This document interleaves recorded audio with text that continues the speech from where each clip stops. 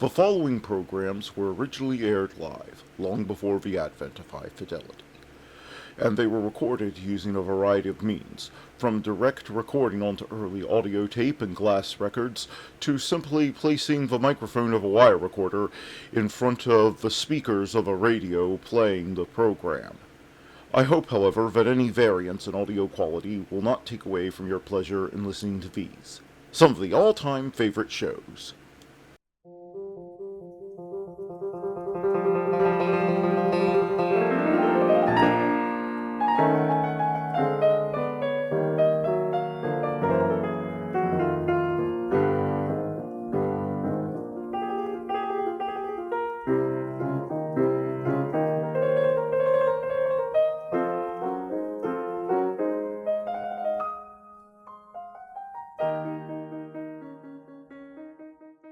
I didn't think directing a bunch of convicts in a talent show was going to be easy, but this may be the greatest challenge of my career. What happened now? Well, the warden doesn't want anyone else to escape, so he is really cracking down on the acts that are allowed. Leaping Larry's pole vaulting act is out. That's most likely for the best. I don't care if they escape or not. I just need enough acts to fill out the show. Man, could you do an act? What talent do I have? If you're in the talent show, you get out of road work detail. What talent don't I have? Now we just need to have. Now we just have to find something for you to do. Yeah, right after I do this day in history. It's April the 15th, and in 1755, Samuel Johnson's A Dictionary of the English Language is published in London. It lacks the word aardvark. In 1861, Federal Army, 75,000 volunteers, mobilized by President Abraham Lincoln, U.S. Civil War. In 1874, First Impressionist exhibition opens in Paris, featuring Claude Monet, Edgar Degas, Pierre-Augustin Renoir, and Camillon Passero and Berthe Morisset. In 1877, Boston Somerville installs the world's first telephone in Massachusetts. In 1912, RMS Titanic sinks at 2:27 a.m. off Newfoundland as the band plays on, with the loss of between 1,490 and 1,635 people. They really weren't good at counting back then, were they? In 1990, In Living Color premieres on Fox TV. In 1729, Johann Sebastian Bach's St.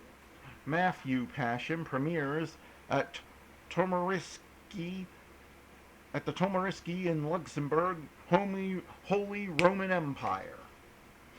In 1896, first modern Summer Olympic Games closes in Athens, Greece.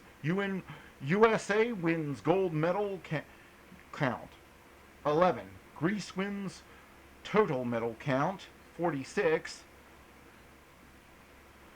International Olympic Committee retroactively assigned gold, silver, and bronze medals to free best placed athletes in each event. In 1942, Jackie Robinson becomes first African American to play in U.S. Major League Baseball when he plays for the L.A. Dodgers, for the Brooklyn Dodgers at the time.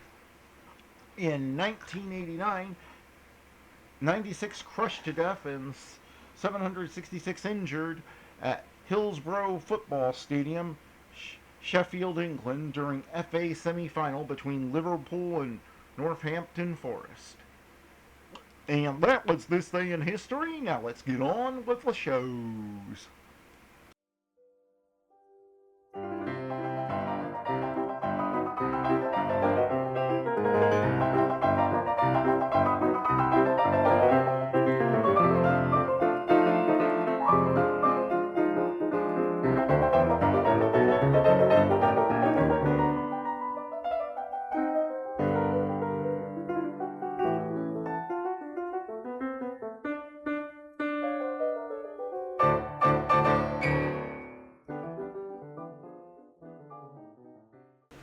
Who's on first? Why, it's Bud Abbott and Lou Costello. Coming up next. This old-time radio program was originally aired live, long before the advent of high fidelity. As a result, you may detect an occasional surface noise or volume drop due to transmission problems so common to old radio. We hope, however, that any variance in audio quality will not take away from your pleasure in listening to this, one of the all-time favorite shows.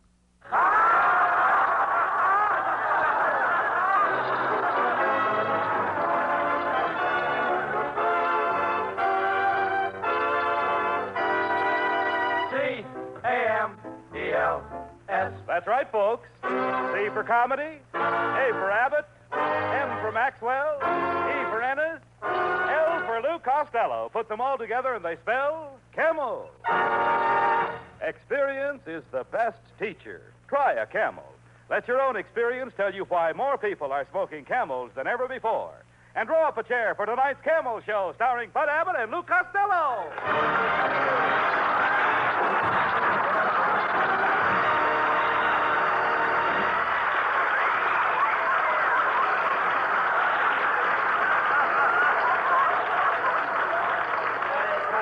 Costello, come here. Costello, will you come over here, please? Will you listen to me? What are you writing on that pad? Hey, Abbott. What are you writing on that pad? I'm just making out a list of girls I'm going to kiss next week. Here's who I got picked out. Lizzie Schwartz, Maggie Mugglemeyer, Tessie Tinfoil, Lana Turner. Now, wait a minute. No. Lana Turner wouldn't kiss you. Oh, no? Oh, no. Then I'll scratch her off my list. I love you. You dummy, always thinking of girls. Girls. Now, great men don't waste their time on girls. Where do you suppose Benjamin Franklin would have been if he'd have thought of girls all of the time? In the front row at Earl Carroll's? No. Costello, I've been telling you for the past 3 weeks. You've got to quit chasing girls and get yourself a job. Look at you.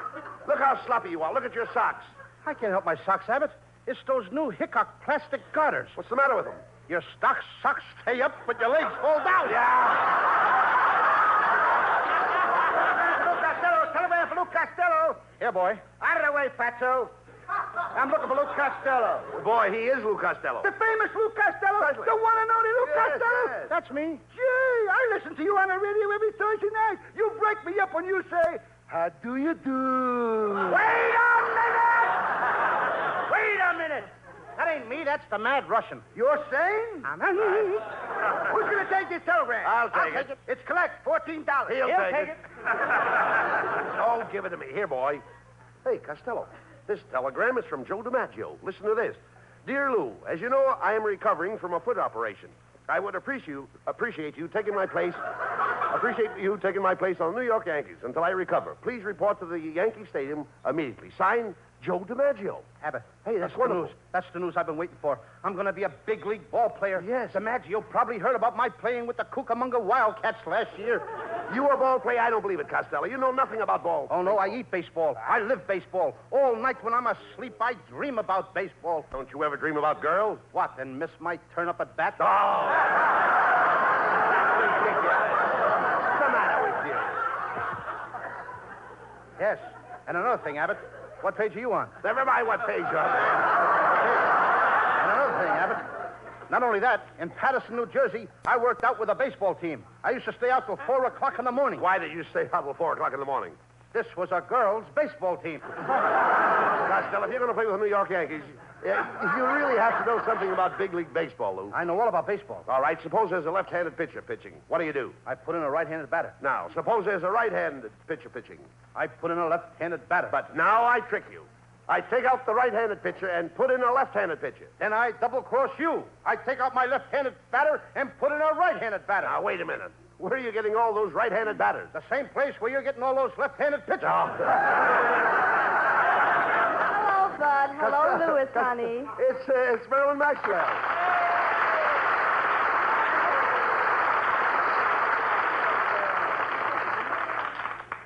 Hello, Marilyn. I've got great news. I'm going to play ball with the New York Yankees. I'm taking you along as a pitcher. Oh, now, Costello, Marilyn Maxwell can't pitch. Oh, no? You should see all the guys she struck out that were trying to get to first base.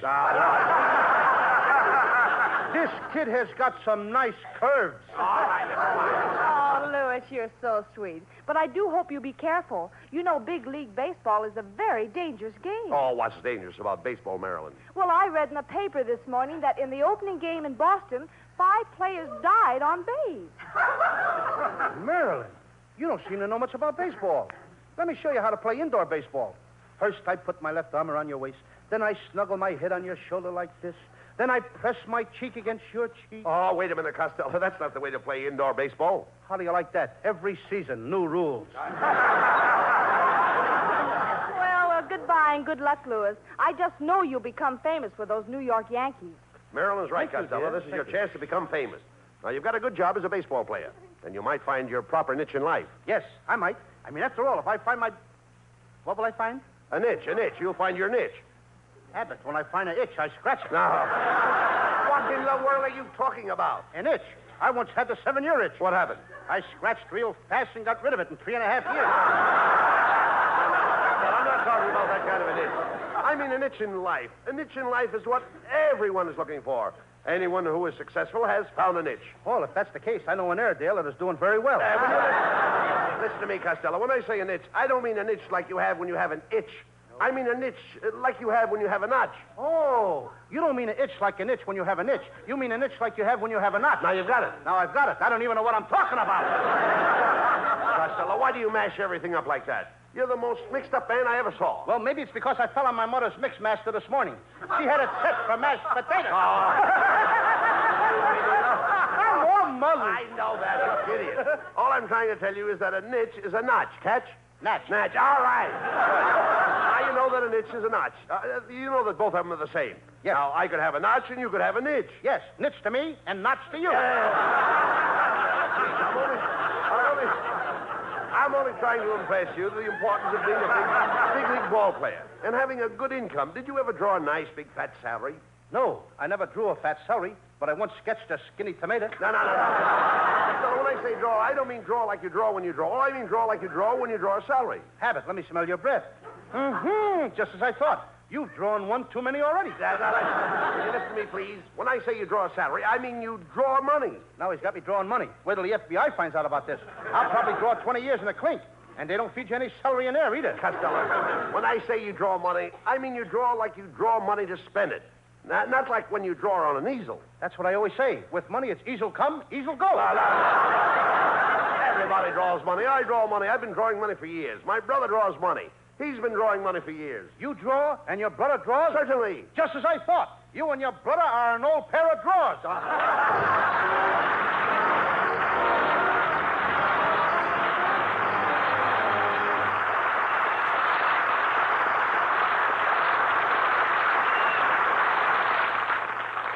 Experience is the best teacher. It happened shortly after the end of the war. 2 cigarettes glow in the dusk on the veranda of a country house as a man and woman are chatting. The woman remarks, Robert, you've changed your cigarette brand. This is a Camel. I can tell without even looking. Yes, I have changed my brand. You know how we smoked whatever cigarettes we could get during the war? Don't I? Yes, I must have tried all the brands during that shortage. And that's when I found I liked Camel's best. And weren't you right? yes, experience is the best teacher. During the wartime shortage, people smoked whatever cigarettes they could get. It was this experience that taught millions the differences in cigarette quality. As smokers tried cigarette after cigarette on their T-zones, that's T for taste and T for throat, it was Camel's rich, full flavor and cool mildness that stood out from all the others. The result? Today, more people smoke Camels than ever before. Experience is the best teacher. Try a Camel.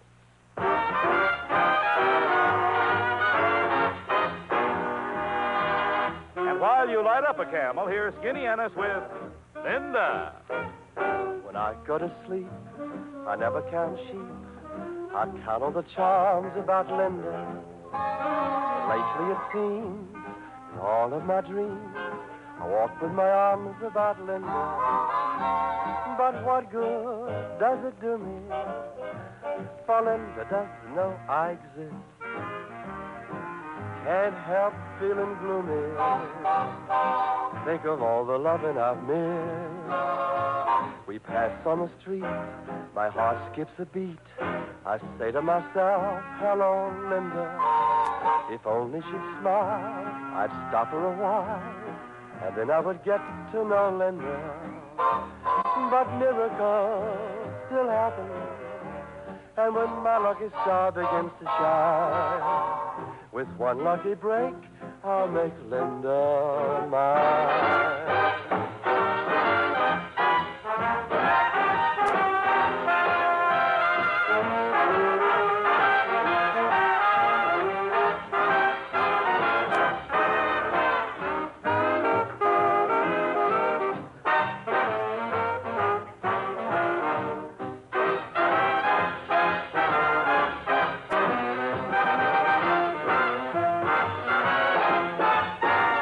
On the street, my heart skips a beat. I say to myself, hello, Linda.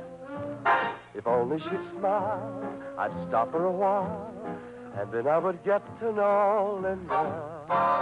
But miracles still happen, and when my lucky star begins to shine, with one lucky break, I'll make Linda mine.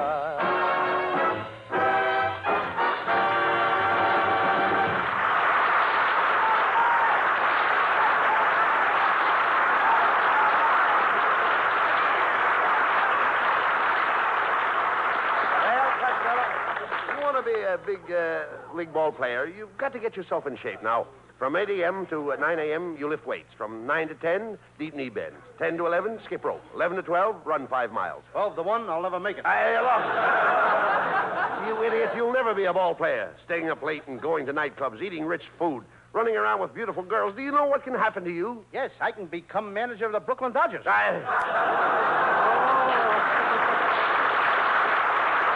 Costello. I don't even know why DiMaggio picked you. You don't even know how to swing a bat. I know all about swinging bats. When I was a kid, my father used to hit me with a baseball bat. My brother used to hit me with a baseball bat. My Uncle Artie Stebbins used to hit me with a baseball bat. And my mother used to hit me with a tennis racket. With a tennis racket? Yes, she didn't like baseball. Hiya, fellas. Well, it's Skinny Ennis. Hey, Costello.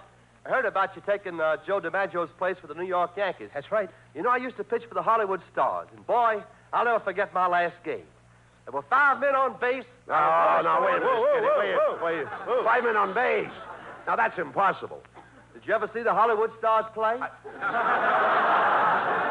Ennis, I've seen the Hollywood Stars, and I don't remember you. Oh, I've changed a lot since then. I had the biggest buck teeth you ever saw.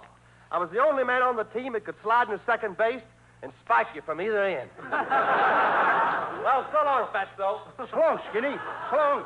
Hey, you know that Skinny would make an ugly skeleton? All right. Costello, don't waste time with him. Now, you've got to get ready for the opening game. Yes, I think we're going to play the Cleveland Indians. Cleveland Indians, eh? Uh-huh. Feller pitching? Certainly there's a feller pitching. Who do you think they'd use, a girl? Oh, I know they don't use a girl. I said feller pitching. What feller? Feller with the Cleveland Indians. Look, Abbott, there's 9 guys on the Cleveland team. Now, which feller are you talking about? Feller that pitches. There is only one feller with Cleveland. You mean 9 Yankees are going to play against one feller? That's right. You mean there's no fellers in the outfield? No. And there's no fellers in the infield? No, Cleveland only has one feller. Well, this feller must be pretty good if he don't need any other players but himself. Look, all the players will be out there helping him. You just said there was only one feller on the team. That's right. Then where did all them other fellers come from? Oh, you idiot. When I say there's only one feller on the team, I mean there is only one feller that pitches. Well, Abbott, when the manager of the team wants this pitcher, what does he call him? Feller. You mean he just hollers, "Hey, feller!" And this guy knows that they mean him? That's right. His name is Feller, Bob Feller. And when I say there is only one feller on the team that pitches, that's it. And the feller that pitches is Feller. There's only the other fellers on the team, but there's only one feller. Boy, are you mixed up. Oh, you mean the feller that pitches is feller. And there's other fellers on the team, but they're not fellers? Now you grasp it. Yes, I grasp it, but it keeps slipping out of my hand. Let's go into this sporting goods store and get your baseball equipment. I want you to look right for the opening game. Now, go ahead and ask that lady there where they keep the baseball uniforms. Pardon me, miss. Well, if it isn't Mr. Abbott. Hello. And Mr. Costello. Hello. You fourth little mon, you. What are you doing in the sporting goods store, miss? Oh, I just stopped in to get a gift for my nephew. I'm buying him a Boz ball. Boz ball? Abbott, you know what a Boz ball is. That's what the poocher throws to the coocher. And the booter tries to boot a home run.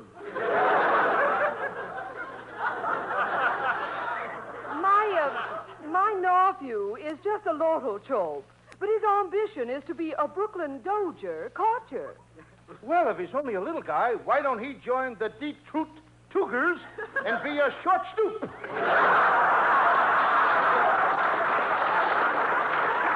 I must be going. As we say in Chinese, Gisha gooey hop suey on Krishna to you.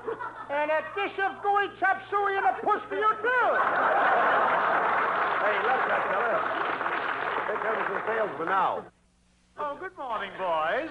As Johnny Weissmuller said to Buster Crabbe, what dive did you come out of? Well, my friend and I are here to get some baseball equipment.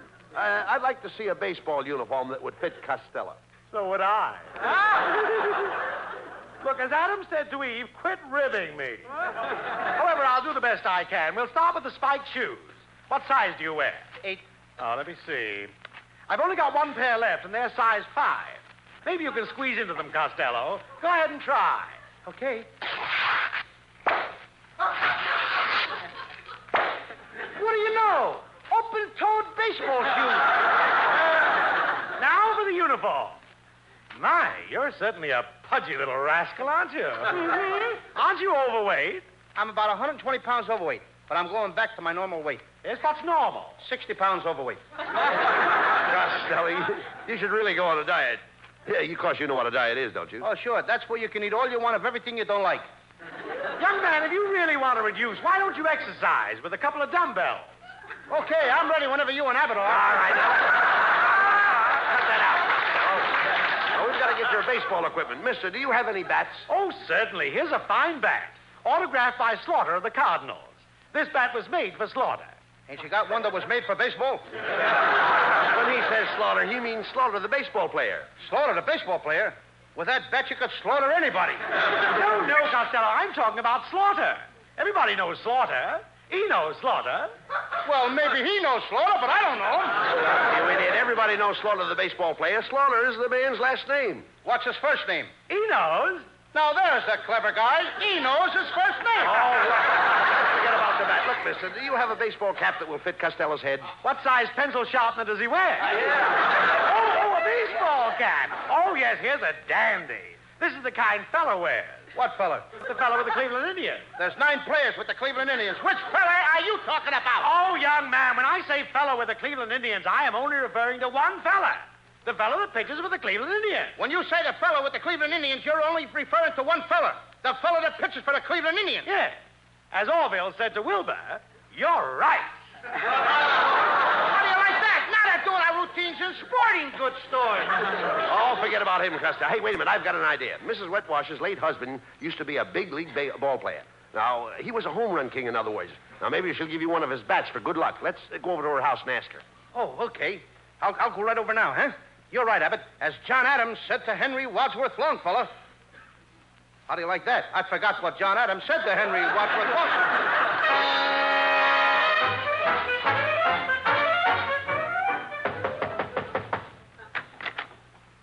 Well, good morning, Mrs. Wetwash. Oh, hello, Mr. Abbott. Oh, my, you know you ought to muzzle that St. Bernard dog. Oh, pardon me, it's Costello. Tell me, Costello, how are things in Gawker, moron?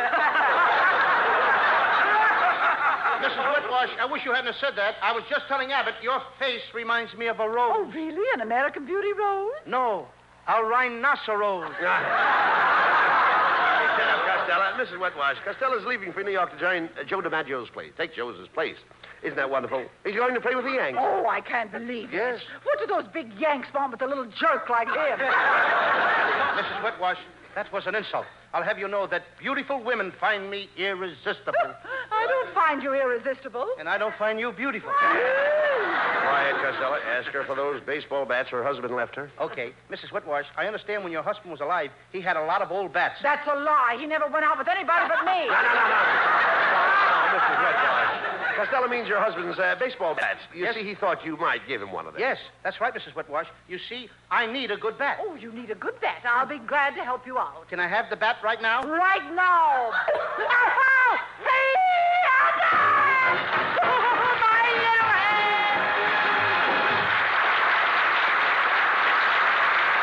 Presents lovely Marilyn Maxwell for Metro-Goldwyn-Mayer, producers of The Sea of Grass. For Camel fans everywhere and in honor of New Orleans Jazz Week, Marilyn sings for the first time on the air the title song of the picture, New Orleans. Do you know what it means to miss New Orleans and miss it each night and day? I know I'm not wrong, the feeling's getting stronger the longer I stay away. Miss the moss-covered vines, the tall sugar pines, where mockingbirds used to sing. And I'd like to see the lazy Mississippi hurrying into spring. The moonlight on the bayou, a Creole tune that fills the air. I dream about magnolias in June, and soon I'm wishing that I were there. Do you know what it means to miss New Orleans when that's where you left your heart? And there's something more. I miss the one I care for more than I miss New Orleans. More than I miss New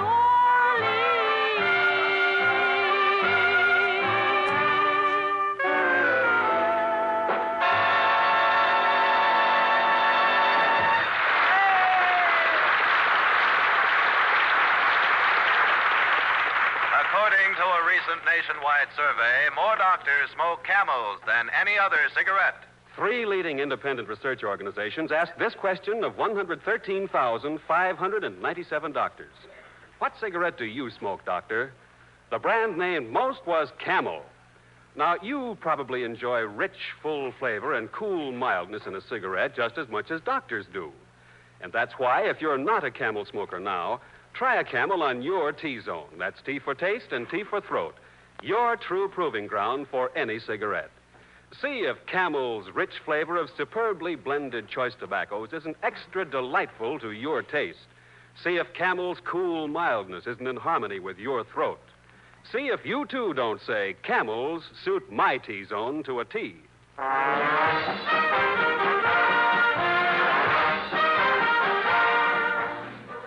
Well, Costello, I'm going to New York with you.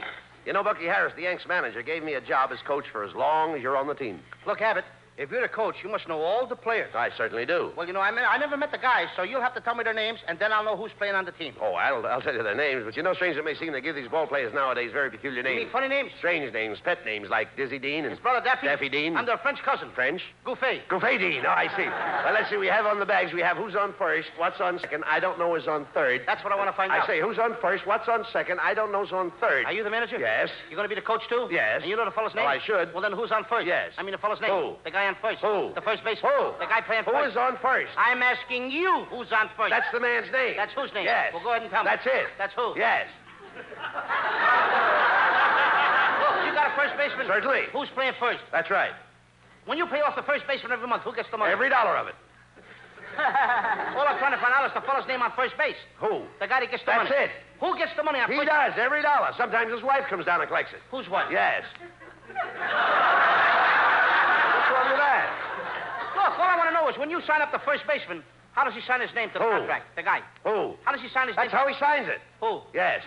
All I'm trying to find out is what's the guy's name on first base? No, what is on second base? I'm not asking you who's on second. Who's on first? One base at a time. Well, don't change the players. I'm not changing nobody. Take it easy, buddy. I'm only asking you, who's the guy on first base? That's right. Okay. All right. What's the guy's name on first base? No, what is on second? I'm not asking you who's on second. Who's on first? I don't know. Oh, he's on third. We're not talking about him. Now, let's see. How did I get on third base? Why, you mentioned his name. If I mention a third baseman's name, who did I say is playing third? No, who's playing first? What's on first? What's on second? I don't know. He's on third. There I go, back on third again. Will you stay on third base and don't go off it? All right, I don't even know. Now, who's playing third base? Why do you insist on putting who on third base? What am I putting on third? What is on second? You don't want who on second? Who is on first? I don't know. Third base! You got outfield? Sure. The left fielder's name. Why? I just thought I'd ask. Well, I just thought I'd tell you. Then tell me who's playing left field. Who is playing first? I'm not. Stay out of the infield. I want to know what's the guy's name in left field. No, what is on second? I'm not asking you who's on second. Who's on first? I don't know. Third base. And the left fielder's name? Why? Because. Oh, he's center field.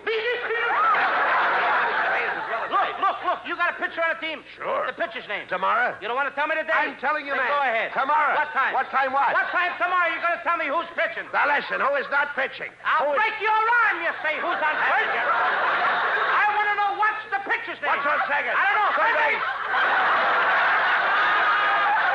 Now, the catcher? Certainly. The catcher's name? Today. And tomorrow's pitcher? Now you've got it. All we got is a couple of days on the team. You know, I'm a catcher, too. So they tell I me. get behind the plate, do some fancy catching. Tomorrow's pitching on my team, and the heavy hitter gets up. Yes. Now, the heavy hitter bunts the ball. When he bunts the ball, me being gets up. Yes. Now, the heavy hitter bunts the ball. When he bunts the ball, me being gets up. Yes. Now, the heavy hitter bunts the ball. When he bunts the ball, me being gets up. Yes. Now, the heavy hitter... And now, here is a man who only wishes he could sing as well as I do.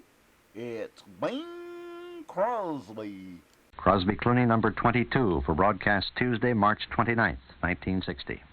Hi, folks. Hi, Rosie. Hello, Bing. You're ready with the song, I presume? I presume I'm as ready as I'm ever going to be. You're ready.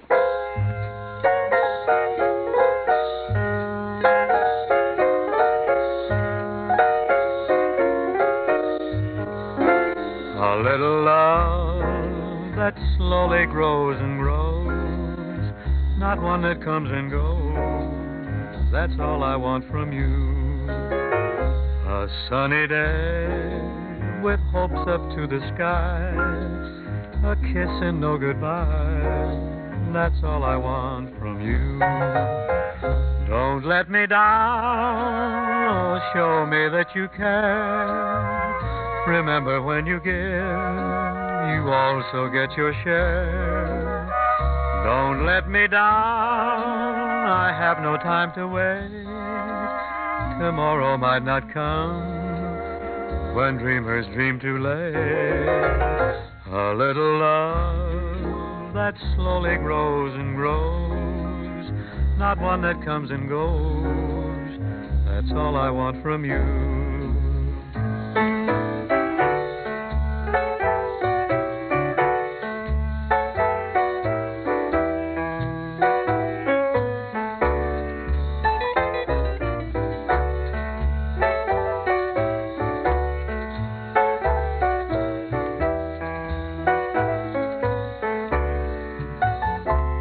Let me down, oh, show me that you care. Remember, when you give, you also get your share. Don't let me down, I have no time to wait. Tomorrow might not come when dreamers dream too late. A little love that slowly grows and grows, not one that comes and goes. That's all I want from you.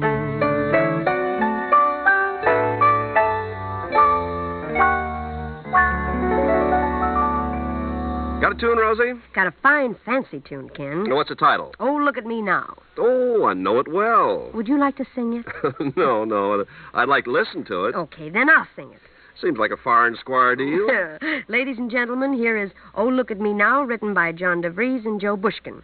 And it tells all about a girl who's just fresh in love. Everything's rosy. Rosy, indeed. This girl has just got the message, and she's happy about the whole, complete, entire thing. If you ask me, that's the only way to be. Certainly. Love is wonderful. Make the most of it. Sure, let it buoy you up. Don't let it get you down. Keep smiling. Stay in there pitching. Stand by, ladies and gentlemen. This pep talk continues musically. Buddy, shall we go?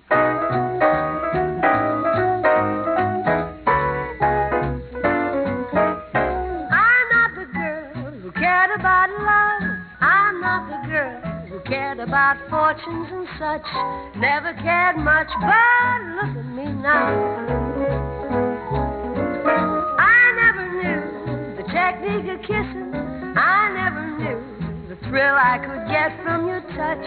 Never knew much, oh, look at me now. I'm a new girl in the world. Never knew love was like this. With a new heart, brand new style. Gonna be a Mrs., not Miss. So I'm the girl who turned out a lover. Yes, I'm the girl who laughed at those blue diamond rings. One of those things, oh, look at me now.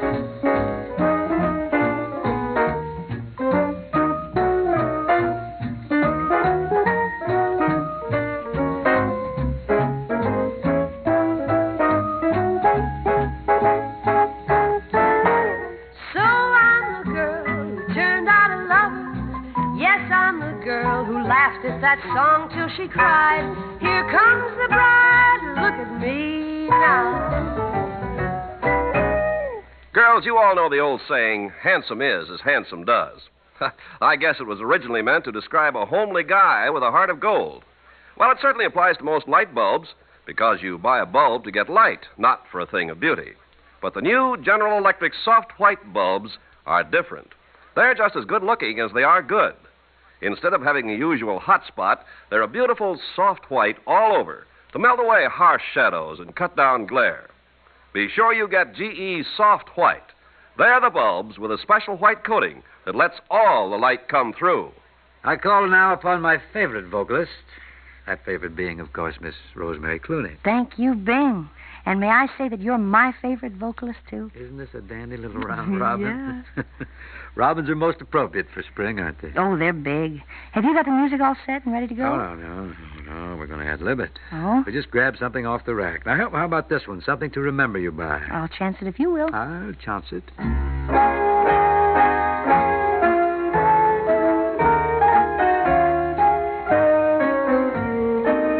Oh, give me something to remember you by.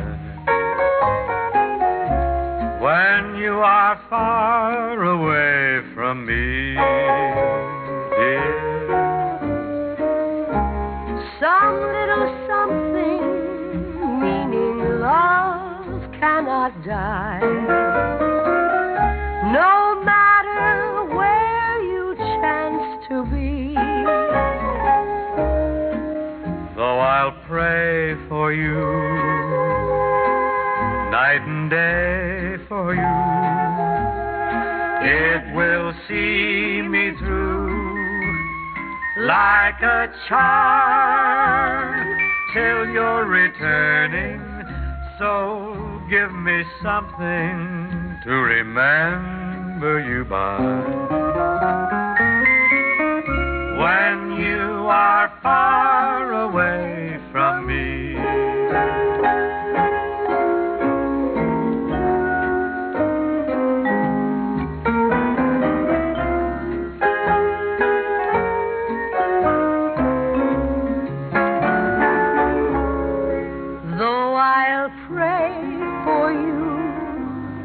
Night and day for you, it will see me through like a charm till you're returning. So give me something to remember you by. When you are far away,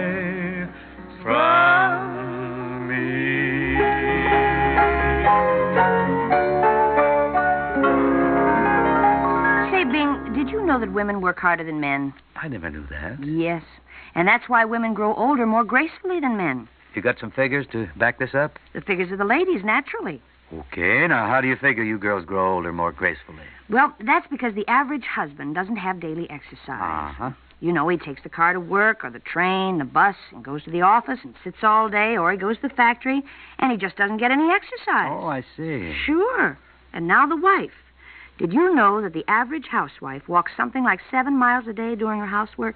Then, too, I guess the ladies figure that leaning on a mop or hitching a ride on a vacuum cleaner is exercise, too, huh? Is that what they think? Of course, with gentle fells and instant fells to take care of the dishes and the laundry problems and General Electric bulbs to brighten up the house, the women really have a big assist there. Oh, so they have. You know, Bing, when it comes to work, you just can't discount us girls. I wouldn't think of it. I think it's around 30 or 35% of the workers in this country that are women right now. Well, you wanted equal rights, Amelia. And we're really taking over on men's jobs. I know that. Nowadays, there are lady carpenters, sailors, bootblacks, bartenders, tractor drivers, airplane pilots, navigators, telephone linemen, paper hangers. Lumbermen, Not raftsmen, lumbermen. yes, sir, Get out wood of choppers, locomotive engineers, and firemen, stevedores, longshoremen. Oh, I want to tell you something. Don't ever get fresh with a lady longshoreman. She'll knock your roof in. No, not if you want to live along the shore either, man. You know, I heard of a woman cattle rustler recently. Well, what do you know? A lady bad man. Say, you gals really branched out. Sure have.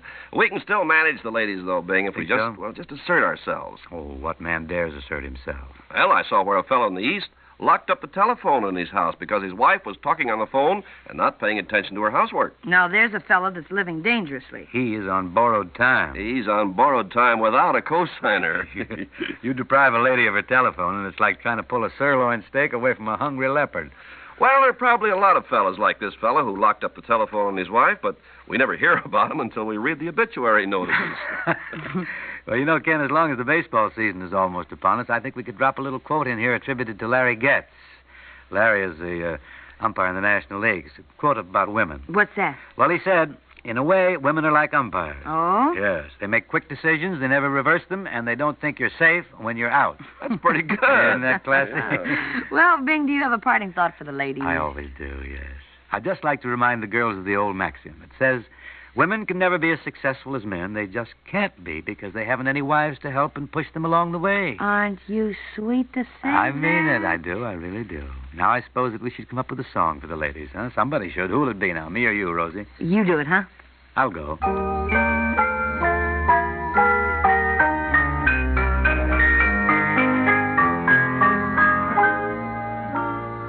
I peeked in to say goodnight, and then I heard my child in prayer,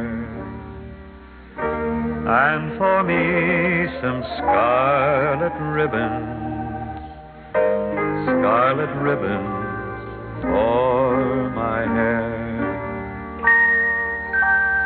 All the stores were closed and shuttered. All the streets were dark and bare. In our town, no scarlet ribbons, not one ribbon for her hair.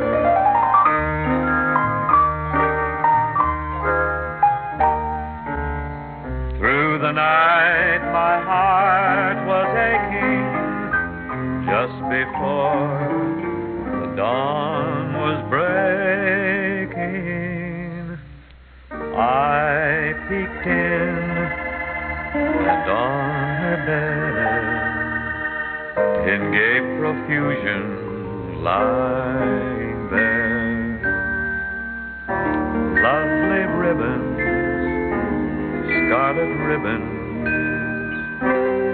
scarlet ribbons for her hair.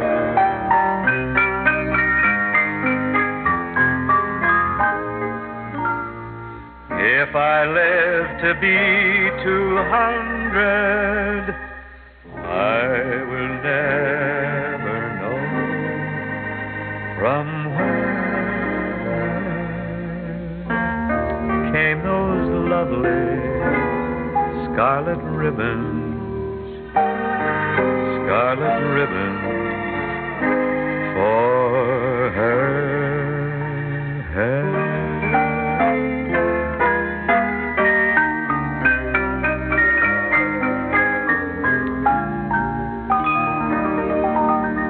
Buddy Cole and the boys and I will now bait our breath. That's what we're going to try to do while Mr. Carpenter takes charge of the proceedings. Loving hands love Gentle Fells, the only dishwashing detergent that contains lanolin D to protect your hands. Lanolin leaves hands soft and lovely. Gentle Fells cushions your hands while it cleans your dishes. With Gentle Fells, dishes dry sparkling clear, never spotty or streaked. For a spotless reputation, Gentle Fells, F-E-L-S, Fells.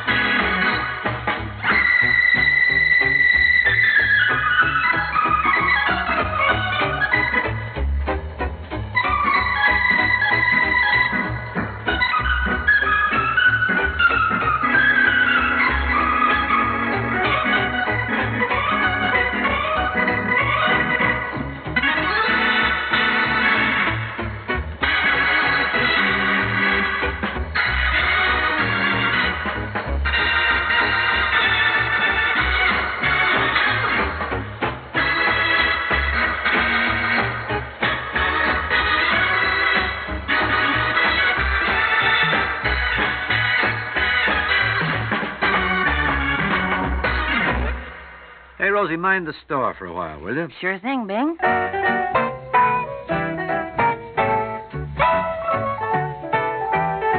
Holding hands at midnight, 'neath the starry sky.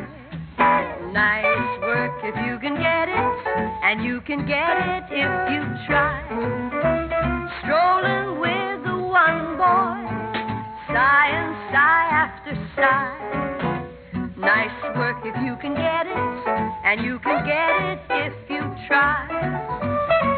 Just imagine someone waiting at the cottage door, where two hearts become one. Who could ask for anything more?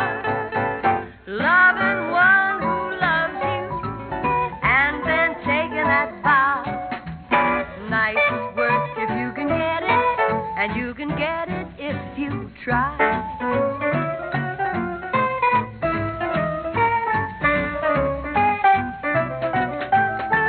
Nice work if you can get it, and you can get it if you try.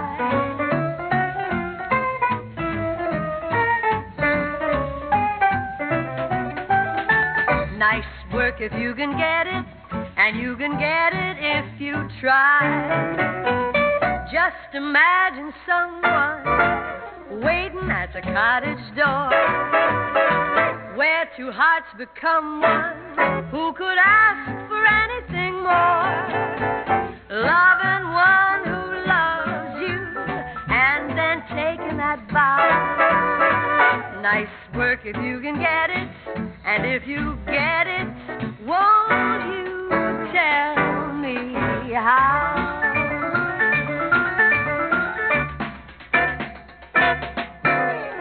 We gotta go now, friends. Let's make a date for tomorrow, though, shall we, folks? See you then.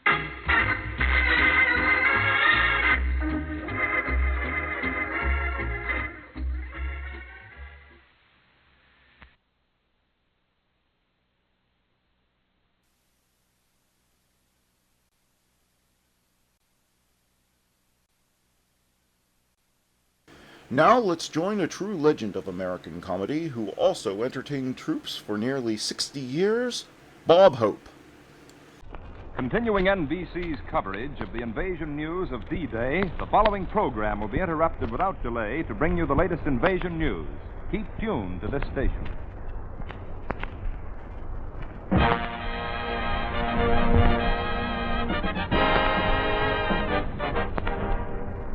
Folks, this is Bob Hope speaking from a P-38 airfield out here near Van Nuys, California. We look forward to being with these men and doing our regular show here, but of course nobody feels like getting up and being funny on a night like this. But we did want to go through with our plans and visit with these fellas because these are the same kind of boys that are flying those 11,000 planes on our big effort. What's happened during these last few hours, not one of us will ever forget. How could you forget? You sat up all night by the radio and heard the bulletins, the flashes, the voices coming across from England, the commentators, the pilots returning from their greatest of all missions, newsboys yelling in the street, and it seemed that one world was ending and a new world beginning, that history was closing one book and opening a new one. And somehow we knew it had to be a better one. You sat there and dawn began to sneak in, and you thought of the hundreds of thousands of kids you'd seen in camps the past 2 or 3 years. The kids who scream and whistle when they hear a gag in a song. And now you could see all of them again in 4,000 ships on the English Channel, tumbling out of thousands of planes over Normandy and the occupied coast. In countless landing barges crashing the Nazi gate and going on through to do the job that's the job of all of us. The sun came up and you sat there looking at that huge black headline, that one great black word with the exclamation point, invasion. The one word that the whole world has waited for, that all of us have worked for. We knew we'd wake up one morning and have to meet it face to face. The word in which America's invested everything these 30 long months. The efforts of millions of Americans building planes and weapons. The shipyards and the men who took the stuff across. Little kids buying war stamps and housewives straining bacon grease. Farmers working round the clock. Millions of young men sweating it out in camps and fighting the battles that paved the way for that headline this morning. Now the investment must pay for this generation and all generations to come. And folks, what a wonderful thing it is that no matter the price, the reward will be greater than the sacrifice. We hope that thought can go along with a prayer tonight, the prayer of a whole nation. God bless those kids across the English Channel.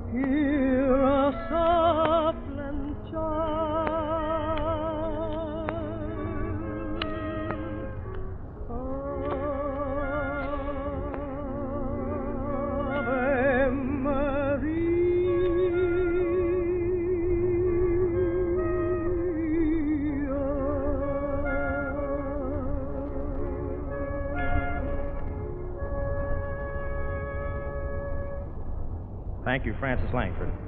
Well, folks, it's old Lang Syne time with all of us here tonight. The last show of a season that's given us a lifetime of memories. We'd like to thank all the people who've given us those memories, but the list is longer than a roller towel. The top of the list are kids like these here at Van Nuys and in camps all over America. Right beside them are you folks out there in the homes these kids are fighting for. And I'd like to thank the swell gang who helped us hang this Tuesday night show together. Yes, sir. The last program of the season, and a couple of days ago maybe that would have seemed important to us. But General Eisenhower and America's Finest open a new season with a new show that tops anything on earth. A new season for freedom and a show that's playing the four corners of the globe. And when that show is over, freedom's enemies will never open again. Let's all hope and work and pray that it may be a short, successful season. Folks, we'll be seeing you again next year, and the best of the best to you and your boys across the sea. Good night. Tonight, the Bob Hope Show has come to you from the Metropolitan Airport, Van Nuys, California. Our host has been the 4th Air Force Command, Major General William E. Lynn, commanding. This is Wendell Niles speaking and returning you to our main studios in Hollywood. This is the National Broadcasting Company.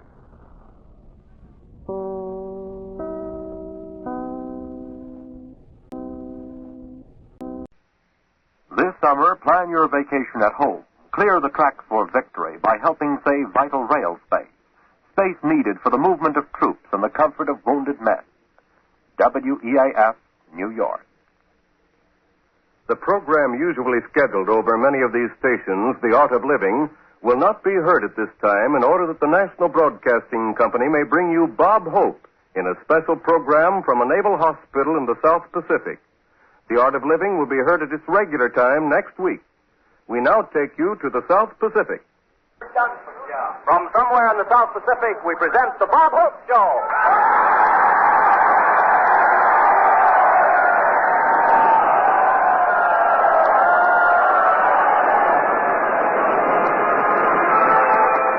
Sunday morning, before nearly 2,000 wounded veterans of the Saipan, Tinian, and Guam campaigns at the Fleet Hospital on the edge of a coconut grove somewhere in the South Pacific, is Bob Hope and his USO troop. Ladies and gentlemen, these wounded men have been through many bitter campaigns. What they're going to face now is ridiculous. Here he is, Bob Hope.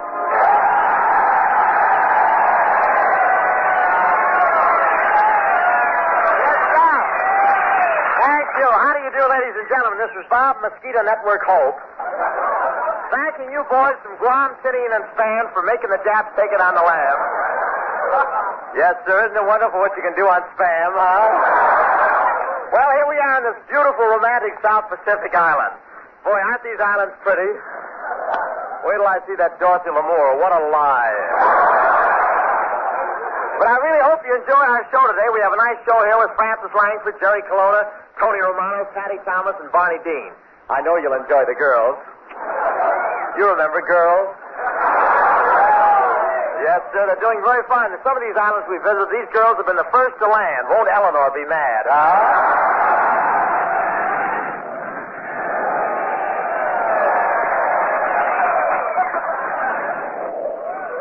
Of course, she would have made those islands, but she stopped to trade with the natives along the way. We've had a very fast flying trip up to now. Flew all the way down here from San Francisco. Didn't scare me a bit. I read a novel coming down. Going back, I'm going to read the second page. Everybody had a lot of fun on the plane. I know because I looked inside and saw them. And when we got about when we got about halfway down, the pilot turned around to me and said, "Are you a little nervous?" I said, "Yeah, this is only my third time up." He said, "You beat me. This is my first."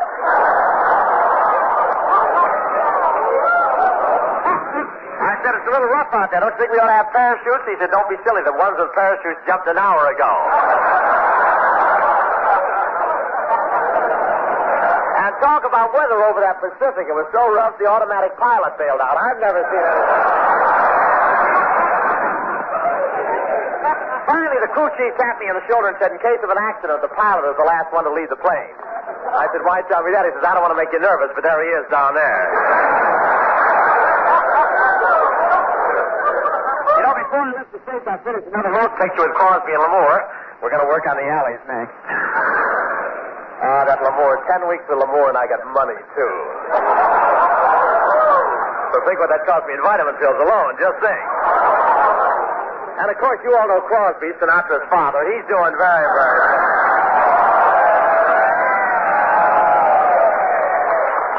The doctor's doing okay, too. He's just been elected the wax pin-up boy. They got to pin him up or he'll fall down. But right now, I want you to meet a young fellow who's been in our orchestra the past 3 years in our different travels. A guy from Fresno, California, composer and grand guitar player, Tony Romano. Let's get...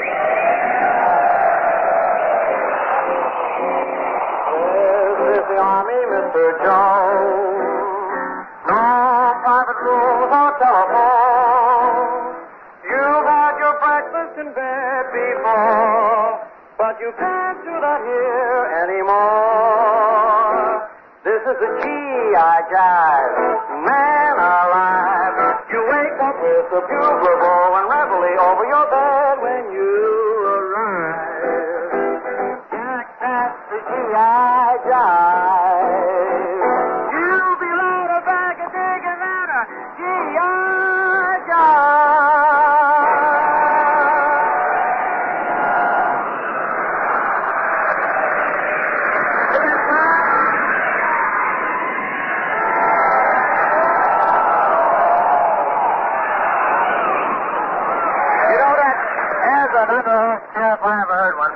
But how are you, honey? I'm fine, Bob. Oh, that's well. You having a good trip? Oh, it's so exciting, and the boys have been so wonderful to me. You know that last island where we were? I sure do. One of the boys took me out on the target range. Oh, he did really? Mm-hmm. He put his arm around me and showed me how to hold a rifle. Oh, that's right. Yes. He put his arm around me again and showed me how to aim it. Oh, he did again. I see. He kept his arm around me for half an hour and showed me exactly how to fire it. Then an officer came along and put him in the guardhouse. Oh, that's too bad. Yeah, we were going to try it again tomorrow with a rifle.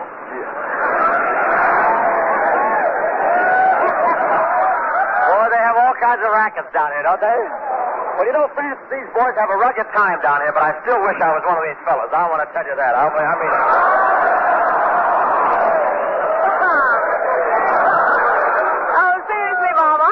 You could take it. You don't think I could take it? No. You see, you have to forget all about fear. That's for me.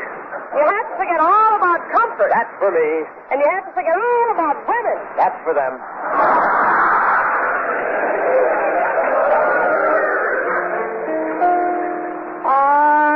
I'll be seeing you in all the old familiar places that this heart of mine embraces all day through.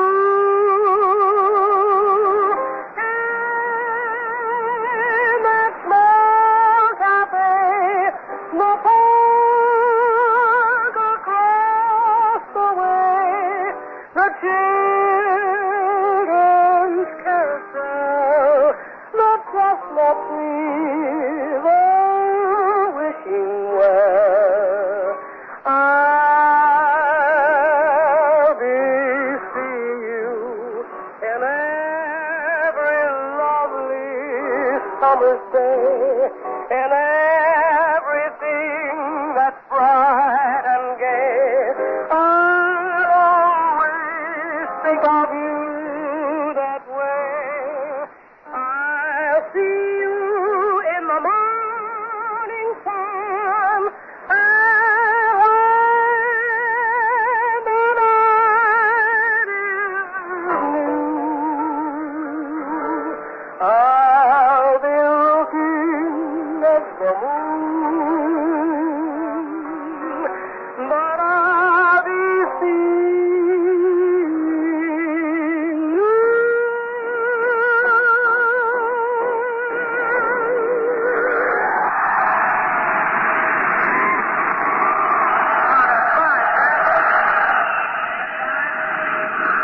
Thank you very much, Francis. Thank you. You know, it's great being at this hospital today.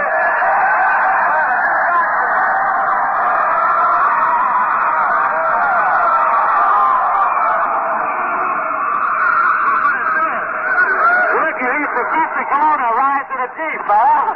Well, Professor Corona. Disgusting, isn't it? Well, so you're a doctor, huh, Professor? Yes, I am Dr. J.C. Corona, M.D. What does M.D. mean? Well, it could mean a lot of things. Medical doctor, nervy dogs, my day, or more dogs. Well, what does it chase. Mustache Troops. Isn't that a beautiful mustache? What a jungle. What a jungle. Careful, careful. Huh? Snipers. No. So you're a doctor, huh, Carter? Do you treat appendectomies? I certainly. Their money's as good as anybody else. You're a doctor. I think you're nothing but a quack. A what? A quack. Quack. Quack. Very interesting. You have web feet, too? Professor, why is your brain always linked up so well? Well, hold on, a hard time. For 2 years after I was born, I led a dog's life. For 2 years after you were born, you led a dog's life? Why was that? Old man thought I was a cocker spaniel. Well, what'd your father do when he found out you weren't a dog? Maybe big up their balls and just a man. It was very embarrassing having him think I was a spaniel, Hope. Once he even took me down and entered me in a dog show. It was very embarrassing. Why was it embarrassing? I won first place.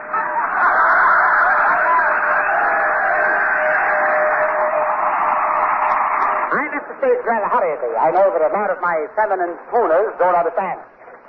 Luckily, Crosby and Tanaka are standing in for me during my absence. So until I return, I say...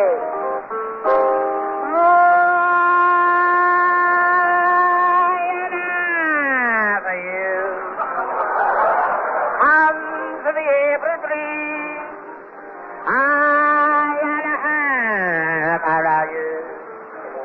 echo the hill.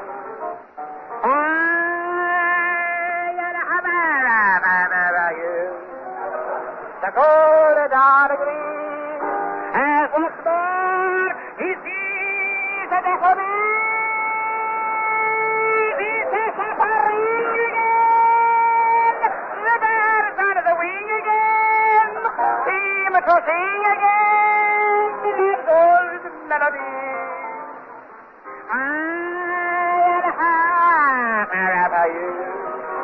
It's the song of song, song of song, song of melody, a broken memory of love, and if I ever feel blue, I know what I'll do. I'll make the sacrament of very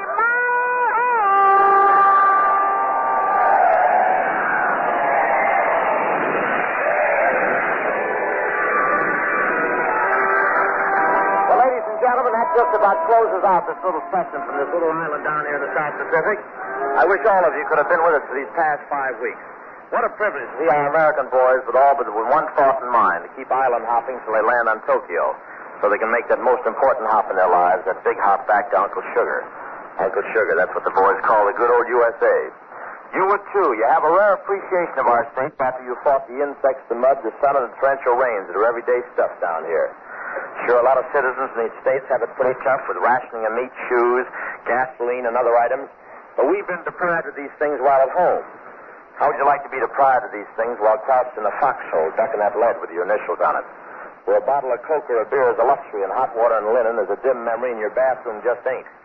I wish you could see the doctors and the nurses and ward boys working for days as though they were hours, patching up our heroes who have made the sacrifice of blood and limb, all showing a rare courage and a spirit that is typical of our American citizenry.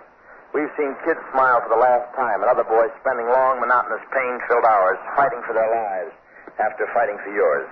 Ladies and gentlemen, it might surprise you to know that these boys who have made the sacrifice are also buying bonds. Think it over. Good night.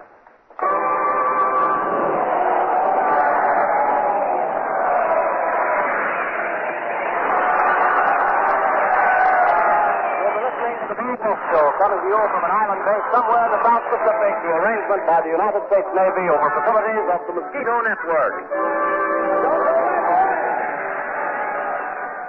True crime stories of the 1940s and 1950s are up next with Jack Webb's Dragnet. Fatima Cigarettes is proud to present its Academy Award-winning radio program.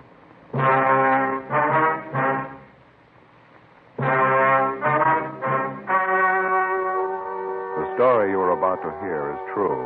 Only the names have been changed to protect the innocent. Fatima Cigarettes, best of all long cigarettes, brings you Dragnet.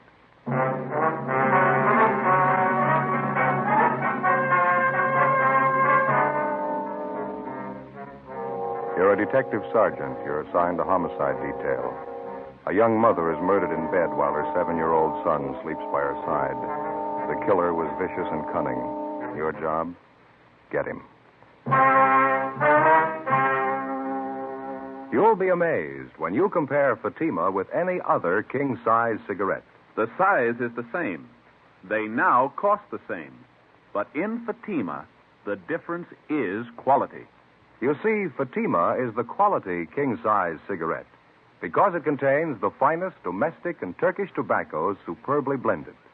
And Fatima is extra mild, with a much different, much better flavor and aroma than any other long cigarette. So compare Fatima yourself. Fatimas now cost the same as other long cigarettes, but your first puff will tell you... Ah, that's different. Yes, in Fatima, the difference is quality. Buy Fatima. They're extra mild, with a better flavor and aroma. Smoke Fatima, the quality king-size cigarette. Fatima, best of all long cigarettes.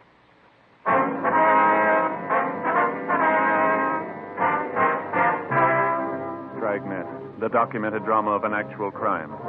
For the next 30 minutes, in cooperation with the Los Angeles Police Department, you will travel step by step on the side of the law through an actual case transcribed from official police files. From beginning to end, from crime to punishment, Dragnet is the story of your police force in action.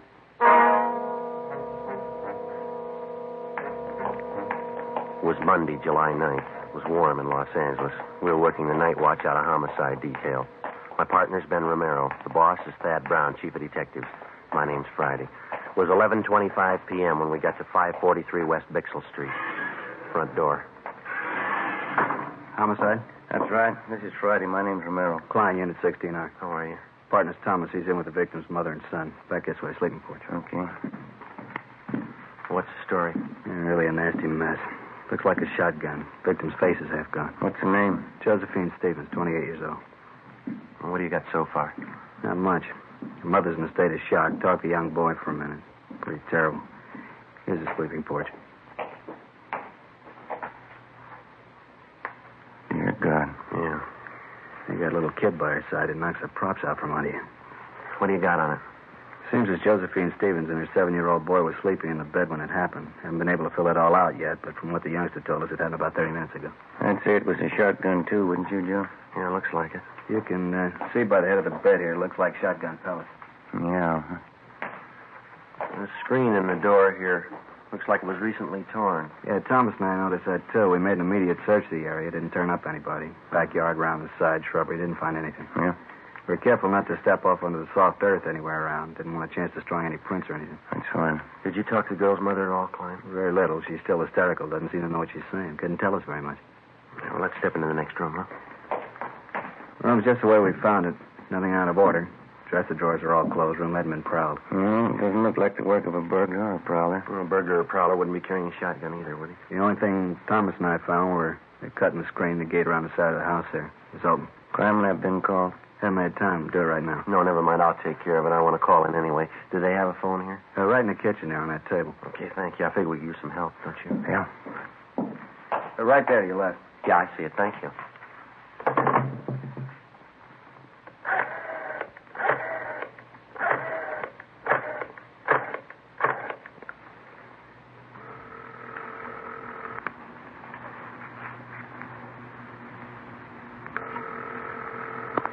City Hall.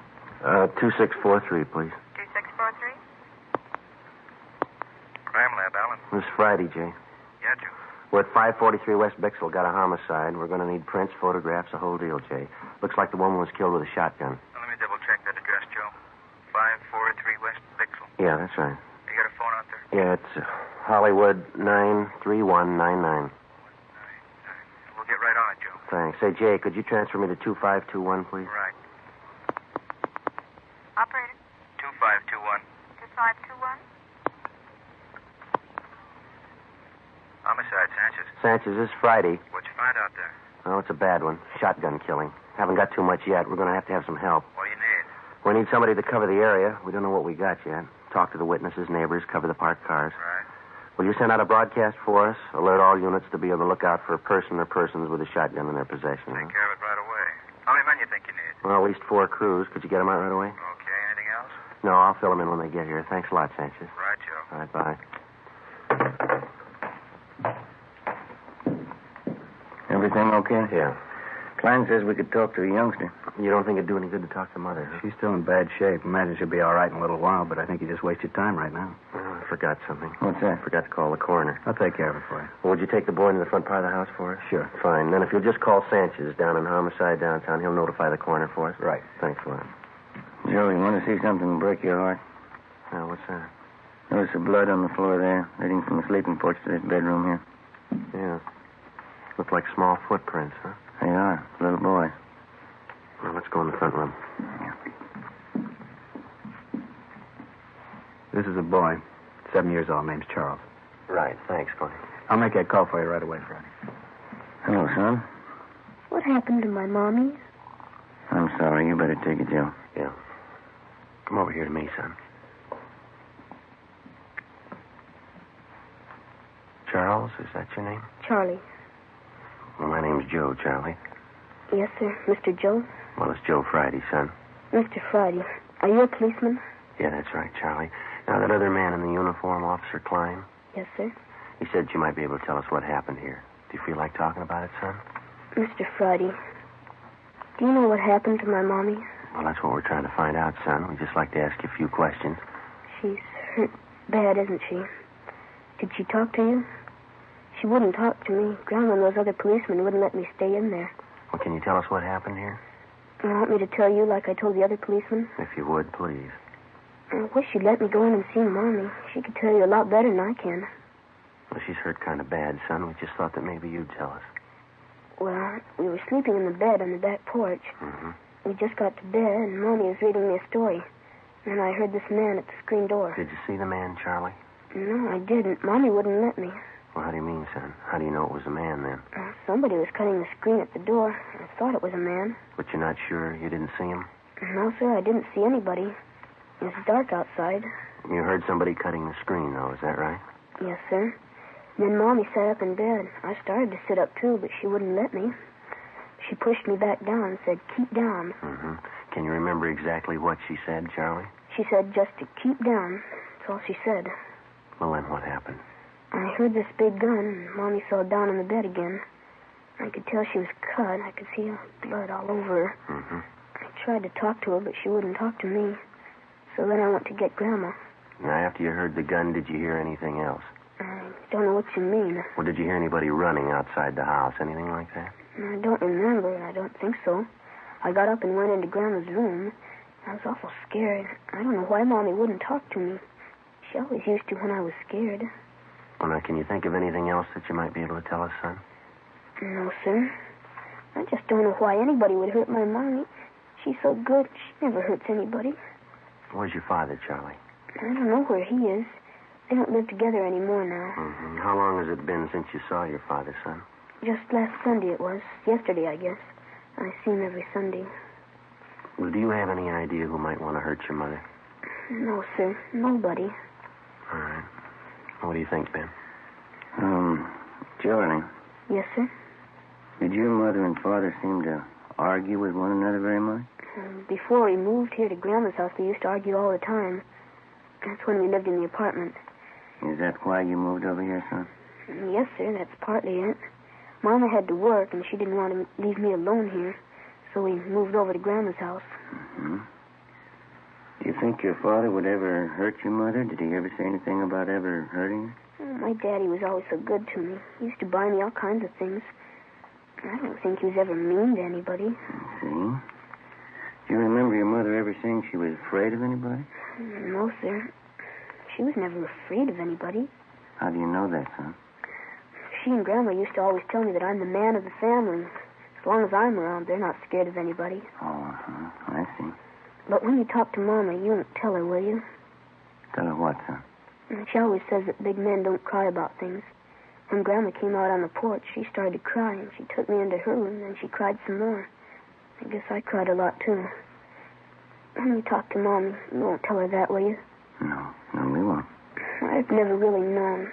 Was that right? Do big men ever cry? Yes, son. They cry.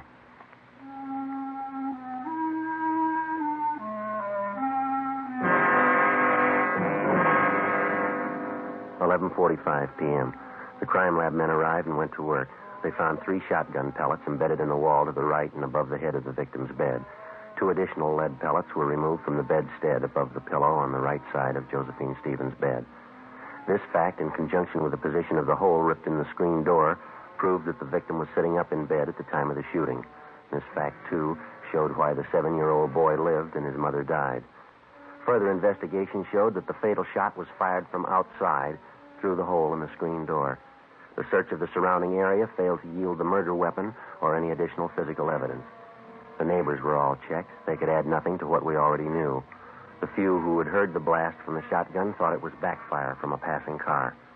Units in the area of the murder picked up 14 possible suspects on the street and in the neighborhood at the time of the killing. They were all checked out and cleared of any connection with the crime. Josephine Stevens' mother, Mrs. James Edwards, was in a near state of collapse, but she managed to give us a statement. Her story corroborated that of 7-year-old Charles Stevens. Supplemental broadcasts and an all-points bulletin were put out to try and locate the killer. Ben and I drove over to 1543 East Workman Street to check out the husband of the murdered woman. Well, this is it, huh? Yeah, White House here. All right, let's go.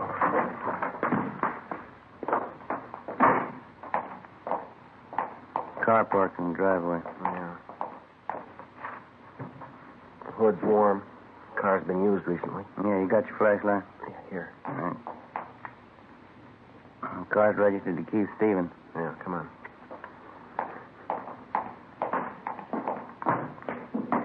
The lights are on inside, huh?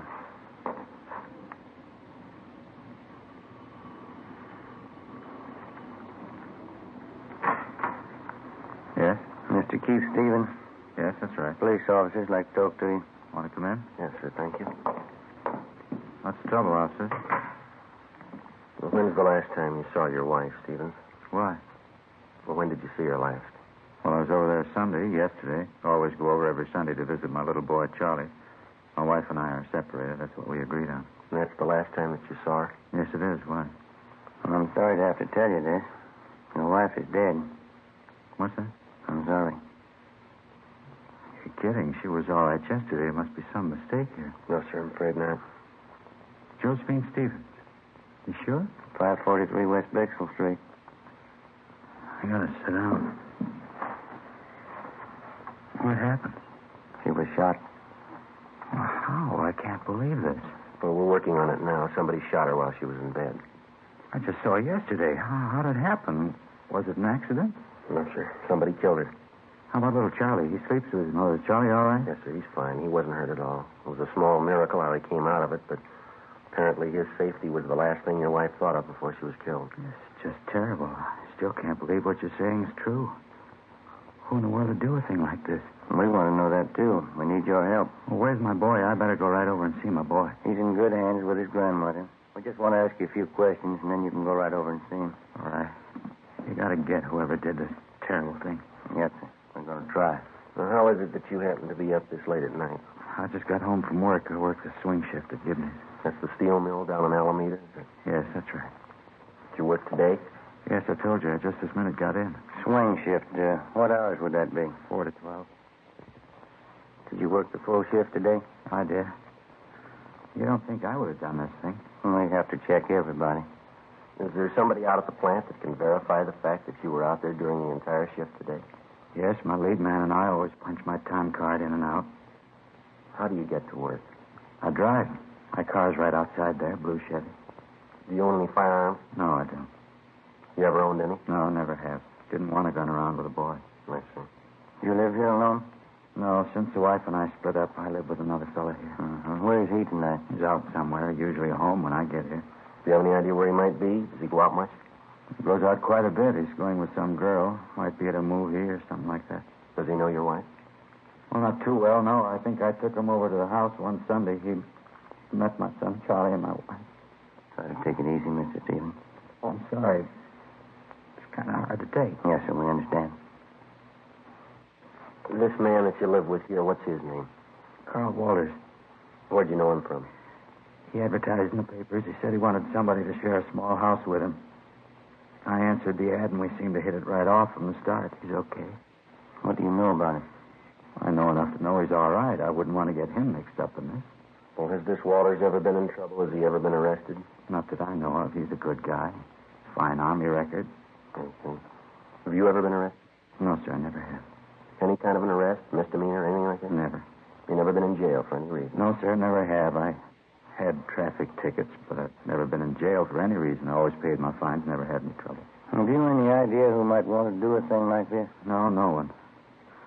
How did it happen? Did they break in the house? No, it wasn't burglary or anything like that. Somebody just wanted to do away with your wife.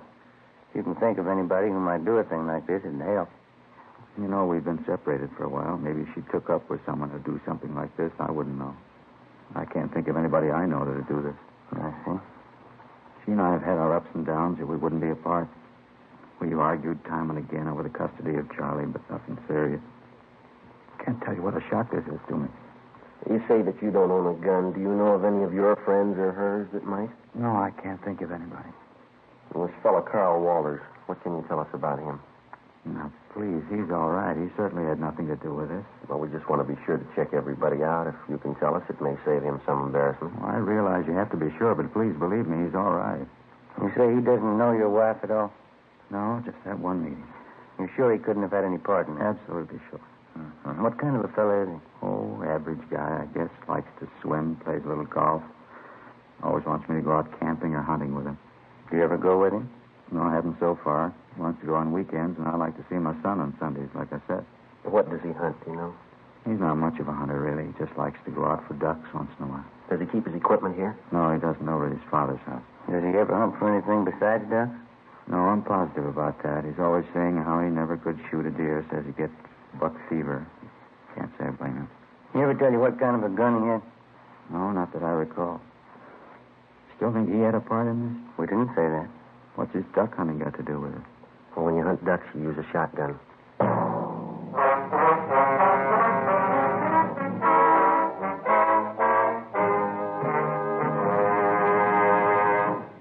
You are listening to Dragnet, authentic cases from official police files. And now, let's look at our Fatima files. Listed under K. Kelly, Nancy Kelly, famous actress. She says, Between scenes, I like to relax in my dressing room and light up a Fatima. They have a really different flavor, and they're extra mild. Friends, more smokers now insist on king-size Fatimas than ever before, because in Fatima, the difference is quality. Quality of tobaccos. The finest domestic and Turkish varieties, extra mild, superbly blended, to give you a much different, much better flavor and aroma. Quality of manufacture. Smooth, round, perfect cigarettes. Rolled in the finest paper money can buy. Manufactured in the newest and most modern of all cigarette factories. Quality. Even to the appearance of the bright, clean, gold and yellow package. Carefully wrapped and sealed to bring you Fatima's rich, fresh, extra mild flavor. So, if you smoke a king-size cigarette, compare Fatima. You'll find they now cost the same. But your first puff will tell you... Ah, that's different. Yes, in Fatima, the difference is quality. Buy Fatima. Smoke the quality king-size cigarette. Fatima. Best of all long cigarettes.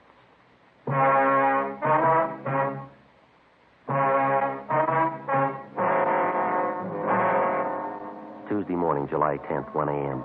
We continued to question Keith Stevens about the murder of his wife. He could add very little to what he had already told us.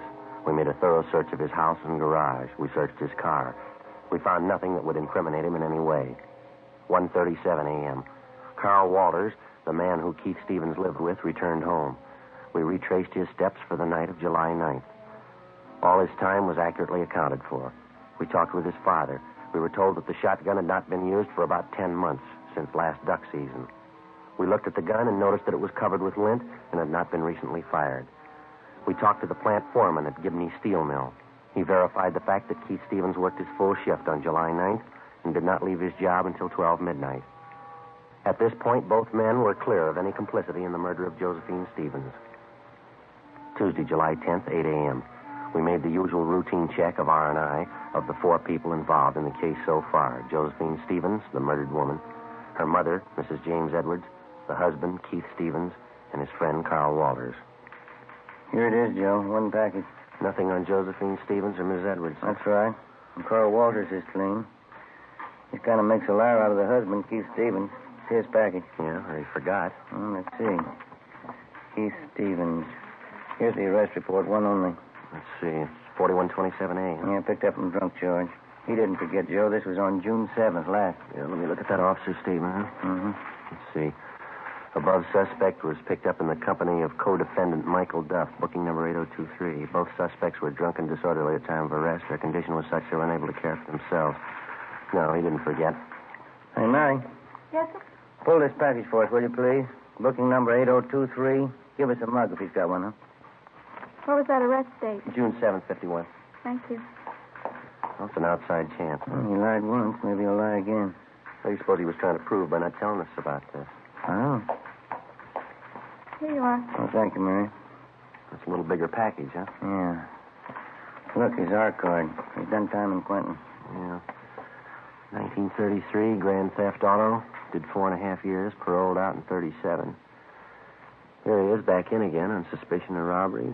1946, charge released. Picked up again, suspicion of robbery, released again. Michael Lewis Duff, alias Mickey Duff. Stevens is moving in pretty fast company. Yeah. Look here, this is the guy, all right. Here's that last drunk arrest. See on that we saw on Stevens, June 7th? Yeah, Is there a mug there, Joe? Let's see.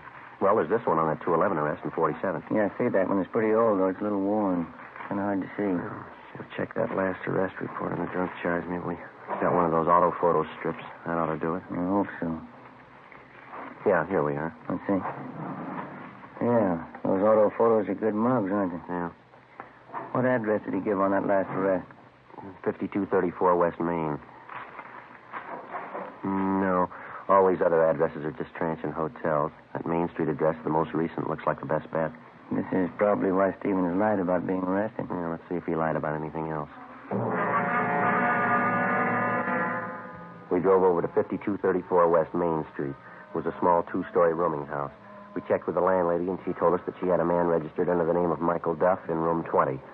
She told us that he had just walked out a few minutes before we arrived, saying he was going down to the corner to buy a newspaper.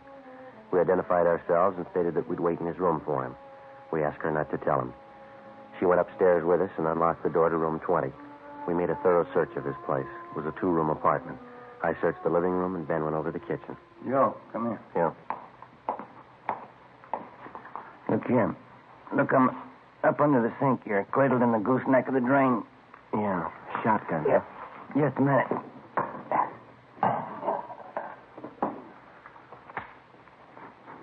It's been fired recently. Yeah. And this much fits in. These don't. Found him in the pocket of one of his coats in the closet there. 12-gauge shotgun shells. Where'd you find him? In the pocket of a dress suit? Well, it doesn't fit, does it? Not unless he's the best-dressed hunter in town. Sounds like he's back. Yeah. Get your hand out of that pocket, police officer. What's going on? Keep your hands out and open. Stand still. Here, Joe. You want to take this? Yeah. What are you doing carrying a gun, Duff? Anything wrong? You know better than that. What'd they tell you when they paroled you? That was a long time ago. They haven't changed the rules. I don't know what you're doing here in the first place. Go on over there and sit down. All right, if that's what you want. That's what we want. Move. Right now, do you want to tell us about it? About the gun? About both of them. This shotgun here on the table and this one I got in my hand. Well, you found that old shotgun, huh? We found it. I haven't used that old thing for years. Just kept it as a keepsake. Haven't fired it for a long time. Don't even have any shells for it anymore. Except these two, huh? I don't know where those came from. Look, Duff, you're an ex-convict. We find 2 guns in your possession. Now let's don't play games. Tell us about it. I haven't got anything to tell you. I would if I I did. just had a long talk with Keith Stevens. What'd he have to say? Never mind what he had to say. Let's hear your side of it. You wouldn't try to kid me, would you? Now, you listen, fella. We just came from a house over on Bixel Street. There's a woman lying in bed over there that took a blast from a sawed-off shotgun. You own a shotgun. It's been recently fired. You lied. You said you hadn't fired it. You said you didn't have any shells for it. Well, here they are. Now, look, they fit, don't they? Take a good look at it, mister. There's only one thing missing. Who pulled the trigger? Let's have it, Duff. Did Stevens tell you? We'll ask the questions. Now, come on. All right. I did it, but I did it for Stevens. Told me he'd give me $1,000 if I kill his wife for him. I haven't been paid yet. I'm still waiting to get paid off. You won't have to wait any longer. We took Michael Duff downtown together with a murder weapon. He gave us a full confession stating that Keith Stevens had offered to pay him $1,000 for the murder of his wife. He said that he and Stevens had planned it together. 1:30 p.m., Tuesday, July 10th. We drove out to pick up Keith Stevens. What else could I do? Is that how you justify the murder of your wife? It was her fault. She'd have just tried to be reasonable. It never would have happened. People settle these kind of problems every day, and they don't use a shotgun. You wouldn't understand. Unless you got a son, you'd never really understand why I did it. I've got a son. I don't understand. And you don't love him like I do. Couldn't stand the thought of never seeing him, having her take him away from me. And that's the way you want us to put it down. That you didn't want your child taken away from you, so you killed his mother. Not exactly. She was going to take him away. She wanted him to forget all about me. She wanted him off for herself. Did your wife tell you all this? Well, no, of course not. Any fool could see that's what she had in mind. You mean just because of some argument that you and your wife had, you just assumed all this to be so? Sure. I knew she'd never give me a break with Charlie. Isn't that what always happens? And you never asked her how she felt? Never thought that you could stand on your legal rights? Never knew that what you're trying to make us believe seldom happens unless there's a good reason for it? Wasn't going to let her take my son away from me. Nobody could do that. Yes, sir, you're right. You lost him yourself. The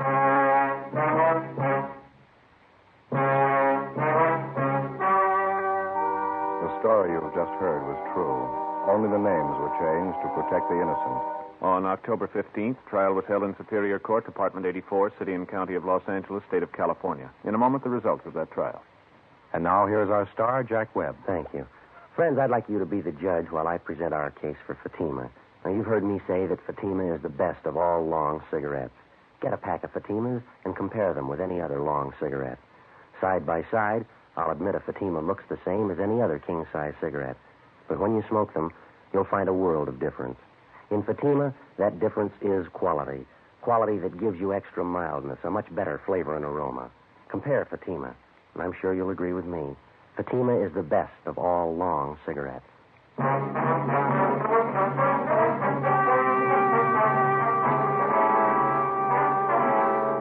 Keith Edward Stevens was convicted of murder in the first degree and received a life sentence. He is now serving his time in the state penitentiary. Michael Lewis Duff was convicted of first-degree murder and received the death sentence. He was executed in the lethal gas chamber at the state penitentiary. Dragnet wishes to thank Sheriff Brian Clemens of the parish of East Baton Rouge, state of Louisiana, for the appointment of Sergeant Joe Friday and Sergeant Ben Romero as honorary deputy sheriffs. Our sincere thanks to Sheriff Clemens.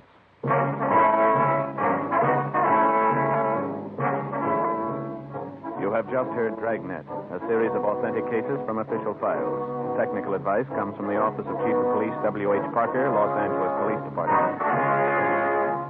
Fatima Cigarettes, best of all long cigarettes, has brought you Dragnet, portions transcribed from Los Angeles. Stay tuned for Counter Spy, next over most NBC stations.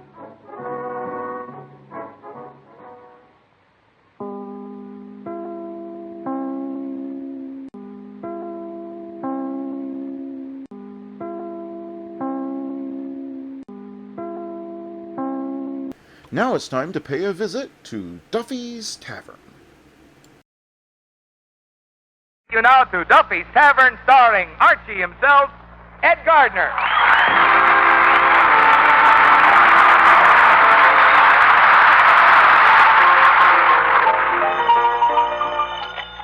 Hello, Duffy's Tavern, where the elite meat eat. Archie the manager speaking. Duffy ain't here.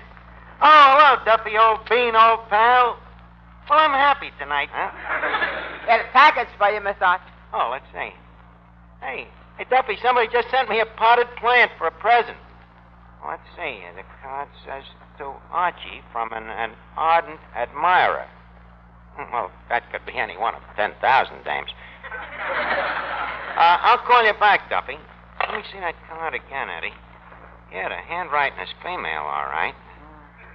Could it be from your girlfriend, Mildred DeFoniac? No. No, Eddie, she wouldn't have sent it. Mildred and me had a falling out, kind of a lover's quarrel. Lover's quarrel, huh? Yeah, she got mad at me because I resented her getting married.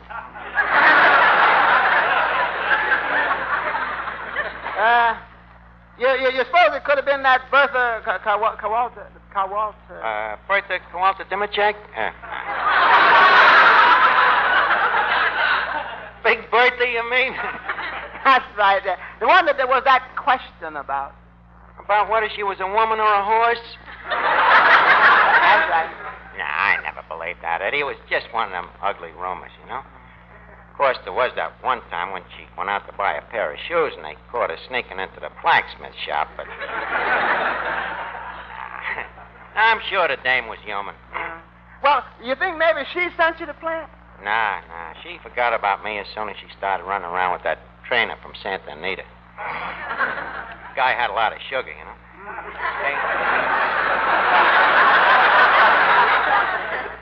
Hey, wait a minute. You remember me telling you about a dame that picked me up at the Excelsior Ballroom the other night? Peaches Pepnick? Yeah. Well, you know, when we were saying goodnight, she forced her phone number into me hand. And give me that phone, Eddie. Bet you she sent me the plan. Hello? Hello, is Peaches Pepnick there? Oh, hello, Mr. Pepnick. Let me talk to your daughter, please. She ain't your daughter, she's your... I'm calling for one of them radio surveys, sir. And what program are you listening to?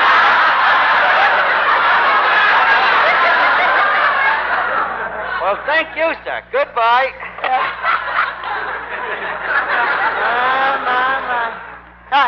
What was he listening to? John's other Pepnick? Don't be so smart, Eddie. Well, we'll find out who sent the plant later. In the meantime, leave us take care of it, huh? And nature it. Now, the first thing a plant needs is fresh air. Open the window, Eddie. I hate to do it. Why? Well, you know as well as I do. Any fresh air that comes in here is committing suicide. Now, don't argue, Eddie. Open the window. It won't do us no harm to inhale a little fresh aqua pura neither.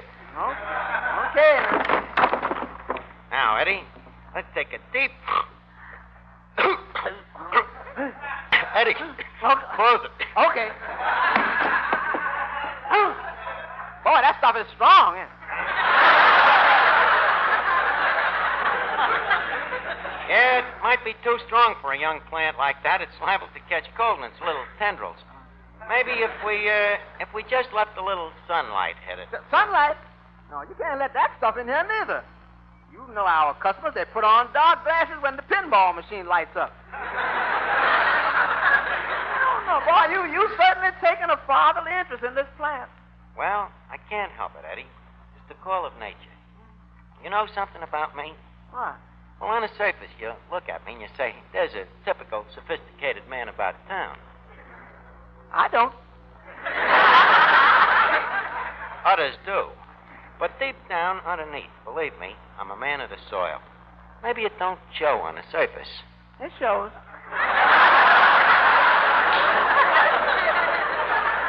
Well, thank you.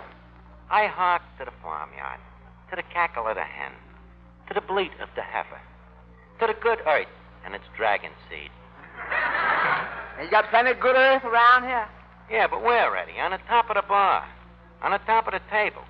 Just topsoil. I'm talking about the real thing. To get away from it all and go out and commute with nature in the raw. Don't you think you should at least wear a pair of overalls? Eddie, please. Yeah, I guess I'm a bumpkin at heart, Eddie. Even when I was a kid, I was in love with nature in all her various shapes.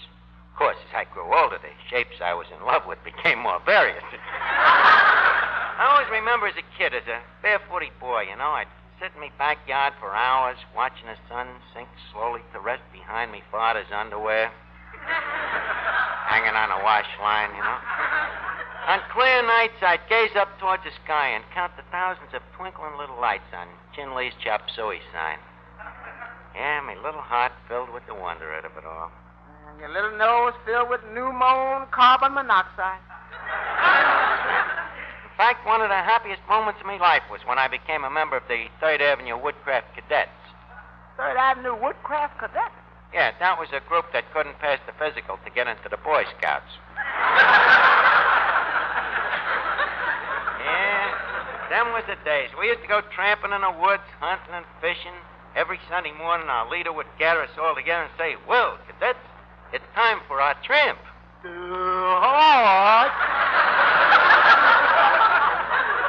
Well, Finnegan, I was telling Eddie here about the 3rd Avenue Woodcraft Cadets. Finnegan here was a member. Right, Finnegan? Right. I think of the cadets every spring when I get me head shaved. How come? Well, Arch, it still shows where you carved the emblem in me head. Yeah, well, I'm sorry about that, Finnegan, but I still swear I thought it was a rock. Well, serves me right for being such a sound sleeper. Boy, what days. Remember the signals, Finnegan? Oh, like a ton of bricks. Quick, name your troop and give the high sign. Filadelfia, hip hooray, hail Woodcraft cadets. Right. Fish patrol, splish, splish, splish. Name your patrol and give the high sign. Indian patrol.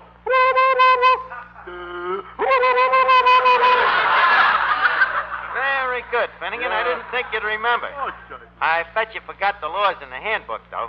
Quick, who is brave and who is fearless? A Woodcraft cadet. Who helps old ladies across the street? A Woodcraft cadet. Who is happy and gay, come no matter what? A Woodcraft cadet. Who should have stood in bed? Eddie Green. Oh. It may sound silly now, Mr. Green, but believe me, it's great fun when you're childish.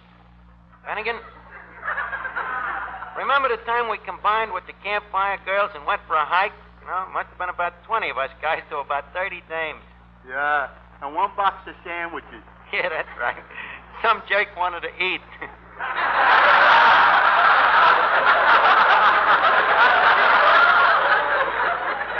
What do you mean, jerk? I was hungry.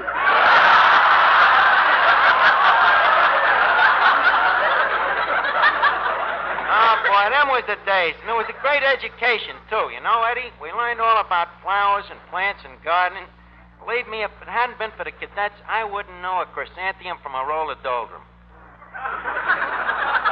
Well, what is the difference, Mr. Burbank?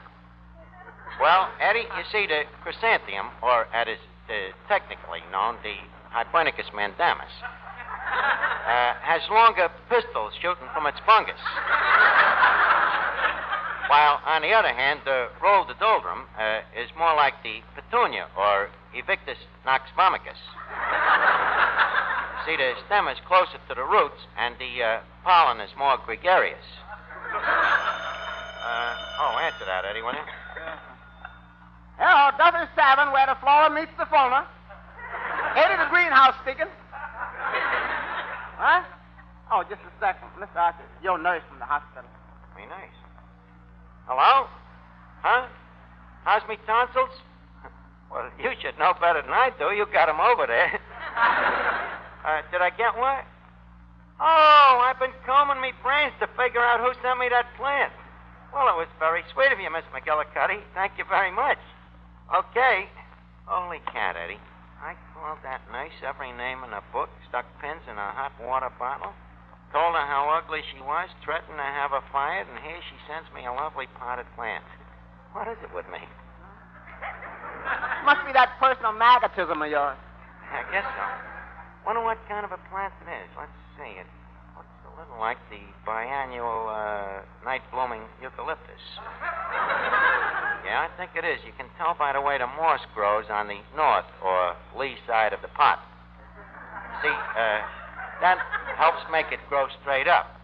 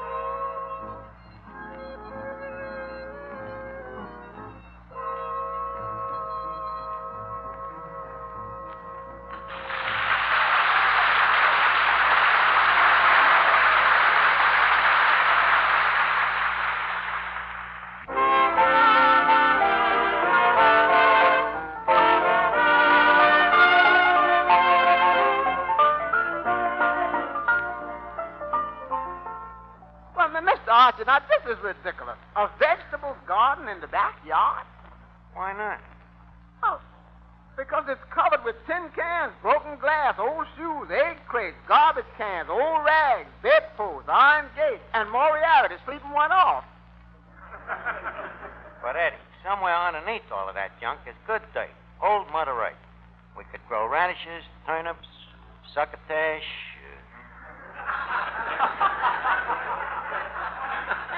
Mangoes, beets. I think you got beets in your belfry. Look, in the first place, even if you got all that junk out of there, which will be very difficult, Yeah? and there is earth under it, which I doubt, Go ahead. and the earth is suitable for planting, which it wouldn't be, Possible. how many vegetables could you plant in 10 square feet of dirt, which probably won't be any good after you dug it out from under that ton of junk that'll be too tough to move anyhow? You got yourself into this. Let me see you get yourself out. Then, Mr. Archie, the whole thing is impossible. Eddie, it is not impossible to a man with a dirt mind. It can all be taken care of with modern methods of soil erosion. Why, there would be a fortune in that garden. I bet you I could make a deal with Carucci, the fruit peddler, and sell him all his vegetables. Hey, that's an idea, Eddie. Go over to Carucci's store and tell him I want to see him, will you? Hi, Art. Oh, Finnegan, just the man I'm looking for. Finnegan, how would you like to have some great fun? Doing what? Well, in the backyard, there's a nice big pile of junk. Think how much fun a guy could have throwing it into a wheelbarrow and carting it to the dumps. Don't that sound exciting? Oh, Kelly. What's your job worth? Oh, say $50. I'll give you a quarter and not a penny more.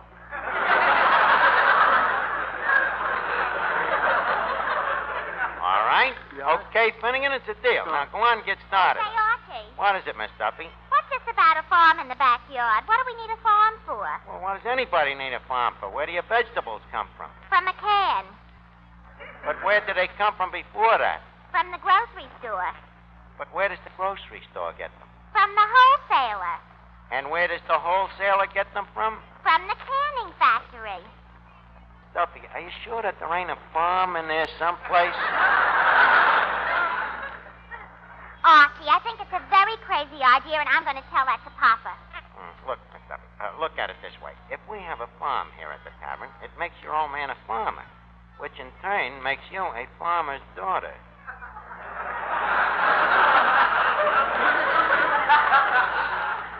Sound interesting? Archie, I'm not interested in traveling salesmen. Oh, don't let the salesman worry you. They'll probably take one look at you and keep traveling anyhow. Wait a second, Archie. Just what are you insinuating? I am merely insinuating that you are the only dame I know who, when you're getting ready for bed, the guy across the street pulls his shade down.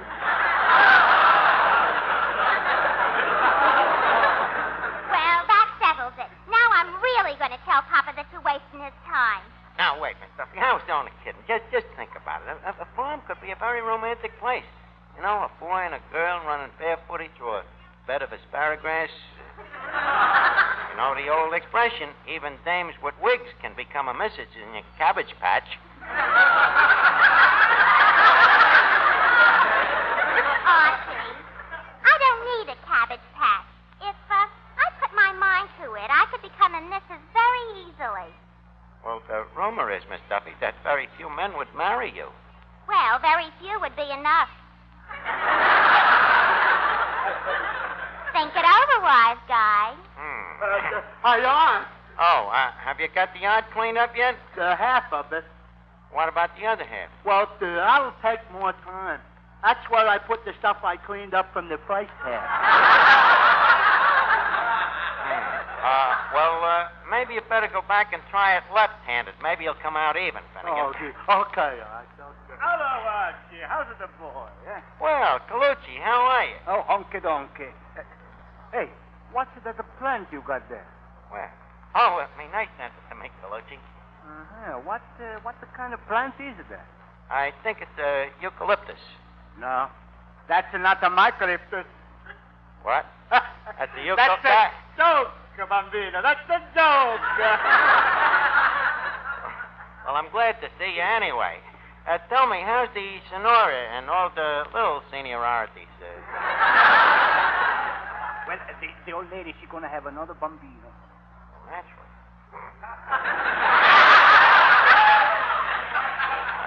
How many Bambinos you got now, Colucci? Well, let me see. There's Teresa, Maria, Antonetta, Carmelita, Lucia, Filomena, Grazia, Lucrezia. Look, Colucci, it's getting late. Just give me a rough estimate. Well, let me see. I think there's about 14 girls. 14? Even for a vegetable man, that's a lot of tomatoes. That's right. Now, what's the proposition you want to talk to me about? Oh, the proposition, yeah. Colucci, tell me, have you got $50? Very good. Goodbye. Just a second, Colucci. At least listen to the proposition, will you? Okay. I listen, but my pocketbook, she's a deaf. All right. It's very simple. You see, I happen to be an expert on raising vegetables, and I need a little cash for modern machinery, electric caterpillars, and automatic silos and things like that. Now, you're a vegetable man. Just a minute. What kind of stuff are you going to raise? Well, what do you make the most profit on?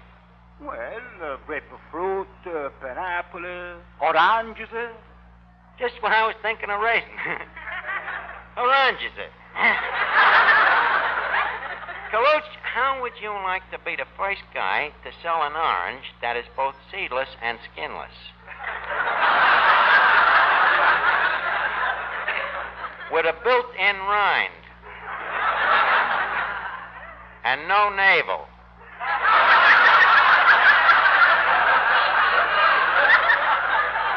That's wonderful. How you make the orange grow like this, eh? I graft them from an eggplant. More than that, I can't tell you.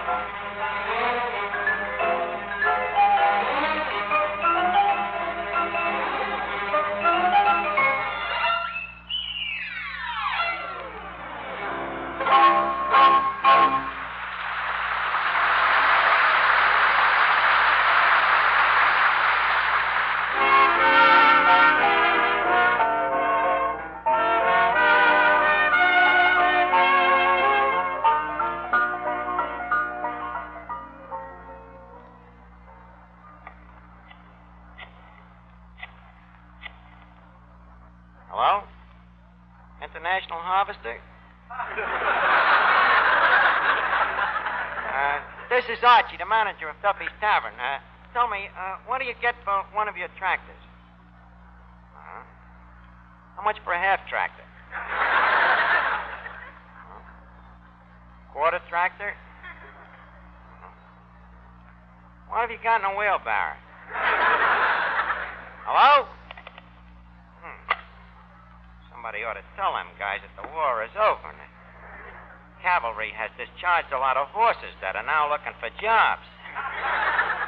Let's see, what else there is for me to check up on? Hi, Art. Oh, yeah, Finnegan, did you clean up the other half of the yard? No, I ran into a little trouble. You see, I took the stuff from the first half and put it back on the second half. Yeah, I know. Well, then I took the stuff from the second half and put it back on the first half. Well, Finnegan, in that case, you got all of the junk back the way it was. Oh, I thought it looked familiar. Finnegan, sometimes I think your mother would have been better off if you had delivered the store. Now get back there, Cadet Finnegan, and try it again. Okay, Art. Hoogadoocha. Hooray. Hey, which back that? Kyle.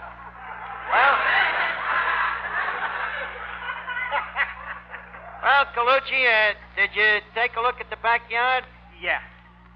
Did you raise all this junk by yourself? Colucci, I'm afraid you lack imagination. Now, come here to the window a minute. Now, I'll tell you how I got it planned. You see that pile of ashes out there? Uh-huh. Well, between them ashes and that rubber boot will be the Pinopla Grove. Now, you see Mrs. Duffy's old corset there? Well, between that and that rusty carburetor will be nothing but avocados. Now, over there, where that Model T fender and a horsehair sofa are heaped against the no dumping sign next to the busted coffee grinder, will be, guess what? What? A new vegetable named after me. The string bean? No, Colucci, not the string bean. The artichoke. Now tell me, what do you think of the whole idea? I can tell you in 2 words. Artichoke. Now wait a second, Colucci. Hey, Art, I got a surprise for you. A surprise? Yeah, you thought that underneath that junk was nothing but a lot of dirt. Well? You're in luck. The whole thing is cement. Looks like the man has blown his topsoil. Cement. That's all I want to hear. Goodbye, Archie. Well, guess that ends that. I guess I got to start all over again. Eddie, hand me that potted eucalyptus plant. Not me. No, I ain't touching that plant. Why not? Well, I had a hunch about that plant, so I looked it up. You know what that eucalyptus turned out to be? What? Only toxicodendron hedera. In other words, poison ivy. Eddie, don't be silly. That nurse was nuts about me. Besides, I know poison ivy when I see it. Eddie, would you mind scratching me back? If that is poison ivy, Eddie, I'll eat your hat in Macy's window.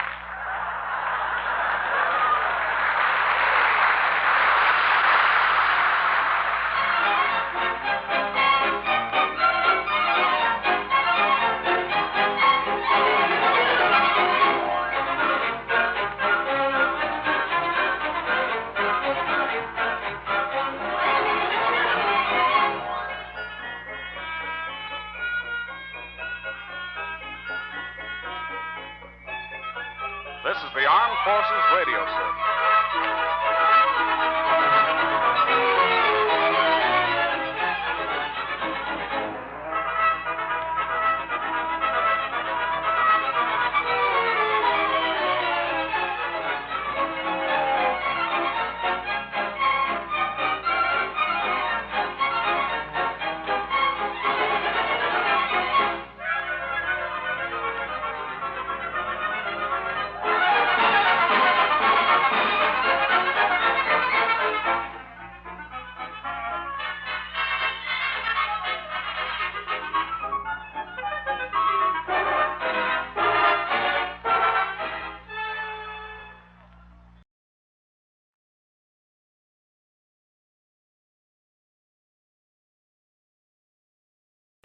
Another exciting tale of escape is up next. You. Finding life rather dull. Dreaming again of exotic places. Wishing you were somewhere else. We offer you escape.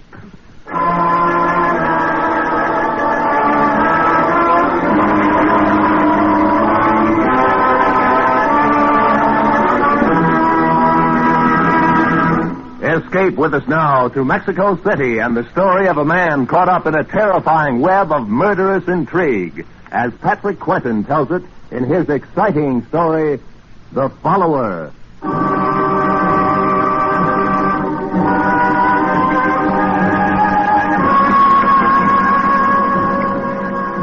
My name is Liddon, Mark Liddon. I'm a petroleum engineer just back from 3 months in Venezuela. I hadn't cabled my wife that I was coming home to New York because I wanted to surprise her. We'd only been married 2 weeks, Ellie and I, before I went on the trip, and I was crazy to get back to her.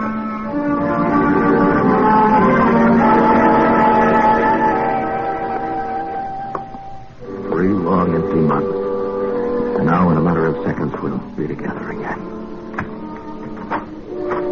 Ellie! Ellie, it's me, Mark. Ellie?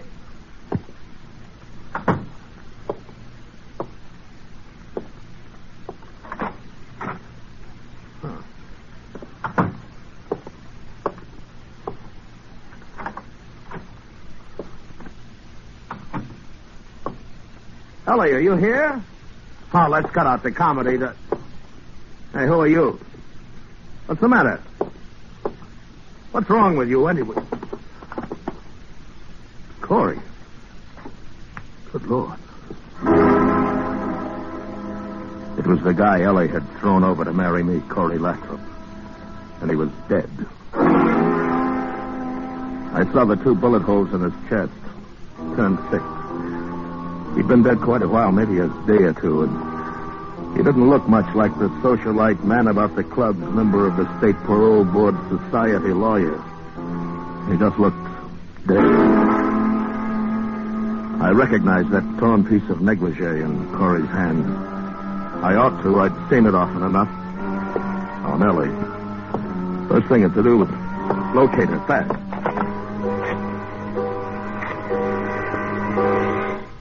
No. No, not the police. Not yet. Not without knowing what it's all about. Who else, then? Certainly not her society friends. They wouldn't tell me if they knew. I was an outsider, big prospects, but no money. The dark horse who'd rushed Ellie off her feet. No chance there. Maybe some of her other friends, though. She'd messed around with just for thrills because she was rich and bored. Maybe the gambler, Victor Vittorio. Yeah, that was it. If anybody knew what had happened to Ellie, Victor would be the guy.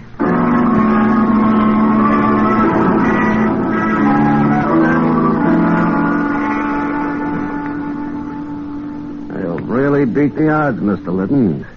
Very few people I'd let come back here to my private office. Oh, thanks, Victor. Of course, you're different, though. You're married to little Ellie. I'd do anything for Ellie. How is she, by the way? Well, I was hoping maybe you'd know. Oh? Now, why would I know anything about it? Well, you're a friend of hers, aren't you? Why, sure. I knew Ellie long before she met you. She's a great little kid. Too much money for her own good, but still. You know where she is, Victor? No, I don't. Well, she wasn't here a couple of nights ago. Saw her at one of the roulette tables. Ellie sure has a weakness for roulette. Yeah. Well, look, can't you I remember now. That was the night she got into me on credit for $20,000. $20,000? I guess the guy she was with was bad luck for her. That nose in the air, what was his name? Lathrop?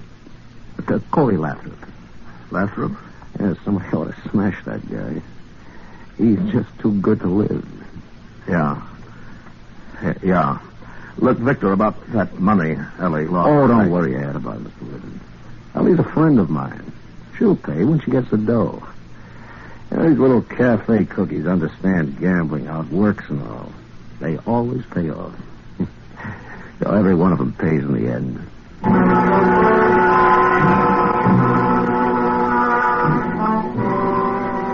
Back at the apartment again, I sat in the den, smoking one cigarette after another. Tried to think it out. Started to get dark, and I still sat there, not knowing where to turn. Stopped cold.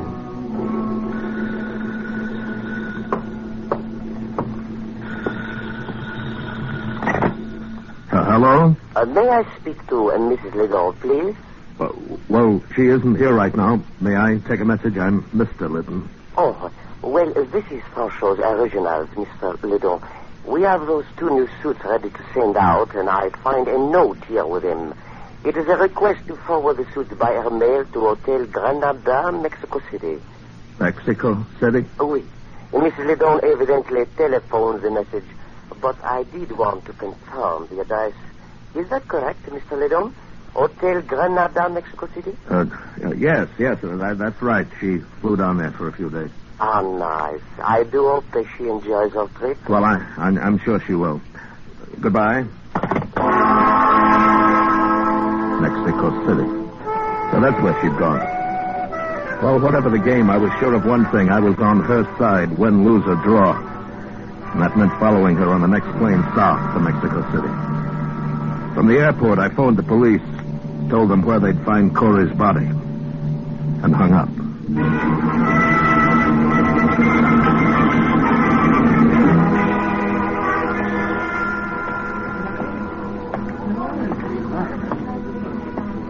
I beg your pardon. Is the desk clerk around? Pues sí, senor. I am the desk clerk. Can I help you, senor? Yes. I believe my wife is registered here. Mrs. Mark Lidon. Lidon? That is not a very common name, senor. No, I guess it isn't. Well? That is a very nice jacket you are wearing, senor. Soft and warm like the breast of a senorita. Thank you. It must take many pesos to buy a jacket like that. I really don't remember now, if you'll be kind enough to... It must be very nice to have many pesos. Look, what are you after, a tip? Senor! How much? Pues, when a pobrecito has 5 sisters to support and only one very small job, 20 pesos? 10. 15. It is only pesos, senor, not like dollars. All right, here. Gracias. Now we are friends. The senorita is registered in room 522. 522. Okay, thanks. But wait, senor. What? She is not there now. Oh? Well, where is she? The senorita is going to the bullfights, I think. But no matter, senor. You are her husband. You are my very good friend. So I let you wait in her room for only 10 pesos more. Look, if you like golden eggs, don't kill the goose. But, senor, you do not look at things the right way. For only 25 pesos, you now have Oscar for your very good friend.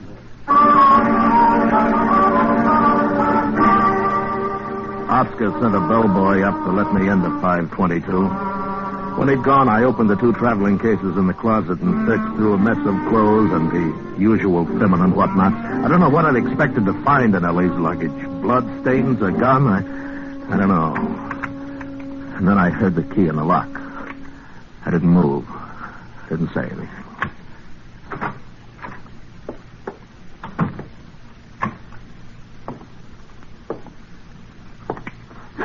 Ellie, baby, who the devil are you? I could ask the same question, and with a lot more reason, too.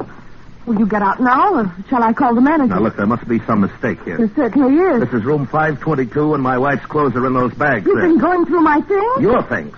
Not unless you happen to be Mrs. Mark Lidon. That's exactly who I happen to be. Oh, now, wait a minute, honey. I'm Mark Lidon. Oh, please, that's a real old one, and I'm just not in the mood. I'm Mark Lidon no matter what, and you're impersonating my wife. I'm Mrs. Mark Lidon, and you're trying to impersonate my husband. Now get out or she'll help me out from the manager. Wait, let me make a call first. It just so happens I know the Spanish words for police and American embassy. You wouldn't. I wouldn't, huh? Hello? Wait, no, don't. Okay. Now, what's the game? Where's Ellie? I don't know, Mr. Lidon. I've never met your wife. I was desperate, that's all, and when the chance came along, I took it. What chance? What were you desperate about? I'd come down here for a week and got stuck. I didn't know you needed papers to get back across the border, proof of citizenship, I mean. You see, I've lived in New York all my life, but I was born in Czechoslovakia. Go on. Oh, I was broke, too. I didn't know what to do.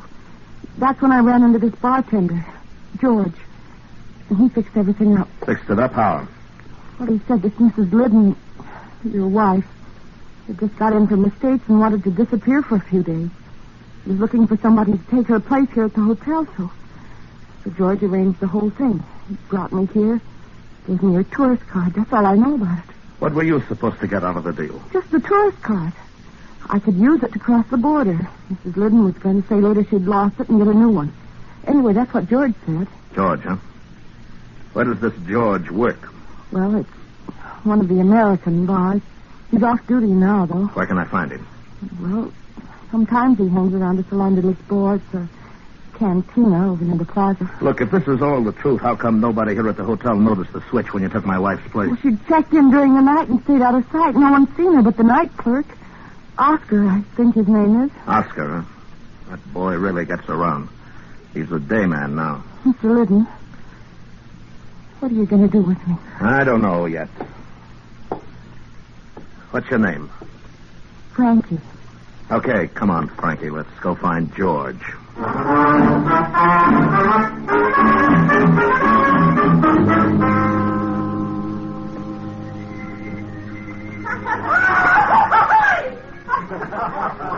There he is, Mr. Liddon. He just came in. The short blonde guy. Looks like a Booster. Yes. George!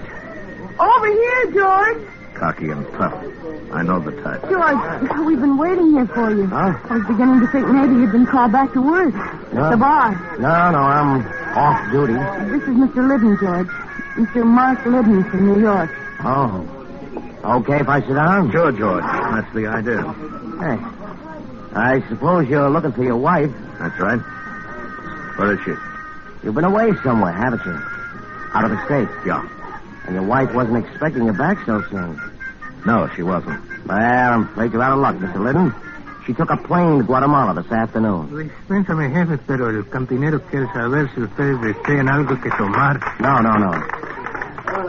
You wouldn't be lying, Mr. George. Don't push me, Mr. Liddon. Your wife's missing, and you're all upset about it, but don't try to push me. Where is she, George? I just told you. That's all I know about it. I'm just a guy who helped her out of a jam. What kind of a jam? All I know is what she told me. Said she'd run out on a big gambling debt in New York. And they were sending a gunman after her. She had to get away. You see, that's where I came in, Mr. Liddon.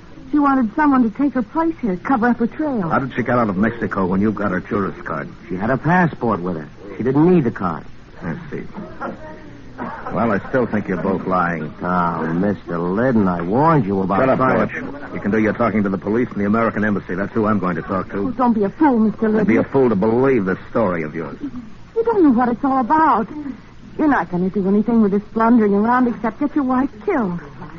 Go back to New York and stay out of it. Skip it, Frankie. When I want your advice, What's the idea of the gun, George? The idea, Mr. Liddon? That all three of us get up from this table quietly and walk out of the cantina. I see. You're not going to the police, Mr. Liddon, nor to the American Embassy. You're coming with us. Suppose I don't? You will. Shall we go? Sure. Why not? Quietly, Mr. Liddon. Just like three friends, eh? Sure, George. I'll go quietly. All right, now give me that gun. Give it to me. All right, now get up on your feet. Nice going, Frankie. Come on, George, let's get out of here. Wait. Give me that bottle. He's still conscious. George, you didn't have to hit him again. Shut up, Frankie. We're in it too far to turn soft-hearted now. Come on, let's go.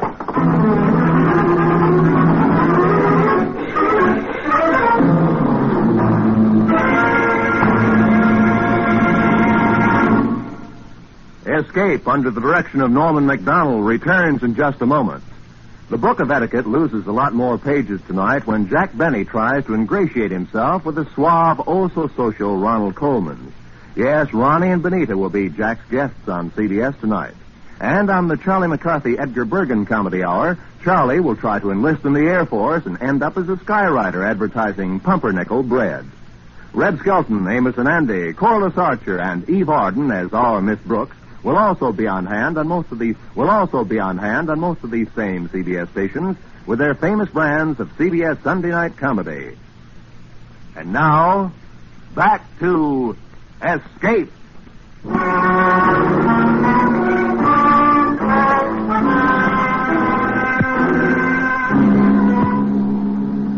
I came to a half hour later, Frankie and George were gone. The only lead to Ellie I had, gone.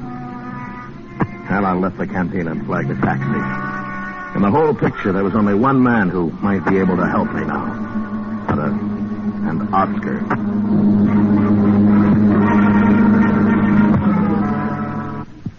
Too bad. It is most unfortunate that you had such a very bad accident, senor. You should come to me. I would have tell you. This salon business, boy, is not a good place for tourists. Oscar, you're a chiseler, a liar, and a crook. Senor, that is a very bad way for friends to talk to each other. You'd sell out your own mother for 10 pesos. You are what they call a very cynic man, senor. I would never do such a thing. Not for 10 pesos. Why didn't you tell me there was another woman living here posing as my wife? But you are her husband, senor. And one must be very careful with husbands. Oscar, I've played along with you as far as I'm going to. I think it's time you talk the whole thing over with the police. The police? Senor, now you are not speaking like a friend. And just when I was going to tell you about something for free. Tell me about what? About the lady who is pretend to be your wife. She has come here while you are gone. What? She reads a telegram which is come for Mrs. Liddon. Then she has checked out of the hotel. I didn't think she had the nerve to come back here. Maybe you like to know what the telegram is said, huh? It was not sealed so tight. Of course I'd like to know what the telegram... All right. How much? 200 pesos. For free, huh? Okay. Here's 150, and that's all you get. Gracias, amigo. The telegram say, plans change. Go to Hotel Casa Miranda, Acapulco. Acapulco? Who was it signed by? It was only the one name, Victor.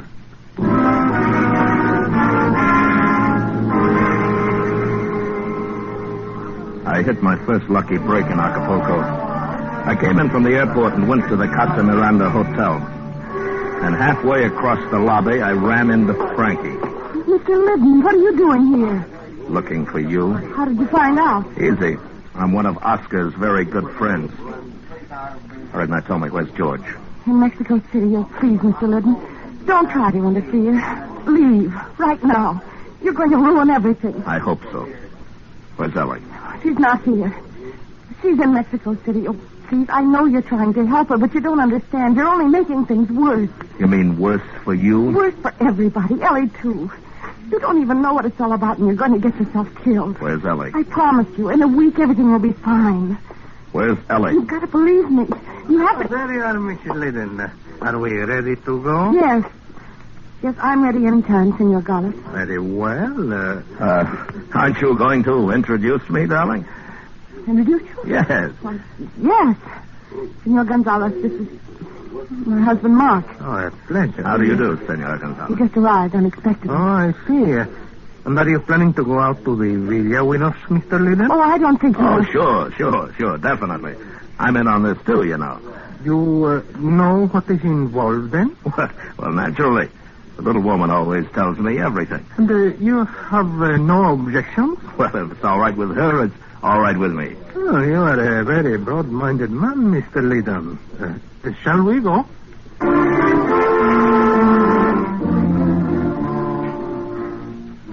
Senor Gonzalez made a brief phone call at the hotel desk, then we got into a black chauffeur-driven limousine. Headed out along the shore highway, skirting the sea.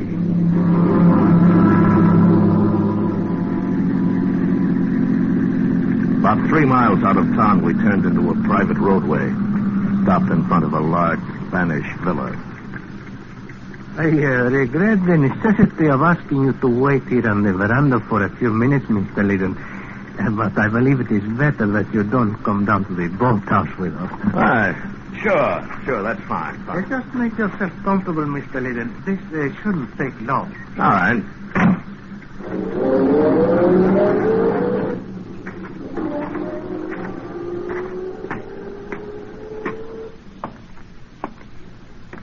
Mark. What? Mark, over here. Ellie. Oh, Ellie, baby. What are you doing here?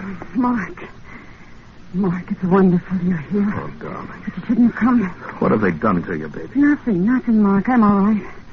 But you're not, darling. They'll kill you. You've got to get out of here. We'll both get out. We've got time. Frankie and Gonzalez have gone on down to the boathouse. Yes, I know. You know? Yes, Gonzalez phoned from town. They won't do anything to you if you leave right now. Victor promised me. Ellie, what are you talking about? I didn't want you to get mixed up in it, Mark. I wanted it to be all over before you came back from Venezuela. I think you better tell me what this game's all about. I had to do it. Victor made me do it. I lost a lot of money at his club, and he said if I didn't, he'd kill me. If you did... You didn't what? Bring a load of dope across the border for him. Dope? That's another one of his rackets, along with gambling. He gets it down here from Gonzalez. So, Victor hasn't been after you. You've been on his side all the time. But then, what if Frankie and George come in? They're both working for the police. They kidnapped me from the hotel. Gave me drugs so Frankie could take my place and meet Gonzalez. They planned to get the dope from Gonzalez, deliver it to Victor, and then have the police move in on everybody. I got away, though. Phoned Victor. He came down here. So that's why Frankie was impersonating you. George used to be one of Victor's boys. Then he got sent to prison. He just got out on parole. It was through Corey he began working with the police. Ellie, tell me the truth. You killed Corey, didn't you? I had to, Mark. He was going to turn me in. He was on the parole board, and George reported to him, so he found out about me. He was going to turn me in. All the time you've been in it up to your neck. It'll be all right, Mark. Victor will fix it. About Corey, I mean. We'll pretend it never happened. Just another thrill, huh, Ellie? Mark. I've been crazy about you, but I guess I haven't known you very well. You know, I thought this fooling around the clubs with Victor and the others was just bored little rich girl stuff. Mark. But it goes a lot deeper than that, doesn't it? But, darling, I had to do this. Don't you understand? What was I, Ellie? Just another thrill? Something different for a while, huh? No, that's why I did it. For us, I mean. Victor was threatening me. He'd have told you all kinds of bad things about me. That's why I had to. Is Victor down at the boathouse? Yes. What are they going to do to Frankie? I don't know. They're going to kill her, aren't they? I suppose. I don't know. What's the difference anyway? Who cares? She doesn't matter. Don't you see that? It's us that counts. That's why I did what I... Mark, where are you going? To get her out of it if I can. That's the least I can do. No, come back. Goodbye, Ellie. Mark, no! No! I ran down the driveway toward the boathouse. I was sick inside and all over. Sick from seeing Ellie the way she really was for the first time. Dazed with the shock. They looked at me startled when I burst through the door. Frankie, pale but defiant, sitting in a chair against the wall with Victor and Gonzalez bending over her. Well, this is quite a surprise, Mr. Liddon. You're supposed to be escaping. Yeah, I know. I talked with Ellie. Generous of you, Victor. Letting me go? Oh, we do anything for Ellie. She's a great little kid. Right, Gonzalez? Oh, yes, indeed. A most charming young woman. She wanted us to let you go, so we said okay. That's too bad you had to blunder on down here. That's all right, Victor. I wanted to see Frankie. I tried to keep you out of it, Mr. Liddon. I guess now you know. That's right, Frankie. No, I know. That's too bad, Mr. Liddon. But you ought to have taken Ellie's advice. No, Victor. You're all mixed up. I'm in on this, too, now. You know, any game Ellie plays, I play, too. Well, we figured you for one of those moral guys. Real gone on the kid, huh? Yeah, real gone on the kid. Well, fine, Mr. Liddon. Join the party. Thanks. We're trying to get this little cookie to tell us where George is. If she doesn't, we're going to count to 10 and then... Well, how about it, honey? I told you. I don't know where he is. It's too bad. 1, 2. Better talk, Frankie. 3. I stood there watching them trying to figure a play. Victor held a gun pointed at Frankie's head, and Gonzalez was probably carrying one, too. Whatever the play, it had to be fast. 7. 8. 9. Victor! Don't hurt him, Victor. Ellie. He doesn't know what he's saying about trying to help Frankie. I mean, he's out of his head. He's living, you fool. That's the game. Victor! No! When Victor swung the gun toward me, Ellie jumped his back his arm and hang on. Gonzalez was just drawing his gun when I hit him, and we both went down. As he scrambled to get up, I drew back my foot and kicked him in the head. I fumbled on the floor for his gun, and from the corner of my eye saw Victor turn his own gun point blank on Ellie. As he turned toward me, I was up on my knees, Gonzalez's gun in my hand, and I let him have it.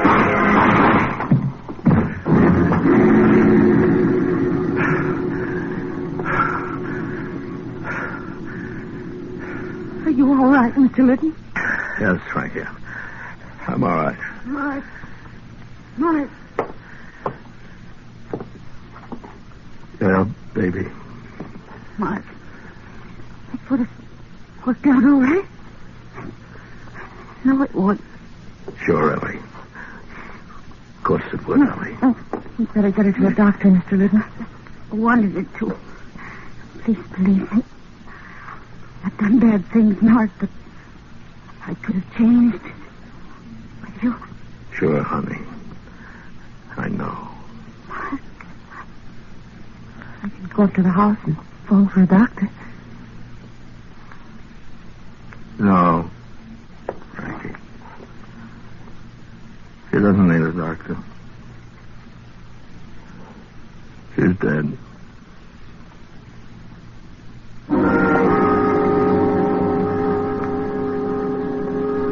Well, that was it. Whatever Ellie was, whatever she'd done, I loved her more than anything else in the world. A love like that becomes a part of you.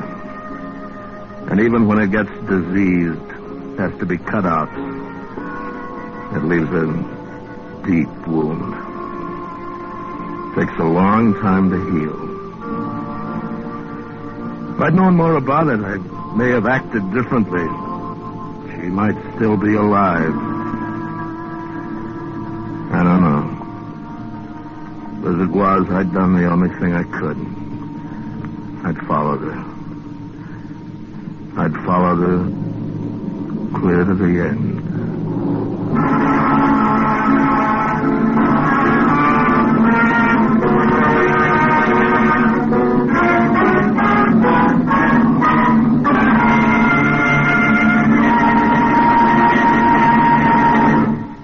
Under the direction of Norman MacDonald, Escape has brought you The Follower by Patrick Quentin, especially adapted for Escape by Les Crutchfield.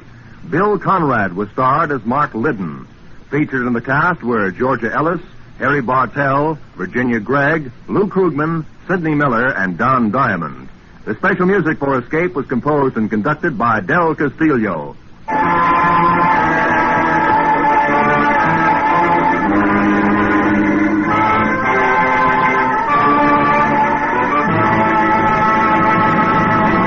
In just a moment, we're going to ask you to stay tuned for Bill Goodwin and $1 a Minute.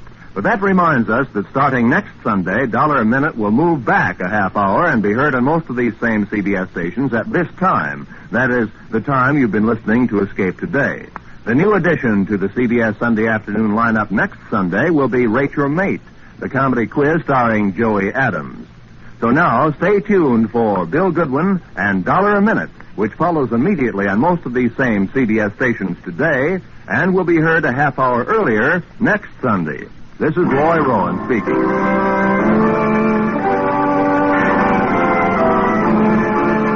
This is CBS, the Columbia Broadcasting System.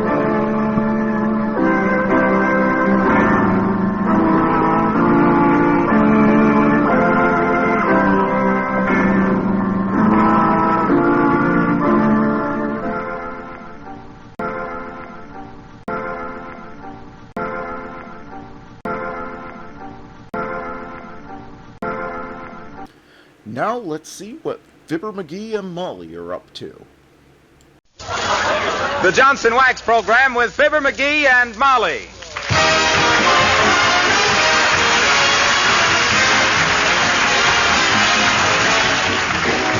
The makers of Johnson's Wax and Johnson's Self-Polishing Glow Coat present Fibber, Magee, and Molly, written by Don Quinn, with music by the King's Men and Billy Mills Orchestra. The show opens with Sweet Dreaming.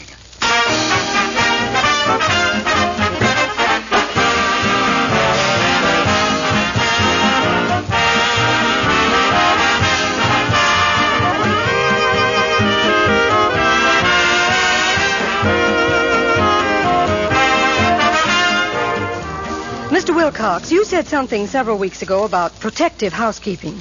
That sounds like an interesting idea to me.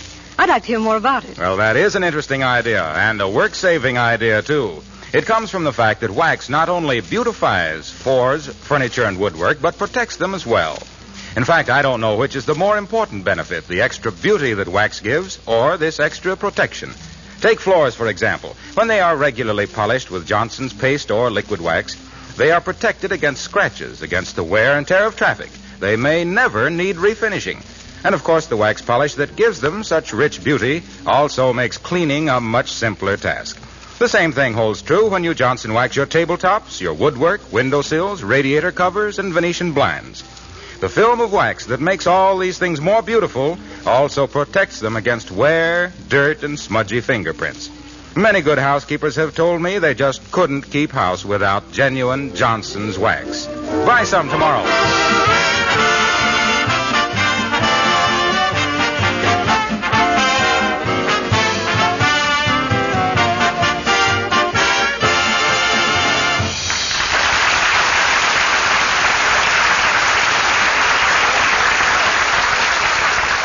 The squire of 79 Wistful Vista and his neighbor Gildersleeve are typical red-blooded Americans. They love all kinds of sports and exercise.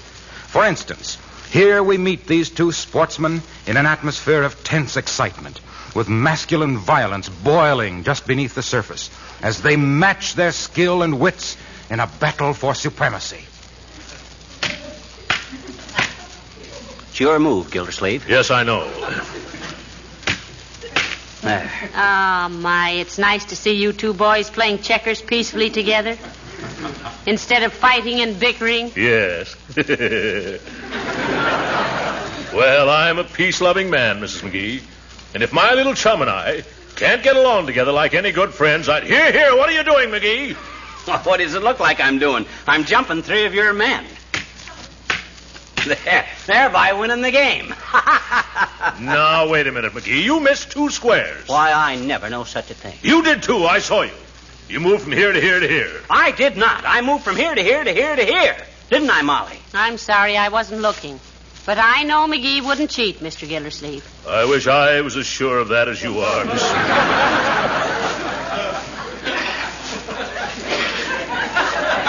Now, you wait a minute, Throckmorton. You cad?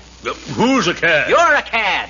No, on second thought, you ain't a cad. You're only a flivver. A broken-down Model T flivver. Is that so? Yes, that's Why, you indeterminate little sand flea? Anybody that would cheat at checkers. Don't you accuse me of cheating, you tub-tummy ton of toggin flurm. Why, you little... What's toggin flurm? That's the bait they use to catch renifers. What are renifers? What are renifers? What's the matter with you? Don't you know anything? By George, I'm going home. Well... I refuse to play checkers with any bull-headed little beetle brain like you, Magee. Okay, you big baby. Take your coaster wagon and go crying home to Mama. You can't take it. That's what's the matter with you. Well, maybe I can't take it, but I can ladle it out, Magee. One more insulting remark from you, and I'll beat your brains out. If I can borrow a feather duster. You'll beat my brains out. Why, you hollow-headed hippo, you couldn't poke your way out of a hairnet. All right, that's enough. Give me that checkerboard. Oh, but Molly, we can't quit now. We're tied 7-7. Oh, let us play just one more game, Mrs. Magee. We'll be quiet, won't we, little chum? We were just kidding. Well, All right, then. Just one more game. Oh, that's fine. And after this, I'll keep my eye on you, chum. Well, what do you mean? What for? So you won't cheat. Oh, so you still claim I cheated, do you? Now you listen to me, you overstuffed apple. Quiet, the both of you. And give me that checkerboard again. McGee, go upstairs and put on a clean shirt for dinner. And you, Mr. Gildersleeve. Yes? Go home. Oh, Mrs. McGee. Go home. Gee whiz, I didn't You heard what the lady says, Gildersleeve. Scram. I'll not have my home turned into a... well, I won't have it turned into. I might have known this peace and quiet wouldn't last. Good night, Mr. Gildersleeve. Well, good night. Good night, little chum.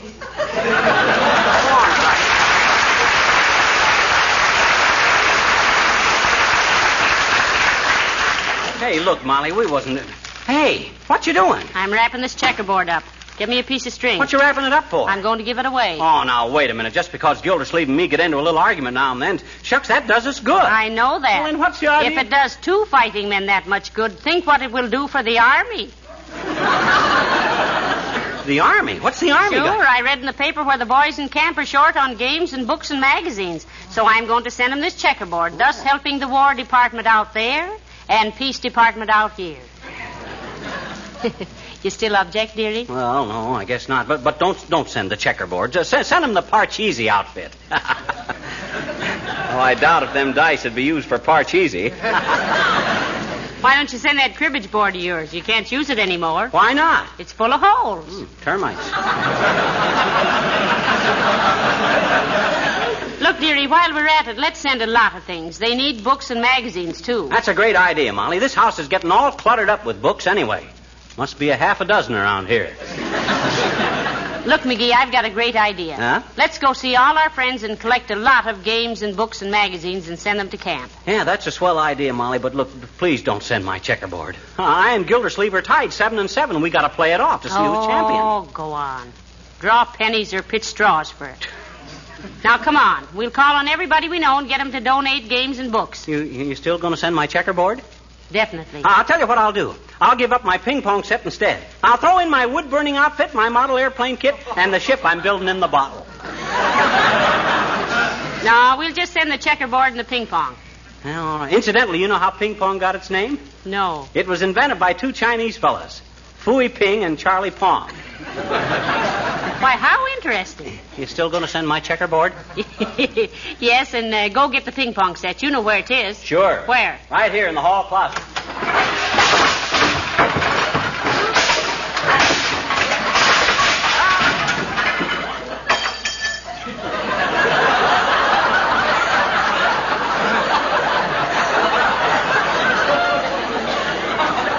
Got to straighten out that closet one of these days.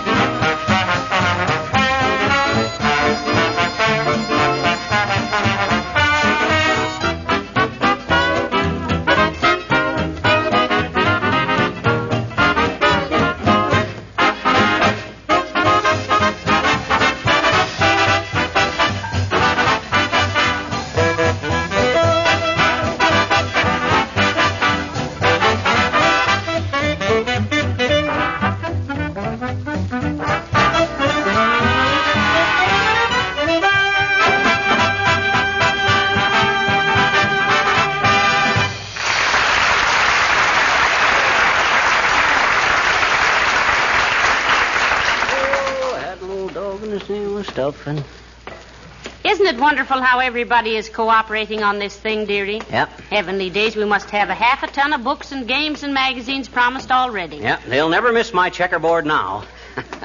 So let's keep it, and I can play off the championship with Gildersleeve. Now. I thought we had that all settled. The checkerboard is going. Well, shucks, I don't know why you got to send my favorite stuff.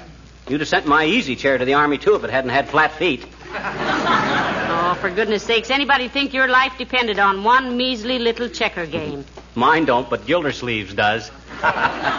It'll kill him if I win. Hey, here's Nick Topopoulos' house. Let's see what he can give us. Well, let me see. If he offers... Well, for scream's sakes, Fizzer and Cupid, this is an unexpected pleasure. What's roasting? Huh? He means what's cooking, dearie. Oh. Look, Mr. Topopoulos, we're collecting games and books and magazines for the boys in camp. Now, what have you got that we can have? Well, I don't think we have any games, Cupid, unless you can use some jigsaw poodles. Oh, jigsaw puzzles are swell, Nick. How about books and magazines, though? Now you are beginning to talk sense with something to it. I am having a superfluity of books, and I'm happy to get rid of them. Oh, well, thanks, Mr. Topopoulos. Send them over to our house, and we'll have a truck ready to take them out to camp. Yeah, why are you so glad to get rid of them, though, Nicholas? Oh, they're too hard on my eyes, Fizzer. Oh, you read a lot, Mr. Topopoulos? I don't read at all, Cupid. But my kids are always playing catch with them and hitting me in the face. Yesterday, I'm getting smacked with Gone with the Wind, and for 10 minutes, I'm hearing for who the bells are ringing. Well, I'll send them over. Thank you.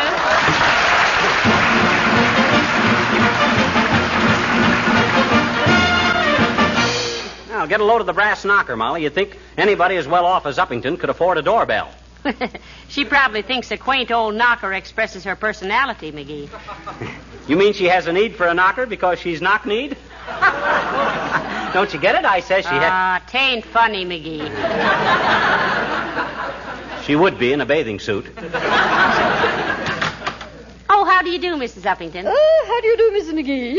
And Mr. McGee? Good afternoon, Uppy. Where's your butler? Oh, you mean Snathers? Oh, I lost him last Saturday. Oh, that's too bad. You know, he always interested me in a strange way. How was that, Molly? Well, he had an expression on his face that reminded me of, well, I don't know exactly, but there was a look in his eye that, well, did you ever clean fish?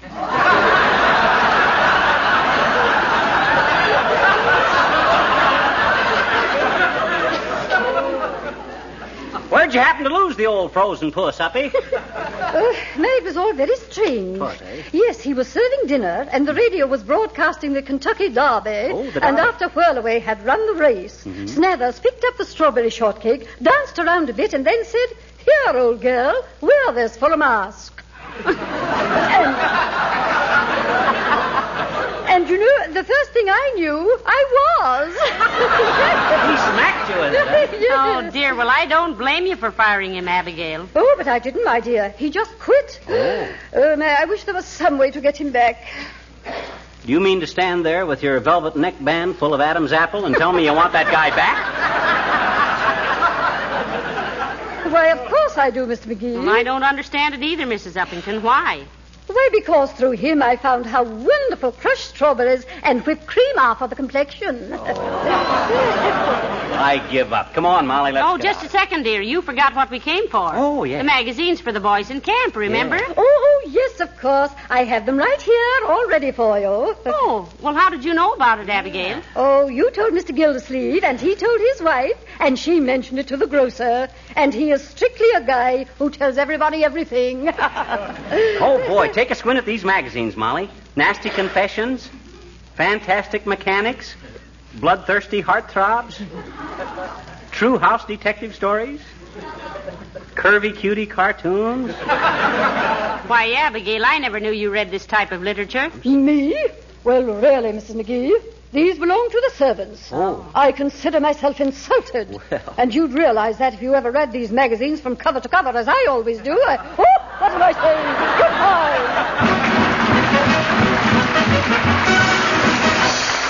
You see, we'll Wilcox, what we want is games and books and magazines for the boys in camp. Yes, they're a little short of recreational supplies, Mr. Wilcox. I see. Well, I've got a croquet set that's hardly been used. No, you don't get the idea, Harlow. Nothing elaborate like that. Just small stuff. Haven't you anything you can hold on your lap? Well, my secretary, Miss Clegg... Hey. Now, wait a minute, Wilcox. Well, now, you wait a minute. I was going to say, my secretary, Miss Clegg, will go through my house and see what she can find. Oh. And you say you want a lot of books and magazines, too? That's the idea, Mr. Wilcox. Just send them over to our house, and thank you very much. Oh, not at all. I was in the Army myself, and I know how it is. Oh, what was you in the Army, Wilcox? Well, most of the time I was on kitchen police. As a matter of fact, I still am. Really? Folks, I'm sorry. I didn't see it coming. Science has never discovered any way to keep flies out of the cream pitcher, moths out of bathing suits, and Wilcox out of sales talk. But we can dream, can't we? Okay, Wilcox, I'll go along with you. How come you're still on kitchen police? Why, that's simple. I'm responsible for arresting the wear and tear and the cracking and warping of linoleum. Oh. But I don't use a nightstick and a revolver. I arrest them with Johnson's self-polishing glow coat, the marvelous polish that shines as it dries. Personally, I think that's very interesting. Go on, Mr. Wilcox. My pal. Try and stop it. Why, look, with Johnson's self-polishing glow coat, linoleum will last much, much longer. It'll retain the original beauty of pattern and color and save hours of tedious scrubbing. Glow coat requires no rubbing and no buffing. It shines itself in 20 minutes or less after applying, and you'll love the new feeling of cleanliness it gives your home. And as an old kitchen policeman, I can assure you that grime doesn't pay. Oh.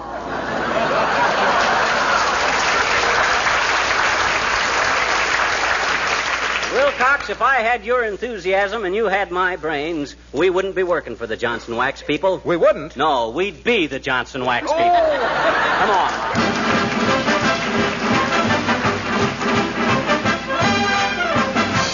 Yes, we're rounding up books and magazines and games to send out to the Army camp. Now, have you got anything for us?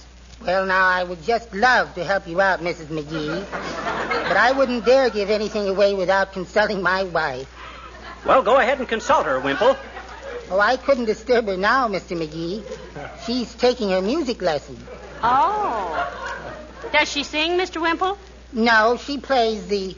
Well, wait. I'll open the door to the music room just a fraction, and we'll see her in action.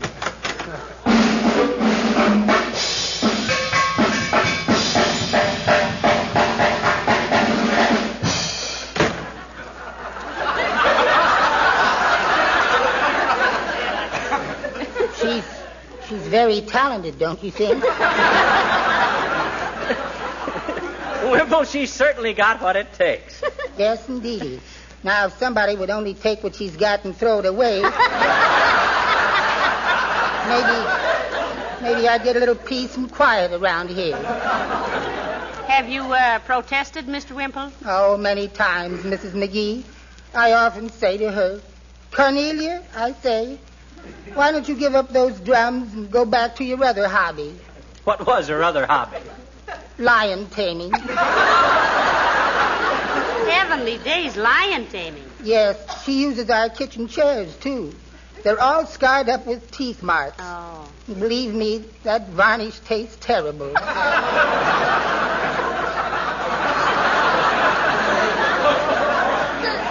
My goodness, I don't know why I'm getting so personal. I'll send over whatever I can, Mrs. Magee. Well, thank you, Mr. Wimple. Oh, not at all. The boys in camp will sure appreciate it, Wimple. And I speak as one who knows. Old Army man myself, you know. I belonged to the Home Guard once. Oh. But my wife doesn't like me to have a gun around the house. Oh. She says I might accidentally shoot her sometime. That woman is positively uncanny.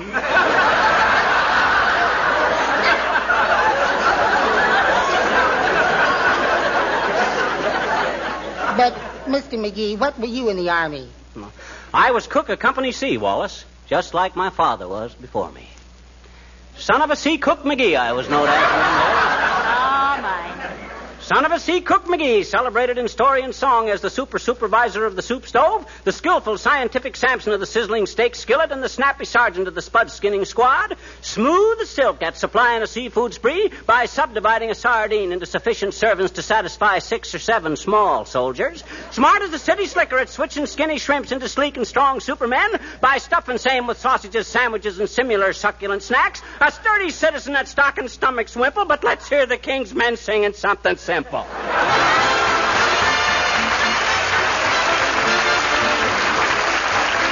King's men sing, Polly, put the kettle on. Oh, Polly, what do you want? Polly, put the kettle on, the kettle on, the kettle on. Polly, put the kettle on, and we can have some tea.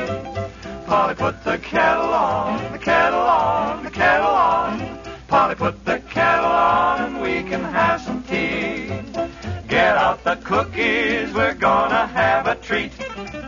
I'll sweep the crumbs away, you'll sweep me off my feet. Polly, put the kettle on, the kettle on, the kettle on. Polly, put the kettle on and settle down with me.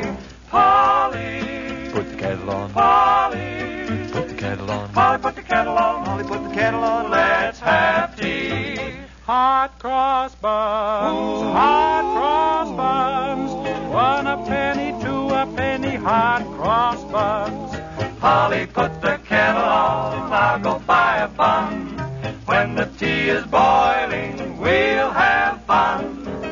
Polly, put the little kettle on, the little kettle on, the little kettle on. Polly, put the little kettle on, have a little tea for two. Put a little sugar in to make it sweet.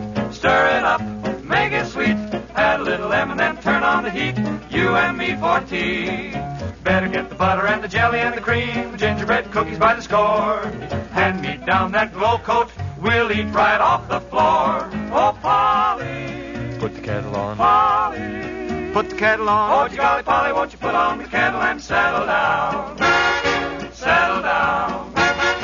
Polly, put the kettle on, the kettle on, the kettle on, then settle right down with me. I'm hungry.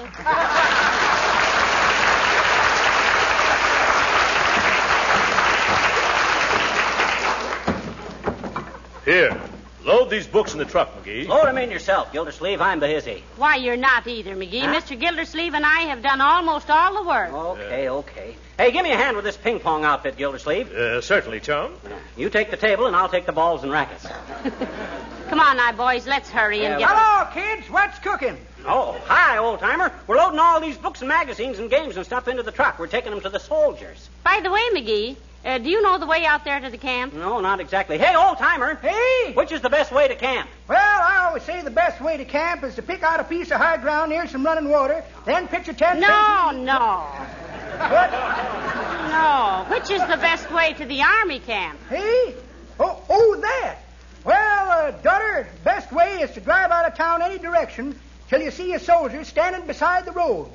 Then you go whichever way his thumb is pointing. See? Now, that's very intelligent, but I knew you could tell us, old-timer. You got such a wise face. That's what everybody says, Johnny. They says I got a lot of intelligence in my face for my age. Yes, you got a lot of age in it, too. It's your face that convinces me that a puss has 9 lives.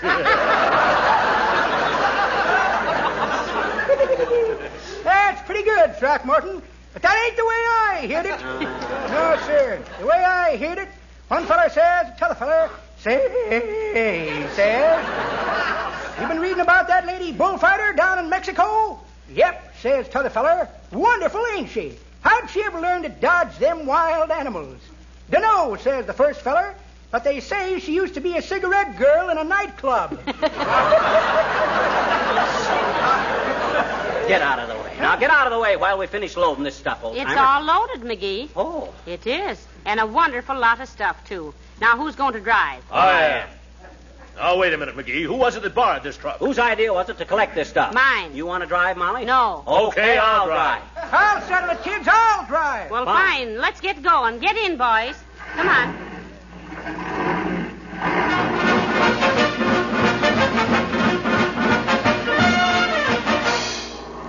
Hey, not so fast, old-timer. Slow down. How do you do it? Jim. Why, take your foot off the accelerator. Where is it? Oh. Heavenly days, didn't you ever drive a car before? No, but it's fun, ain't it?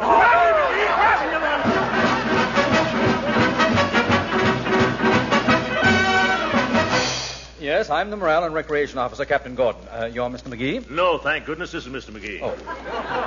And this is my wife, Molly Cap. How do you do, I'm sure. Delighted, Mrs. McGee. And I wish to express the appreciation of our whole camp for the trouble you've gone to get these recreational facilities together for us. Where shall we unload them, Cap? The men are already starting to unload the truck, Mr. McGee. The recreation house is right next door. By the way, I didn't meet this gentleman. What gentleman? There ain't any. Yeah. Oh, this guy. This is Throckmorton P. Gildersleeve. Cap Gordon, Throcky. How do you do, sir? And thank you also, Mr. Gildermorton.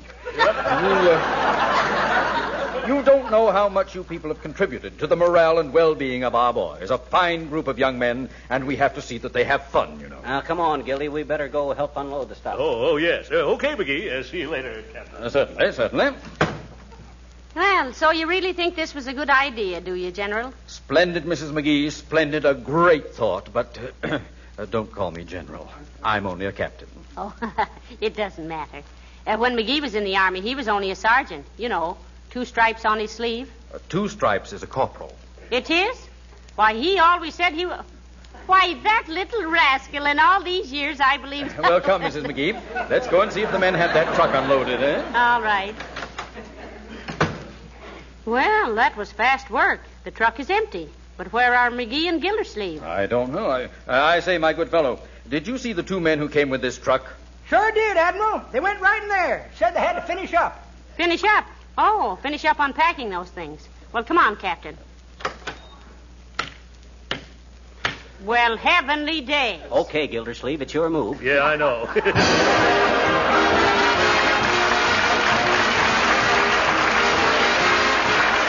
Fibber and Molly will be back in just a moment.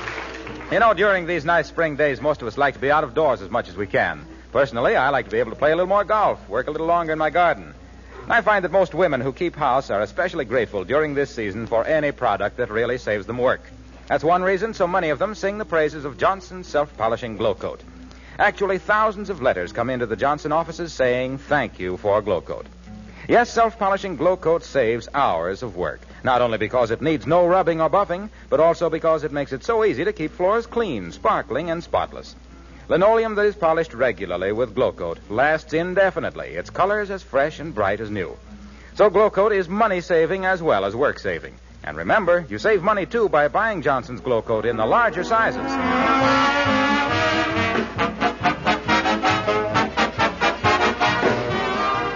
Ladies and gentlemen, while we had some fun with the idea of getting games and books and magazines together for the boys in camp, it is a good idea.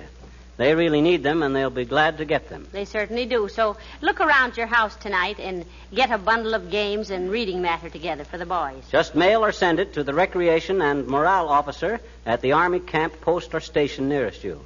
It'll be greatly appreciated. Give them that address again, McGee. The Recreation and Morale Officer of your nearest Army camp, post, or station. Good night. Good night, all.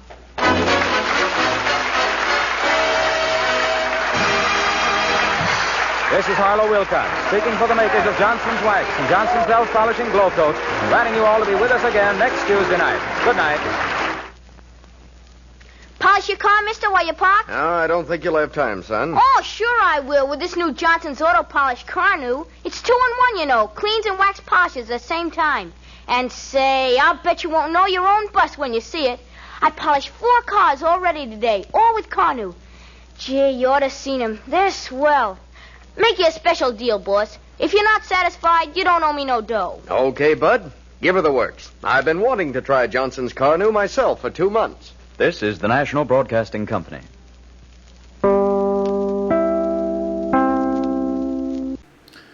Now it's time to pay a visit to the only man in old-time radio who wrote all his own material, Fred Allen. And here's the Fred Allen Show, presented by the makers of Tenderleaf Tea and Shepherd Cheese.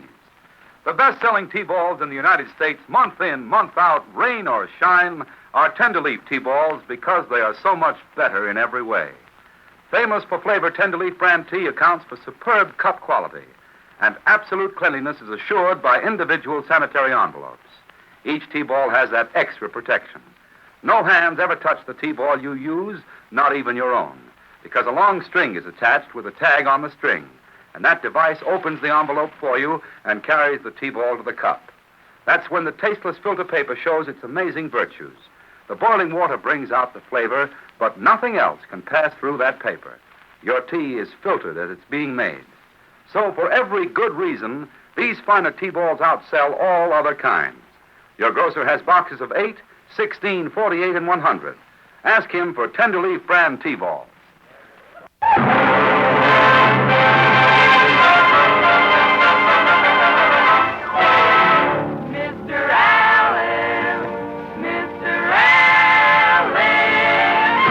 It isn't. I forgot to put a line in here this week, kiddies.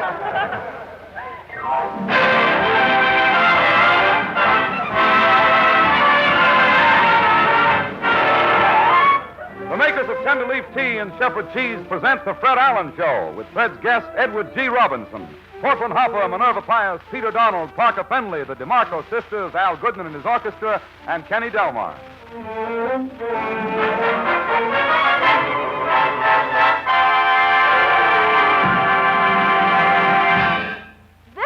Ladies and gentlemen, the new Information Please Almanac was published. Yeah. It lists the events of the past.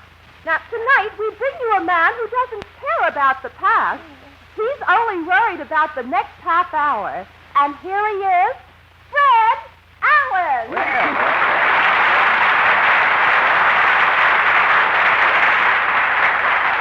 Thank you, and good evening, ladies and gentlemen. In Portland, what is this almanac business? Well, it's the new Information Please Almanac. It's the talk of Brentano's basement. Oh, the talk of Brentano's basement.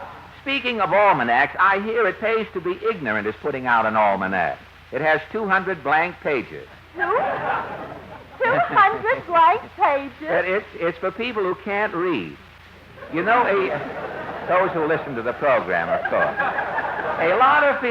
A lot with interpreters, I should have added. You know, a lot of people who can't read like to wet their fingers and turn pages. It makes them feel literate. But enough with the almanacs, Portland. What's with the news this week? Well, the Army and Navy are merging. Oh, I saw that in Pravda. Are they going to, Are they going to have new uniforms? Yes. The men will wear Army coats, sailor pants, and Marine hats. Yeah? What will they use for weapons? Oh, every man will carry an oar that shoots. A shooting oar, huh? What is your next note? The baseball teams are signing new players. Oh, yes. Cleveland has Bob Feller. Pittsburgh has Hank Greenberg. Right. And Brooklyn has Lorraine Day. But only in some states.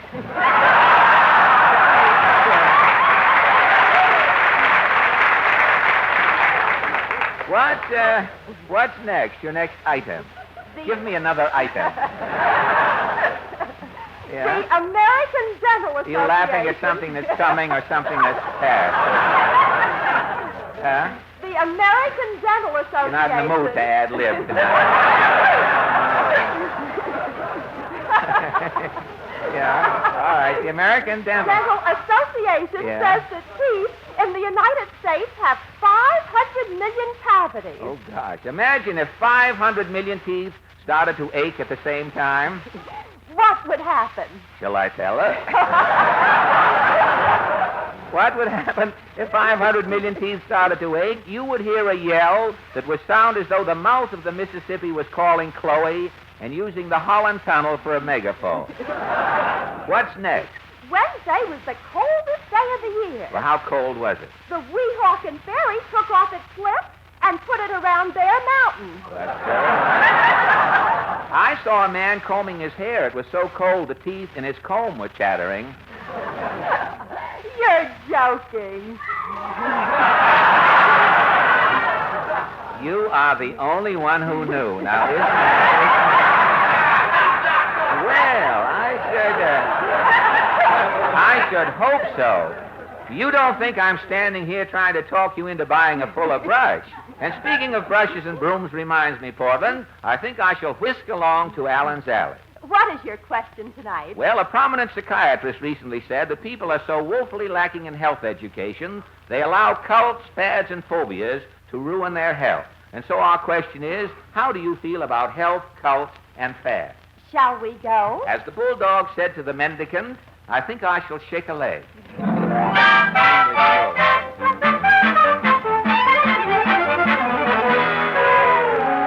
Gosh, what a night in Allen's Alley, Portland. Look, the senator has a big banner on his house. It says, Eagle Lion Pictures present It's a Joke, Son, starring Senator Claghorn. Well, next not. Maybe showing the picture inside. Son, shake my hand. Any hand, son. Take a choice. There's 3 of them. Now, wait a minute. Wait a minute, Blowhard. Claghorn's the name, son. Senator Claghorn, that Look, is. I know you. I just came back from Texas, son. My new picture, It's a Joke, son, opened at Austin. Great excitement, eh? It was the biggest shebang Texas has seen since they laid the cornerstone for the Alamo. A big crowd? We had to use 2 theaters. One theater was filled with nothing but governors from Georgia. Oh, really? Look, Senator, what about these health cults and fads? Don't interrupt. I'm talking about my picture. Never mind your picture. I asked you a civil question. What's your flapping Yankee mouth, son? Don't ever mention that word civil in my presence. You mean the war? That war, I say that war was the war for Southern independence. Yeah, I'm humming Dixie, son. Take off your hat. Uncover. Quiet. What about this health discussion? The South is reeking with health, son. Yeah? A breath of Southern air will cure any known malady. People never die? We have to be careful about that, son. How do you mean? Down south, a man can sit in a chair without moving for 30 days. Yes? That ain't no proof he's dead. I see. His pulse may be gone and his heart stop beating. Yes? That ain't no proof he's dead. Well, how do you know when the man's time has come? We take him across the Mason-Dixon line and lay him on northern ground. And? If he don't crawl back over the line to the south, yes, son, that man is dead. So long, Senator.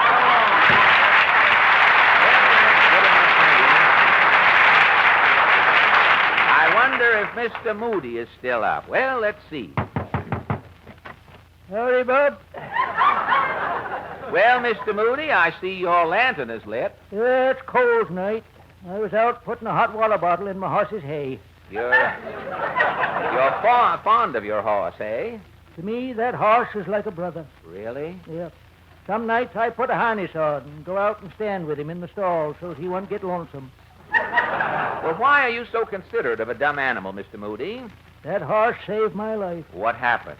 Well, one day I was out riding him. Yeah? I was going over to price some peas for potting. Uh-huh. I was galloping along and the britching gave way. Yeah? I fell off the horse and broke my leg. Gosh. The horse drugged me all the way home, laid me on the front steps, took off his blanket and covered me up. Really?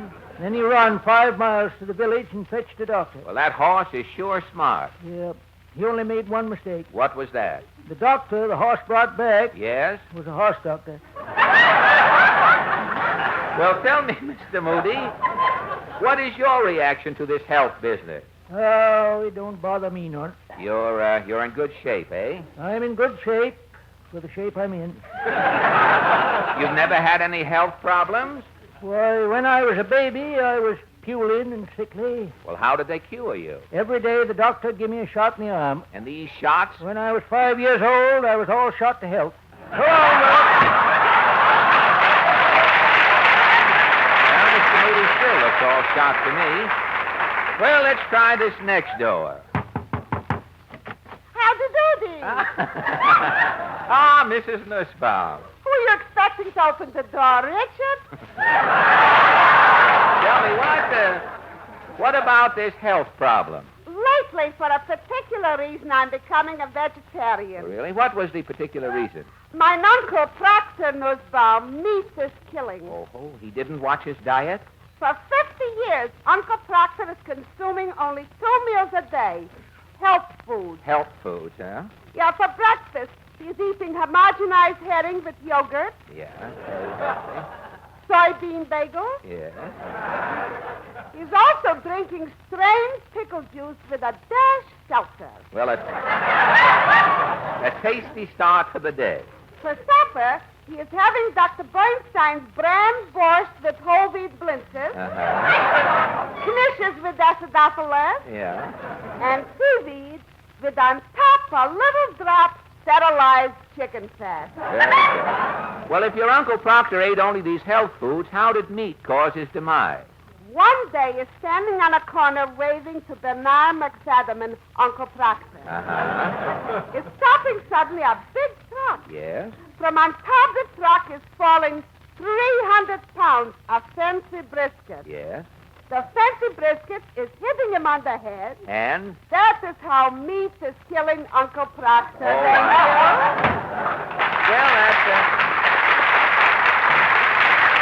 that brings us to the last shanty in Allen's Alley. What can possibly happen here? You know what's on the clock. I'll take you on fair to time.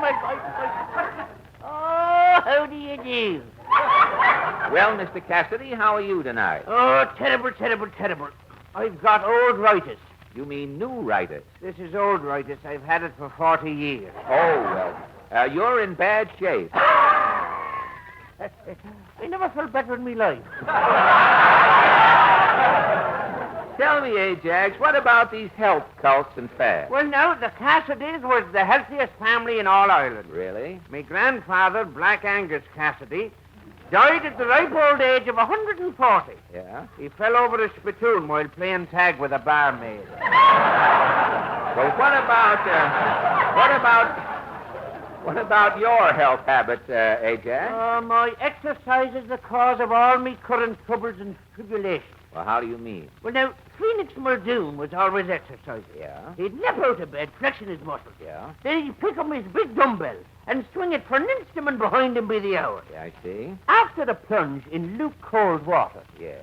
Phoenix would sprint through the woods, uphill and downhill for the rest of the day. Did all this exercise help Phoenix? At the age of 33, while doing a somersault, he dropped dead in midair. Oh, that's awful.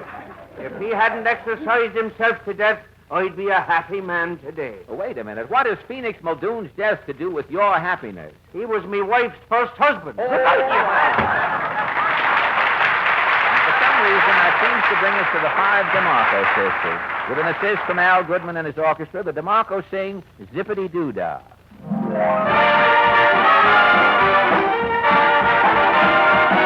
Plenty of sunshine headed my way. Zippity-doo-dah, doo-dah, doo-dah, doo-dah, zip.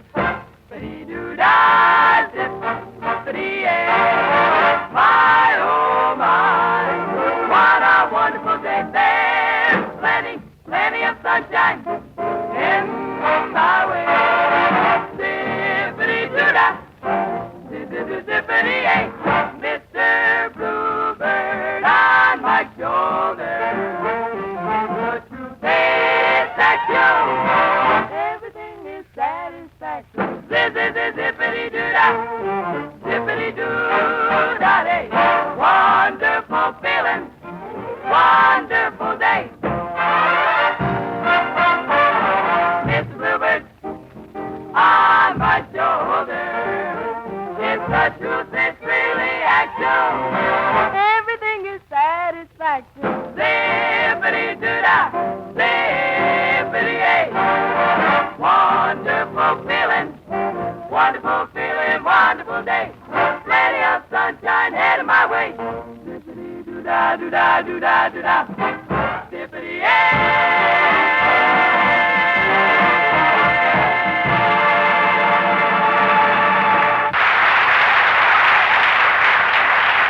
And now, an important suggestion for the family table. Whatever concerns the family table is important to us all, and here's a good example. It's time to talk about cheese. You know how it is on a wintry Sunday afternoon. Old friends drop in. Everybody's lazy and comfortable around the fire. The conversation's good. You don't want to disturb that pleasant scene, but it's getting time to eat. If you say, won't you stay for supper, they may protest. Why not slip out into the kitchen, open up some Shefford cream spreads, pile bread on a plate? You're back in a minute with the makings for fireside sandwiches. And what fine sandwiches. Sandwiches with the mild flavor of Shefford olive pimento, or pineapple, the hearty zest of Shefford Old York, the teasing taste of Shefford Relish. There's something as friendly and honest and welcoming as your own hospitality in those fine flavors of Shefford cream spreads. Remember Shefford cream spreads when you shop. They're made by the folks who've been making quality cheese for more than 40 years. And whether it's to melt or spread or slice, always say Shefford. Shefford. Shefford for fine cheese.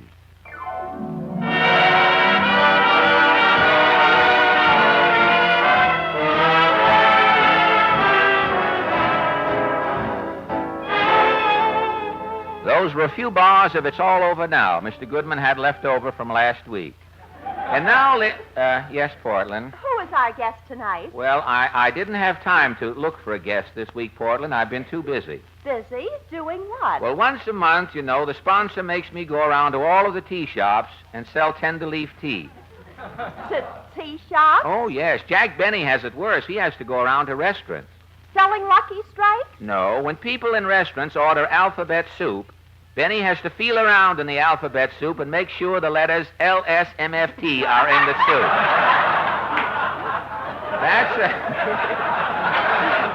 That's how Mary got her new pearl necklace. How? Well, Benny got lucky feeling around in an oyster stew. Were you lucky selling tea this week? You know, the funniest thing happened? What? Well, Friday morning, I stuffed my pockets with tender-leaf tea balls. I looked a little lumpy, but I started out.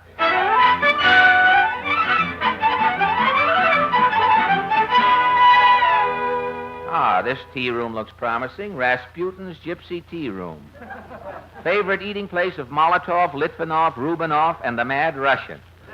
Well, I might as well go in, I guess.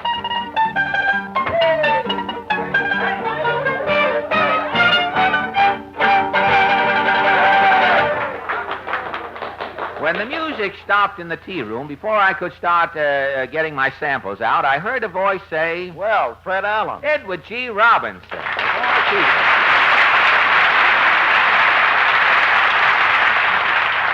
Eddie, what are you... I'll be with you in a minute, Fred. This gypsy is reading my tea leaves. Oh, the gypsy. Go ahead, gypsy. You are a short man who has just finished eating a big Chinese dinner. You can see that in the tea leaves? I can see it on your vest. Well, that's the past. Now, what about my future, gypsy? You will be poor until you are 40. And when I'm 40? You will be used to it. You will now cross the gypsy's palm with silver. No checks, please. Here you are. The gypsy will finish your tea. She is thirsty. Eddie, what are you doing in this tea shop? Well, I just finished a new picture for United Artists called The Red House, Fred. I thought I could talk this gypsy into going to see the picture. Well, on this trip to New York, I thought sure you'd be over in front of that Brooklyn jail holding a ladder for some of your old friends. No, Fred. You know, lately I've been out of touch with the mob. Really? Yes, in my last few pictures, I've been on the side of the law. Say, it must be confusing after all these years to change types. Well, it is, Fred. The only way I can tell which character I'm playing is to look at my hat. Your hat? Yes, if my hat brim is turned up, I'm a detective. I see. If the brim is down, I'm a gangster. The whole thing depends on your hat brim, huh? Yes, in one picture, I was playing a crook. Yeah? My hat brim snapped up, and I arrested myself. Say, I saw you in The Stranger with Orson Welles. I thought you were great as the detective. Well, when you make a picture with Orson, Fred, you have to be a detective. Why? Well, by the time Orson finishes producing, writing, directing, starring, and cutting... Yes? You have to be a detective to find yourself in the picture. I know. I had Orson on the program once. By the time he finished with the script, all I had left to say was, "This is NBC." At least in The Strangers, you had a chance. Orson committed suicide before the end of the picture. Ah, but that didn't stop Orson, Fred. You know, he had 3 more lines to speak after he died. He did? I thought that voice coming out of the hearse sounded familiar. Well, now that you are reformed, Eddie, I bet you miss playing those gangster parts. Oh, yes, Fred. You know, those were the good old days when I was public enemy number 1. You were tough. Huh? Oh, yes, Fred. You know, in 1932, I fired so many bullets in gangster pictures. Yes? The DuPonts made me the man of the year. The world was your powder room, eh?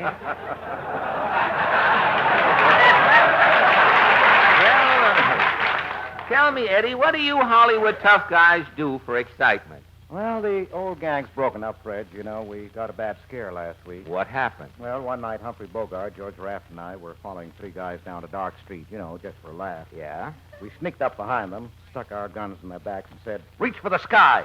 Old Buttermilk, that is.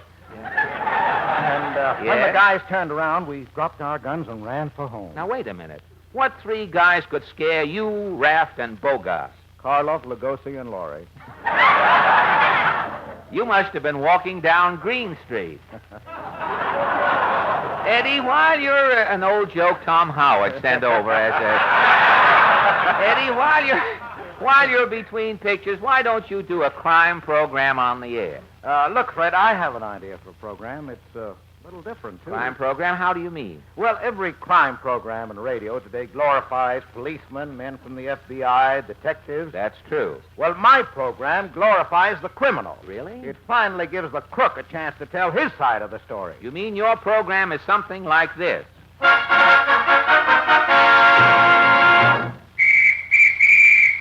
Lawbusters!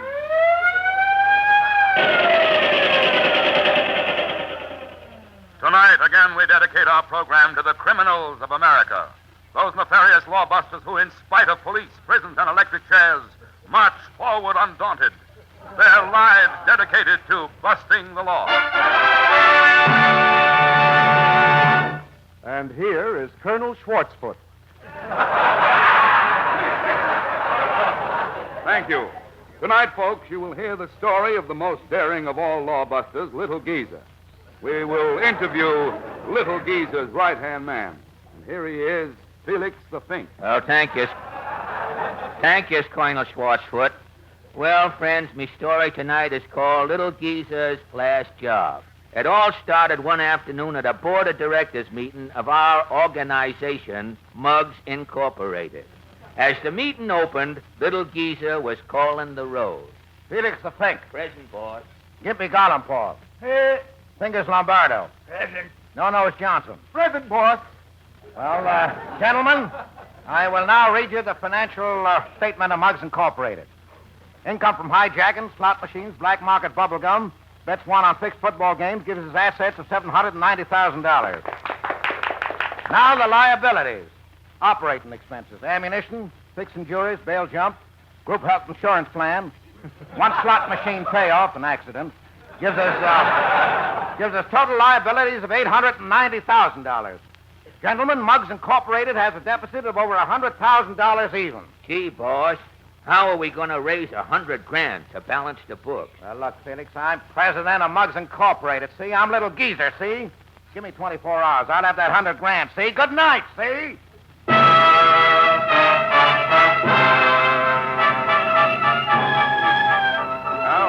What happened, Felix? Did Little Geezer get the money? That night, Colonel Schwartzfoot, Little Geezer made a date to meet his moll, Homely Hannah. Well, about midnight, Little Geezer walks into Harry the Hipster's cafe. Hello, Hannah. Got your note, Geezer. What's frying? Well, tomorrow morning, Hannah, you and me is grabbing $100,000 payroll at the Ninth National Bank. Now, here's the setup. Stop dictating, Geezer. I'm taking notes. Well, first we got to get rid of the bank teller. How? Well, you go up to him and ask him to change this counterfeit $5 bill. A phony fin. Well, instead of Lincoln's picture, I got Jane Russell on it. Jane Russell, why don't you use my picture? Well, you look too much like Lincoln. Now, here's the gimmick. Now, the teller lamps the phony fin. Yeah? He tells you to wait a minute, and he leaves the cage to call the cops. Well, he's... Well, I'm in line right behind you. See, I grabbed the payroll, and we beat it. Okay. Now, drop your veil and let's go. Well, Felix, what happened the next morning? Well, at 10 o'clock, Homely Hannah enters the Ninth National Bank, Colonel. She walks slowly over to the first teller's window.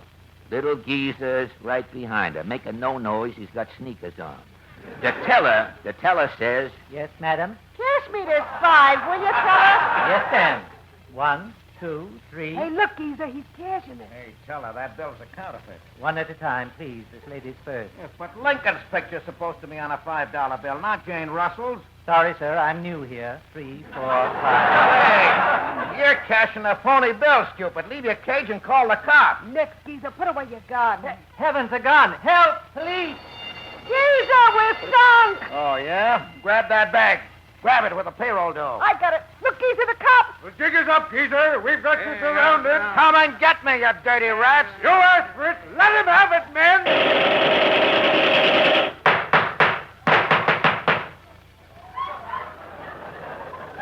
They missed me. Let's go, Nana. Gosh, Felix, did the little geezer get away? Yeah, he thought they missed him, but little geezer was so full of lead, every time he sat down, he left pencil marks. Did the police keep on his trail? They just kept following the pencil marks, Colonel. Little geezer tried to throw him off. He got a pair of pants with a built-in eraser. But it didn't help none.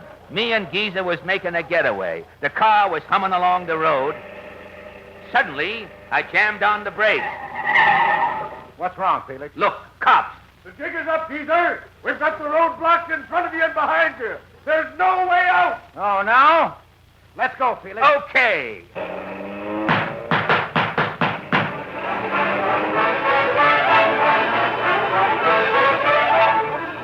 Well, Colonel, we got away again. Yes, but tell me, if the road was blocked in front of you and blocked behind you, how did you escape? We was driving a new Studebaker.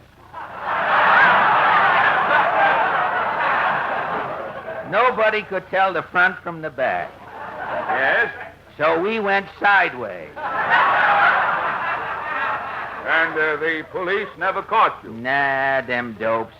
Little Geezer took the $100,000, he gave up crime and went straight. What happened to him? He's here in the studio with me tonight, ready to tell his story. Colonel Schwartzfoot, meet me old boss, the grand old man, the king of the underworld, Little Geezer. Thank you. Hello, Warden. I mean, Colonel.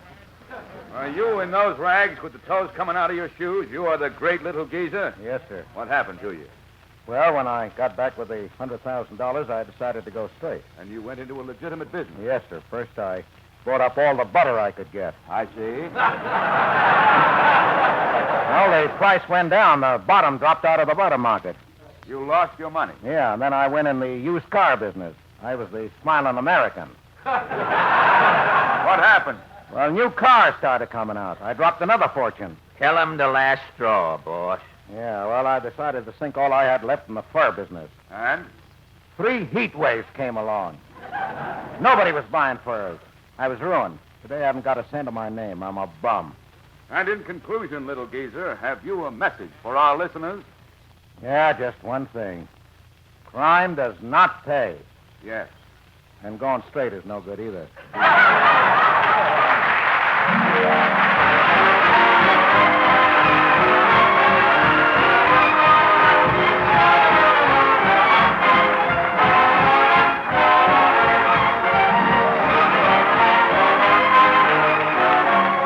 Just as the USO will never be forgotten by the men of World War II, the USO is not forgetting the 1.5 million still serving their country and the 199,000 in the hospitals.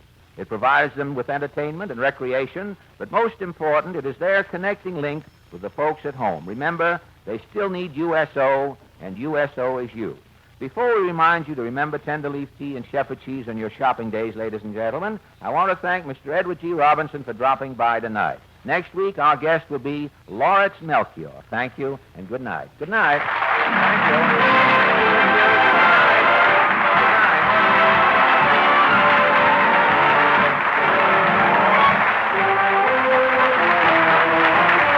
This is NBC, the National Broadcasting Company.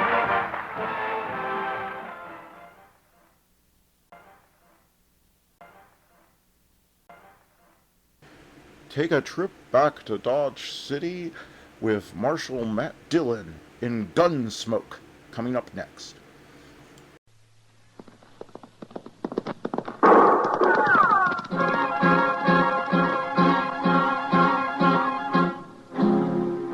Around Dodge City and in the territory on West, there's just one way to handle the killers and the spoilers, and that's with a U.S. Marshal and the smell of Gunsmoke.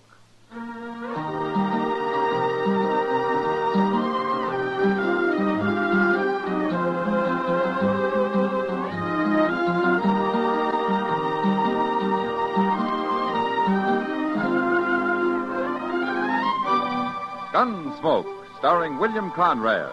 The story of the violence that moved west with young America. The story of a man who moved with it. Matt Dillon, United States Marshal.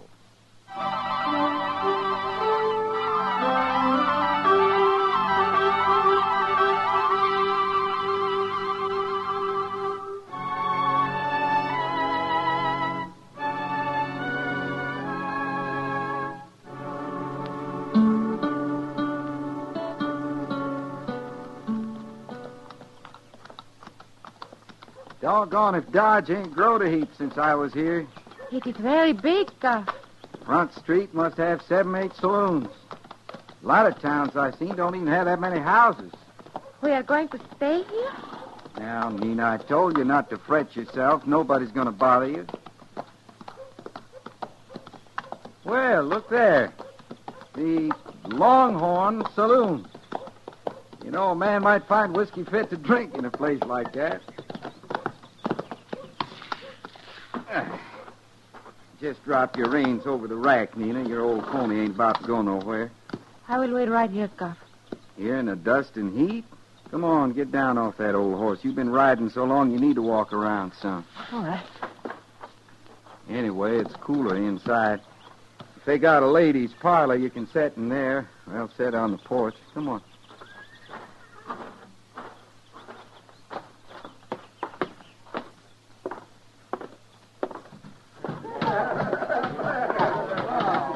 Sure, they got a parlor.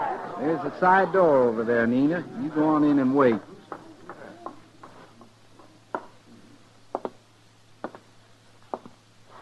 Glass of rye, bartender. Hold that drink, bartender. Maybe you picked the wrong place to drink, mister. That's so? Places down along the river let mixed women come in and sit. I've heard tell. Maybe that's where you better go. Bartender, I ain't got my drink yet. Mister, you don't understand what I said. That bartender ain't going to give you no drink. Maybe he is. No, he ain't. This place don't serve nobody that walks in with no dirty Mexican. All right, hold it. Very little stranger. Hold it. All right, you men, take Lawson out to a horse trough and soak his head for him. The rest of you get about your business. Come on. You busted up what could have been a man-sized fight. Well, fights like that lead to killings. Darned if they don't. You're a cool one, mister. You get that way in my profession. Oh, what's that? Army Scout. I'm on my way to Fort Wallace. What's yours? United States Marshal. My name's Dillon. I noticed they paid you a heap of attention. I'm Cuff Peters and proud to know you. Marshal, I want you to meet somebody. This here's Nina. She's my wife. How do you do? Ma'am? Cuff, Nina and me been traveling quite a spell. Oh? Where'd you ride from? Come up from Texas. Figured we'd stay over here in Dodge if I can find a place. Nina's been feeling poorly. How long do you figure on staying in Dodge, Cuff? Can't rightly say, Marshal. Why? Well, you made trouble for yourself when you hit Hank Lawson. That right. It'll bother him, Cuff, and he'll be after you. I know you can't make Fort Wallace, so it might be better if you and your wife rode out to Fort Dodge and stayed there. He's right, Cuff. We should go on right now. We don't want no trouble. You've been riding enough, the way you feel. Besides, I got things to do. Look, Cuff, I don't want any trouble here. I sure don't aim to cause any. Now, how about joining me in a drink, Marshal? I've still got a glass of rye coming.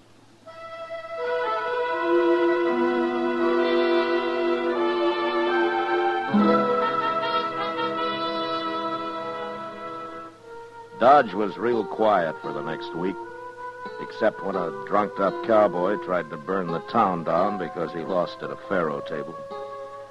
I kept an eye on Hank Lawson, but the trouble I'd been expecting between him and Cuff Peters seemed to blow over. Chester heard somewhere that Cuff had found a room for Nina and himself at the widow Helgerson's place out at the edge of town. I didn't see Cuff again except once when he drove the widow's buckboard into town, loaded it up with food and supplies, and drove back out. Then one morning while Chester was cleaning up the office, Cuff walked in. Morning, Marshal. Hello, Cuff. I never did get a chance to pay you back for that drink you bought me. The time will come, Marshal. Cuff, this is Chester Proudfoot. Cuff Peters. Well, sir, I'm that proud, Mr. Peters. Howdy. Mr. Dillon told me how you knocked old Hank Lawson across the bar at the Longhorn. I sure do wish I'd seen that. Chester isn't too fond of Hank. Well, if I'm going to hit him again, I'll let you know. Well, thank you. Marshal, what I come for was to get your help. Oh, what is it, Cuff? Well, I don't know much about doctors and all. And they say you're a good friend to the one in town. Oh, I've known Doc for a long time. What do you need? Well, I'm not ailing, but Nina's feeling real puny. Oh? I think maybe someone should have a look at her. We ain't been married but 5-6 months, and I don't understand much about women folk and their ailments. Chester, run up and get Doc, will you? Yes, sir, Mr. Dillon. You see, Marshal, the thing that bothers me the most is that I got to start out for Fort Wallace right soon. I already stayed here longer than I intended. Well, if your wife's sick, you can't take her with you on a ride like that. That's what I want to know from the doc. Is she too sick to ride? Well, you could leave her here. She could come on later. I just pure hate to leave her behind if I didn't have to. Oh, hello, Matt. Where's the patient? Doc, this is Cuff Peters, Doc Adams. How do you do, Mr. Howdy. Mr. Peters wants you to have a look at his wife. I'm ready. My bag's by the door there. Doc, maybe you ought to know before you come with me. My wife's Mexican. Well? The only reason I mention it, some folks here seem to take exception. Oh, for heaven's sake, standing here talking isn't going to help Mrs. Peters any if she's sick, you know. You ready to go, young fella? I'm ready, Doc. Marshal, I want to thank you. Sure, Cuff. Goodbye. So long. See you later, man.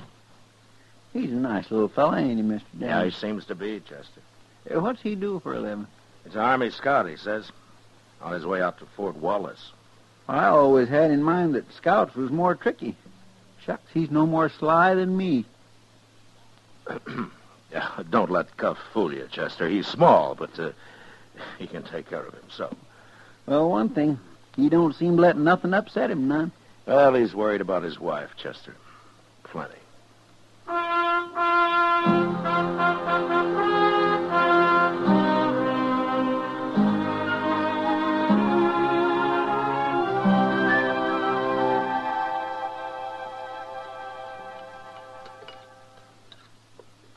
Chester, you're going to get a bellyache. I can't help it, Mr. Dillon.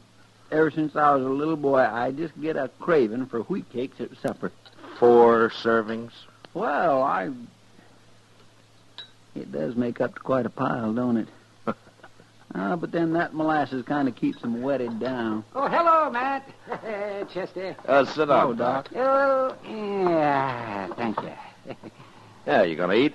No, Matt, no. I ate out at Widow Helgerson's with Cuff and his wife. How is she, Doc? She's resting, isn't she? You know, she's a pretty little thing, Matt. Just as nice and sweet. Yeah, she is. What was wrong with her, Doc? Nothing that won't be right in about 6 more months. Well, that don't make sense, Doc. She's going to have a baby, Chester. She is? Yeah, well, it only took a minute to see that. I guess Cuff meant it when he said he didn't know much about women. Well, I should think a baby be easy enough to tell about. Chester. Oh, yes. Cuff sent a message to you, Matt. He's going on out to Fort Wallace. Says after he reports into the colonel and gets a place ready out there, he'll come back for Mrs. Peters. Now, that's a 10-day ride there and back, Doc. Well, I know, man. A little while. And I don't like Mrs. Peters staying alone here in Dodge. Well, there's nothing to be worried about. She's in good hands here. Yeah, but the widow Huggerson's an old lady, Doc. She wouldn't be much help to Nina. Well, what kind of help would she be needing, Mr. Dillon? More than an old lady could give her. If Hank Lawson finds out that she's alone here.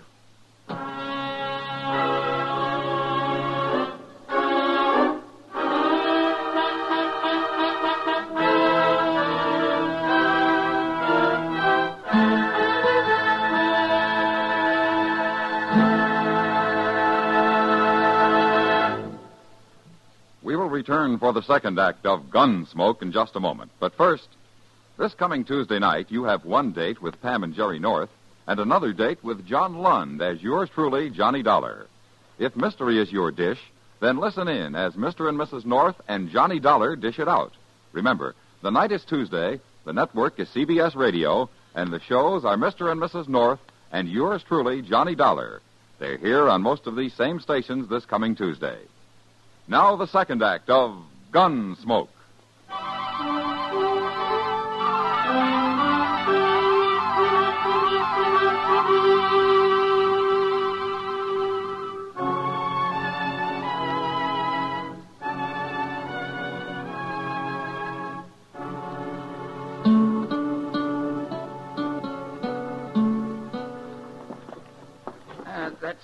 That's about everything, Mrs. Peters? Yes. And thank you. I'll give you a hand out to the buckboard. Oh, it's not that much. I can carry it. Well, I'll get the door for you then, ma'am. Thank you, Mr. Perry. Good day. Good day, ma'am.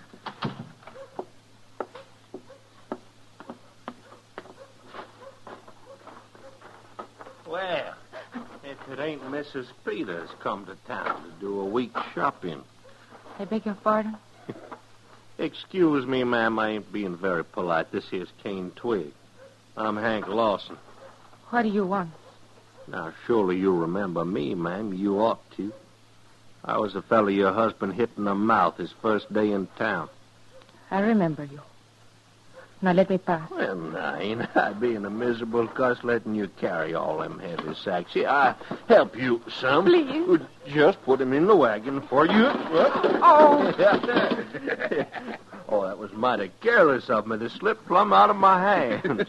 I hope there was nothing in there to break. Leave me alone, please. Well, now, Mrs. Peters, I don't know why you're upset. You know I wouldn't do nothing to harm a fine lady like you. Besides, your husband might try to give me another lesson in manners, and that scares me real bad. I just want to show you how much I learned. Now, you go on and get into that buckboard. Go on. All we're going to do is just start you for home, Miss Peters. Untie them lines so we can face that team down the street. Sure. Now, like I say, ma'am, I don't want you to fret. Stand aside, Twig. All right, ma'am. Hang on.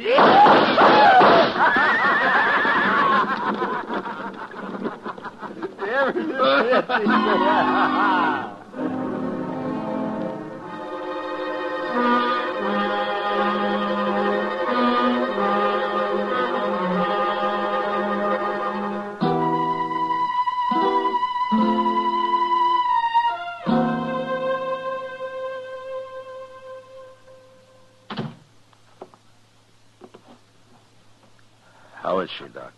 She's all right, Matt. She's fine. And the baby?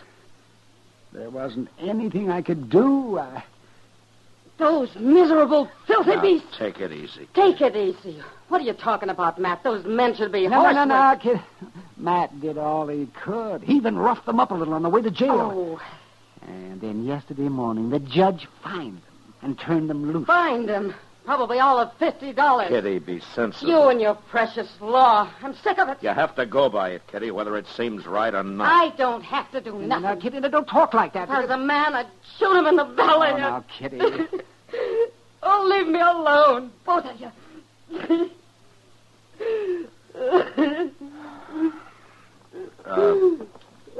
Kitty. Look, Kitty. Why don't you go in and talk with her, huh? She needs another woman, huh? Go on.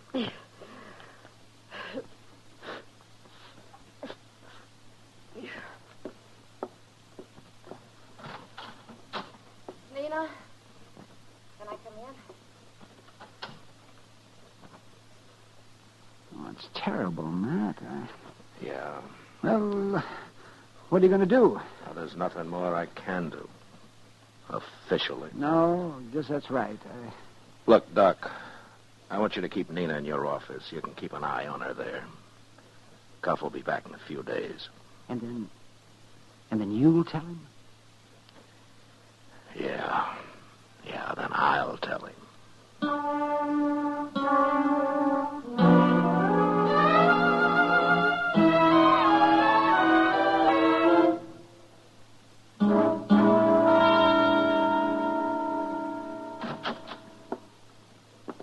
Hello, Marshal.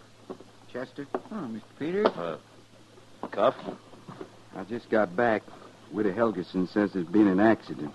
I should come see you.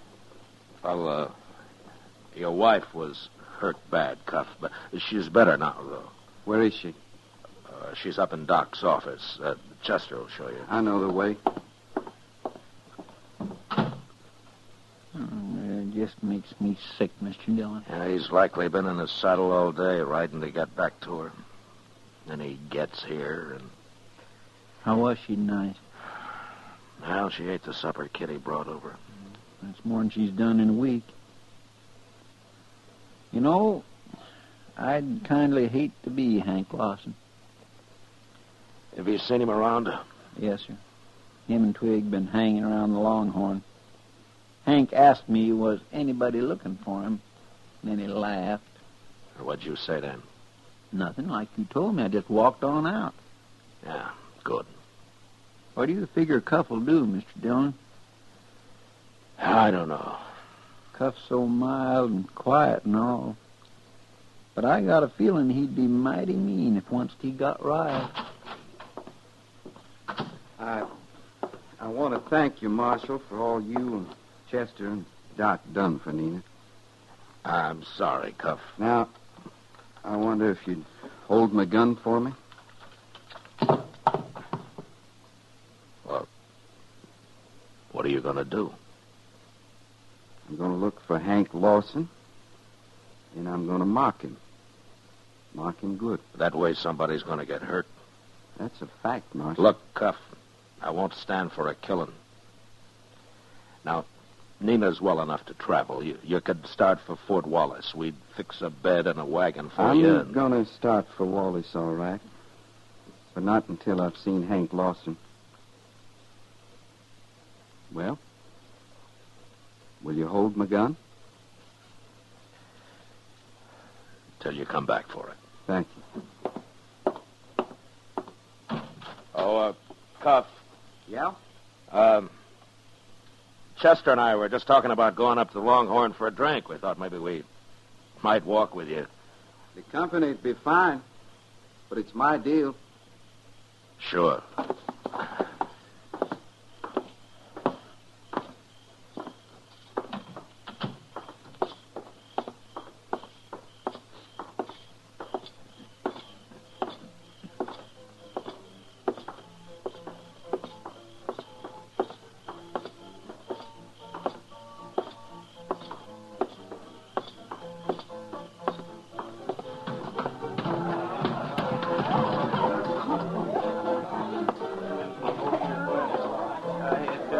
Back to town just a little while ago.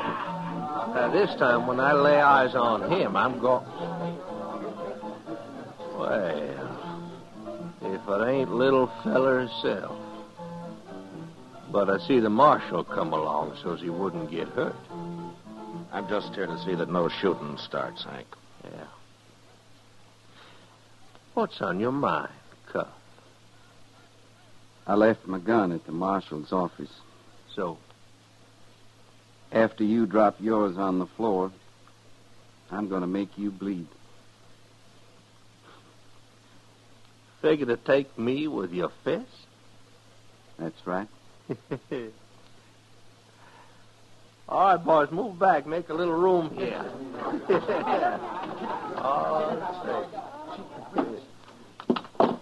All righty, Cuff. Throwed my gun down. Chester, just so Hank's friends don't get too excited and maybe want to help him out, move down to the end of the bar. Yes, sir, Mr. Dillon? There'll be no gunplay here, Hank. What's between you and Cuff, you'll settle yourself. Right in here. That's good enough for me, Marshal. All right, little fella. Come and get it. Now I'm going to take you apart, Lawson. Bit by bit. That's the way you feel. I say.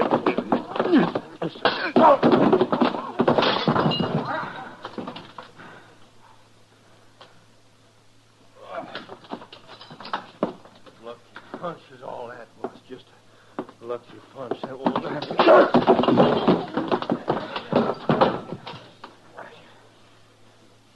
Get up, Lawson.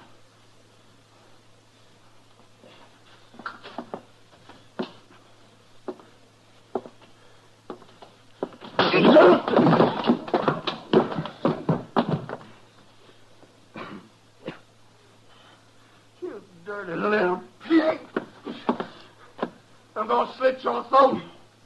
Drop that knife, Hank. Never mind, Marshal. He's going to fight with a knife. I'll fix me one, too.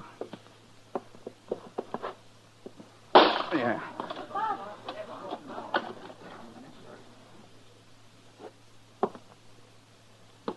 Now, Lawson, if you're going to fight to cut, I'm ready.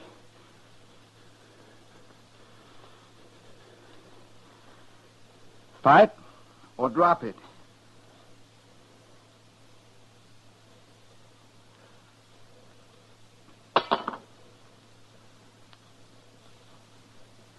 Now get out of here. Because if I see you again before I leave, I'm going to finish what I started. Oh.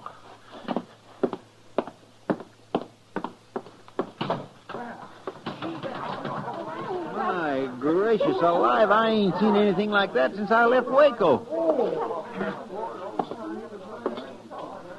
Cuff, as soon as you get your breath, I'd like to buy you that drink I owe you. Thank you, Marshal. I figure I could use it.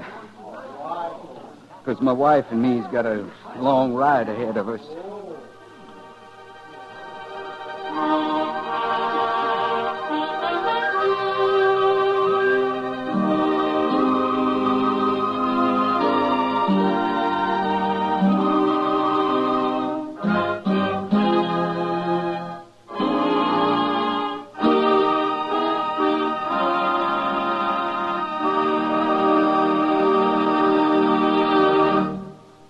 Gunsmoke, under the direction of Norman Macdonald, stars William Conrad as Matt Dillon, U.S. Marshal.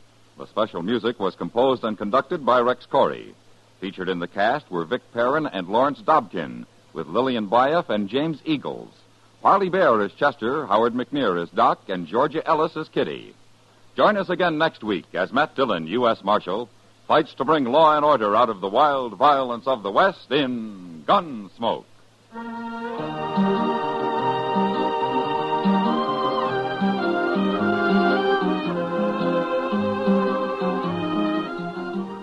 Later tonight on most of these same stations, Herb Schreiner will take your sense of humor in hand and give it a once-over wonderfully on Two for the Money. Hoosier Herb and his droll wit are an irresistible combination for merriment. The quiz part of Two for the Money makes the show that much more interesting to hear. Remember, Two for the Money later tonight. George Walsh speaking. Edgar Bergen and Charlie McCarthy open fire on your funny bone Sunday nights on the CBS Radio Network.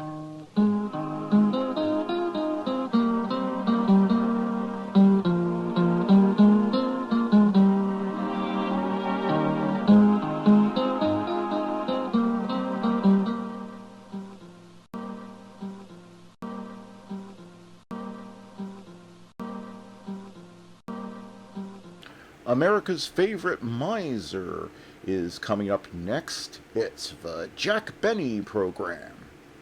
Jell-O. The Jell-O program, starring Jack Benny with Mary Livingston and Phil Harris and his orchestra. The orchestra opens the program with Honey Bunch.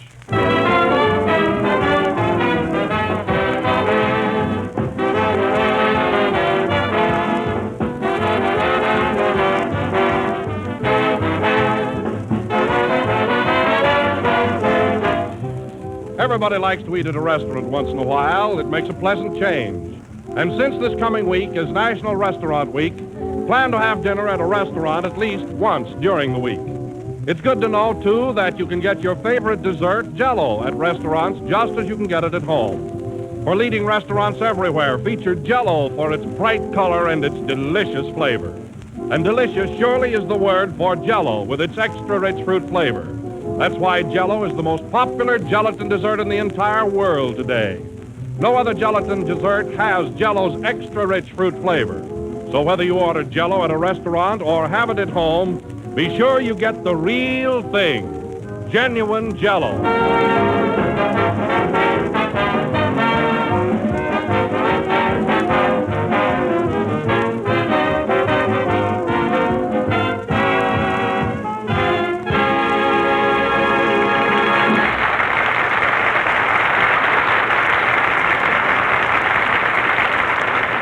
Ladies and gentlemen, today, May 2nd, 1937, marks an important occasion, the 5th anniversary of the radio debut of a man who has established himself in the hearts of millions. Thank you, Don. Don't underdo it. In the past 5 years, Jack Benny has not only brought good, wholesome entertainment into the homes of the American public, but he has made popular such famous expressions and national bywords as 1933. Was you there, Charlie? 1934. You nasty man. 1935. So, this'll kill you, Graham. 1936. Tally ho. So now, ladies and gentlemen, without further ado, we bring you that great mind with everybody else's thoughts, Jack Benny.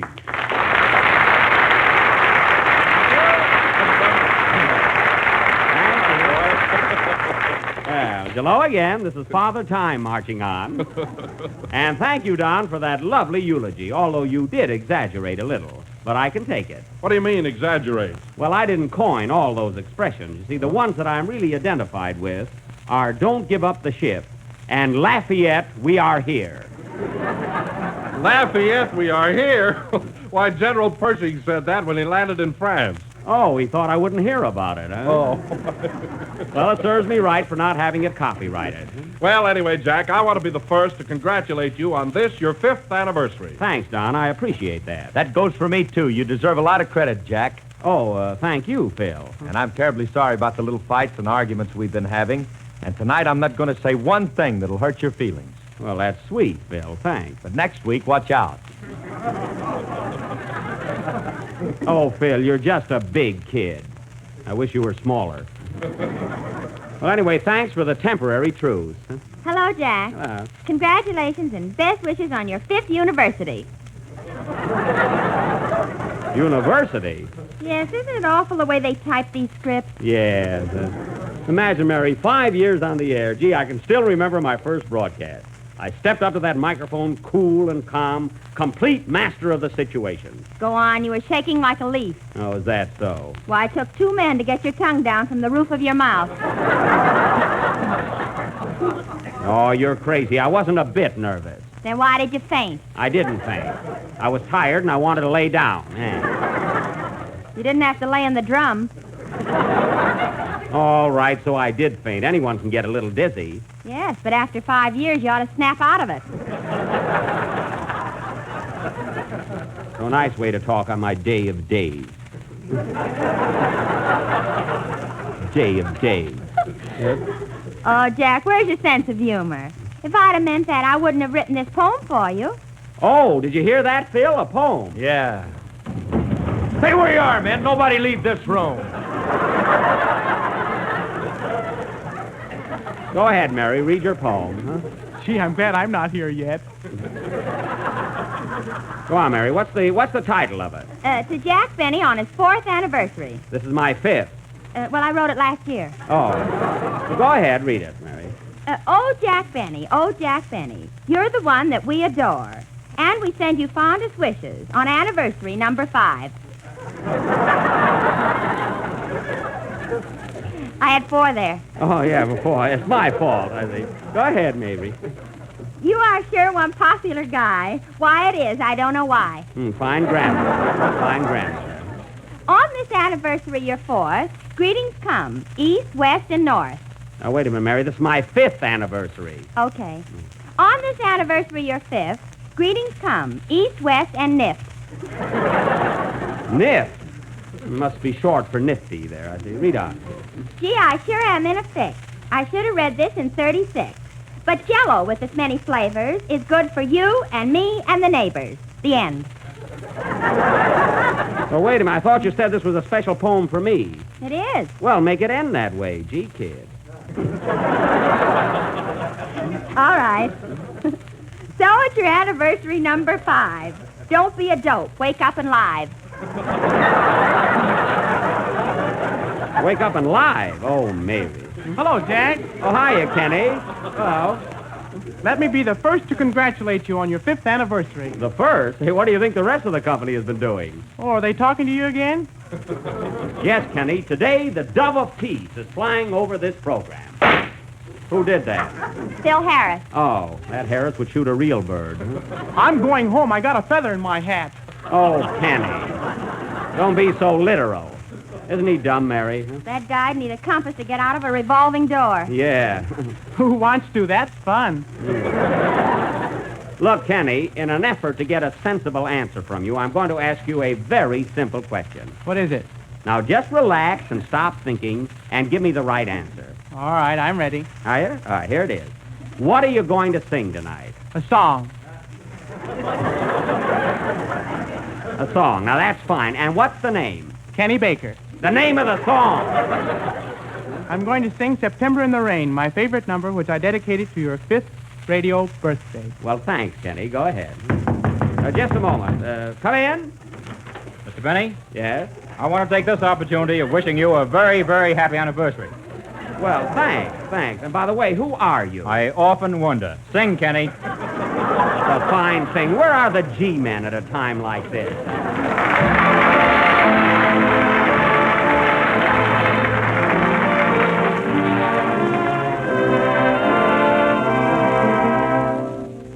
My daydreams lie buried in autumn leaves. They're covered with autumn rain. The time is sweet September. The place a shady lane.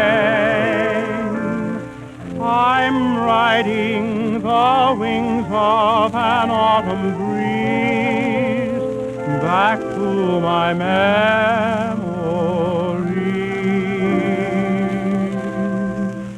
The leaves of brown came tumbling down. Remember, in September.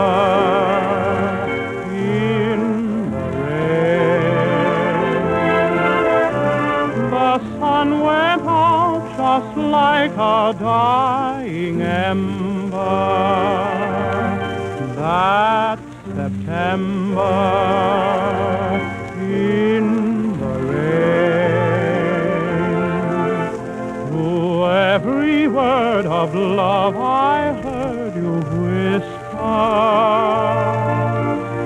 The raindrops seem to sing a grand refrain.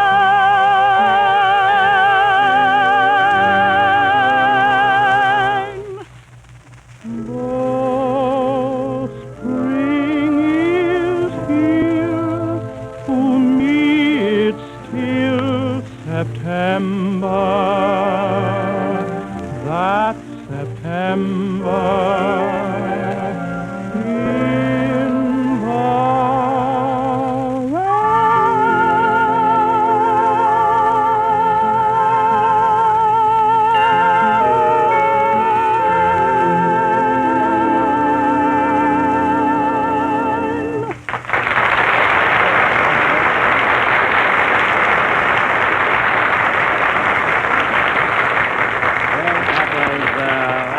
Beautiful, Kenny, really beautiful. And thanks for dedicating it to me. That was September in the Rain, sung by that eminent American tenor, Kenneth M. Baker. Say, Kenny, what's the M for? Eminent. Oh. I'll bet he doesn't even know what eminent means. Well, Kenneth is a tough one, too. You stated. Say, Jack. What? Stop laughing. What is it? A telegram came in for you while Kenny was singing.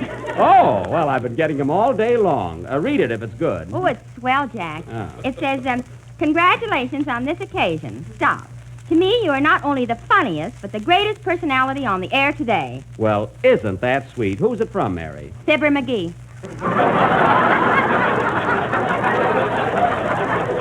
Say, even he tells the truth once in a while. You know.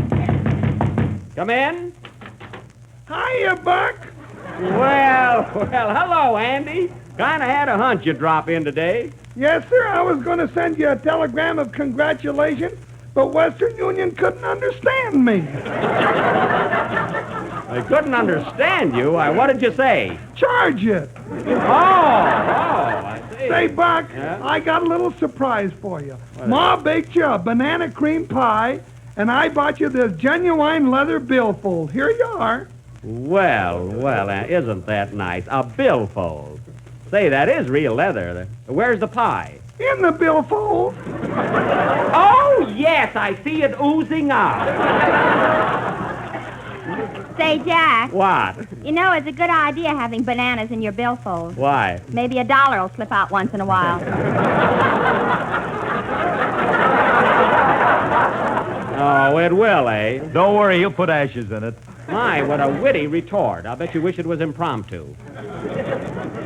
Say, Andy, I forgot to thank you for inviting me over to your house last Sunday night, although I didn't have a very good time. Well, you just happened to catch us during a lull. I knew there was something wrong there. Come in. I'd like to speak to Jack Benny. I'm Mr. Benny. My name is Brown. I'm with the Hollywood Scoop. I see. My paper sent me here for a story and a picture. Oh, yes. Now, Mr. Benny, I understand you've been on the air for 5 years. Is that correct? Yes, sir. Now, to what do you attribute your success? Well, I owe it all to my cast. Your cast, I see. Now, Mr. Benny, as to salary. He owes us that, too. I do not entirely. Continue, Mr. Brown. Now, do you feel that you have personally done a great deal for radio? Oh, definitely. Of course, Marconi had a little something to do with it, too. Oh, that's right, he did. Let's give Mr. Marconi a little hand, folks. Hey, that was thoughtful of me, wasn't it? Mary, isn't it marvelous how Marconi and I are always linked together? Yeah. Mary, what are you laughing at? Marconi and cheese.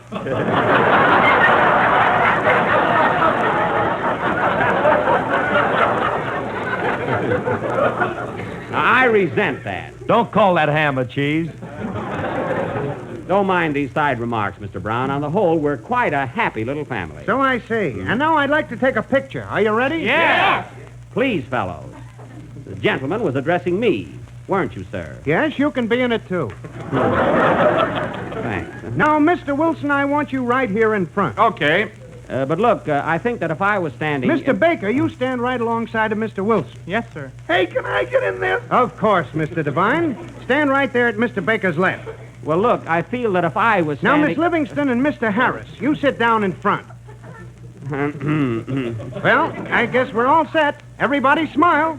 Oh, yes, Mr. Benny, I almost forgot you. Oh, it really doesn't matter. It's just my I want you to stand right behind Mr. Wilson. What is that? I say I want you to stand right behind Mr. Wilson. Oh. Couldn't have picked anybody else in the cast. You mean like this? Yes. Oh. But you can only see my shoulder. Here we go. Smile, everybody. Mr. Benny, put your head back in and smile. Gee, what good is a smile if you can't see me? I want to feel that you're happy. Oh, all right. Now, quiet, everybody. Hold it. There goes another dove. Well, goodbye, Mr. Benny. Thanks very much. Goodbye. Say, I hope I get a print of that picture. I stuck my tongue out when he wasn't looking. You're telling me the back of my neck is all wet. Oh, I'm sorry, Don. Here's my hanky. Play, Bill.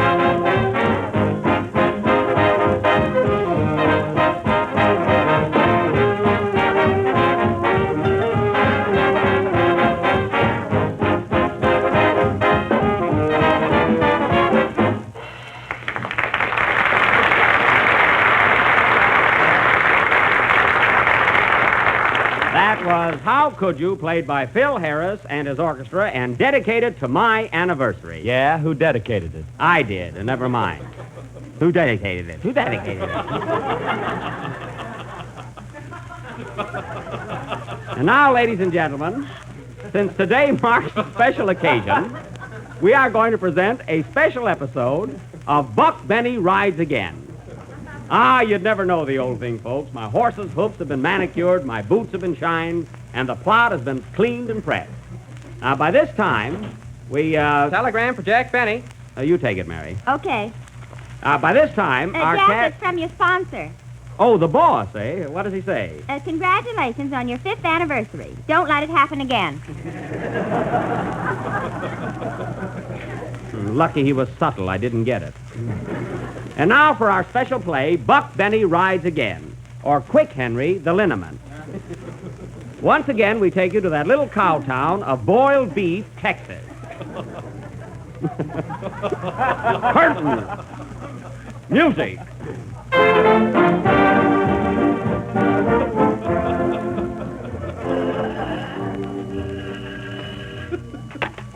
Hello? Sheriff's office. Who? The telephone company. Somebody owes you a bill and you can't collect it? Well, I'll get that varmint before sundown. Oh, it's me. Well, that complicates things. Goodbye.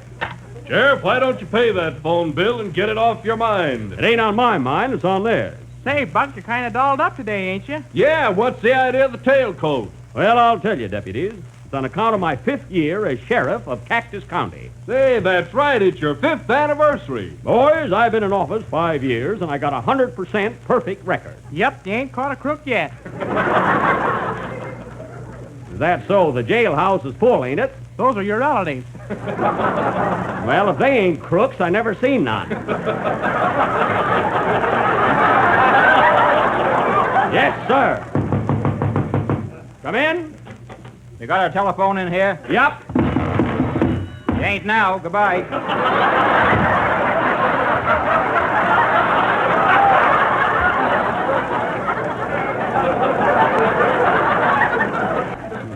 Timed beautifully. The phone company is getting mighty aggressive. Hey, Sheriff, are you going to celebrate your anniversary? Sure am. I'm throwing a big party over at the Busy Bee restaurant and pool parlor.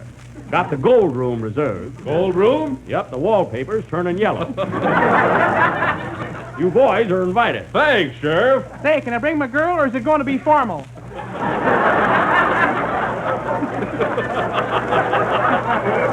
Bring anybody you want, deputy. I'm taking my horse. All right, but don't ask me to dance with him. Not a chance, Buck. He's got a full program. Well, let's get over there. The crowd's waiting. Hey, Deadeye. Yes, Sheriff? Stay here and mind the office. Okay. And if the phone rings, you're nuts. Come on, boys. Okay, Sheriff. Steady, partner.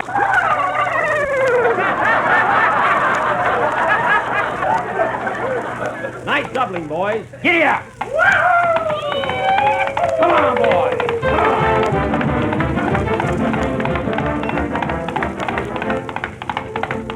Yeah. Here we are, boys. Whoa. Whoa, partner.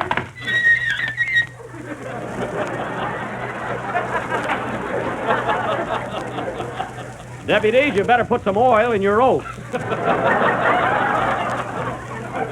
Well, here we are.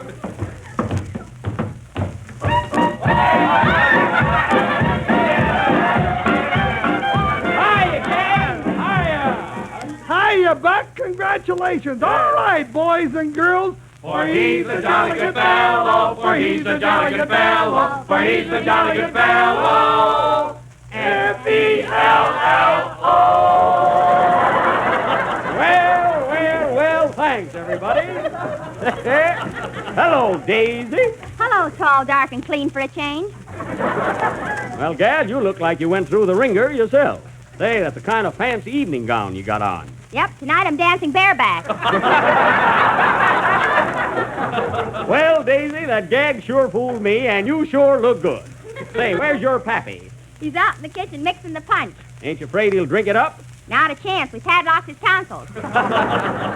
Well, folks, it's my party, and everything's on me. So order anything you want to eat or drink. Eat? I ain't no sissy. Here comes Pappy with the punch. Hooray! Looks mighty good, Pappy. Is it strong? Not exactly, but I advise you to drink her sitting down. Why, what did you put in it? Everything in Ike Muller's saloon. Well, it looks like it. Say, what's that floating there in the middle? Ike Muller.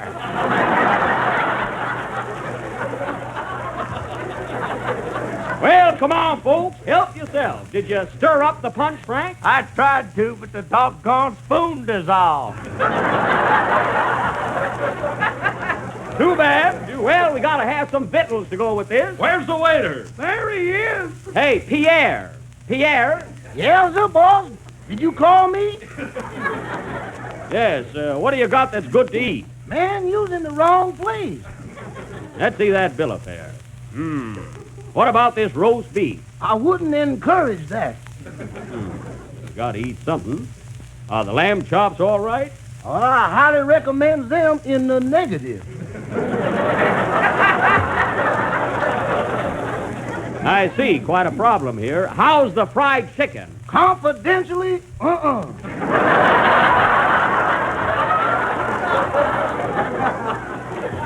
Well, we can't dance on an empty stomach. What do you recommend? Take the hash. Oh, the hash. Is that good? No, but it ain't fatal. Well, we'll have to take a chance on it. Hash for everybody. Now, bring on it. Get away with that. Do you all want coffee or democracy? What's the difference? The large cups is twice as bad. Well, thanks for the information, Pierre. You know everything, don't you? I don't know where Albuquerque is. Hey, Albuquerque is a town. There you go again. Hey, remember him, boys?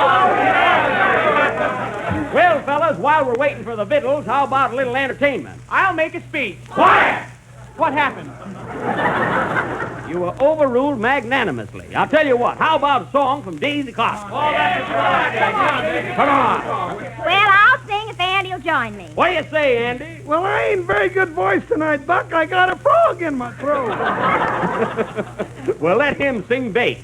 Come on, what song you know, Daisy? How about let's call the whole thing off? Mighty fine tune. Hit her, boys. Come on, Daisy. You say either, and I say either. You say neither, and I say neither. Either, either, neither, neither. Let's call the whole thing off. You like potato, and I like potato. You like tomato, and I like tomato. Potato, potato, tomato, tomato. Let's call the whole thing off. If we call the whole thing off, then we must part. And oh, if we ever part, then that might break my heart. So if you like pajamas, and I like pajamas, I'll wear pajamas and give up pajamas. For we know we need each other, so we better call the calling off. Let's call the whole thing off.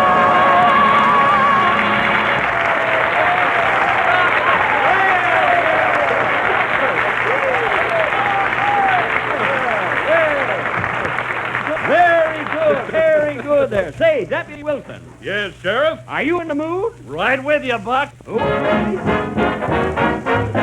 You say strawberry and I say strawberry. You say raspberry and I say raspberry. Strawberry, strawberry, raspberry, raspberry. Let's call the whole thing Jello. You say cherry and I say orange. You say lemon and I say lemon. Lemon, lemon, lemon. Let's call the whole thing Jello. But oh, when you see those great big letters on the box, then oh, you will see the people buying it in flocks. Because I say Jello. And I say Jello. And I say Jello. Make mine watermelon. Jello, Jello, Jello, watermelon. Let's call the calling off. Let's call the whole thing off.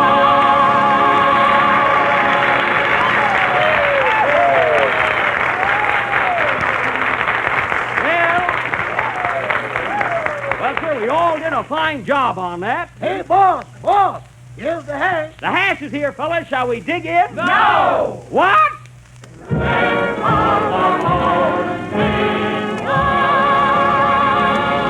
Oh, never mind the food. Let's dance, everybody. Strike her up, boys. Come on, Daisy. Let's you and I swing. Come on, fellas.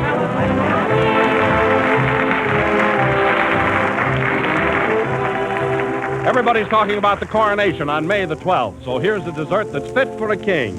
It's real old-fashioned ice cream, the homemade kind, made with Jello ice cream powder. And it's made so easily, too.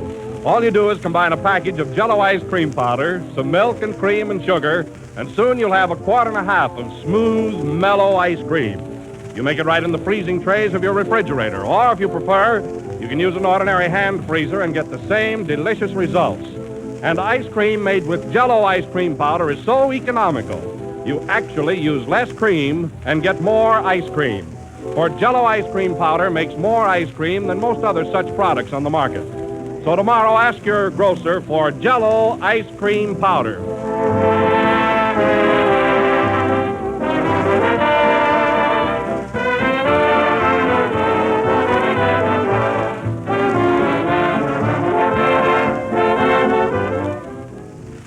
This is the last number of the 31st program in the new Jello series.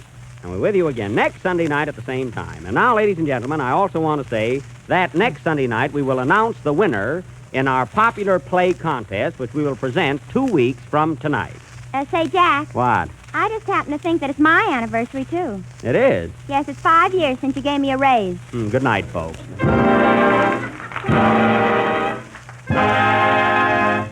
K-E-L-L.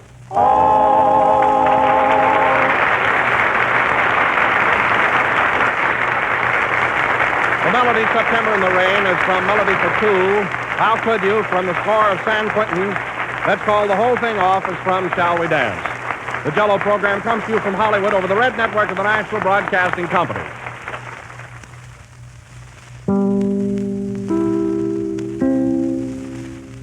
KFI Los Angeles. Lux Radio Theater brings you another classic story coming up next.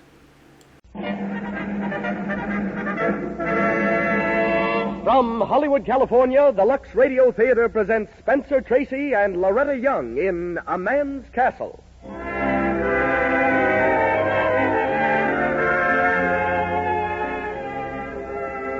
Lux presents Hollywood, A Man's Castle, a drama of two people who have nothing but themselves, yet find love and beauty and hope in a world that's all but passed them by. Starred, as they were in the original cast, are Spencer Tracy and Loretta Young, with Arthur Holt.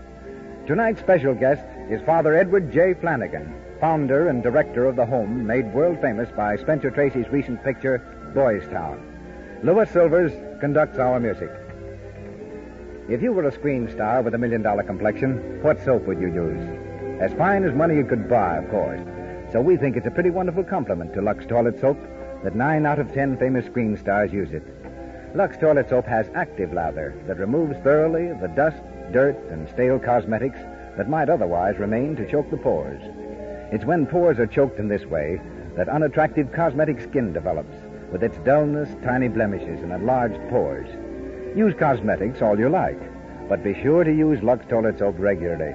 Before you renew makeup, always before you go to bed at night. You'll find Lux Toilet Soap does a thorough job. Begin using it tonight. And now, the producer of the Lux Radio Theater. Ladies and gentlemen, Mr. Cecil B. DeMille.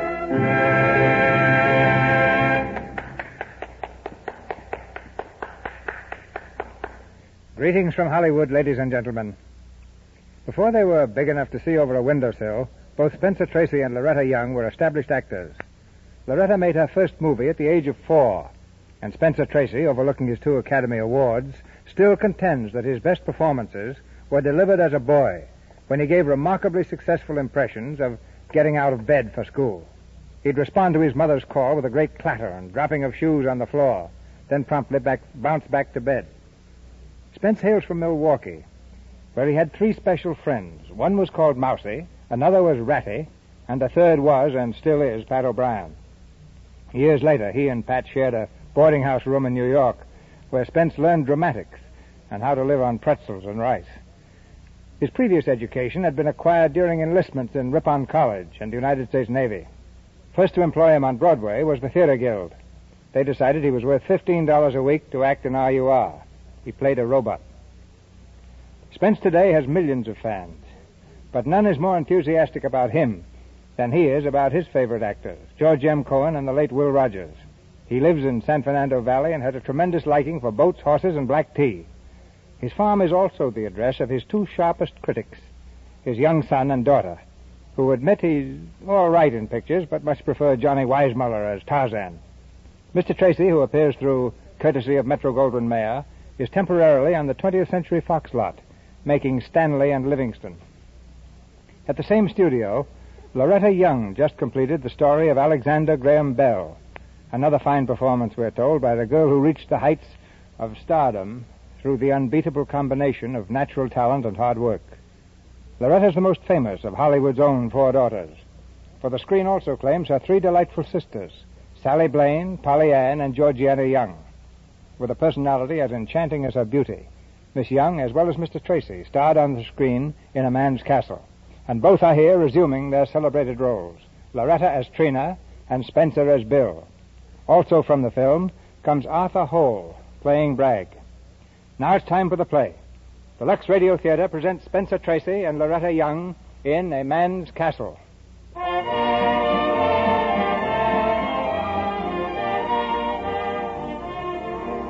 It's a midsummer evening in New York. On a bench in Central Park sits a young man, a sartorial sensation in evening clothes, complete with tails, Inverness cape, opera hat, and cane. With grand nonchalance, this modern Beau Brummel is feeding the pigeons from a bag of popcorn which he holds in his lap. He flicks an occasional glance at the other end of the bench, toward the girl who sits there, shabbily dressed but defiantly neat. The girl is acting very strangely. As she watches the pigeons eating, there's a desperate, almost hysterical look in her eyes. The man in evening clothes studies her for a moment and then speaks quietly.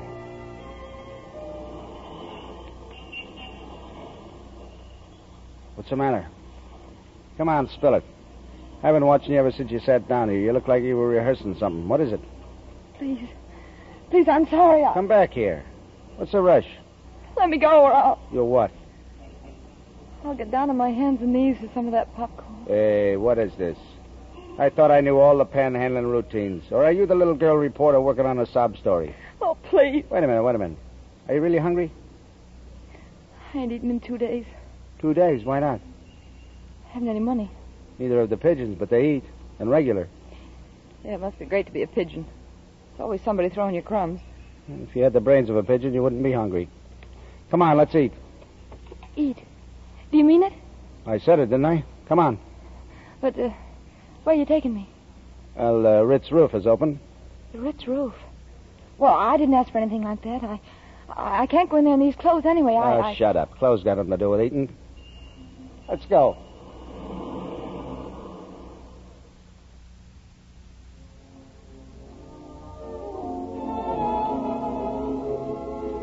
Want anything else?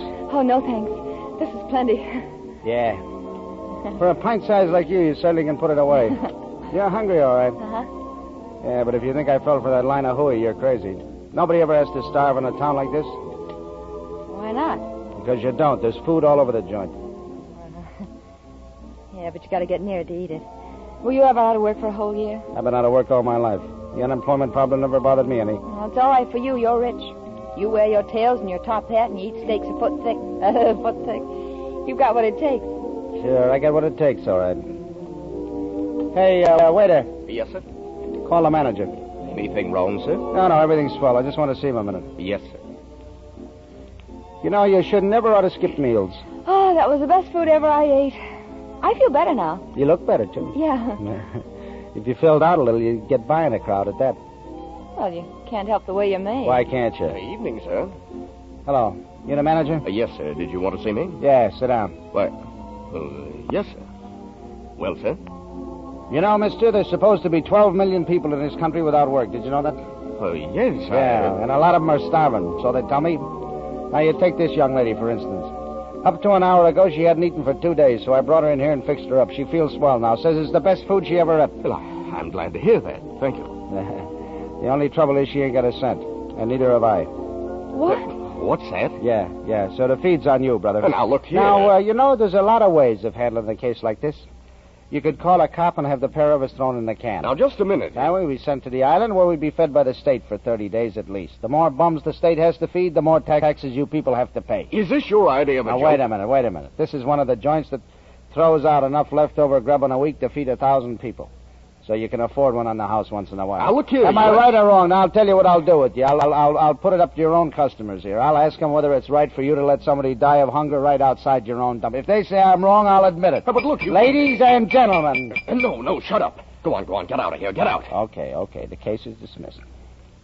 Come on there, who's it? There's nothing like a good walk after dinner.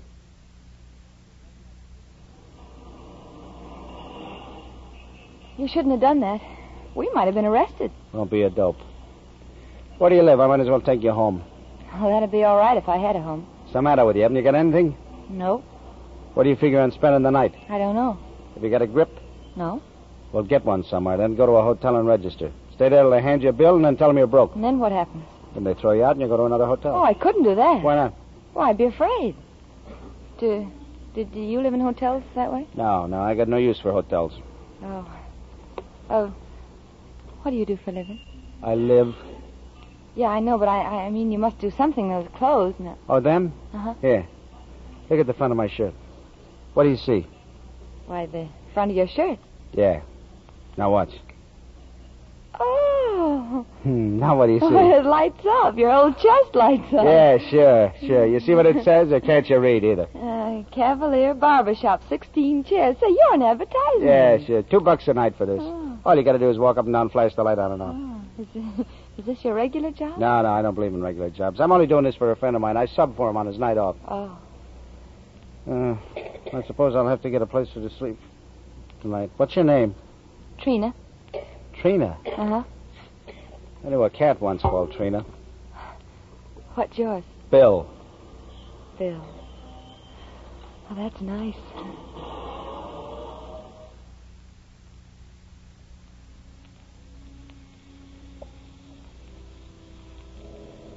Well, here we are, who's it? The river on one side, the railroad tracks on the other. Is this where you live? Yeah.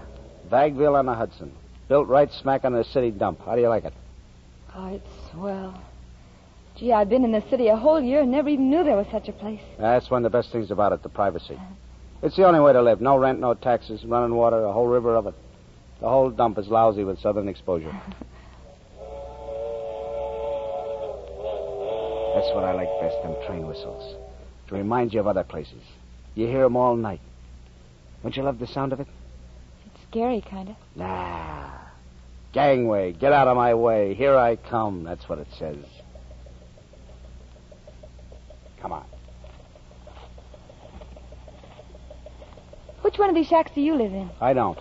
Mostly I sleep in the open. When it rains, I take my choice. They're all my pals here, and I can bunk with any one of them. Oh, they must be swell people. The best. It's funny, when people got nothing, they act like human beings. We get along fine here. It's like one big happy family. Get away from me, I tell you. Don't bother me or I'll smack you in the teeth. What's that? It's a guy named Bragg. He don't get along so well with his girlfriend. Now go on. Oh, no, you don't. You stay right where you are. Did you hear what I said? Let go and I'll brain you. You can't two-time me. I'll kill you first. Bragg! Bragg! What do you want? Why don't you let Flossie alone? Why don't you mind your own business? Let her alone or I'll come over there and help her clean up the place with you. Ah, shut up. What? Nothing. That's better. I was going to ask Flossie to put you up for the night, but maybe that's not so hot. Well, I could sleep in the open, I guess. No, that takes training. I got it. Bare left. Here we are. Seeing the multitudes, he went up into the mountain with his disciples. Hello, Ira. What's the good word? Saying, blessed are the poor in spirit, for theirs is the kingdom of heaven. That's the good word. That looks like that Gideon Bible I swiped out of a hotel last week. Oh, Bibles can't be stolen. The good word is free. I only wish I could get you to read it, William. I did. I skimmed through it one night. There's some very good reading in it. There's one place especially, the Songs of Solomon. It's great stuff. Who's it, meet Ira? Ira here used to be a minister, but now he's a night watchman. Oh, not used to, Bill. I am a minister. If I choose to live down here, I have a reason. Yeah, sure. Anyway, this is Who's It's. How do you do? Oh, nicely, thank you. Yeah, nicely. Only she ain't got a place to sleep. I thought maybe after you checked out, she could camp here for the night. Welcome. When do you go to work? 11:30. Okay, she'll check in about 12. Oh, I thank you from the bottom of my heart. Nuts. Come on.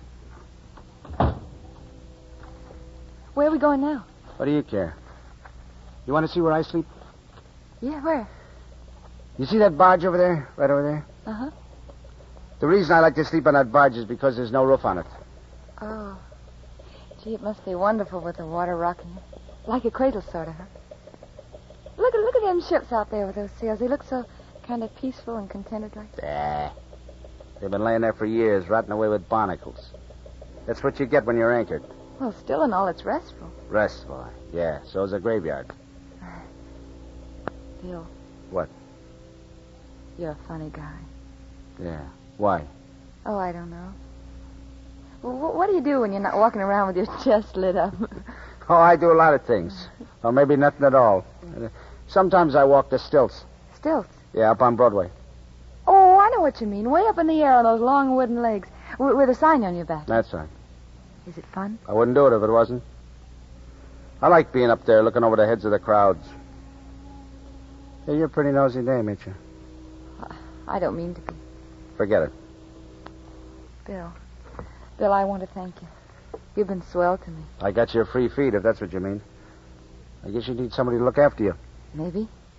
And, well, maybe you need somebody to look after you, too, Bill. Me?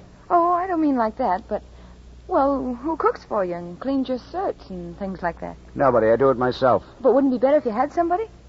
Now, listen, Hosets, don't be getting any funny ideas. Oh, I'm not. I don't like to be tied down, see?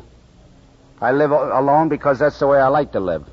I sleep in the open because that's how I like to sleep. And I say what I want and I do what I want, and that's the way I'm going to do things always, see? Oh, but I wouldn't tie you down, Bill. Why, how could I? Yeah, sure. How could you? I'm like the wind, and you can't grab air, can you? Or can you?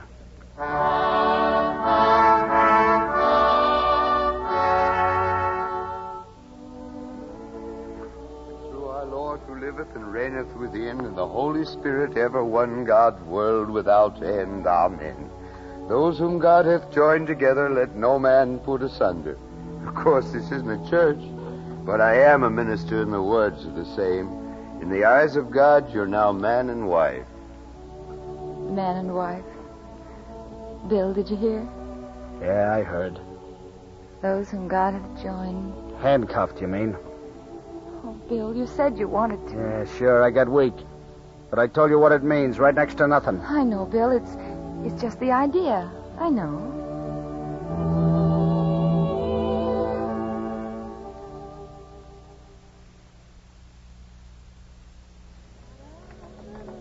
Oh, Trina.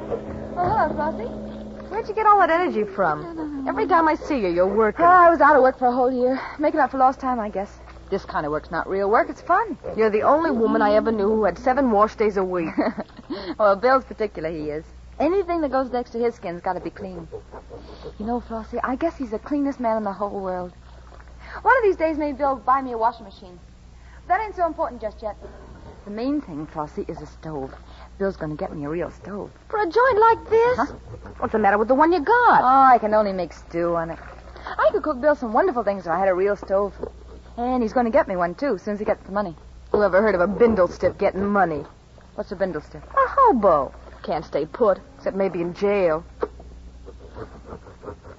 Something... Bill can make all the money he wants if he wants to. He's got personality, Bill has. He's different. If he was different, would he keep you here in a dump like this? Well, what's the matter with you, Flossie? How can you say a thing like this? This ain't a dump. Not to me, it ain't. It's sort of a... Oh, I can't find the word for it. You know them things they got in the middle of the streets where people can stand till the traffic's safe? What do you call them? Safety zones? Safety zone. That's it. That's how I feel about this place. Like a sort of a clearing in the forest. Quiet and safe and peaceful. Oh, that's the only thing I don't like. Them train whistles. I guess I know why you don't like them. Getting scared, ain't you? Always wondering if that man of yours will be on one of them trains someday. No. Bill's good to me. He gives me everything I want. Yeah, except maybe a stove.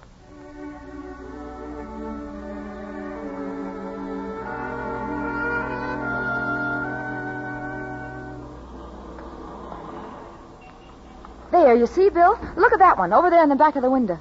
Queen of the kitchen. A stove to be proud of. Come on, get out of here. I ain't no window shopper. Oh, it's beautiful, ain't it?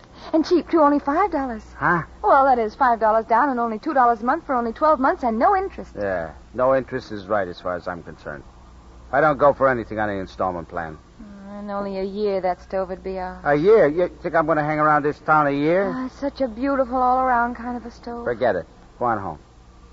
Ain't you coming, too? Not yet. What's for supper tonight? Stew. Stew. Go on home. Bill, come down close to me. I want to whisper something. What? Just that. Goodbye, Bill. Kissing me in the street. Ain't that cute? Queen of the kitchen. $5 down. Queen of the... Hey, Bragg! Bragg! Oh, Bill. What's doing? Nothing. I've been looking for you. How about that $2 you owe me? What are you hounding me for? I've been working my head off trying to get dough to pay you off. Why, I'm working right now. You don't look at what kind of work? Serving a summons. You get $2 to throw, but this one's so tough there's a bonus goes with it. $10 for this one. Well, why don't you serve it and get the money? Why don't I? What do you suppose I've been trying to do for 3 days? It's for a dame in a show. You can't get to her. What do you mean you can't get to her? She's got a bodyguard. I'm the 3rd guy that's tried this week. $10, huh? Hey, suppose I serve your summons for you. I could use $5. Will you split? I'm telling you, you can't do it. She's got a bunch of gorillas with her day and night. Will you split? Sure, but you can't get to her. I'll take care of that. I got a touch of gorilla in me myself.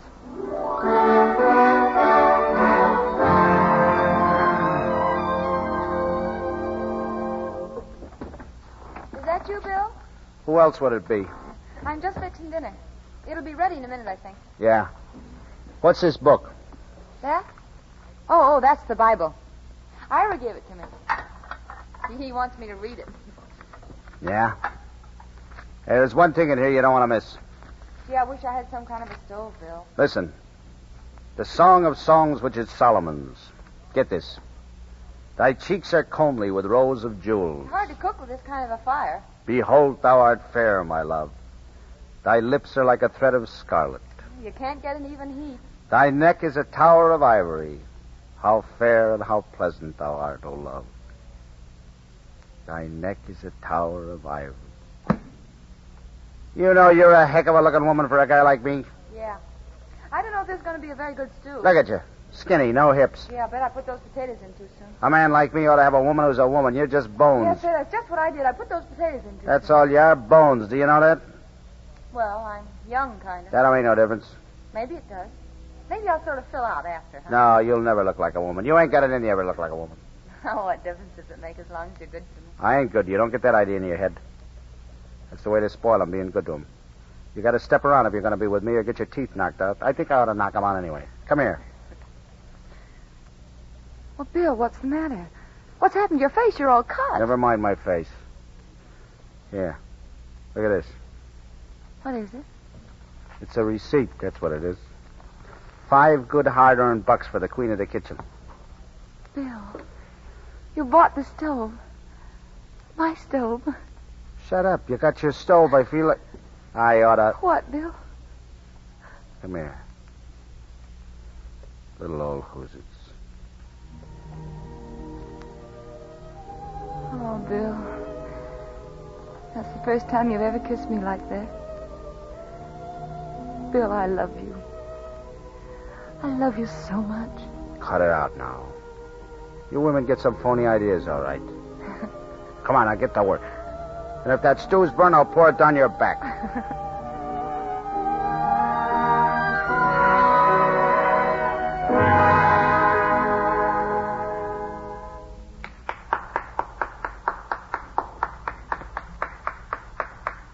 Down comes the curtain on the first act of A Man's Castle, starring Spencer Tracy and Loretta Young. In a few minutes, they will return for the second act of the play. Now, during our short intermission... Say, Bill, who's the girl in blue? Where? Well, by George, I didn't know she was here. Excuse me, old man. Well, of all... Say, Ned, who's that girl Bill's running after? See the one in blue? There. Oh, sure I see. Who wouldn't? The one in blue's best-looking girl in the room. You want to meet her? You bet I want to meet her. Come on, let's get going.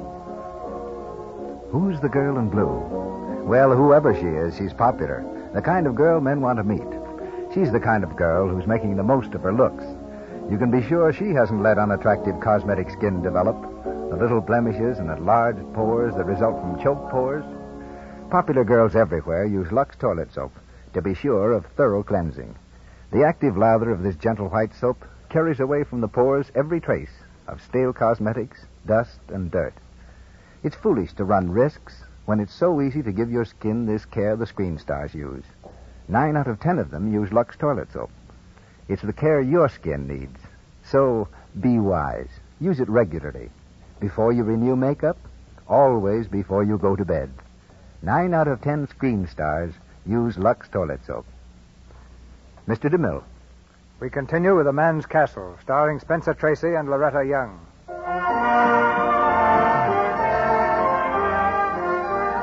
A warm September afternoon, a few weeks later, in the busy Times Square district, the passers-by gaze upward at a strange sight. A giant 15 feet tall who strolls calmly above them, his long wooden legs swinging easily, his trouser cuffs flapping in the breeze. Bill on stilts chooses his steps carefully. Away from the admiring crowd, they take him, down a side street, to a row of tenements. There he pauses, and leaning on the windowsill of a room on the second floor, calls loudly. Hey, Mug. Mug, where are you? Hello, Stilts. Gee. How are you, kid? How's the bum leg? Oh, it's all right. I can get around a little. Gee, Stilts, I thought you died or something. Where you been? Where are the Yanks playing this week? Chicago. All right. You wanted Lou Gehrig to autograph a baseball for you, didn't you? Yeah. Well, I had to put it up to him, didn't I? Did he? Did he? He sure did. Look, here's the ball. To my pal Joey, signed Lou Gehrig. Gee, Stilts. Gee. I had to go all the way to Chicago to see Lou. Gee, Stilts. Thanks. Did you hop a freight? Rode the rods all the way. Yeah, I ain't got the cinders out of my hair yet. Thanks. And Lou Gehrig wrote this himself? In person. That's Stilts, Joey? Look, Ma. Look. The baseball Stilts promised me. With Lou Gehrig's autograph. He signed it himself. Stilts went all the way to Chicago to get it. I gotta show the kids. Hello, Stilts. Hiya.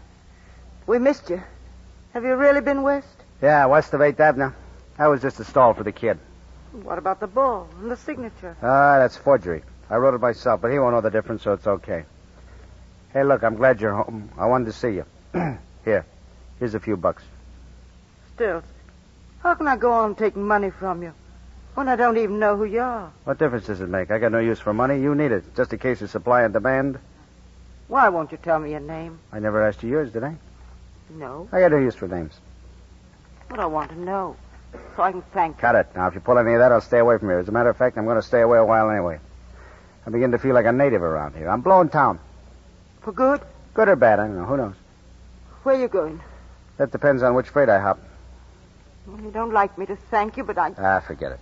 Only get this. I've been slipping you chicken feed, but I might get hot in the crap game one of these days and clean up, and when I do, I'll send you a heavy chunk of dough some fine morning. And you pack up and get out of here. Take that kid to the country. Maybe he can't hop freights, but anyway, you can see him go by, and that's better than nothing, isn't it? Well, so long. So long, Stilts. God bless you.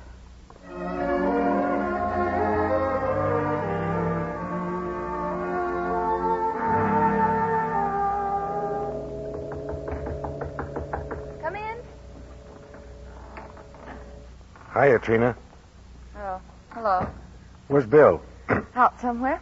Where? I don't know. Why? If I had a wife like you in my shack, I'd be home all the time. The trouble with Bill, he don't appreciate you. That's some man you got yourself, kid. He suits me. Yeah, but you suit him.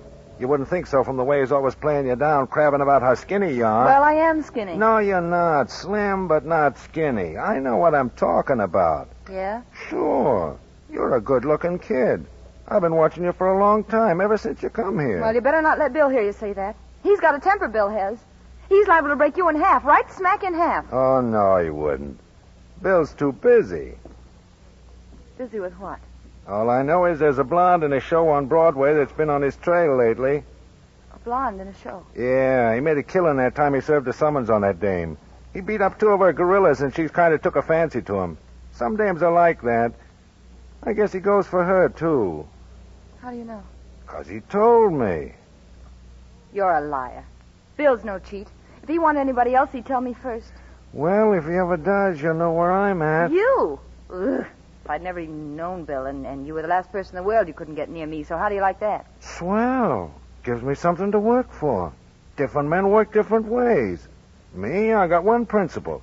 Take your time. You're worth it, Trina. You're swell. Get out of here, brag, and stay out. Sure. There's no hurry. No hurry at all.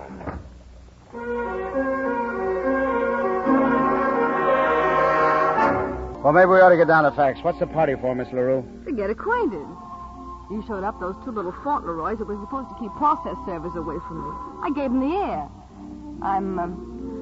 I'm in the market for a new bodyguard. You don't need no bodyguard. You look like you can take care of yourself, all right.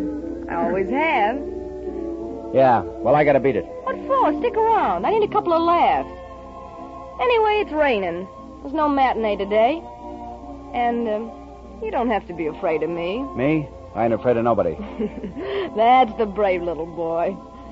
Listen, I figure maybe I'm not going to be around when that suit against me comes up.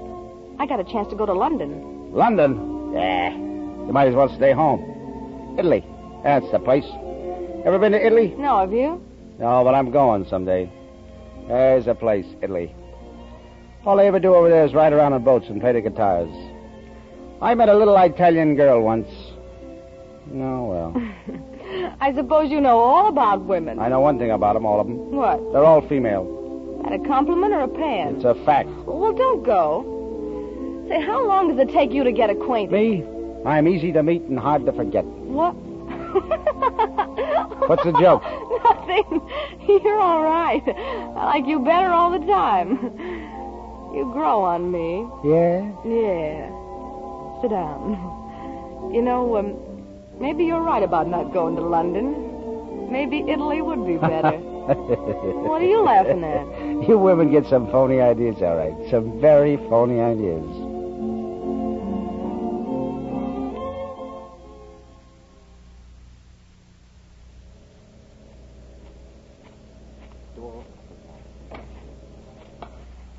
Hi, Ira. Evening, William. What's going on down at the dock? There's a crowd down there. Oh, nothing very important. Bragg's making a speech to some of the tenants. Beefing again, huh? Why should certain guys have all the money there is? Well, I got a beef for him, too. Why? They're on the inside, that's all. They tell you to go out and get a job. What job? There ain't no such animal. Look at me. I'm skilled labor, one of the best toy packers in the business. What's a toy packer? Shipping, Bill, packing toys to ship. I'm one of the best men in the business. Used to work for Stark and Lee, where Ira works. They let me out without any notice, not a day. For getting drunk? Me? Say, I never got drunk on the job in my life. They claimed some stuff was missing. Just the same old alibi to let me out and save a couple of dollars expenses. Listen, Bragg, we know you. If they let you out, it was your own fault. All right, don't believe me. Walk out on me. You'll see someday. Well, looks like you've lost your audience, Bragg. You should never spiel around supper time. That's it. If they had brains instead of stomachs, they wouldn't be what they are. I'm sick of them. I'm going to blow this dump soon as I get some dough. That'll be never. Is that so? Listen, that toy factory I was talking about, they fired me, didn't they? They owe me something, and I'm going to collect. Get this, Bill. They got an old tin can they call a safe. Every Friday they get $10,000 for the payroll, and it stays in the safe till Saturday noon. It'd be a pushover, Bill, if you went in with me. $5,000 apiece, Bill. What do you say? In the first place, what do I want with $5,000? Number two, if I needed the money, I'd go out and make it. And number three, Trina tells me you've been hanging around the shack while I'm away, and she don't like it. I told her I'd speak to you about it. There's only one language you can understand, Bragg, and this is it. Good night, Bragg.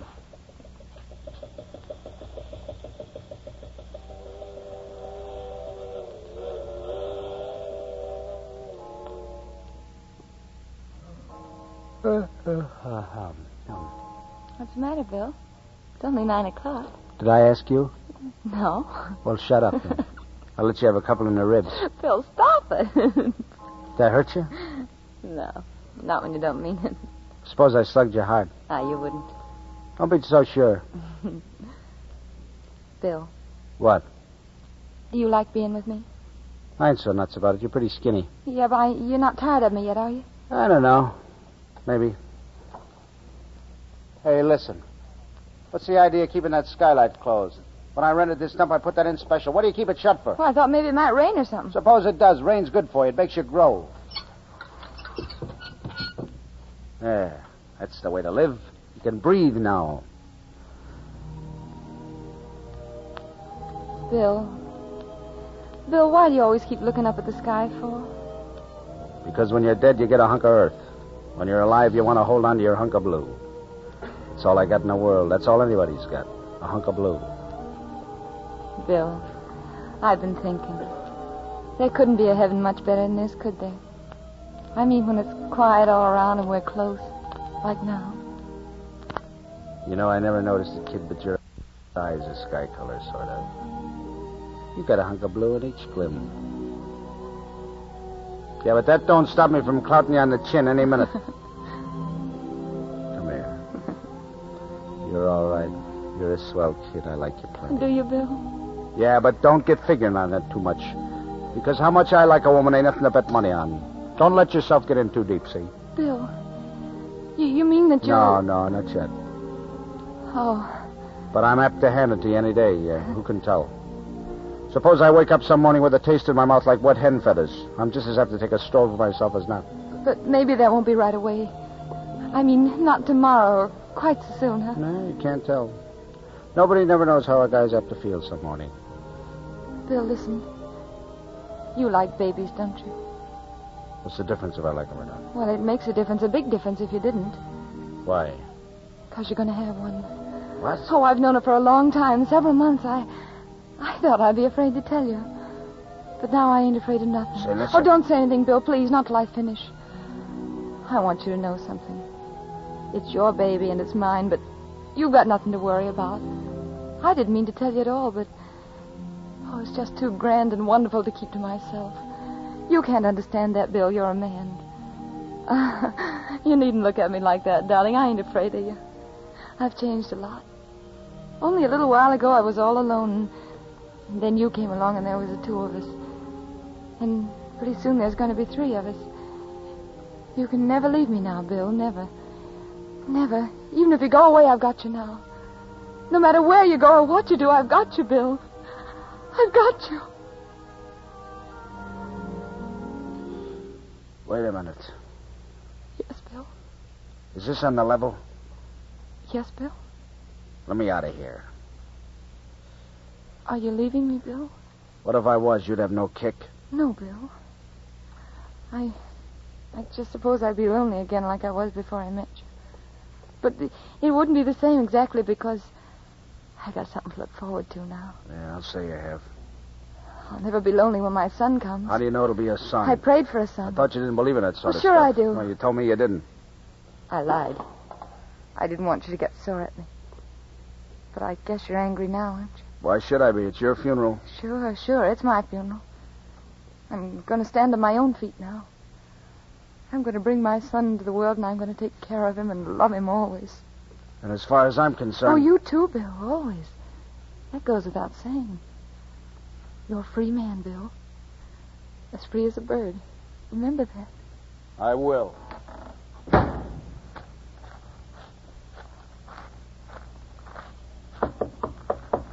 Frank, come on out. Open up. What do you want from me? I want to scram out of here right away tonight. Only it so happens I can't go unless I leave some money behind. Enough to take care of somebody, a couple of people for a long time. I got to have plenty of money, see? I haven't got a dime, Bill, not a dime. No, but you know where to get it. Oh, you mean the toy factory? Yeah, come on, spill it. It's a cinch, Bill, a cinch. How about Ira? He's the watchman down there. Ira, that's the easiest part of it. All the guy does down there is snooze. We could walk away with the building and he wouldn't know it. All we need is a couple of drills and some gunpowder and boom. Yeah? What's the best time? About 1 in the morning. All right. I got something to attend to first down around Broadway, and I'll meet you. 12:30 at 39th and 8th. I'll meet you, Bill. I'll have all the stuff ready. Yeah, we'll be on time. And keep your mouth shut.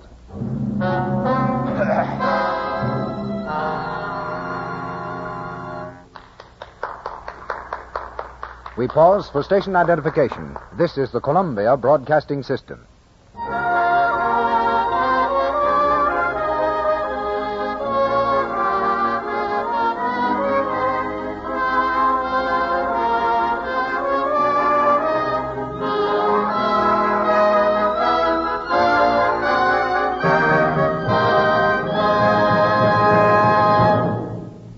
Spencer Tracy and Loretta Young have just concluded the second act of A Man's Castle with Arthur Hole.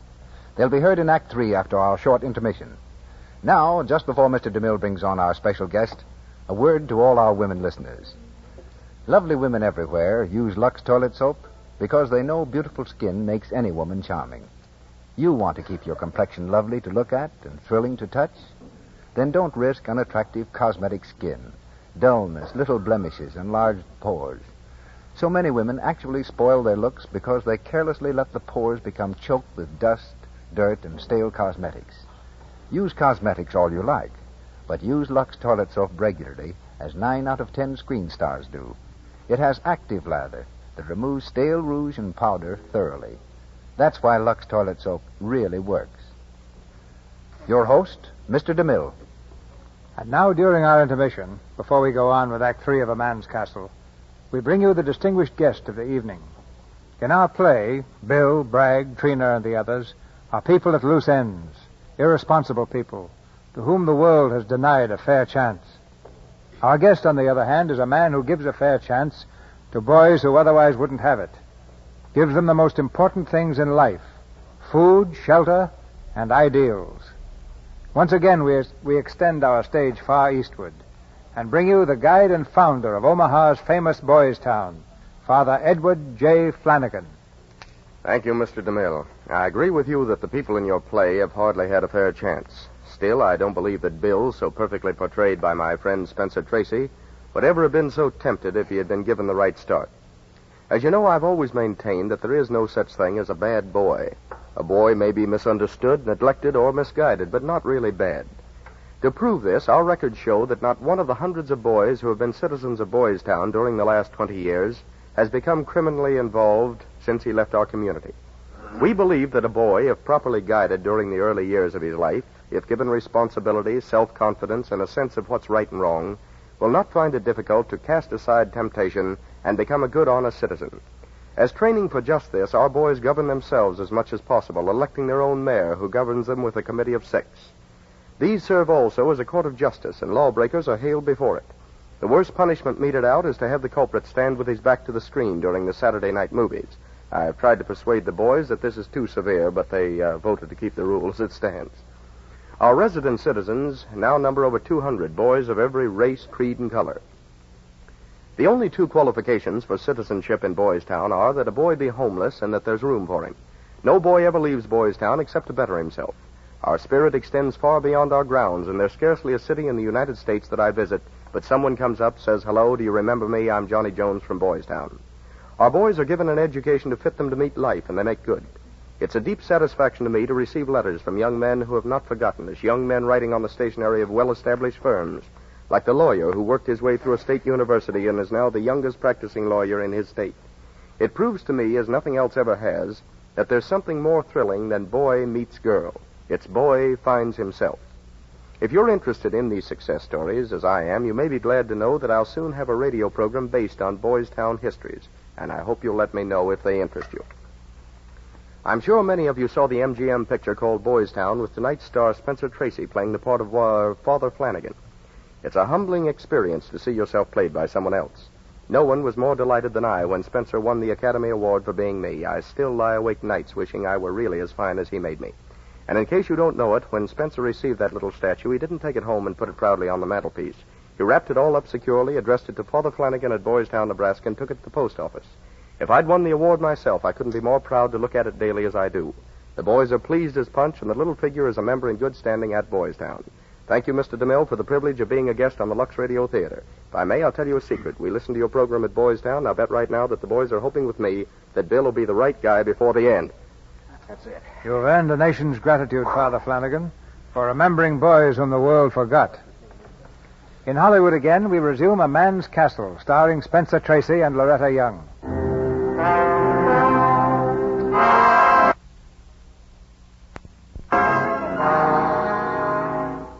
It's a few hours before the robbery planned by Bill and Bragg. Over on Broadway, the last act of a musical comedy is drawing to a close. Bill waits in the wing. At the finish of her number, Fay LaRue runs from the stage into Bill's arms.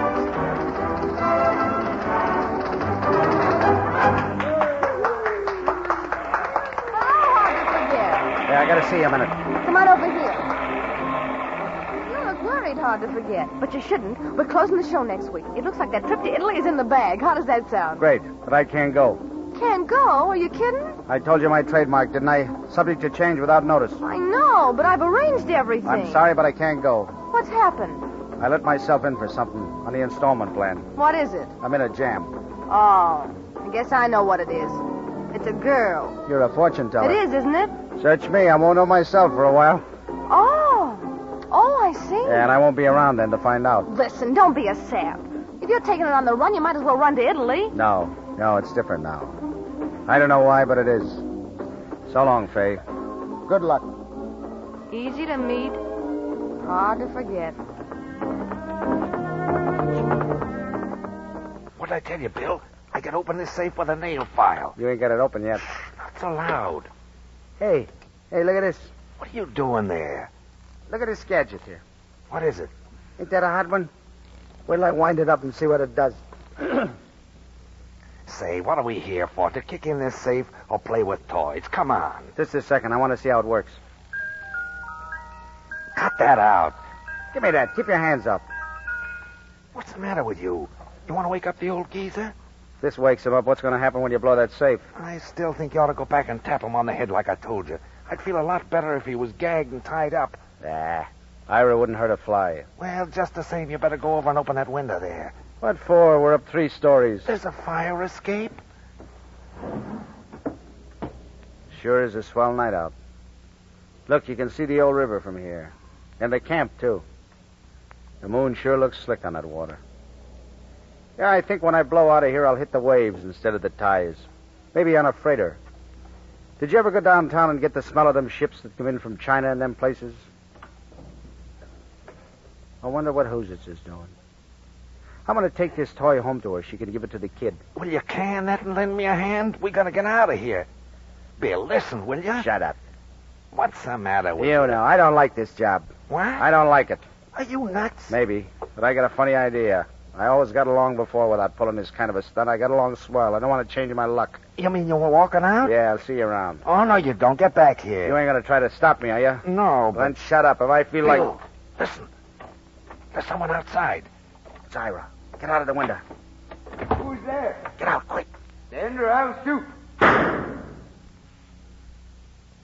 Don't move. Do you hear? Sure. Hi, Ira. Bill. Yeah, Bill. Hey, for a guy that reads Bibles, you shoot pretty straight, don't you? Son of a gun, you might have killed me. Serves you right if I did. Somebody ought to teach you a lesson. Young squirt like you going around robbing places. Yeah, it's a low-down thing to do with that, ain't it? But if you had that money as bad as I do, you wouldn't be so particular. Who was that man with you? The one that got away? Him? I don't remember the name. I never met the guy before tonight. I see. All right, Bill. What's the matter, Pop? What are you looking so sour about? Are you disappointed in me? I'm not thinking of you. I'm thinking of your wife.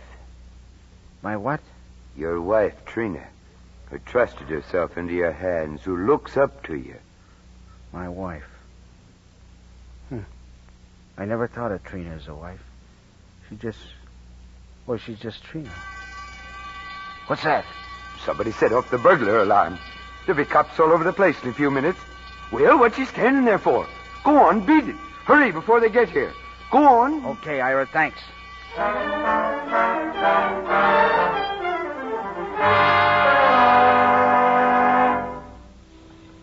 Did you call me, Bragg? Yeah, come in quick. It's about that guy of yours. Bill? What? He got nabbed robbing the safe at the toy factory. They caught him with the goods. Oh, no, you're joking, Bragg. Bill wouldn't do a thing like that. Bill ain't a thief. That's just it. Stepping out of his class. That's why he got caught. And he was shot, too, trying to get away. Shot? Wait a minute, honey. Don't get upset. He may go up the river for a spell, but I'm still around. I'll always be around, baby, to take care of you. Let me out of here. There's no hurry. I'll be here. Only with Bill and the jug, you're going to need a man around. Come on, kid. You might as well shake yourself out of it. Mooning around won't get you no place. He's gone, ain't he? I tell you, he's gone. You're a liar, Bragg. He ain't gone. Flossie. Bill just got home. I saw him go into the shack a minute ago. Bill. It was mighty decent of you, Bragg, to offer to take care of Trina. I didn't know you had it in you. Look, Flossie, nobody asked you to butt in. I'm getting sick of your two-timing, Bragg. Very sick. Ah, shut up. Go on, beat it. Stand still, Bill. Let me fix it. Here, hand me that bandage. It's all right, I'm telling you. Just grazed me. Plowed a little meat off. What's eating you? You think it was you got drilled instead of me? Oh, I wished it was me. Bill, why did you do it? Why? I couldn't check out leaving you high and dry, could I? That dough would have taken care of you fine, but I flopped. Well, I'm glad you did. I wouldn't have taken that money anyway. I'd have given it back. Yeah, how do you suppose you'd have got along? It takes money to have a kid, don't it? Honestly. For a strong, husky man, you're awful afraid of a little thing that ain't even born yet. My goodness, if I'd known it was going to scare you that much, I never would have told you. Gosh, Bill, I'd just gone away myself, but I didn't know you were such a coward, Dove. Coward? Sure. Afraid of a baby. Why, it's the most natural thing in the world, you big fool. They're born all the time, and if they happen to be men kids, they just never grow up. They just keep reaching for the clouds all the time and listening to train whistles. Oh, Bill, you're such a silly. Robbing a safe to get money when you always said you never had no use for money. It wasn't for me. For me, I know. But I don't need it. I don't need anything, not even you, Bill. It ain't as if you ever said you loved me. You never did. And I don't blame you. Don't you suppose I know I'm just a stick in the mud of a barnacle? That's what I am. I've held you back and messed up your plans, but I didn't mean to. Honestly, I didn't. You can go, sweetheart, and stay as long as you like. Maybe someday you'll come back, huh? Oh, not for good, I don't mean. Just for a visit, sort of. You might get lonesome and curious and want to know what your son looks like, maybe. Gosh, Bill, even birds can't fly all the time. They get tired and want to come home sometimes. They got nests, ain't they? Trina. Oh, Bill, please, I want you to feel right. I want you to be happy. I'll do anything, Bill, if you'll be happy. I'll give up anything, but please, Bill, be happy. Bill? Yeah, what? You better get out of here now. Cops are on their way. How do you know? I got inside information from a stool pigeon pal of mine. Your freight train's waiting. You better hop aboard. No, I'm sticking around. Take my word for it. If you hang around here, you're due for the stir. And I don't mean a weekend. The quicker you scram, the better. No, I ain't gonna leave Hoosits. Well, you dumb sap. Why don't you take her with you? Did you ever think of that? No. What about it, kid? You want to come? Wherever you go. You know what it means. Wherever you go, Bill. All right, get your things.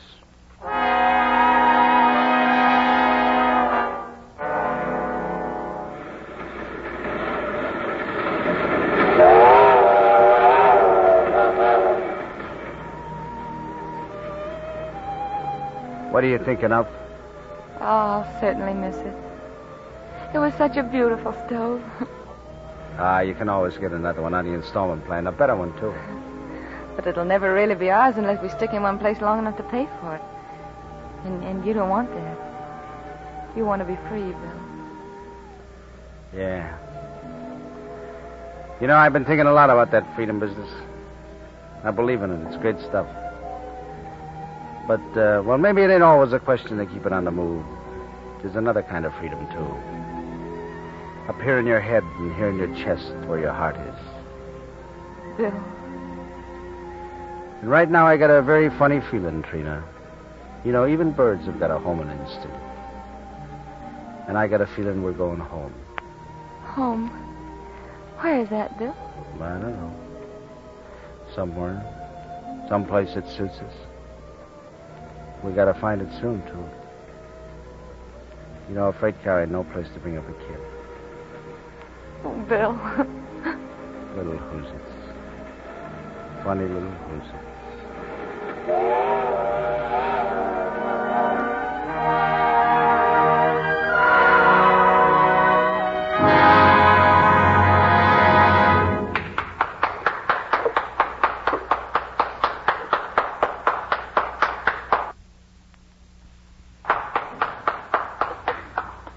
Leaving Bill and Trina on a train headed home, we sidetracked Spencer Tracy and Loretta Young for a few moments. And before I say anything else, I want to congratulate Spence on his magnificent achievement. Yes, the way he wins Academy Awards, he could be prosecuted for maintaining a monopoly. Oh, yes, I know, but I was referring to something else. You know, Spence has conquered what to him are still greater heights. After 5 long years of terrific plugging, success at last is in sight. Time and time again, he's been right on the verge, and he never could do it. But now, finally... Hey. Take it easy. Maybe some member of the EGBTS is listening in. The what? What's that? That is a very powerful organization, CB, which has dogged me for 5 years. EGBTS is the Everybody Goes But Tracy Society. In brief, since 1934, I've been saying that next month I'm going to Europe for a vacation. But at last, it looks as if I'm really going. In April, I'll be on my way for London and Paris. April isn't here yet, Spence. You've made plans before, you know. You wouldn't want to be April Fool. After all, the best-laid plans of mice and leading men. Now, if you're trying to discourage me, you might as well give up. I'm going in spite of the fact that few things ever come up to long-planned expectations. Of course, there are exceptions, like being on this program. And the product that it stands for. Excuse me, Ben, I didn't mean to interrupt you. Go right ahead, Loretta. He's used to waiting. Well, I was simply going to say that in all the years I've been using Lux soap, I've always found it delightful to use, and much more important is its wonderful help in keeping my complexion smooth and lovely. So, naturally, I never overlook a chance to put in a good word. Such a good friend. But getting back to your philosophy... No. Let's talk about you now. And your third telephone picture, Alexander Graham Bell. I hear it rings the... what shall I say? Oh, never mind. I follow you, and I'll know better when I get back from the preview tomorrow night in San Francisco Fair. But where did you get the idea that I had done 2 other telephone pictures? Well, I was thinking of private number and the call of the wild. Unfortunately, or fortunately, I didn't see either one of them. Take it. Mr. Tracy, let's just make believe that I've hung up on you, huh? Many thanks, Mr. Miller. Good night. You've turned everybody's home tonight into a man's castle.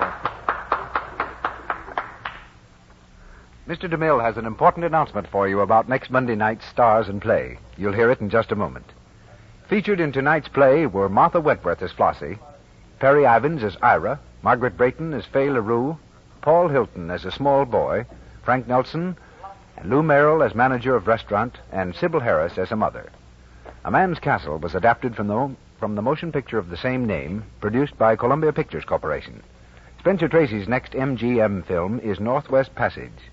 Louis Silvers appeared through courtesy of 20th Century Fox Studio, where he's in charge of music for the story of Alexander Graham Bell. Be sure to listen to the new Lux daytime radio program, The Life and Love of Dr. Susan, the story of a courageous woman in search of her destiny. You can hear it over most of these stations in the United States every afternoon, Monday through Friday, at 2:15 Eastern Time, 1:15 Central Time, 3:15 Mountain Time, and 2:15 Pacific Time.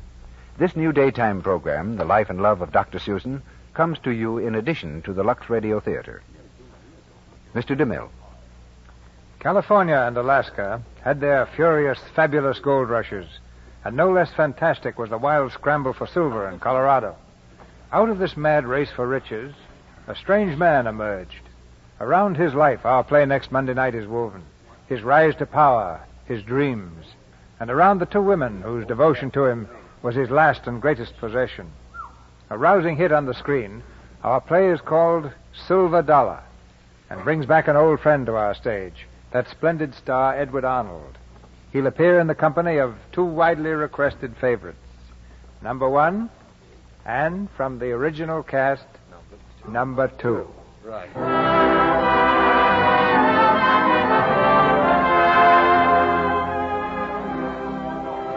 Our sponsors, the makers of Lux Toilet Soap, join me in inviting you to be with us again next Monday night when the Lux Radio Theater presents Edward Arnold and Number 1 in Silver Dollar with Number 2.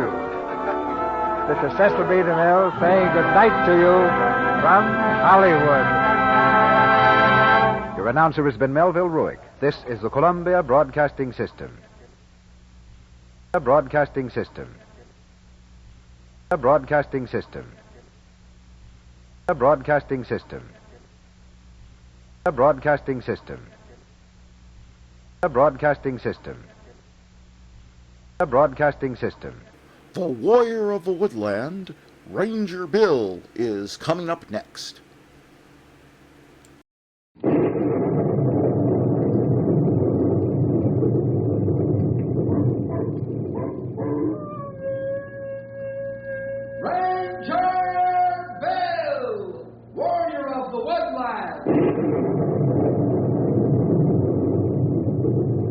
Ranger Bill, warrior of the woodland, struggling against extreme odds, traveling dangerous trails, fighting the many enemies of nature. This is the job of the guardian of the forest, Ranger Bill. Pouring rain, freezing cold, blistering heat, snow, floods, bears, rattlesnakes, mountain lions. Yes, all this in exchange for the satisfaction and pride of a job well done.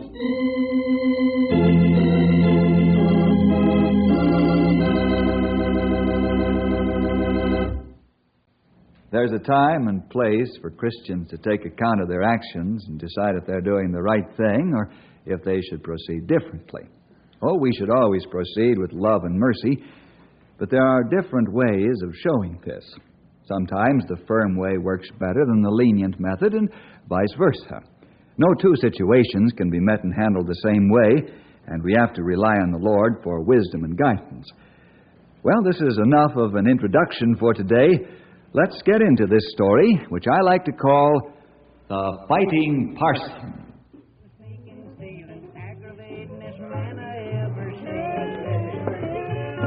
Careful of the steps, Sarah.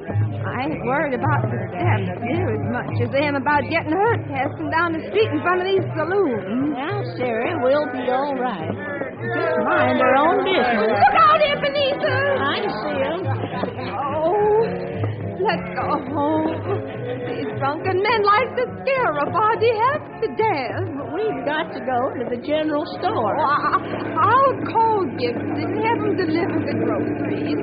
Come along now, Ed. Yeah, if we had a constable in this town with any backbone, he'd see that decent folks got some protection on the street.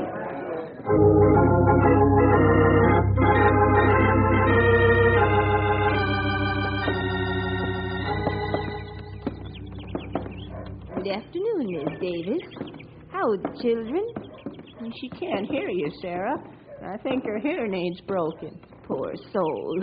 If her husband didn't spend most of his paycheck on booze, she'd be able to have that gadget fixed. Ebenezer, the door to the church is open. Land's sake, Sarah, so it is. The first time it's been open since the parson ski-daddled out of town, fearing for his life. Hey, strong boy. Take this one. Bring in the sheep. Bring in the sheep. We'll have it.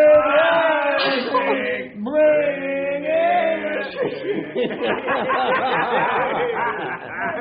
Now, Brother, let's take up the money. All right, money, here we Then go. we'll have the preaching, but the parson we ain't got because he's so yeller and running. You get out of here, Ox McCarthy. This is the house of God. How dare you come in here and treat our church this way? The Lord will deal with you about this. Yeah, he's the only one that can, lady. Everybody else is plumb scared to death. Yeah, maybe God is too. We're staying here and having a little church. Good, that's right. Now get out of here before we throw you out.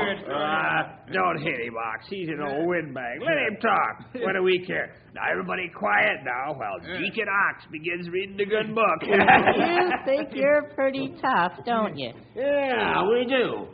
Ain't nobody around says we ain't. If they do, they don't stay long. We'll see about this, Ox. I know a man that might be just the fella who can take care of you. What we need is a fighting parson in this town. Oh, we're scared, old man. Real scared. Ain't we, fellas? You go right ahead and laugh, because it might be your last.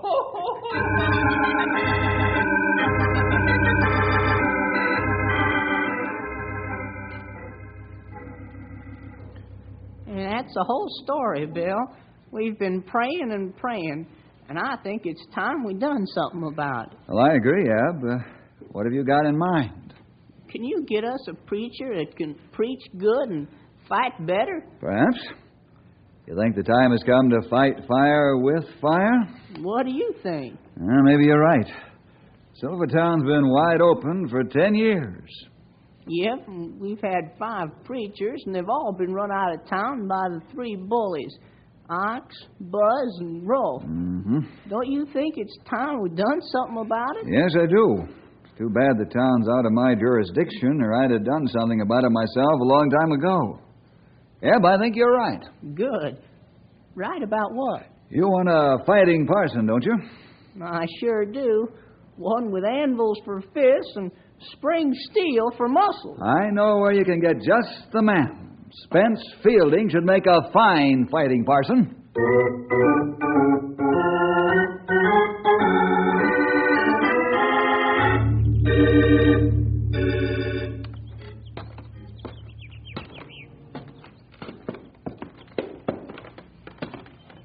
This building's awful run down, Parson Fielding, but it's our church. Eb and I prayed many years now that the Lord would send us a man who could make our church the pride and joy of the town. We don't like to discourage you right off, Parson, but it ain't fair not to tell you what's been going on hereabout. Well, thank you, Sarah. Eb, you folks just keep right on praying, and I'll get some tools and nails and start fixing up this building. Hard work never hurt anybody. You planning on holding worship service come Sunday? Yes, sir, I am. Got my sermon all ready. I worked on it coming down on the train. Praise the Lord. Parson, I'm going home and get my cleaning dress on, and I'll be back with a brush and bucket. Come along, Ebenezer. But, Sarah, we ain't told him about the trouble. We'll let the Lord take care of the trouble as it comes, just like he helped Moses when he had trouble.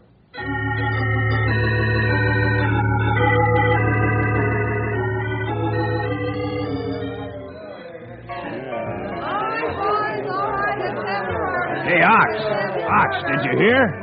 Hear what? Why, there's a new parson in town. Hey, Buzz, did you hear that? Oh, yeah. Hey, we ought to go over and welcome the new preacher. Hey, now, there's a good idea. Give him a nice welcome. Our style. Tar and feather him or just throw him out of town? Nah, we'll give him the official Silver Tongue welcome. Hey, everybody! Drink up! We'll go over and shake hands with the new parson. Maybe twist it a little, huh?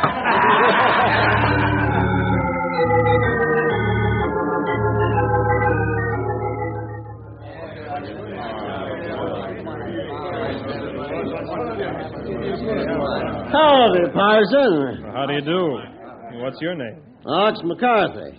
This is Buzz Hanson. And this guy with the big muscles is Rolf Thorson. Well, I'm glad to meet you. You gentlemen have quite a reputation. Ah, we have? What kind? Being tough, running this town. Hey, guys, we're famous. You're right, Parson. We're tough. And we don't like preachers or church. You said it, Rolf. You best get out while we're still sober, Parson. Because when we get drunk, we get awful mean. Yeah. Yeah, we might hurt you a little bit, preacher, before we throw you out of town. Oh, is that right? You ain't deaf, are you, Pantywaist? No, not at all. Now, it's too bad you bought this paint, because it looks like it might get spilled all over the ground. I wouldn't try that if I were you. Oh, look out, Ox. You might get hurt. Show him what happens to preachers, Rolf. Use the crowbar. Right. Look out, Parson. Oh, I ain't gonna hit him with this, old man. You think I'm a coward? Now, you watch this crowbar, Parson. Yeah. Pretty strong, ain't he, Parson? He twisted it like a pretzel. That could be your neck. Well, that's very impressive, Rolf. May I see that crowbar, please? Sure. Put it in your suitcase as a souvenir when you leave. Oh, I'm not leaving. I just thought I'd straighten it out. It's a shame to ruin a good crowbar. Yeah, you do that, preacher boy. Hey, look! Look, the parson's untwisting the bar!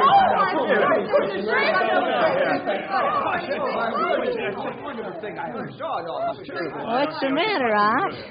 Buzz? Rolf? Can't believe your eyes, can you? This man's the grand weightlifting champion and wrestling champion at State University. You thought I was joking, didn't you, when I said we'd get us a fighting parson? Well, here he is.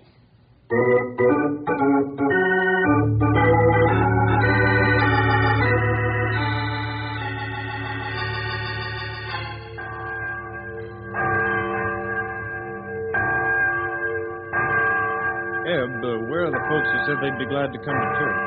I don't know, Parson. There was about 24 of them. Well, where are they? Or aren't they that interested? Oh, they're interested, Parson. Very interested indeed. Only they're afraid. Afraid? Of what, me? No. They think you're the greatest thing that's hit this town in 15 years. They've been threatened by Ox and his boys. Oh, no. It's the truth, Parson. That just shows you how much power those evil men have in this town. I see. Well, come on, folks. We're going to hold church anyway. Just the three of us? Well, the Lord tells us that even 2 or 3 gathered together in His name will receive His blessing.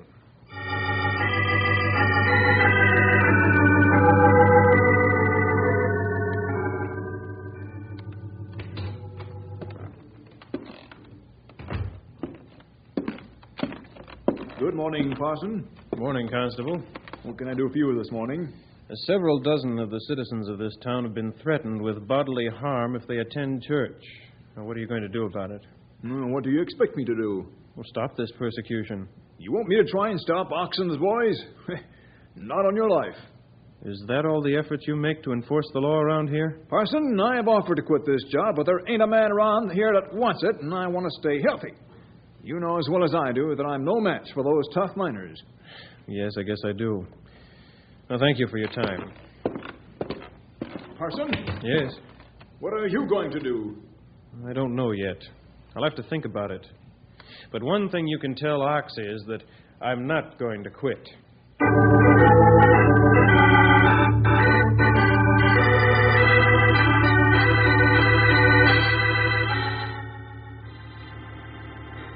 Bill, can you get temporary jurisdiction in Silvertown? I think so, Spence.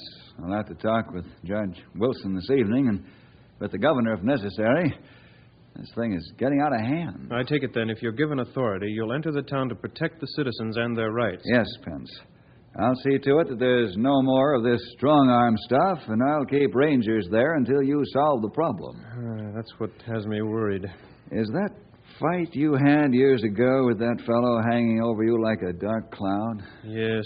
Yes, even though it all happened before I became a Christian, I can still hear the judge talking to me in his chambers after that doctor told us that Steve was Mr. Fielding, I've taken all the facts of this case into careful consideration and find there's no deliberate intent to kill on your part or to do bodily injury. Steve Dunkirk brought your wrath to the boiling point and you lost your self-control. Remember this, young man. With your college work and experience in the Army, your hands are dangerous weapons. You're trained in the art of killing with your bare hands. If this happens again, I'll have you brought to trial for assault with a deadly weapon. Bill, ever since that fight, every time I look at my hands, I see 2 deadly weapons. I can't shake it. I've prayed about it for long and hard, but, well, I just can't get rid of it. I understand, Spence. You're afraid now that Ox and his boys might prod you deep enough so you'll lose your self-control and hurt somebody for life. Well, that's it. A fine testimony I'd be for the Lord then. Every 2 or 3 months I visit Steve. It makes me shudder to think that he's all crippled up because of my hands. Spence, if I can't get clearance to go into Silvertown, I'll see to it that Marshal Polson goes. He's a fine and fearless lawman, and he'll do a good job. Well, thanks, Bill.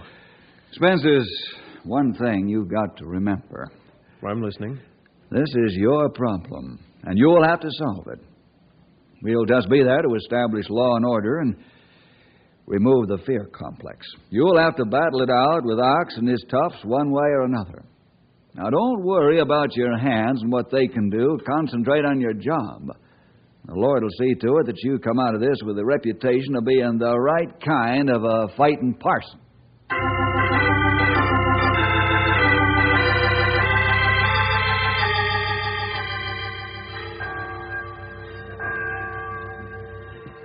Oh, there goes that church bell again.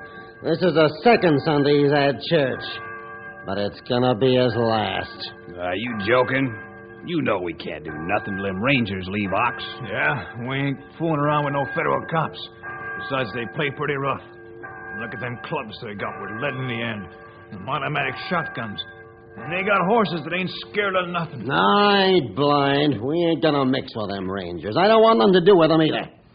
That boss ranger, Bill Jefferson, is one tough hombre. Look at all the people in this town going to church. Ox, we're losing our grip. No, we ain't. Not yet. I ain't through with that preacher. Me neither. Him unbending that crowbar ain't scared me none. What's he gonna do against the 3 of us? Well, we got to think of something. Something good that'll scare the hair right off of his head.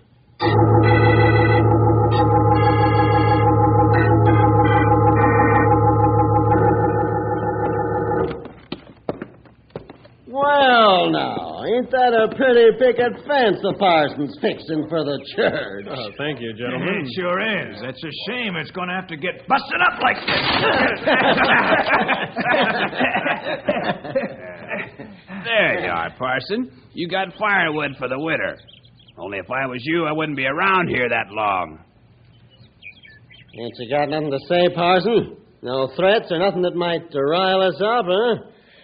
I have nothing to say. Come on, let's go back to the saloon. I think the parson's a little scared. Yeah,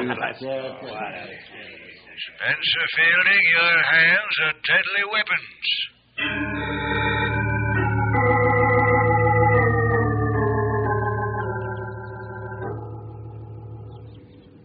Hey, fellas, here comes the parson, all loaded down with groceries. Well, now, ain't that a shame? Say, Maybe we should help him across the street. Parson, you shouldn't be carrying such a big load. Let me help you. I'll manage very nicely without your help, Ox. I said let me help you. Now look what you've done, Ox. Oh, ain't that a shame? I'm awful sorry I busted up your victuals, Parson. I wouldn't be sorry. It could have been his head. Ain't you gonna cuss us out, Parson? No. I'm going back to the store and buy some more groceries. If this happens again, I'll have you brought to trial for assault with a deadly weapon.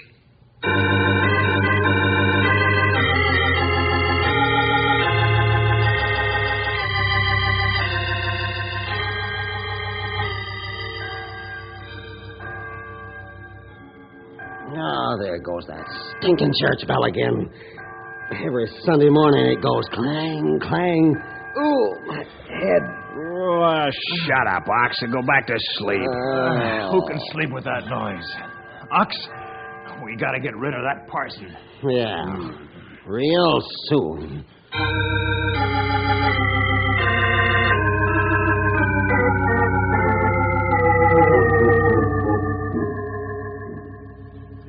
Parson, we're heading up a committee to make a complaint. Yes? We all like you, but you ain't the man we thought you was the time you straightened out that bent crowbar. We thought we finally had a fighting, Parson. Well, go on. You ain't fighting. Ox and his hoodlums have pushed you all around town. As soon as the Rangers leave, we'll be right back where we started. Folks will be afraid to come to church again. You're right, folks. Yes, you've got a legitimate complaint. Well, what are you going to do about it? I don't know. I just don't know. Well, you'd better make up your mind soon. Either straighten things out or we'll have to look for another man. A parson with some backbone.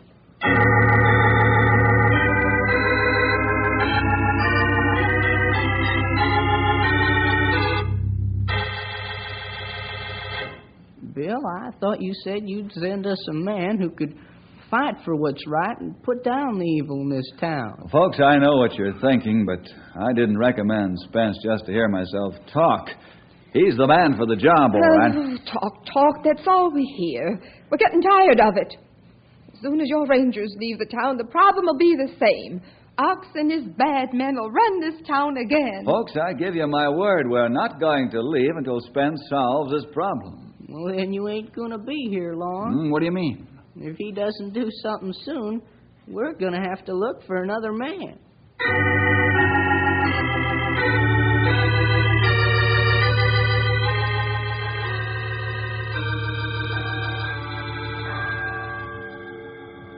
Hey, this ain't Sunday. What's he clanging the bell for? Somebody die? Nah, I hear they're having prayer meeting on Wednesday night. Church twice a week? It ain't bad enough we got to hear that bell on Sunday morning. Yeah. I'm generating an idea. Oh, it's about time. Let's have it. No, not here, Rolf. Meet me in Shaft 6 at lunchtime tomorrow, and I'll tell you what it is. You're afraid somebody might hear, huh? Yeah. This time we're playing for keeps. We don't want anybody to know it was us. But one thing for sure, we're getting rid of that preacher.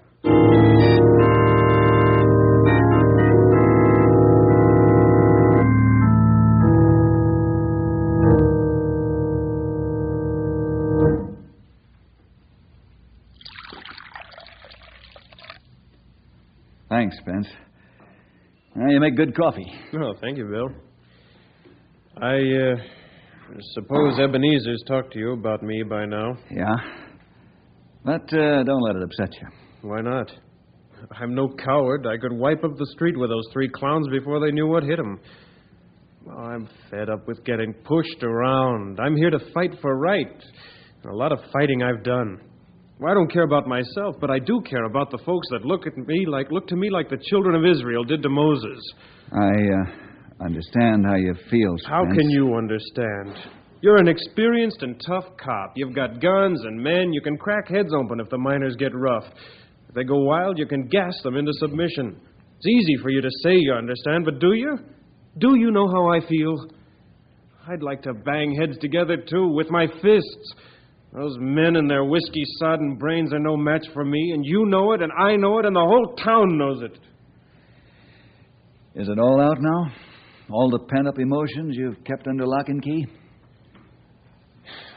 Oh, I'm sorry, Bill. I had to let it out or burst. I'm not mad at you, just at myself. Ebb is right. I ought to put up or shut up and get out. Did you ever read the book of Job? Why, are you serious? Of course I read the book of Job. Have you forgotten what you read? Well, no, of course not. I think you have. You're talking in riddles. What did God permit Satan to do to Job?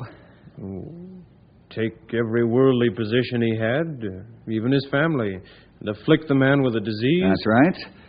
Job was beaten almost to a pulp by Satan, and what did Job say about all this? Well, he still trusted God. And Job was right. The Lord restored to Job much more than he'd ever had because of his unflinching faith. Did God do this according to Job's plan? No. God did it according to his own calendar. You mark my words, young fellow. You stay as strong as Job did, in spite of what's happening, and the Lord will work it all out according to his own good pleasure. Oh, thanks, Bill. I needed somebody to bolster me up. What's that? Mine disaster alarm. Come on, we got work to do.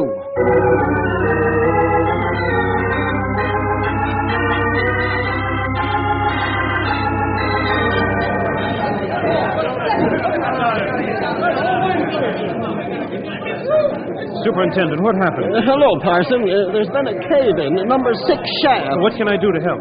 Bury them when they get them out. Is it that bad? Yes, I'm afraid so. There are 10 men trapped right down here where this X is on the chart. No hope at all? Let's face it, this is the worst one we've ever had. There's gas forming down there. Joe Costello's down there now trying to make contact. We'll know when he comes back to the surface.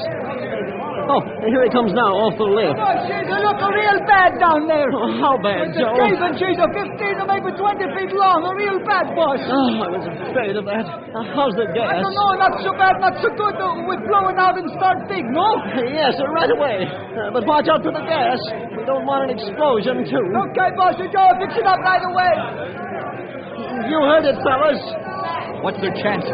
Pretty slim. The dust of the cave-in mixes with what little air there is and makes it rough. If we can push an air pipe through the cave-in, we might save them. The gas accumulation makes rescue work very slow, no sparks. I'd like to go down with the rescue party. Why, you'll only be risking your life and maybe for nothing. Oh, I'm not going down just to pray. I'm going down to dig. 3 of those men are your enemies. Hey, you must be mistaken. I don't have any enemies. All right, Parson, go ahead. How can you risk your life after what they've done to you is beyond me.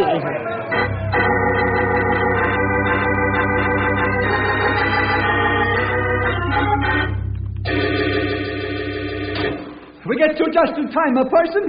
Everybody, she's alive still. Yes, they're all alive. Some of them are injured. They'll have to be moved up on stretcher. Okay, Joe, fix it up. Just as soon as we make a bigger hole so it cave in. We all better get back to the shovels in that case, huh? No, you and the Parson take care of the men. Josie to make sure everything go fast as she can. Maybe an hour we can move them to the surface.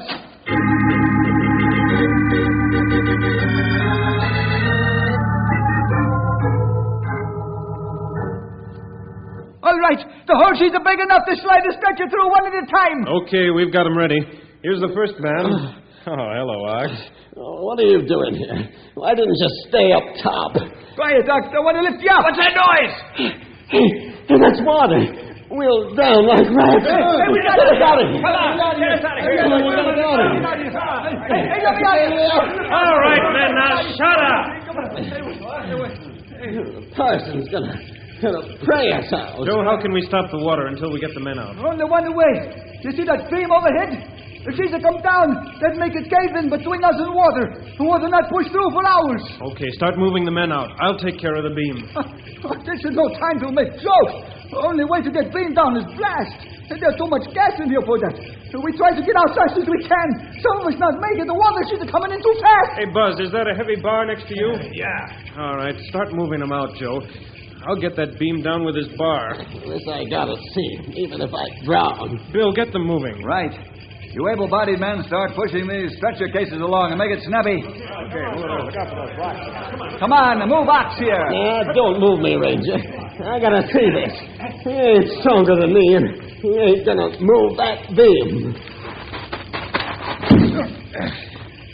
Now, Bill, lift me up against the wall so I can get my body between the wall and the bar. Okay. I get maximum leverage there. All right.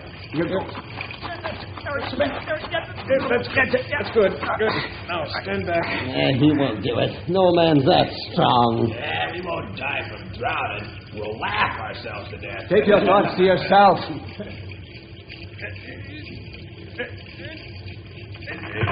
The beam! She's beginning to give way.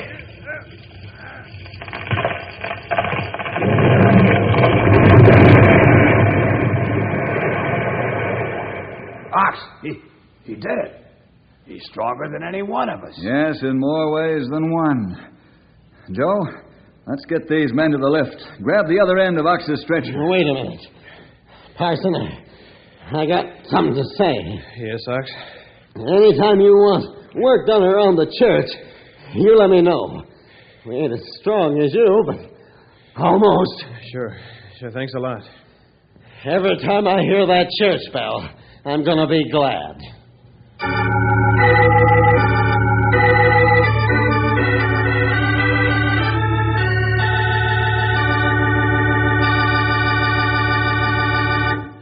So the fighting parson won the battle, but not in the way he expected. Well, see you next week for more adventure with Ranger Bill!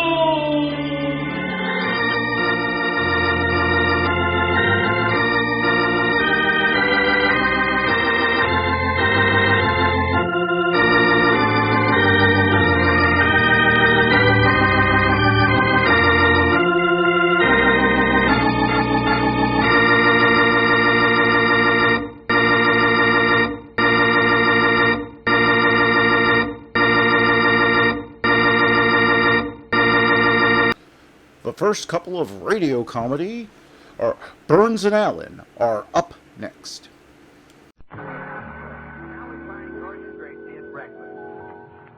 George, how many lumps do you want in your coffee? 2. Thanks. Is there anything interesting in the paper today, or is it just news? Just news. Say, you're lucky to have the paper. Mr. Rasvogel's dog is always chewing it up. I wish that Snoopy Nader would keep his dog away from here. Yesterday morning, he bit little Orphan Annie in the funny section.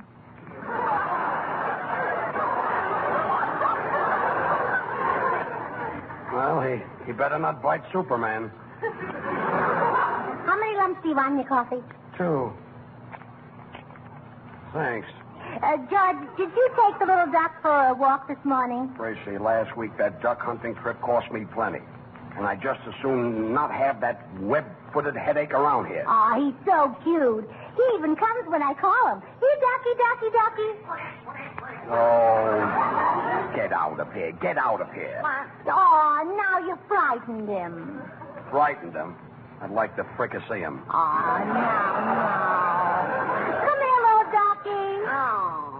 Oh, don't listen to that mean old daddy duck. Don't worry, little ducky. He's not really your daddy.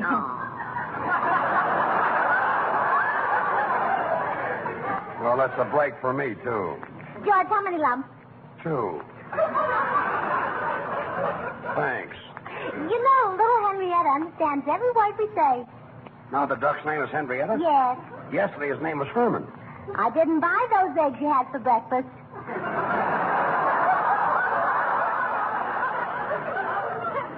Thanks, Henrietta. Now, you see how smart she is, George. She can spell, too. Go on, Henrietta, spell cat. There you are, C-A-T, period. Nice spelling. Okay, I'll take that silly duck out for a walk again. But you haven't had your coffee yet, George. How many lumps? 2.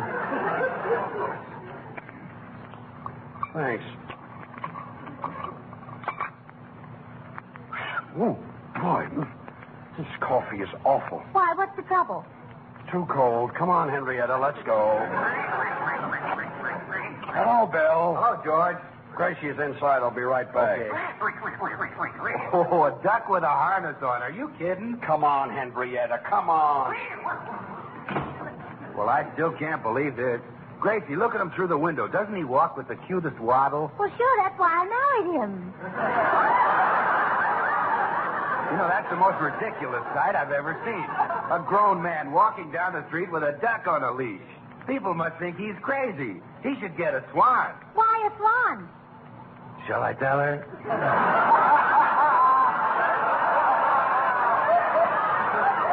Oh, Bill, I'm certainly glad you got here. I'm in a terrible mess and I need help. Well, Gracie, what is it? I got a letter from a boy who used to be my sweetheart when I went to school, and I'm afraid to show it to George. You know how jealous he is. Oh, well, that's nothing. I'll fix it. Hey, George. Yeah, Bill. Come in here, will you? Wait till I drive the duck to the fence. Now, don't worry, Gracie. Leave everything to me. All right. What is it, Bill? Say, George, you're a smart fella. Now, if Paul Whiteman's wife, say, got a letter from a boy who used to be her sweetheart when she went to school, what do you think he ought to do about it? Why, nothing. That's kid stuff.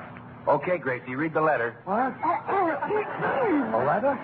Dear Gracie, I'll be in town today and we'll phone you before I drop in and see you. We haven't seen each other since our school days and it might be fun. Signed, Keith Fowler. P.S. Remember that rainy afternoon?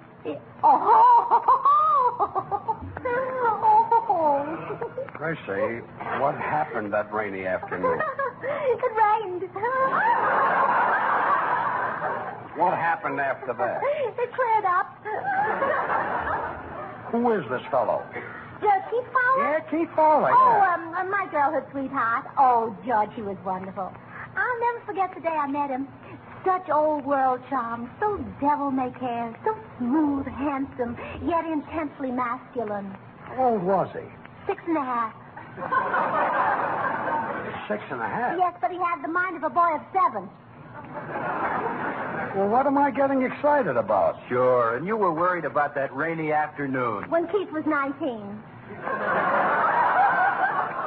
19? Yes, and boy, oh boy, was he an athlete. Oh, he was an athlete, huh? Yeah, well, you know where you have that vaccination mark on your arm? Yeah. That's where he has muscles.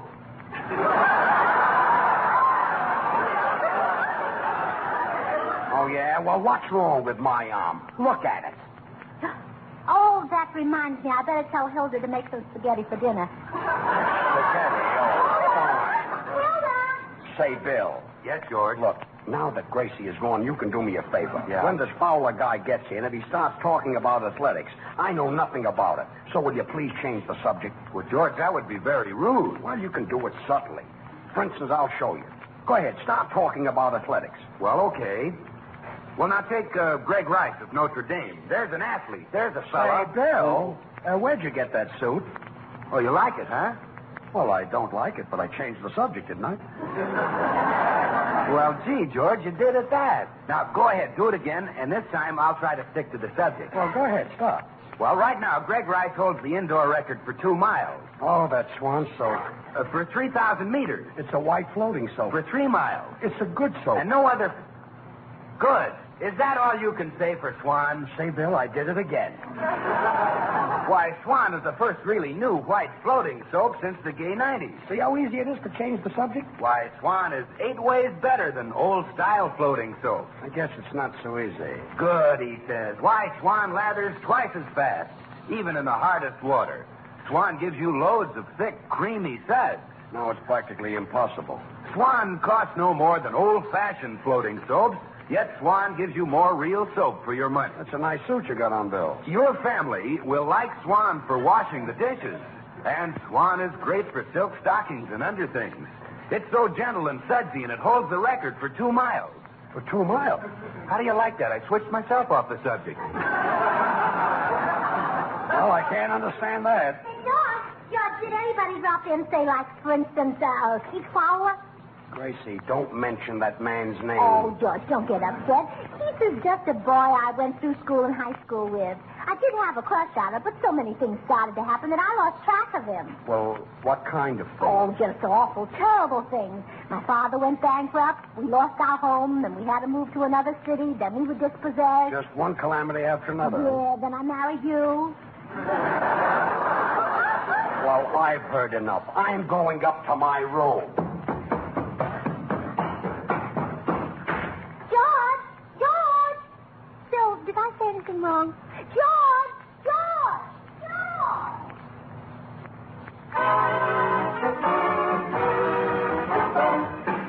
Paul Whiteman and the orchestra playing Hi Neighbor.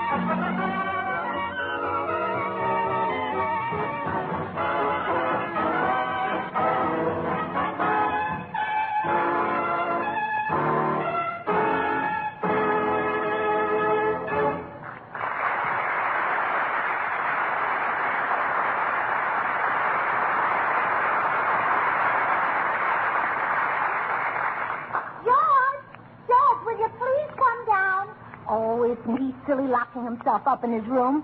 On account of Keith Fowler. Say, Gracie, what really happened on that rainy afternoon? Well, I'll tell it to you, Bill, if you promise not to tell George. Well, I promise. Well, what happened was... here comes George. I'll tell you later. I wouldn't upset him for the world, so don't even mention Keith. All right.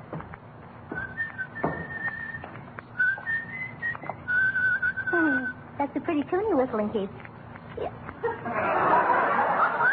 Keith! I mean...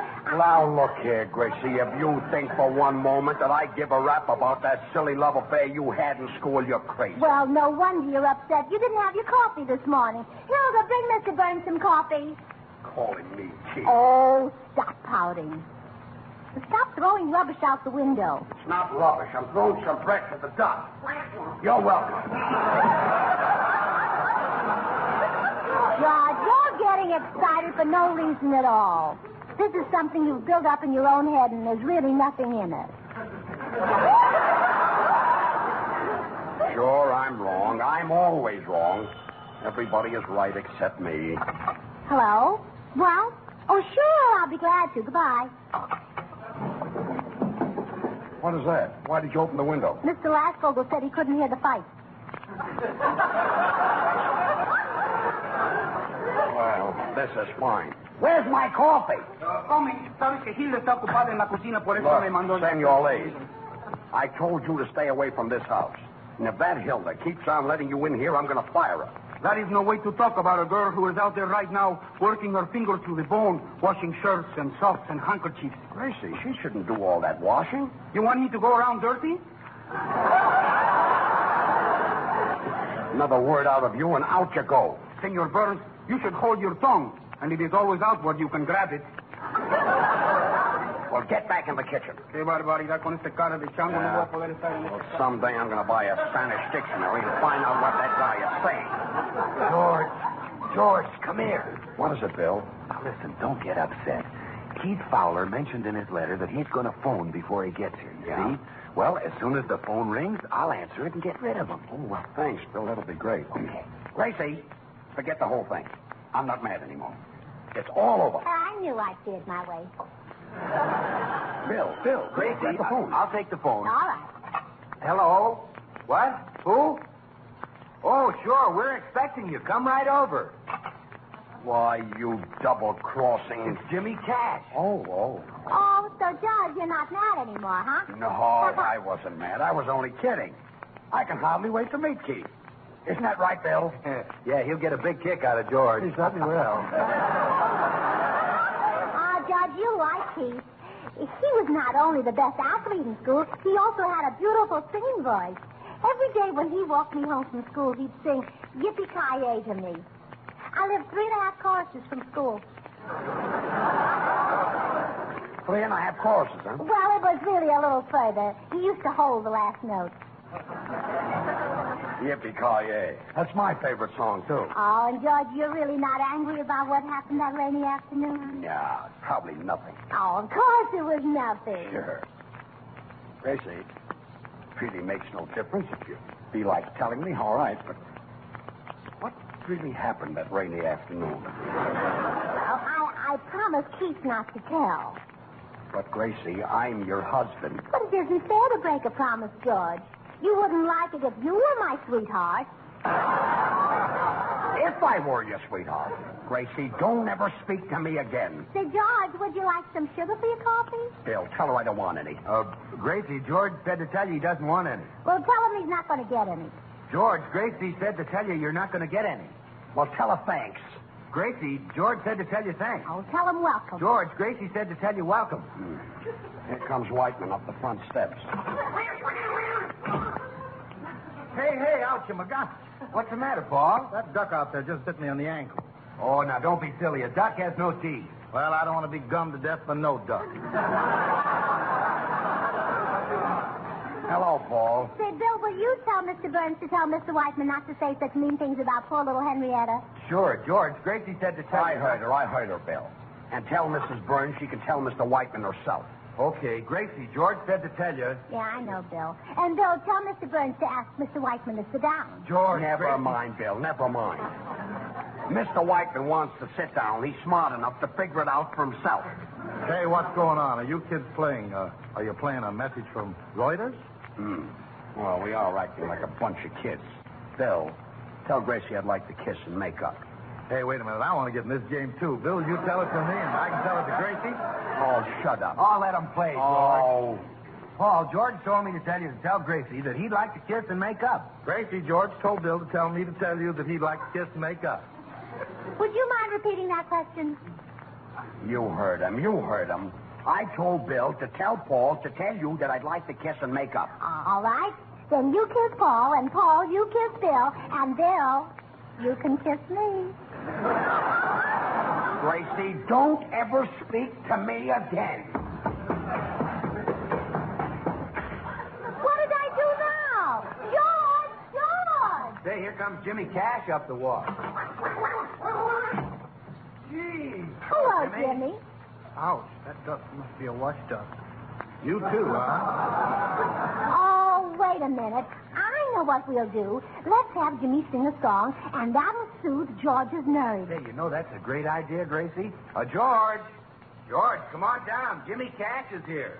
He's going to sing a song. Well, maybe I was acting like a kid. Go ahead, Jimmy, sing. While I'm smoking my last cigarette,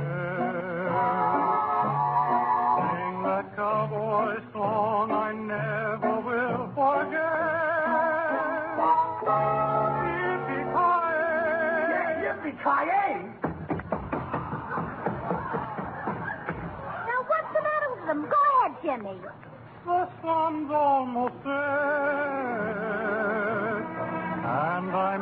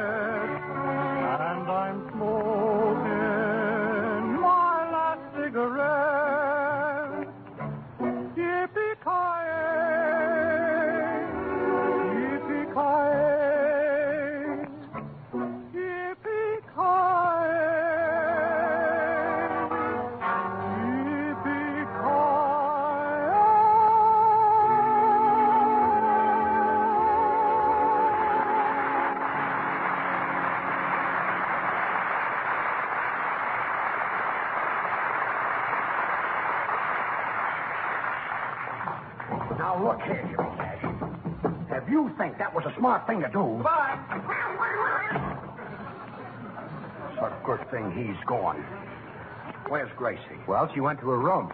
See, I brought this whole thing on myself. She's probably in there crying her eyes out. Somebody ought to punch me in the nose. Wait a minute, fellas. It's only an expression. Gee, I didn't mean to hurt Gracie's feelings. Hey, Bill, that's probably that guy. Well, don't worry, George. Leave it to me. Well, just brush him off. Yeah. Oh, hello? You're right, George. It's the rainy afternoon. Well, brush him off. Okay, don't worry. Yes? No, they're not home. Attaboy, Bill. How do I know when they're coming back? Maybe never. Attaboy, Bill. No, I'm not her ugly husband. Well, hang up on him, Bill. Hang up. I tell you I'm not. I'm Bill Goodwin. Well, just hang up on him, Bill. Oh, well, you recognize my voice, huh? Well, thanks. Sure. Oh, honest, it really is 8 ways better than old-style floating soap. Yeah, sure is. Swan is the first really new white floating soap since the gay 90s. Swan, S-W-A-N, Swan. Bill, the brush. Give him the brush. Uh-huh. Swan smells so fresh and clean, and it's so pure and gentle. Why, do you know it's as mild as the finest imported Castile soap? Oh, sure, it's perfect for bathing the baby. Oh. Yes, you see, well, each bar of Swan is really twins. You just break it in two and use half in the kitchen for dishes and cleaning and half in the bathroom for your tub or shower. The brush, Bill. Give him the brush. Just brush him off. Brush him off, Bill. Just brush him off. George, I can't hear him. Give him the brush. Quiet. What? Oh, Swan comes in that cool-looking green wrapper with a white swan on the front. I tell you what, look, old man, if you're not doing anything right now, come on over and I'll tell you more about it. Yeah. So long, pal. Well, didn't I tell you I didn't want that fellow in my house? When that Keith Fowler gets here, I'll break him in two. Yeah, use half in the kitchen and half in the bathroom. All I'll be listening now is to quarterbacks and fullbacks and broad jumping and hurdling. Pardon me, Senor Burns. I came to get the dishes. George, you want to do something that'll take the wind out of that Fowler sails? Yeah. All you've got to do is, when he gets here, is to tear a telephone book in half. But, Paul, I can't tear a telephone book in half. How about one from Glendale? Oh, stop being funny. Perdóname, Senor Burns. If you want to get strong quick, here's a wonderful exercise I read about. I'm not interested. It is easy. Look. First, I stand perfectly straight. Now, I lift my left leg out in front of me like this. Now, I bring my right leg up beside it like this. Ow! Now that I think of it, that was an arm exercise. Well, crawl back into the kitchen. Hey, George, listen, Paul may have a pretty good idea with that telephone book. You see, get a razor blade and cut all the pages down the center except the cover. Yeah, and that Fowler will think I can really tear it in half. Yeah. Yeah, I'll go get a phone book. Well, good, but don't let him see you. When he comes, I'll get right behind this curtain. Okay. As much as I'll enjoy showing off in front of this guy, I still feel like a heel with Gracie up in her room, broken-hearted, crying her little heart out. Well, how do I look in my new dress? What's the idea of getting all dressed up? Oh, am I? Oh, I didn't notice it. Not much. Well, I just happened to put my hand in my closet, and this little old thing kind of stuck to my fingers. Gracie, what happened on that rainy afternoon? Well, I'll tell you what happened on that rainy afternoon. If you promise not to ask me what happened on the day it snowed. Gee, maybe I'd rather hear what happened on the day it snowed. Well, I'll tell you if you don't ask me what happened on the day it rained. Well, all right. What happened on the day it snowed? The same thing that happened on the day it rained, except I had my galoshes on.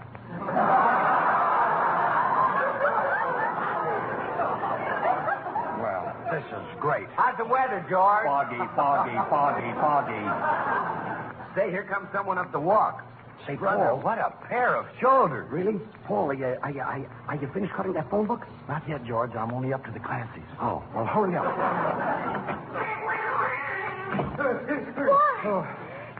Fowler. Well, Gracie Allen. You're a sight for sore eyes. Oh, Keith, so you. After all these years. Well, it's certainly a pleasure to see you.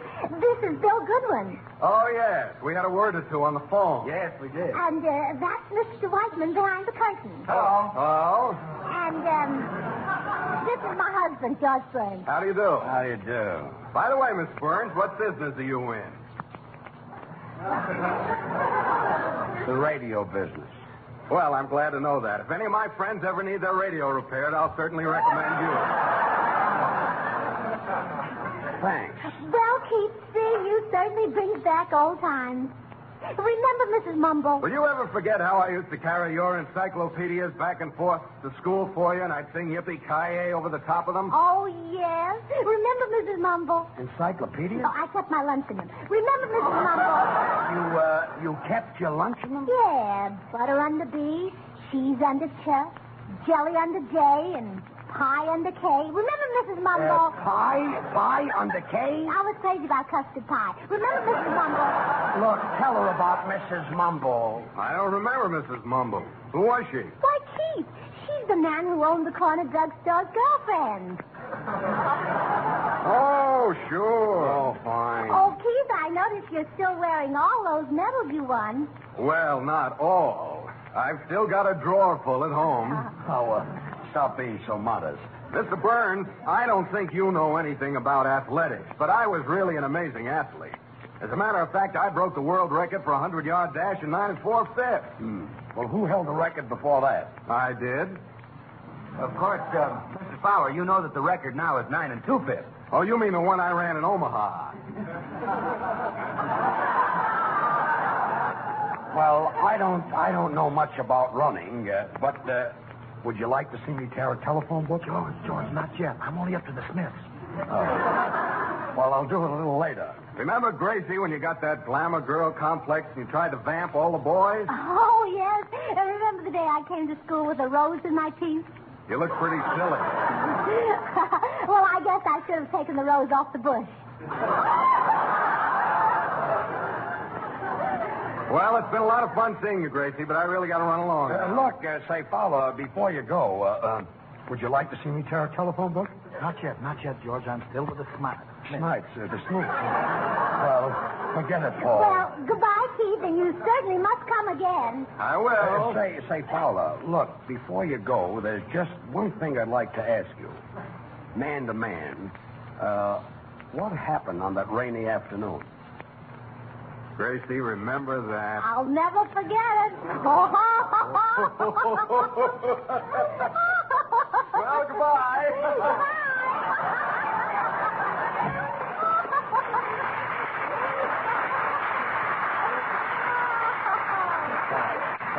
Quiet. What happened on that rainy afternoon? Oh, tell him, Gracie. You told me. Well, we came to a big puddle of water.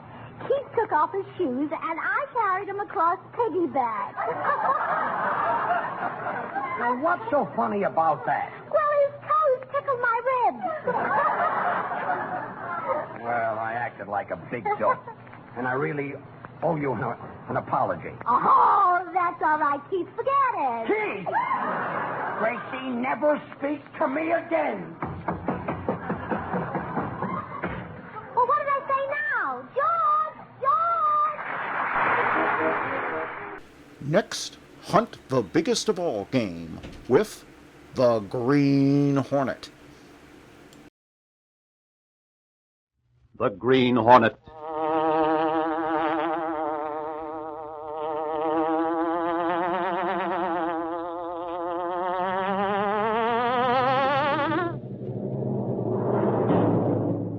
He hunts the biggest of all game, public enemies who try to destroy our America.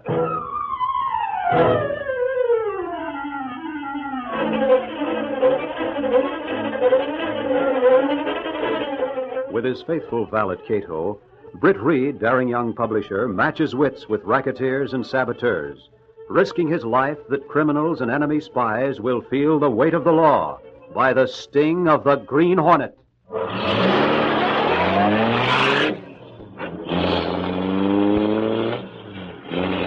Ride with Britt Reed in the thrilling adventure, Dead Men Talk.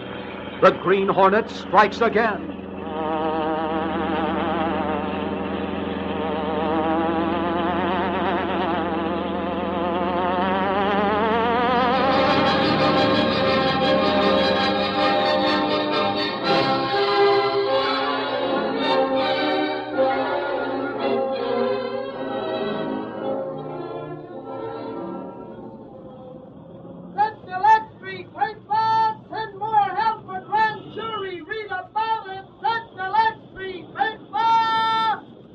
The city hummed with a grand jury investigation. Holy crow, Judge Callow is sure going to make the welkin ring with what he's stirring up. What's the welkin, expert? Huh? Why, it's what rings when things get hot like a firecracker. Hey, Casey, here's a new flash on the grand jury. Judge Callow's getting the big game now. Pass it on to Mr. Reed. The big game, is it, Lowry? Lowry, do you think he'll find that organized fifth columnists are back of the labor unrest? He sure will. And then, sister, in comes the FBI.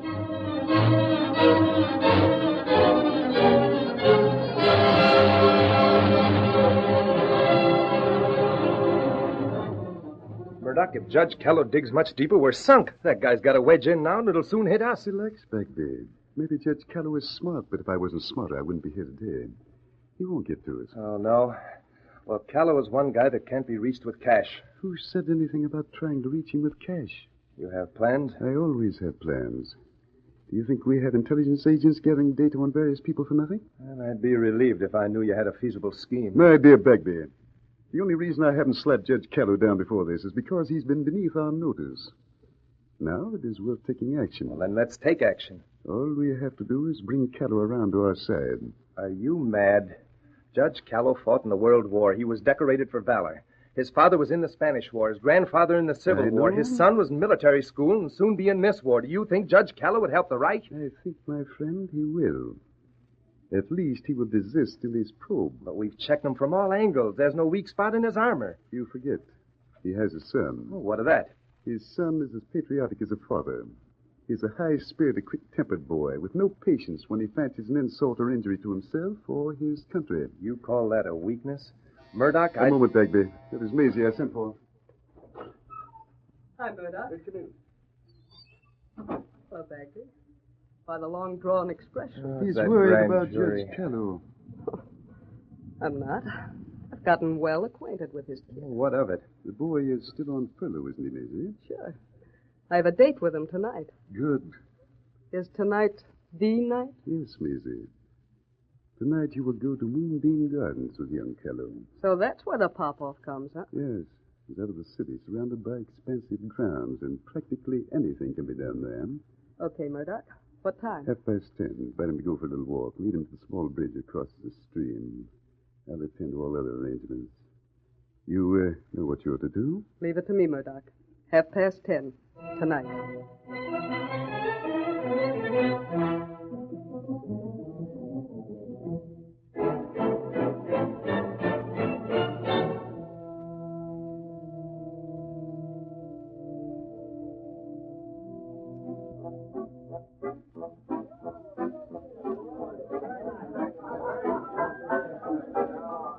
Well, Axford, does this place come up to your expectations? Well, no, Reed, it don't. I always thought the Moonbeam Gardens was sort of a romantic place that'd inspire a guy like me to whip off a hunk of poetry. Poetry? Uh-huh. Only it don't. Just like all the other roadhouses, with a lot of upstarts jittering around and a lot of soldiers looking for someone to jitter around with. Axford, you see that fellow dancing in the corner? The soldier? Yes. I know the Spalpeen. He's Judge Callow's kid. I knew him when he was knee-high to a grasshopper. I thought you might. My golly, now there's a lad that needed the army more than the army needed him. Who's the girl with him? I don't know, but I You have don't like her either, do you? I'll look good at her. She's got that brown stuff on her legs, black stuff on her eyebrows, purple stuff on her eyes, red stuff on her lips and cheeks. And her hair is bleached. And that isn't all. I bet those teeth are phony. Reed, what the Sam Hill does a fella see in a dame like that? Dan Callow seems happy enough. He's chatting and laughing. He always was a queer duck. Nothing really bad about him, but I know his old gent was worried about him. He was talking to the judge when Danny was drafted. He said he thought the army would do a lot of good for Danny. I think it will. After all, Dan's young. He must have inherited some good qualities from his father. There isn't a finer man than the judge. That's the truth, Reed. And at the rate the judge is going, he's going to bust a few things wide open around this man's town. You wait and see if he don't. Now, where's he going? Who? The kid, Dan Callow. Oh, I suppose he's going to investigate the Moonbeam part of the place.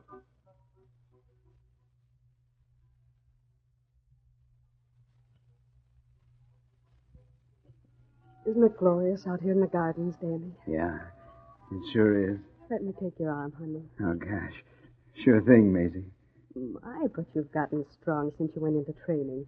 Ever so much stronger than you were. They sure put us through a toughening up routine.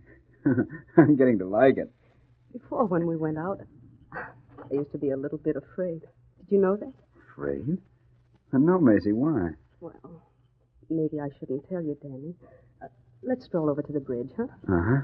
Yet I suppose... Well, maybe it's your right to know all about me. Don't tell if you don't want to. After all, you're my one and only now. So, you do have a right to know. Look, Maisie, I can't get serious about things yet. I still have to... It's Buck Farrell. I've been afraid of him. Never heard of him. Oh, he's a beast, Danny. I didn't know it when I met him. I thought he was sort of nice. I didn't know how jealous he was. Then when he heard that I was going out with you, he... Maisie, what's the matter? Oh, Dan, just thinking about it. Tell me, honey, don't cry. He beat me. What? Beat you? Mm-hmm. Something awful, too. And he said that if he ever caught me going out with you or anyone else again, he'd beat me harder. Are you engaged to him? Oh, no, of course not. I'm engaged to you. Oh, but Maisie, when... Well, you know what I mean. I can't love anyone else now. You mean too much to me. But Darrell won't listen. Forget him. Oh, it's a bridge. You wouldn't let him hurt me, would you, Dan? Of course not. Isn't the moon wonderful?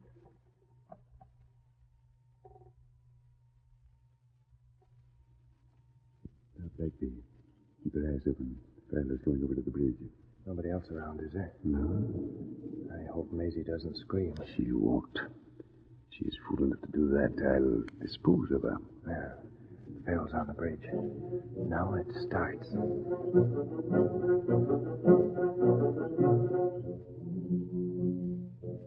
No. Let me explain. Double-crossing little game, you. Danny! See here, you can't Don't tell me what I can do. Just because you wear a soldier suit, you needn't think you can steal my dame. I'll show you, Maisie. That does it. Oh! Oh, Danny. What's the matter, Farrell? His friends. Hey, what's the scrap? Maisie, what in heaven's name is... Danny, these are friends of his. Then we are, mister. If you're his friend... Shut up a minute. How is it? Bad heart of his. Don't tell me that he's... Soldier, this is murder. I didn't hit him hard enough. We saw it. You tried to steal his girl. Maisie, you're in this up to your neck. Oh, Danny, this will ruin your father. My father? I'd better call the police. No, you can't. Oh, look, fellas. You know Danny Tello. He's the judge's son. Farrell was no good. You know that. He started So it. what? He's got to be taken care of. We can't leave him here. You can take care of the body. You've got angles. You know what to do. You can keep it quiet.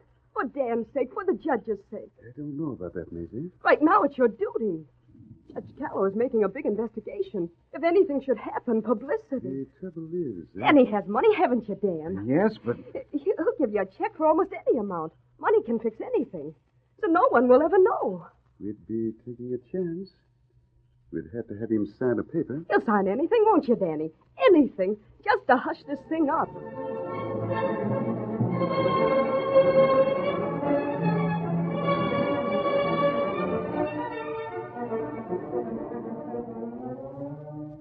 The following day, Britt Reed was in his office in the Daily Sentinel building when Ed Lowry, the ace reporter, came in response to a summons.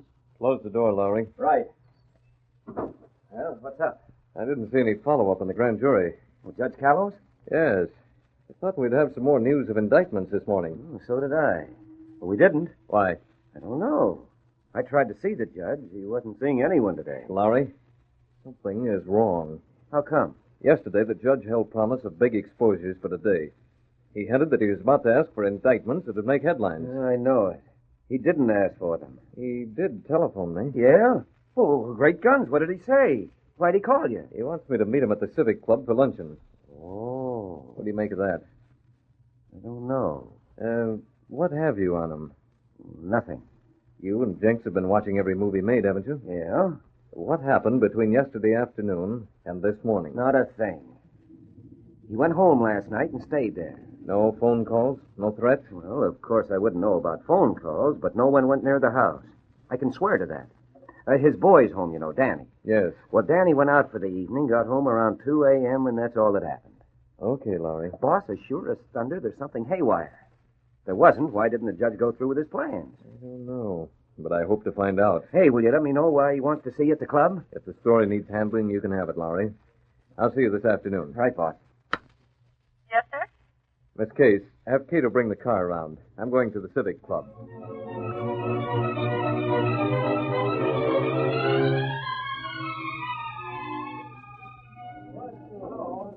Britt, I knew your father, and I think you'll give me the same treatment he would have. You're being very mysterious, Judge Callow. Well, perhaps I am.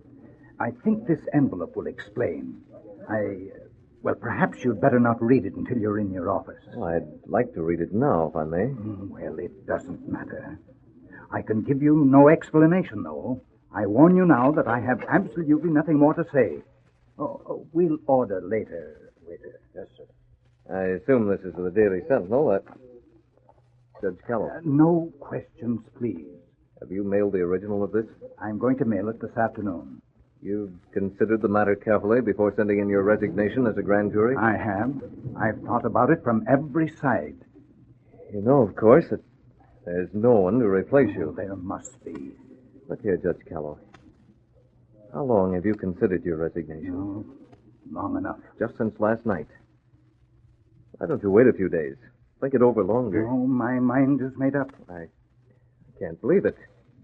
I thought nothing could be done to turn you from your purpose. Without you, the fifth columnists will go on their merry way. You were just about ready to turn over what you'd learned to the FBI. Now, let's not go into it, Britt.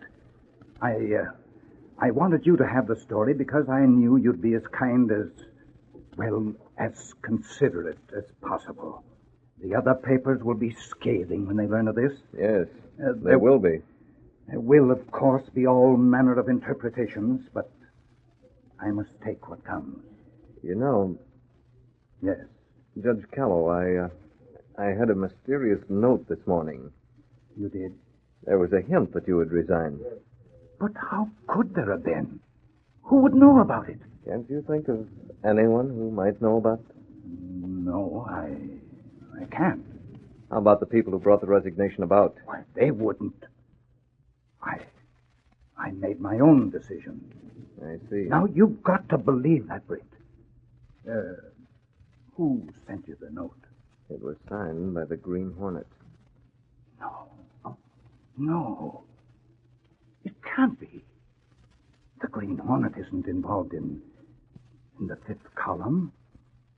Or is he? Judge Callow. Reed, you're worse than your father. Why, you've already tricked me into several near admissions. I have no more to say, not another word. Only for the sake of those who have respected me, be as kind as you can be. Don't worry, Judge Callow. The Green Hornet. To think that he is back of it. It's hard to believe, and yet he must be if he gave you a hint. The Green Hornet.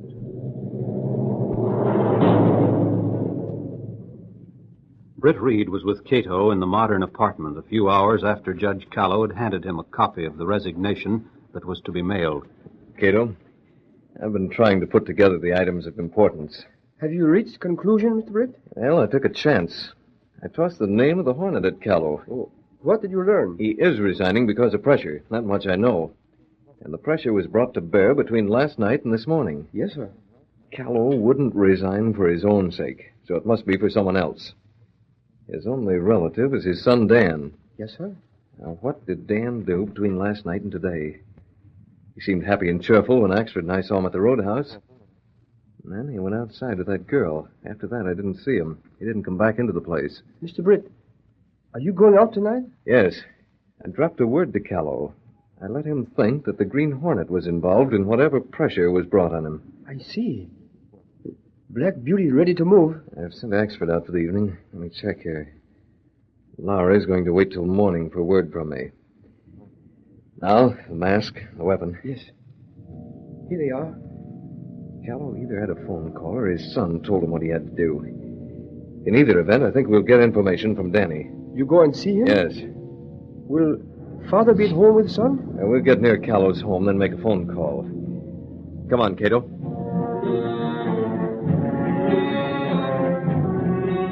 Stepping through a secret panel in the rear of a closet in his bedroom, Britt Reed and Cato went along a narrow passage built within the wall of the apartment house itself. This passage led to an adjoining building which fronted on a dark side street. Though supposedly abandoned, this building served as the hiding place for the sleek, superpowered Black Beauty, streamlined car of the Green Hornet.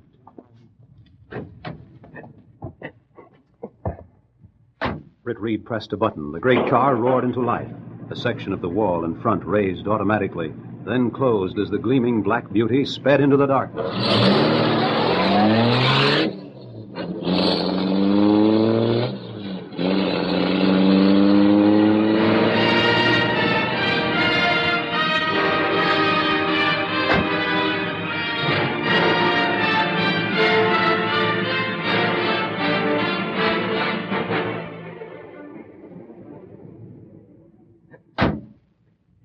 Phone the judge, Cato. He'll have left his home by the time we get there. And Jinx, who's watching him with Lowry, will follow him. That's good. Will Son be there? I don't know. We'll soon find out.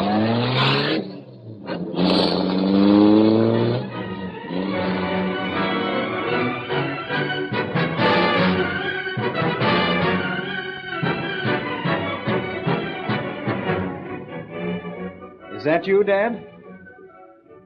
Yeah, I thought I heard someone. Dad?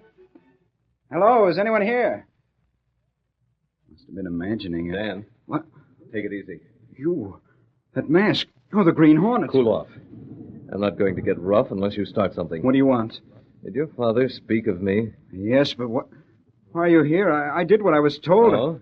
Did you? But I didn't know what it would lead to. I did... Well, don't stop. Keep talking. Get it off your chest. I didn't know you were back of the whole scheme. Who did you think was back of it? I didn't realize there was a scheme. Oh, I see through it all now. You wanted a check from me, not to cash, but to show my dad, so he could see that your gang told the truth. The truth about what? That I was in a spot. That I had paid to keep the whole thing quiet. Now you're blackmailing my dad. You've made him resign because he was getting too close to you. Haven't you ever been framed before? Look here. I've heard about you. I've heard plenty about you. I didn't come here to listen to stories about myself. Where's the girl? How do I know? I see the whole thing now as clear as crystal. She was part of it. She set the whole thing up. Yeah, and she's likely to tear it down. Where is she? I haven't seen her, and I hope I never do. Listen, Callow. I understood she was trying to get in touch with you. She wants to squeal and spoil everything. I don't believe you. She's like this with you rats. Anyway, there's nothing she could tell me. All right. If she isn't here now, I'll wait outside. That girl's got funny ideas about patriotism. What's funny about them? Take it easy, kid. Now, this gas won't hurt you. Just knock you out so you can't warn her not to come here. Why, you... There. That'll hold you. That gas didn't knock me out. I'm still here. One thing the training's done. Held my breath. Get to the upstairs phone. Can't see me there. I'll call Magee. Tell her. See if she's willing to squeal. I don't know how she can squeal. No. The guy's dead. Tell her I'll meet her. It's a long shot. Maybe she can suggest a way.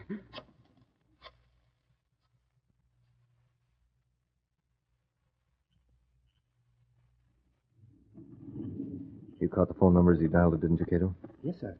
The clicks were clear on this radio. All right. Get at the cross directory and see where the phone is located. I bet he wonders why the gas didn't knock him out. Yes, sir. I'll cut in the induction gadget and see what the conversation is. Yes. Did you learn anything of importance? I had to shoot in the dark, but he was framed. We were right about that, Cato. He was framed, and that girl had a hand. He's got it. This is Dan. Well? Look, Macy. The Green Hornet was here just now. Who? The Green Hornet. What's he doing at your house? Good. Macy, he knows. About you, I mean. We'll get there before she gets away.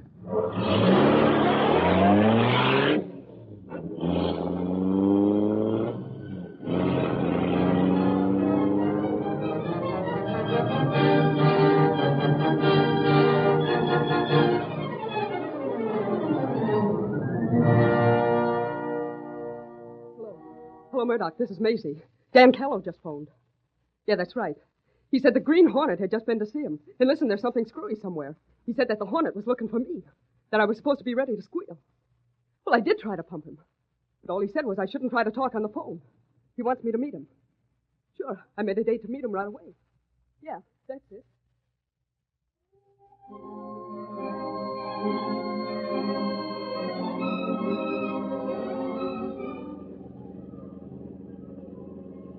Cato, we're playing in luck. So far, the thing has worked out. It has? got into the girl's apartment by the fire escape. Just as I stepped in, I heard her calling a man named Murdoch. Murdoch? Yes, Cato. And Murdoch is one of the men that certain people hoped would be tagged by Judge Callow. Oh. Maisie told Murdoch she was going to meet Dan on a street corner. Murdoch is going to be there to question Dan about me. And what will we do, Mr. Britt? Plenty. The street corners are getting a lively play tonight. We've got the judge waiting on one, and we'll pick up Dan and Murdoch on another.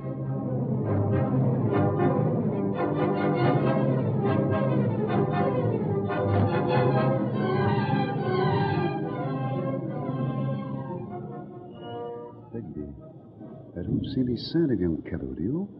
Not yet. Might be too soon. Murdoch and Bagby watched one of the city's dimly lighted corners not far from their apartment. Meanwhile, a sleek black car hugged the pavement, past the corner of 10th and Cedar. A small box was tossed at the feet of Judge Callow, who watched the receding car for a moment. A Green Hornet.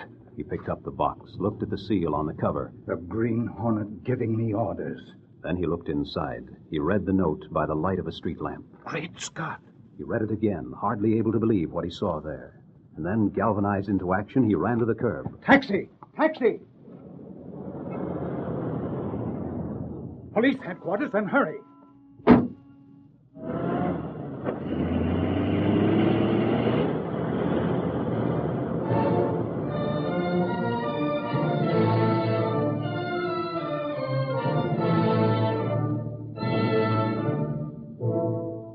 Meanwhile... Bagby, there's the kid now. See him?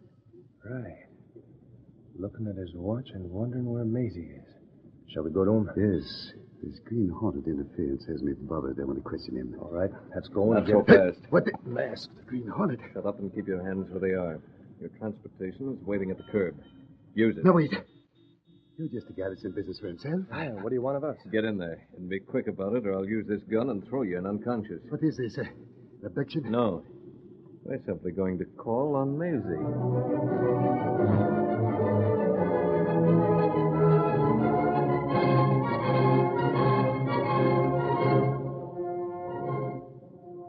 Right up that fire escape. The window to her apartment is unlocked. Can't we put our shoes on? No, you might be noisy. Hurry it up now. I'm in a hurry. Well, thing is, this is... If you'd only tell us what you're after. You'll find out soon enough. Keep climbing. Are we going right in the window? That's right. Why this way of The entry? mask I wear might be hard to explain to people we'd see in the lobby. Go on, Murdoch. Through the window. Murdoch, what are you doing here? Maisie, That's enough. The Green Hornet. Now you two can rest. The Green Hornet. You here? Yes, no, no. You too, Bagby. Take a deep breath. Listen, don't shoot me. Wait. Now, Maisie, you and I can talk while those two pals of yours take a nap. And, sister, you'd better talk fast. What do you want? They think you framed them. Sent me to where they'd be so I could nail them. That ain't so. They think it's the case, and that's all that matters. If you're here when they come out of the gas, they'll play rough. You wouldn't And let... Maisie, as sure as thunder, you will be here, knocked out just as they are. Unless you squeal. I told Dan Callow you were going to squeal, and I'm not going to be made a liar. But where'd you fit into it? What's your game? You wouldn't understand. Just tell me what the frame was. I can't. Those two would rub me out fast. So would Farrell. Now we're getting to it. Who's Farrell? You don't know so much, then. I will know. Unless you want to get what Murdoch and Bagby will dish out. Now talk.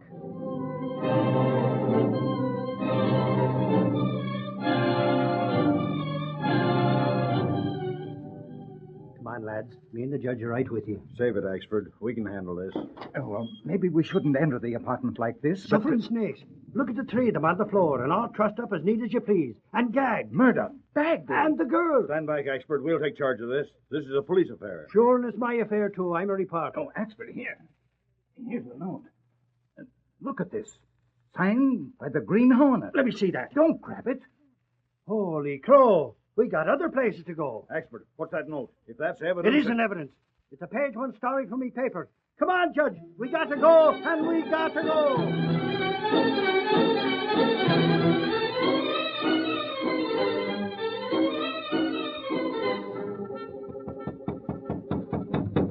That's you, Murdoch? Open up, pals. We were told to say that Murdoch said it. Okay. That's it, laddie. Take a look, Danny. Farrell. Who are you? I'm the soldier that was supposed to have killed you. What? And I'm Judge Callow, who was supposed to have been framed. And I'm Mike Axford of the Daily Sentinel, who's here to see if you can take it, you rat! Oh!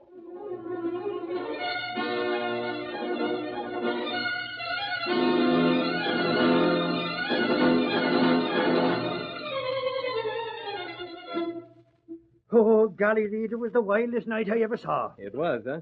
We got to Magee's place where the judge was told to go. Yes. And there's Murdoch and Bagby and the dame all tied up. And there's a note telling the judge to get his son and call on a certain address and ask for Farrell and say he was supposed to say that Murdoch sent him. So we went. But who's Farrell? Great day, Reed. The whole thing is explained in that note. It seems that the Hornet made Macy tell about the frame-up, and Dan was made to think he'd killed this guy Farrell, and his old gent was made to resign from the grand jury so Danny wouldn't face a murder rap. Then the judge won't resign? That he won't.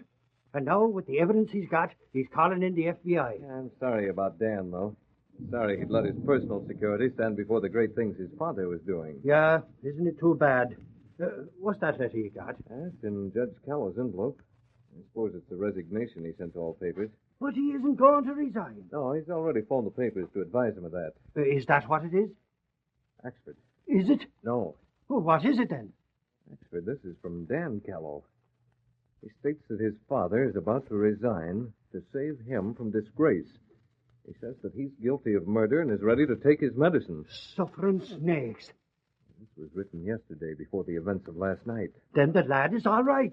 Axford, the army made a man of that boy. By golly, Reed, the army makes men.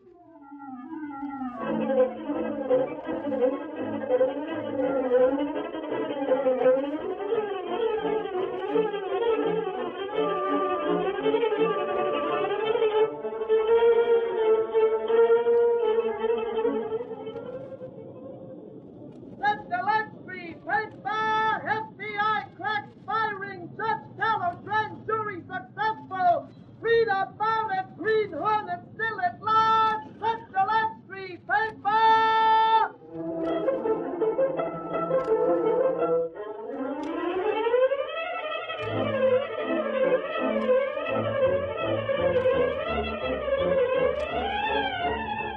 You have just heard the adventure, Dead Men Talk.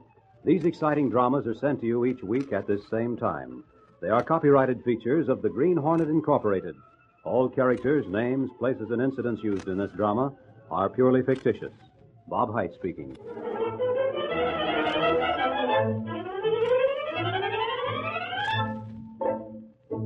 This program has come to you from the studios of WXYZ in Detroit. This is the Blue Network.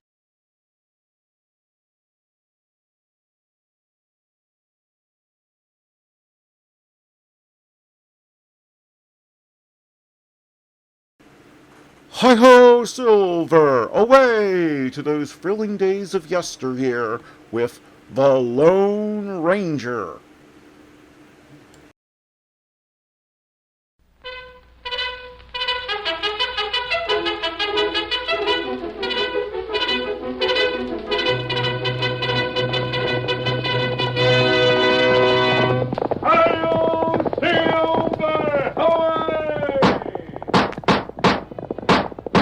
A fiery horse with the speed of light, a cloud of dust, and a hearty hi-yo, Silver, the Lone Ranger.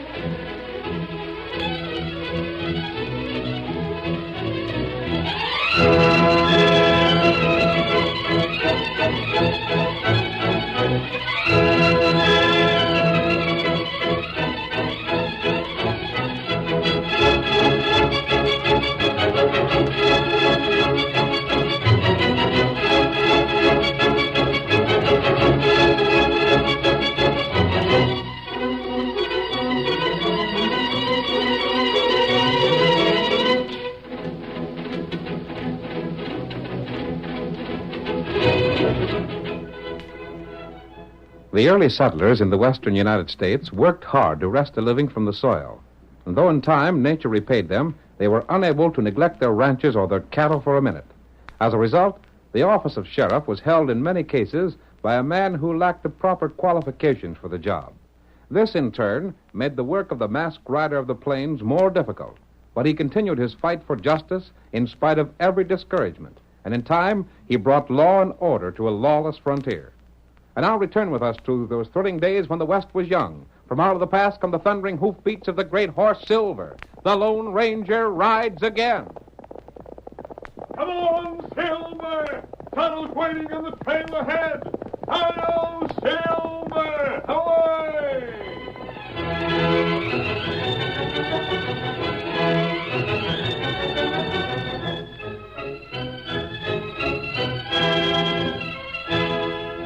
The Lone Ranger and his faithful Indian companion Tonto were riding toward Osage when the first shot split the night.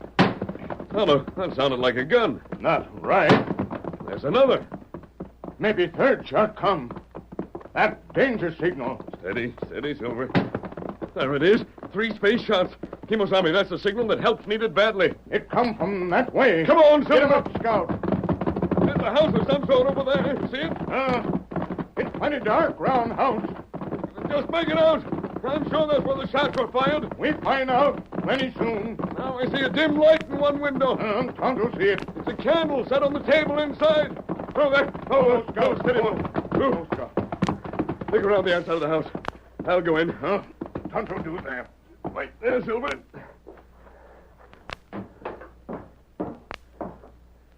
Door wide open. Oh. Steady, stranger. Help me. I'll help you. Come close, stranger. Who fired those shots? You heard 3 shots? Yes. It was me. Fired 2 of them. Tell me who shot you. The killer. He come in, and I knowed him. Yes? I fired and missed. He drilled me, then left. The third shot? I done that firing. 3rd shot. Danger signal. Help. Save your strength. That's a bad wound. I'll have it dressed for you right away. Then we've got to get you in that bunk and have... No. It's too late for that. Perhaps not. Listen close. Listen to what I say. I know who the killer is. I'm the fourth one he's killed. Name him. He... Steady now. He is...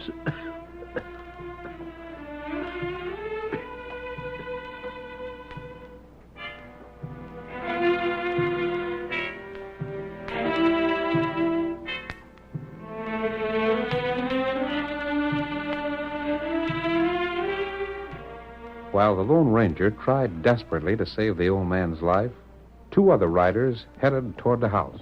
I tell you, Bart, if that mysterious killer has got old Cephas Conway, ain't nothing short of being the worst doggone puzzle we ever had around these parts. I sometimes think we're blame fools to be deputy sheriffs, Jack. Why? We do all the thinking and the hard work. We fetch a killer, why, we don't get the blame for it. I know it. We do fetch one in, old Thunderhead just sits there in a rocking chair and takes all the credit. Yep, just so. But we can't let the sheriff down. Fire-eating old Gila monster. If he had the use of his legs, I'd punch his nose and quit. We can't quit a man in his condition, though. He counts on us. Yeah. There's Cephas' place now. But I wonder how Sheriff Brell suspected Cephas might be in danger. I don't know. There ain't no way of telling how old Thunderhead knows things. I sometimes think he just gets blamed good hunches. Maybe that's so. Other times I think he has scouts reporting to him. Whatever it is, he sure is shooting keeps us in saddle leather. Sure does, and I'll tell you one thing. If he sent us riding all the way to Cephas' house on nothing more than a hunch that the doggone killer that's been working around Osage would strike there, and if said hunch ain't right, here's one deputy that's going to shoot his mouth off aplenty. Hey, ain't that a horse outside Cephas' house? Can't tell much in the dark. Looks to be something on 4 legs. A horse, right enough. Cephas ain't no horse of that color, has he? Didn't have last week. Here we are. Oh there. Oh, boy. Oh. There's someone inside. There's Cephas on the floor. Heist your hands there, mister. Mask, too, the killer. Out of my way. Stop him. Shoot, Jack. Get him.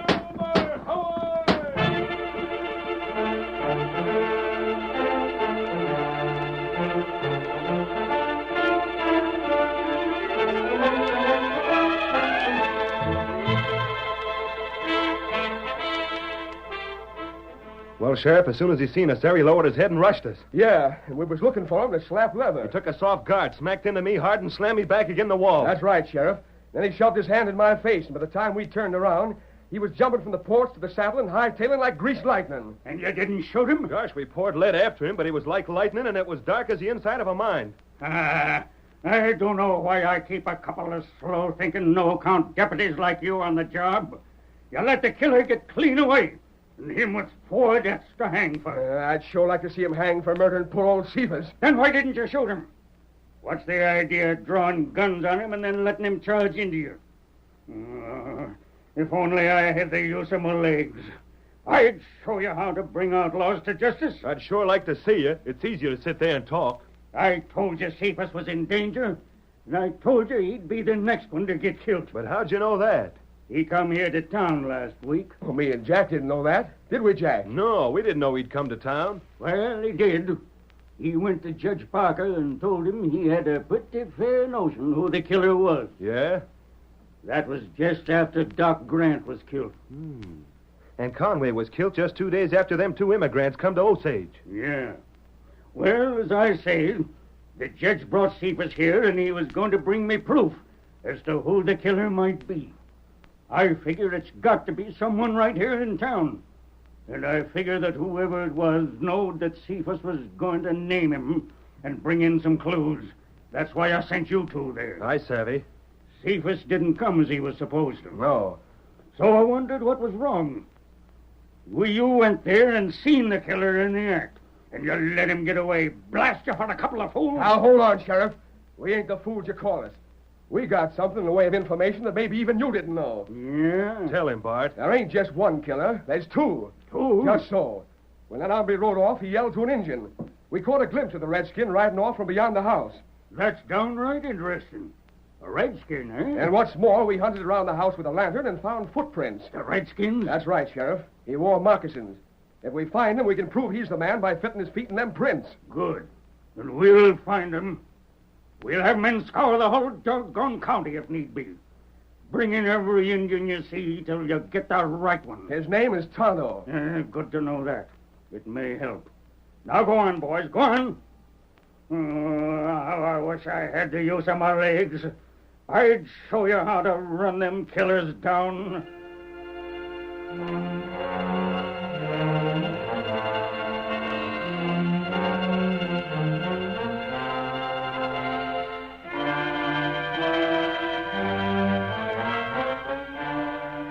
The masked man and Tonto, after leaving the scene of the murder, made camp not far away. The next day, the Lone Ranger disguised himself and went into town. He returned that evening and told Tonto what he had learned. Everyone in town thinks we're the killers, Tonto. That's right. I had to make that break to escape last night. There was too much evidence to point to my guilt, and I wouldn't have had a chance of proving that someone else killed that old man if I'd been captured. No, feller in town, more sure. Yes. What you find out? Cephas was the 4th mysterious death. Oh. There were 2 people who came from the east, a man and his wife. They were murdered and robbed. Who do that? I don't know. Then a doctor in town was killed, but not robbed. Then what happened? Cephas came to town and thought he could help find the killer. He had some sort of a clue. He went to the judge, a man named Parker. The judge and Cephas talked with the sheriff. And Cephas was to go to his home and return with the evidence he had. When he didn't come back, the sheriff worried and sent deputies to see him. And them find him dead? Yes. What we do now? There are the facts. There's a murder around town. Right now, everyone's looking for 2 men. One with a mask and the other an Indian. If we stay around here, they'll find us. 20 men are searching. Maybe better we go away, huh? If we go away, Tonto, we'll be considered the murderers. The real killer will never be punished. You got plan? Yes. What plan? Listen to me carefully, Tonto. I'll outline it for you. It calls for risk, but finding the real murderer is worth some risk.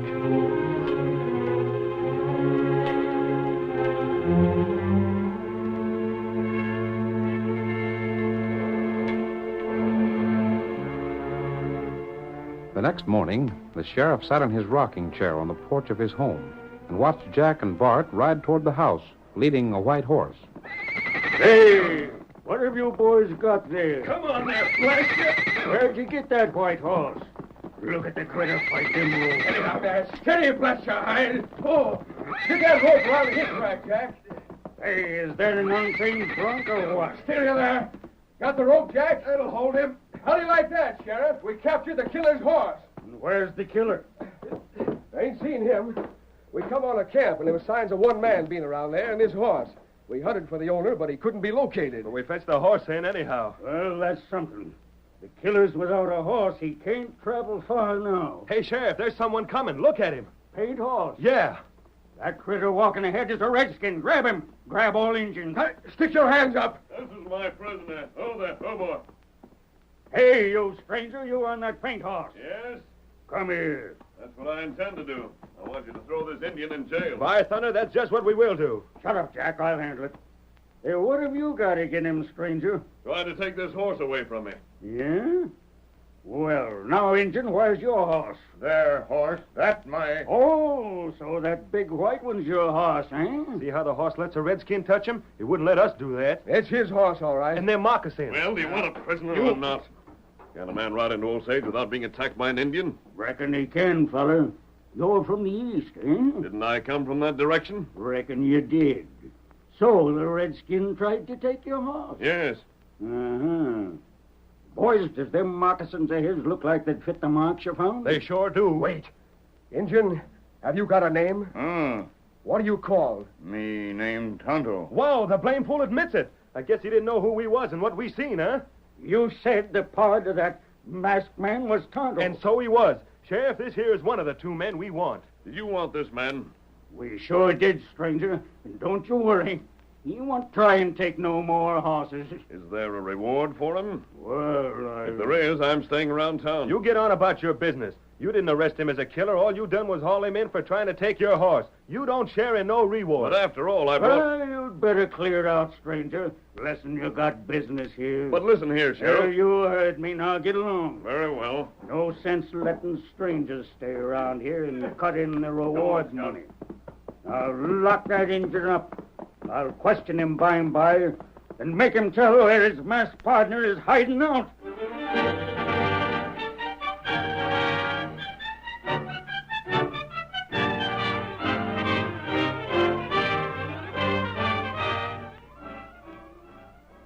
Jailed by the sheriff, Tonto must depend on the Lone Ranger to save him from the hangman. And the only way the masked man can do this is by finding the real killer. In just a moment, the second act of the Lone Ranger drama will be presented.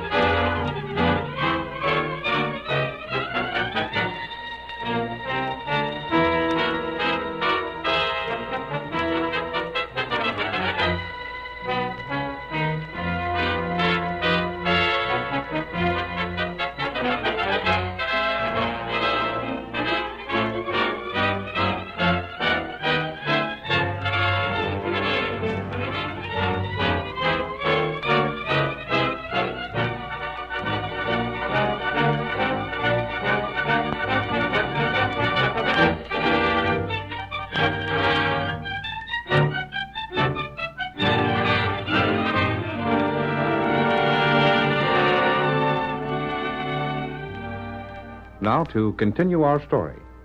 The sheriff ordered his chair carried to the door of Tonto's cell. Then he and Judge Parker questioned the Indian. Indian, there's a chance that the jury might be lenient with you. After all, the man the law is interested in capturing is a white man. Tonto, not tell. It's true, ain't it, that your pard is someone right here in town? Maybe him in town. We all understand that you were just a tool of the white man. Now, hold on, Judge. That Injun can't savvy your highfalutin talk. Only way to get him to squeal is by rough handling. That won't make him talk, Sheriff. No amount of torture would loosen his tongue. Killer, no, Tonto, not guilty. Not guilty? Why, you loco coyote. Do you mean to say you're going to claim to be innocent? Me give proof someday. Proof, eh? You have proof?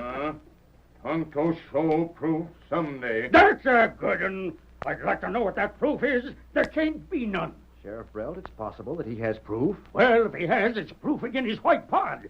The Injun is as guilty as sin. Sheriff, your handicap doesn't quench your spirit any. Not by a darn sight. You merit the name Old Thunderhead. Never mind that. Tell me this, Tonto. What possible connection is there between the 4 people who have been killed? The first couple were robbed, but old Dr. Grant had nothing to steal. Neither did Cephas Conway. Proof come maybe by and by. Who's bringing it? You find out by and by. Sheriff, the Indian talks as if he was confident this proof would come and set him free. You're from the East. You don't savvy the tricks a redskin will try and put over, Judge. But Cephas spoke of proof he had. Sure, and he was killed so's the killer could get that same and shut his mouth. Having done so, the masked hombre ain't going to fetch it back here, is he? I don't know. I'm not convinced that the masked man who left Cephas' house when your deputies rode up is the killer. You ain't?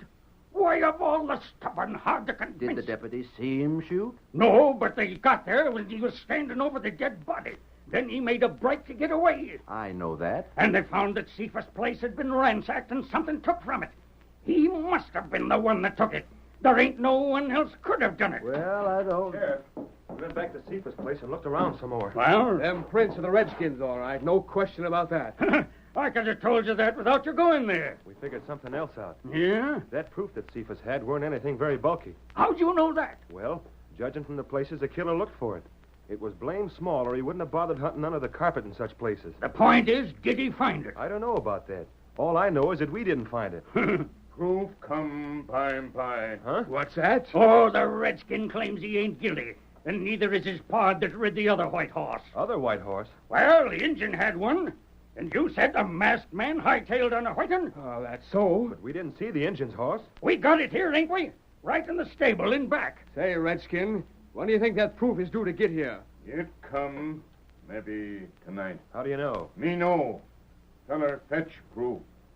Him come through Tuttle Pass. Tuttle Pass? That means he's coming from Red Rock way. That right? We ain't counting none on that. You boys just keep hunting for the masked man and the white horse.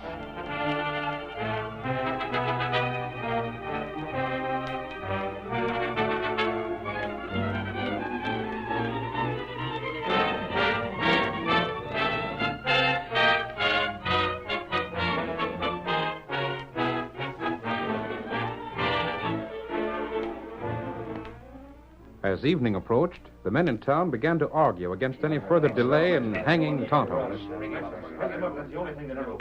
I say we ought to lynch the critter. Ain't no doubt but what he's a plenty guilty. Sheriff's making a mistake in listening to his talk about proof coming through the pass. That's how I figured. I say lynch him. But not now. Not while the sheriff's still up and around. Boys, this is lynch talk. Oh, evening, Judge. You better not hang around here. You'll be hearing things you'd sooner not listen to. Boys, don't do it. Now, Judge, it ain't no affair of yours. Wait. Perhaps the Indian is telling the truth. Wait, nothing. The sheriff was too blame lenient with him. It's time we had some law and order around here. Old Doc saved my hide one time, and now he's dead. I, for one, ain't letting that go without squaring things for him. I say the same. Come on, Judge. You and me will take a little walk. The boys has things to talk over. But I don't... Come on. Put your gun away. Well, then come along. Let's just have a walk. All right. Let me know what your plans are when I get back, boy. We will. Yeah, we'll let you know. Now, boys, if the sheriff had the use of his legs and could get about, then I'd say go and get the redskin right now. Yeah, the sooner the better. But being as he ain't able to get about, it'd be taking unfair advantage was we to do it so early. We better wait till he's in bed for the night. That's right. Now, look, Steve, you go call on him, savvy? Yeah. When he goes to bed and settles down quiet so he won't know what's taking place, you come back and tell us. We'll all be here waiting. Good enough. Then we'll move on to jail and get the redskin.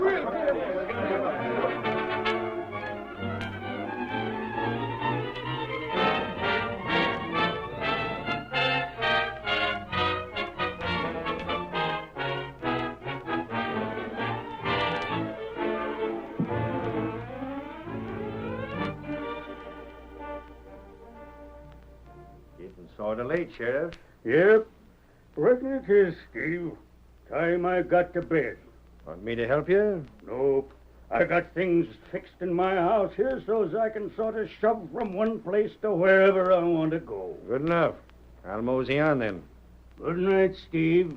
Thanks for dropping in. Night, Sheriff. There. That's you, Steve. It's me. Sheriff's going to bed right away. Good. We won't have long to wait then. Let's get down to the cafe. Right. The boys all there? There and waiting. We can see when the sheriff puts his light out, then we'll allow an extra half an hour and then go get the redskin. Yep.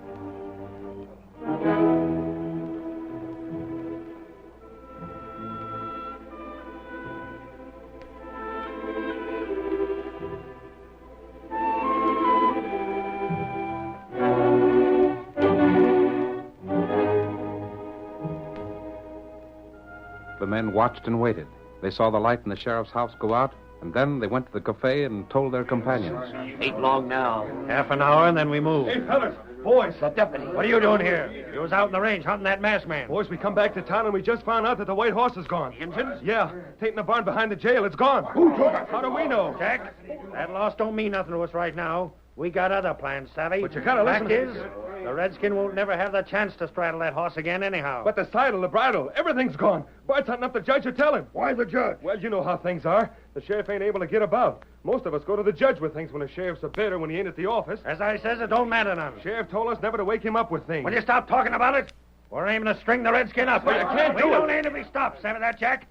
Now, if you don't want to start trouble, you won't interfere when the odds are big against you. Uh-huh. I savvy. Good. Let's get started now. Sure. There ain't no use waiting any longer.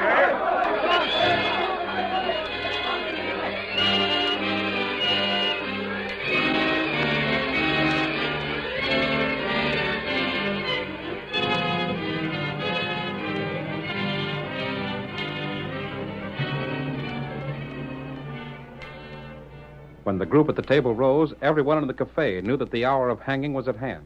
They'd trooped from the place a body of nearly 50 men, some carrying ropes, others rifles to prevent interference with their plan. Meanwhile, the Lone Ranger headed from the east and came toward Tuttle's Pass. It's good to be with you again, Silver, old boy.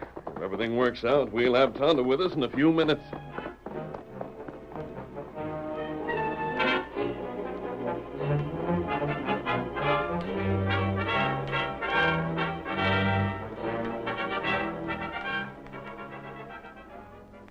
A man crouched behind a rock at the pass. At the first sound of approaching hoofs, he raised his long rifle and took careful aim at the rider. With each second, the Lone Ranger drew closer to the rock. The crouching man was ready. His finger closed on the trigger, but suddenly a sharp command rang out behind him. Drop the gun, Sheriff. What are you? Come on, Silver! You're covered. You've given yourself away. I'll rope him down. All right. All right, good friend, but now... That'll hold you, Sheriff. Making believe you couldn't walk held you above suspicion for these murders. You're the masked man, that horse. Yes, I'm the masked man. Tonto had to go to jail to let you know that I'd be coming through this pass. He had to make you think that the letter you burned in Cephas' place hadn't been entirely destroyed before I got there. You heard me coming and had to make your escape. Stranger, in the name of heaven. What's the matter, Judge? Your friend, the Indian, they're hanging him. Hanging Tonto? No! Yes. Hail, Silver! Away!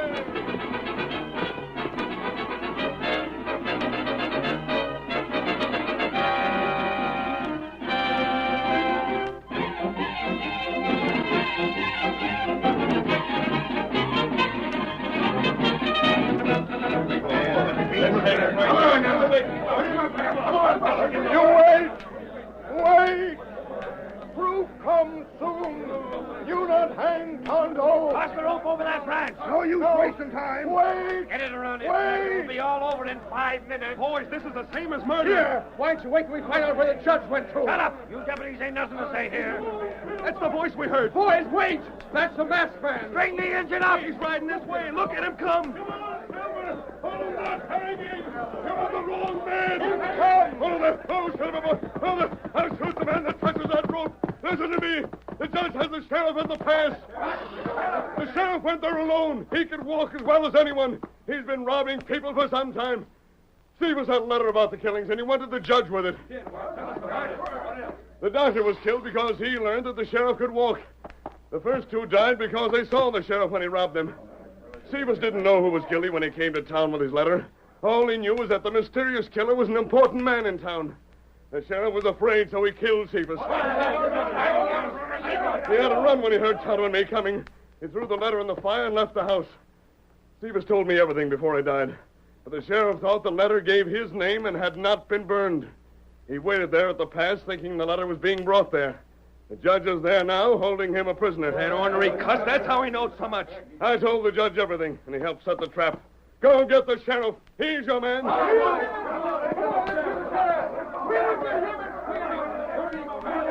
Tonto, Scout's waiting outside of town. Come on. We'll both ride Silver to get him.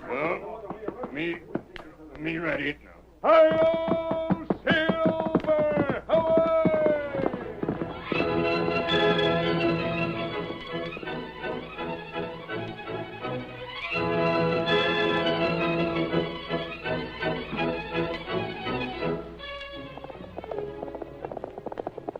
Come on, Silver! We're heading to the hills. There's going to be trouble in the gold country.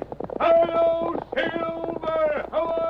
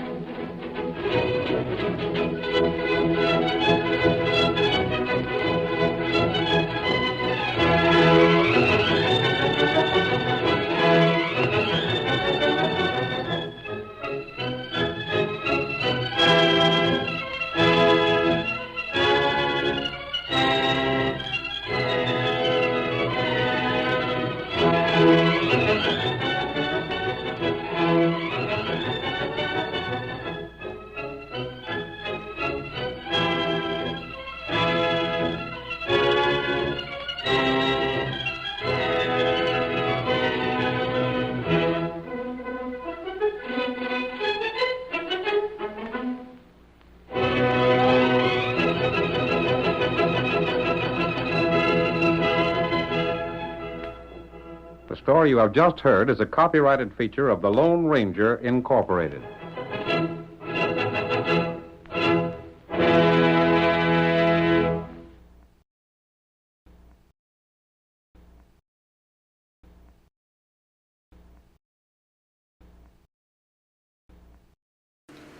Groucho Marx meets some of the most interesting people you could ever hope to hear on radio in You Bet Your Life, coming up next.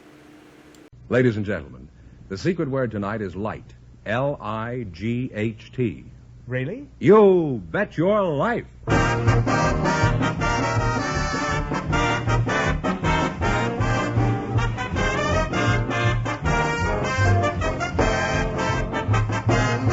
The more than 3,000 DeSoto Plymouth dealers of America present the best of Groucho.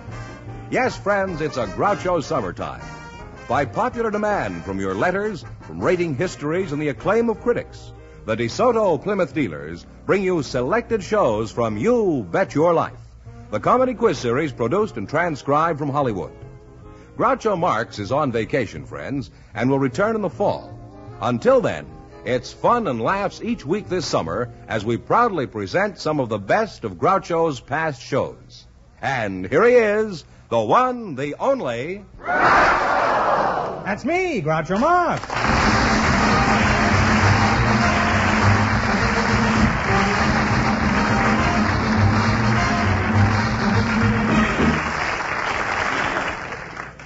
Well, here I am again with a paltry $1,000. A sailor from the Coast Guard and his partner, an Army officer's daughter, clipped me last week for $6,000.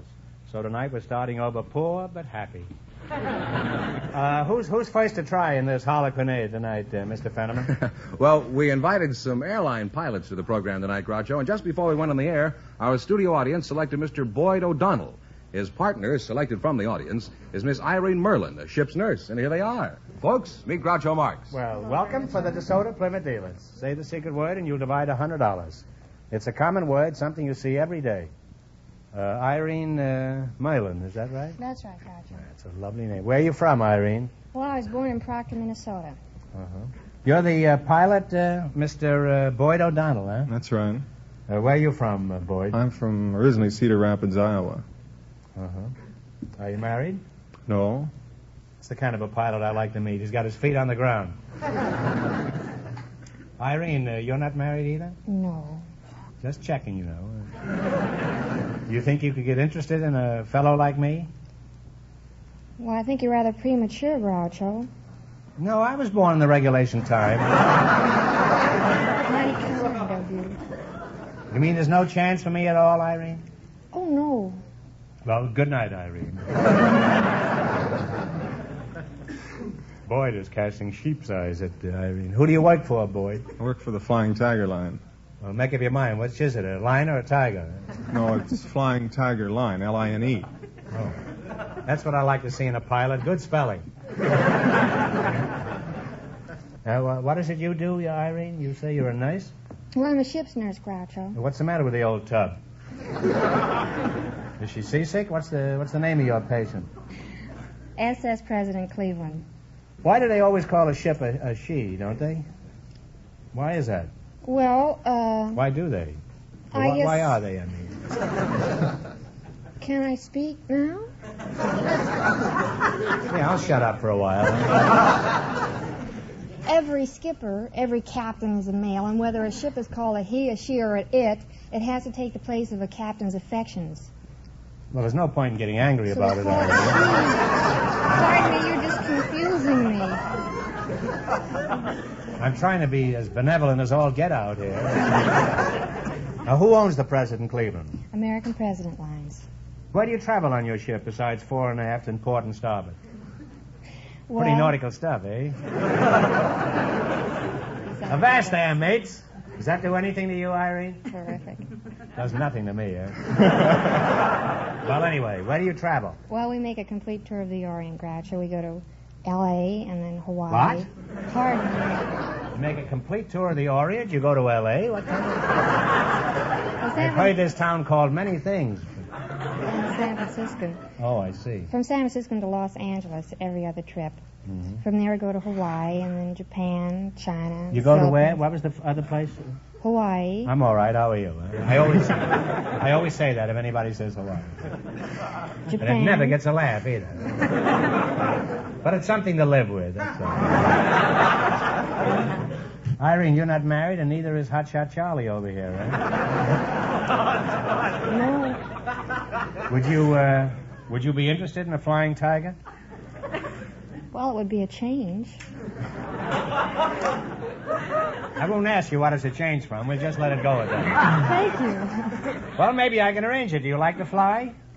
Well, frankly, Groucho, I've never been off the ground. Irene, you old ship's nurse, your anchor's dragging. Why didn't you tell me? How would you like to ride in Boyd's plane? I think I'd like it. Boyd, would you like to have a passenger like Irene on your next trip? Couldn't take her. Well, it's possible she couldn't take very much of you either, Boyd.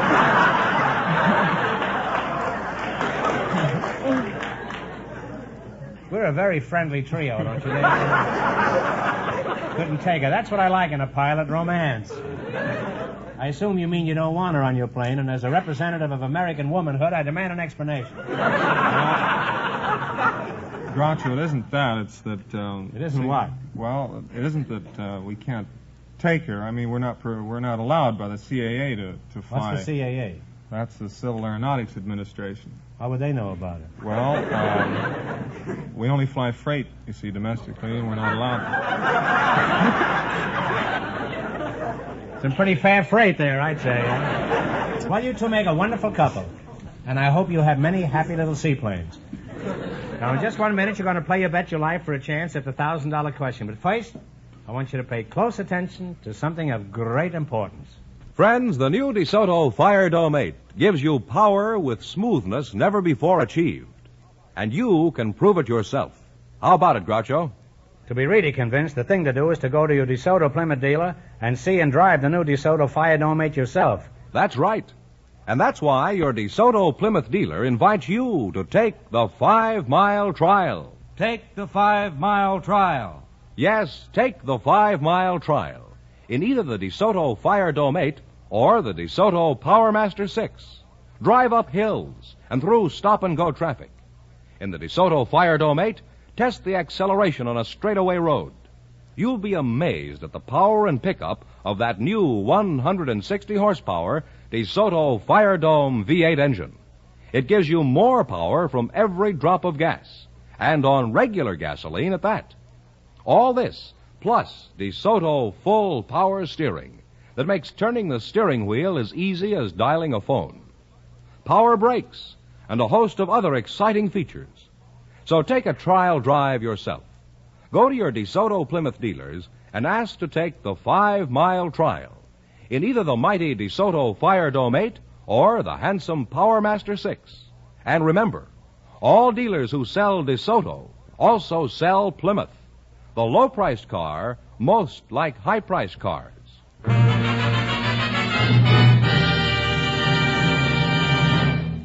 All right, now let's see how you make out in the quiz. Mr. Fenneman. Yes, sir. I used to call him George, but we got so many complaints. This is, we got letters saying, what do you call this guy Fenneman for? Call him Mr. Fenneman or George. So that accounts for the kind of dignity that we now have in the show. Fenneman, explain the rules, huh? All right. You bet as much of your $20. Fenneman doesn't laugh at me, he gets bounced. You bet as much of your $20. There's nothing a man won't do to retain a job. You bet as much of your $20 as you want on each of 4 questions. And the couple that earns the most money gets a chance at the $1,000 DeSoto Plymouth question at the end of the show. All right, now let's see how high I can bid you $20. You selected, what's the number? How much are you going to bet of your $20? Let's bet 15. Okay. How many blind mice? 3. 3 is right.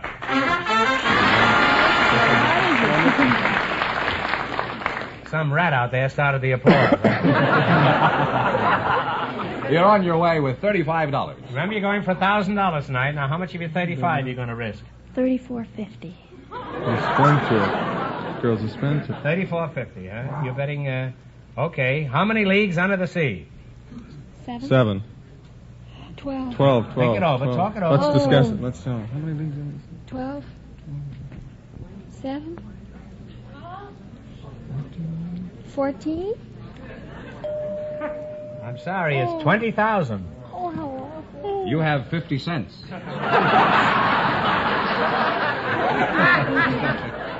Here's your third question. Now, how much of the 50 cents are you going to bet? Now, don't go crazy now. We'll be My friend says 49 cents. He's still your friend, Irene? Indeed he is. Well, that shows your money isn't everything. Okay. How many men on a dead man's chest? 7. Well, say it out loud. 7. No, I'm sorry. It's 15. You've got 1 cent left. All right, now here's your last chance to beat the other couple. Now, take it easy now. Who knows? Now, talk it over. I don't want you to ruin yourself here. Now, how much of the 1 cent are you going to bet this time? We'll go completely all You going out. the whole penny? We'll go the whole out. We'll go completely. Here's your last chance to beat the other couples now. You're betting a whole cent. How many horsemen of the apocalypse? 3. No, I'm sorry, 4. Say, Groucho, let's give him another question, huh? We can't let you go away flat broke like that. I'm going to give you one more question. If you get it right, you win $10. So think hard, and I'll help in the audience. Who was buried in Grant's tomb? Grant. General Grant.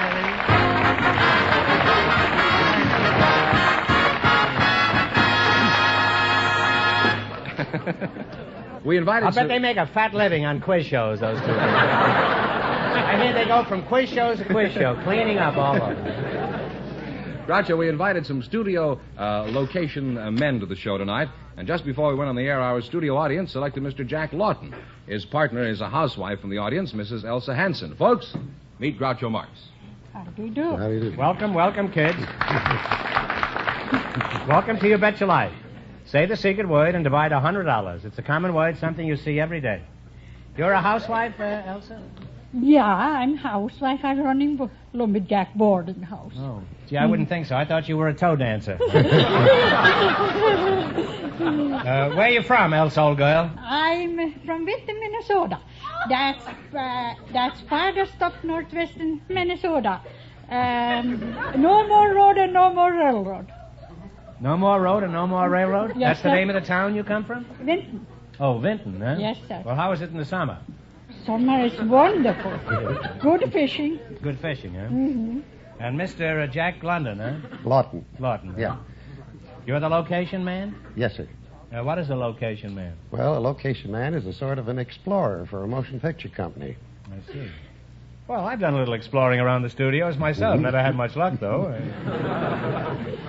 Where are you from, Jack? Philadelphia. Philadelphia? Yeah. How long have you been out here, Jack? Well, I came out here originally in 1915. Mm-hmm. I've been out Universal practically ever since. That's a fine joint out there, isn't it? That Universal joint out there. I try anything. You can't. A joke may jump up from any place. Huh? Now, Jack, as a location man, just what do you do?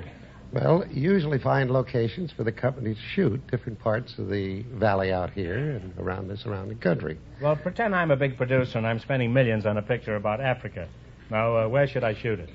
Oh, Africa. They pay him $1,000 a week to answer questions like that. Suppose I don't want to go to Africa. Now, find me a good location around here. What do you suggest? Oh, the San Fernando Valley. San Fernando Valley? Yes. Is the equivalent of Africa? Well, you can find most anything out there. Now, let's get located again. Yeah. Tell me, what are some of the odd places you've had to find in California? Well, Besides Hollywood on a foggy night. Well, we found the French Riviera up around Santa Barbara. We found the White Cliffs of Dover at Portuguese Bend. And we found Italy right back in the Chatsworth Mountains there. Well, how closely do these places actually resemble the original? Why, Chatsworth there looks more like Italy than Italy itself. I see. Have you ever been to Italy? No. Well, then how do you know what it looks like? Well, I've seen lots of pictures of Italy. Which ones, for example? Well, the Bell for Adano and several other pictures. I see. Where'd they make them? Chatsworth. Well, I'm sorry I insulted you. For a moment, I thought you were a four-flusher. What sort of work does your husband do, Mrs. Hanson? I don't have no husband. I've been widowed 19 years. Oh, that's why you were eyeing me up before, That's what eh? I do. That's what I do. Now, did anything unusual ever happen in your boarding house that you could tell us about, Mrs. Hanson? Yeah. So I remember I went 3 years ago to California. Oh, you've been here No, before? not California. I mean Florida. Oh. So then I say to Well, them... there's not much difference. Yeah. Except that it's much warmer here than it is in Florida. I know. I like it better here. Well, you better. You Yeah. want to win any And, money here tonight. I say to the... There was only one left there. Then he didn't took his stuff and went to the other boarding house. I said, Joe, you better hurry up now. I go in the morning. He says, now, Mrs. Hanson, when you go away, you say, so, I'm going to die. I say, oh, Joe, I can't be here taking care of you. I say, you're not going to die anymore now when I'm away, and you can go to the other boarding house. And you know he died. And I feel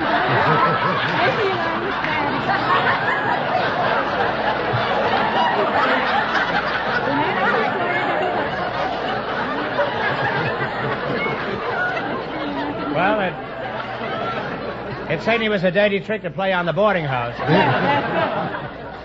Now, you're going to play You Bet Your Life. You beat our other two couples, you'll get a chance at the $1,000 question. I can't tell you how much the first couple won, but...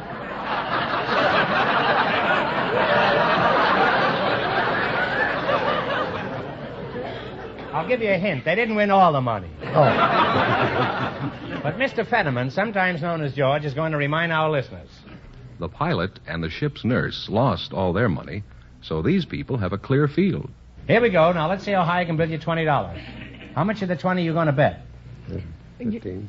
Yeah, 15 bills. $15. Yes. You selected Name the State. Here's your first question. You're going to bet $15. As late as 1947, we were acquiring national parks. The last being the Everglades. In what state is this national park? Florida. Florida is right.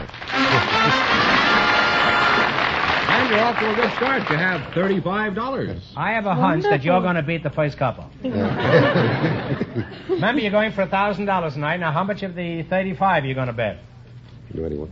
Yeah. That's $25. 25. In 25. Hannibal, overlooking the Mississippi, there is a statue of Mark Twain. In what state is this statue? Missouri. Missouri is right. You're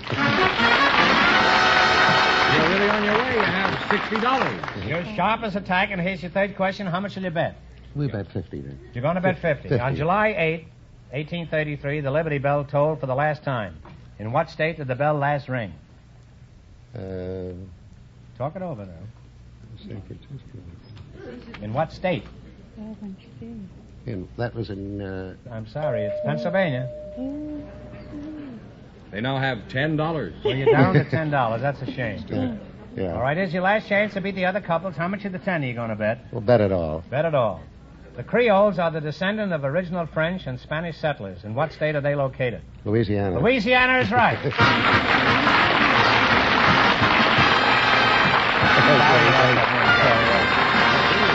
And you wind up with a grand total of $20. Oh, Thanks and good luck from the DeSoto Plymouth dealers. Just before we went on the air, Groucho, we found a member of a garden club and a married man in our audience. And here they are, Mrs. Maria Wilkes and Mr. Ian Batchelor. Meet Groucho Marx. Welcome for the DeSoto Plymouth dealers. Say the secret word and divide $100. It's a common word, something you see every day. A married man and a garden club member. Is that right? Mr. Ian, is that the way you pronounce That's it? right. Mr. That's Ian right. Batchelor, Yes. huh? I thought you were a married man. I am a married man. Well, how can you be a bachelor if you're married? That's my name. What's your name? Bachelor. You know, we can get sued by Abbot and Costello for this. Who's on first, you know? Let's see, you're a member of a garden club? I am. No, you. No, I'm a bartender. You don't belong to a garden club? No, I don't. Are you sure that's a prize-winning crop of spinach you've got on your lip there? What kind of a mustache do you call that, Ian? Oh, I'd call it an old-fashioned mustache. Well, cut it off and put a cherry on it. I like old-fashioned. What is your name? Maria Wilkes. Oh, Maria Wilkes, that's right. Where are you from originally? I'm from Italy and South Africa. You were born in Italy? Born in Italy, went to South Africa, and then came here. How old were you when you were in South Africa? Well, that would be telling too much. Why do you object to telling too much? Women don't like to tell their ages. I didn't ask you your age. I just asked you how old you were when you were in Italy. You're a good mathematician. I was a child. You're still a child. Thank you. It's nothing, really.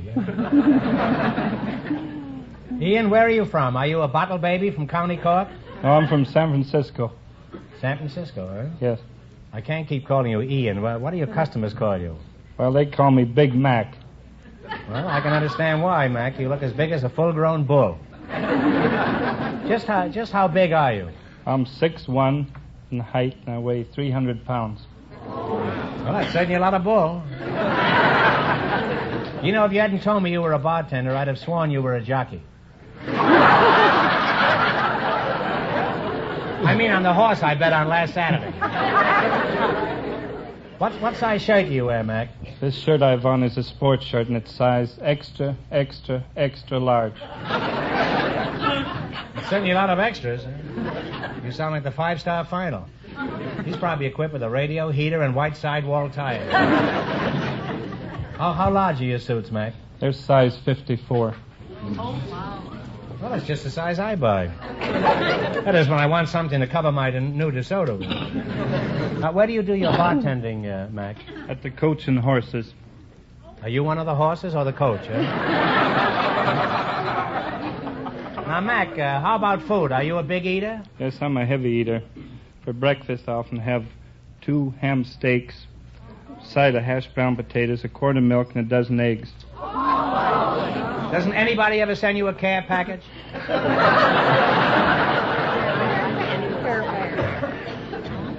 Mrs. Wilkes, what did you have for breakfast? A lemon water and herb tea. That's pretty daring, isn't it, Mrs. Wilkes? Very nice. Lemon water and herb tea, eh? I used to know a fellow named Herb Tea. I wonder if he's any relation. Mrs. Wilkes, which garden club do you belong to? The Los Angeles Garden Club, the Begonia Society, the Fuchsia Society, the Bulb Society, the Anthroposophical Society. What was that last one? Anthroposophical? What does that mean? That means the study of the higher culture of plants and all the things that go with the higher culture of plants. Could I join one of your garden clubs? We'd be delighted to have you. Well, let's not overdo it. Are there many garden clubs around here, Mrs. Wilkes? I'd say about 100. 100, huh? Why are there so many? Oh, don't you know that gardening is one of the most important and popular pastimes in Southern California? You're speaking, I presume, of outdoor pastimes. After all, Mrs. Wilkes, don't forget, there's television. Well, you've been an unusual couple, and any time I want to get a pot of geranium, I'll visit Mac's saloon. Now, you're all right. Let's see how you two are going to make out in the battle for the $1,000. You run your $20, and they're more than our other couples. I can't tell you how much they won, but Mr. Fenneman is going to remind our listeners. The movie location man and the housewife are leading now with $20. Here we go. Let's see how high I can build you $20. You selected animals and birds and songs. How much you going to bet? Talk it over. Your partners. Don't you bet about $15? I think 15, yes.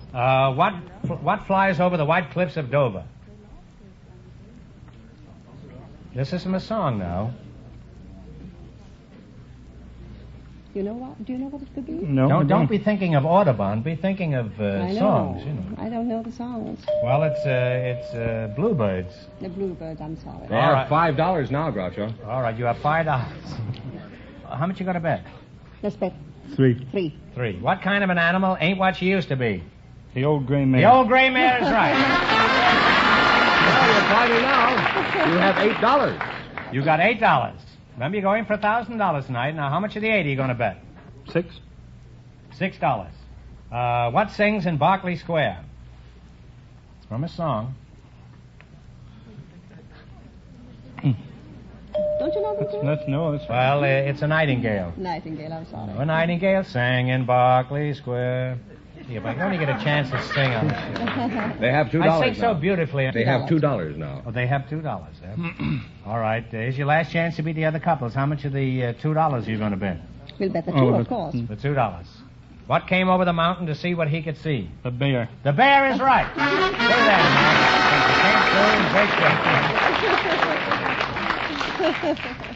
Here's one more chance to win some money. Get this one right, and I'll give you $10. No help in the audience, please. What kind of birds do you find on the Canary Islands?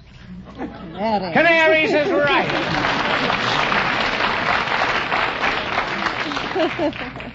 Well, you people wound up with $4. And that means our second couple, the location man and the housewife, with $20, get the chance at the DeSoto Plymouth $1,000 question.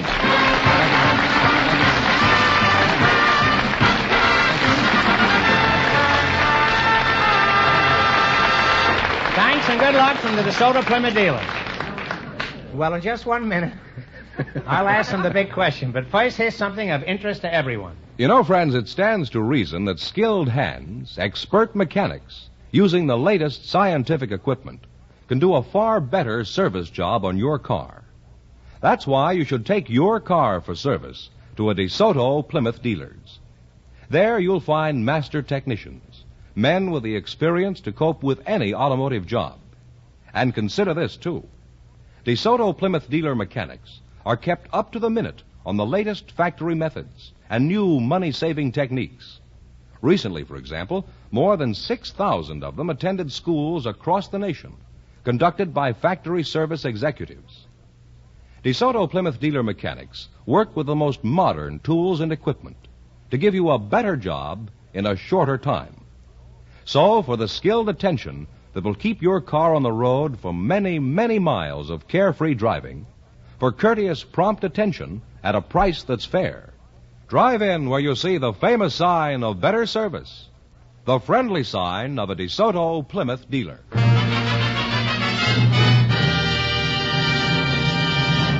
And here's the location man and the married lady, the housewife, all set for the DeSoto Plymouth $1,000 question, Groucho. All right, here we go for $1,000. I'll give you 15 seconds to decide on a single answer between you, so think carefully and please no help in the audience. Here it is. Three famous men are often referred to as the tongue, the sword, and the pen of the American Revolution. Patrick Henry was the tongue, Washington was the sword, but for $1,000, who was the pen?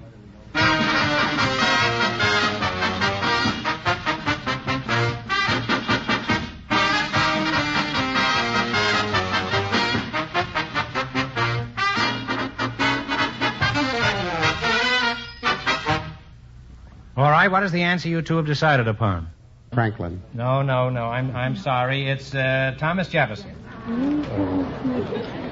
So that means the big question next week will be worth $1,500. Well, you lost the big money, but you cleaned up, didn't you? How much did they win in the quiz, George? $20 in the quiz. $20 in the quiz.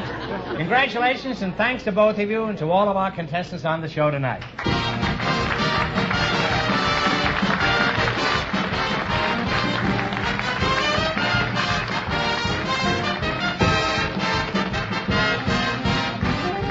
Be sure to tune in again next Wednesday night at this same time for the Best of Groucho from the You Bet Your Life series. Don't miss the Best of Groucho on television, too. Also presented by the DeSoto Plymouth Dealers of America. And remember, all dealers who sell DeSoto also sell Plymouth. Two great cars, both products of the Chrysler Corporation. And when you drive in, tell them Groucho sent you. Good night, folks, and remember, see the DeSoto Fire Dome 8 tomorrow. Folks, here's a reminder from the National Safety Council. Good drivers drive safe cars. So wise up, check up, fix up. You Bet Your Life, transcribed from Hollywood, is produced by John Goodell. Directed by Robert Dwan and Bernie Smith. Music by Jerry Fielding. This is George Fenneman signing off for the more than 3,000 DeSoto Plymouth dealers from coast to coast.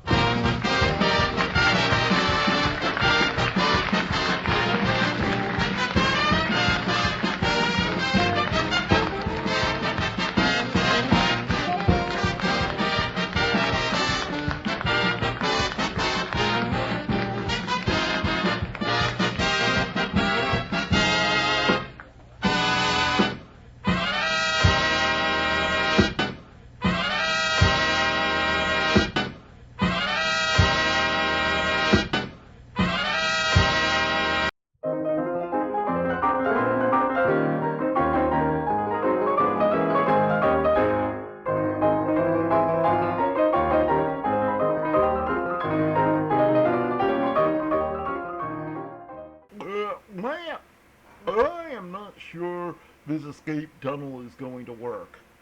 Yeah, it's going slower than I thought, but we have to keep at it. How far are we digging a day on average? About a foot a day. How long does this tunnel need to be again? 912 feet. We're doomed! Well, now, we need to talk to that lawyer again and find out where our defense is going. Well, I'm afraid it isn't going anywhere at the moment. Wait, that sounded like Edward T. Bluster III. Where's that voice coming from? From the cell beside yours, Sonny. I say, in what is a gross, and I do mean a gross, miscarriage of justice, I have been incarcerated. Not good. See you next time, folks.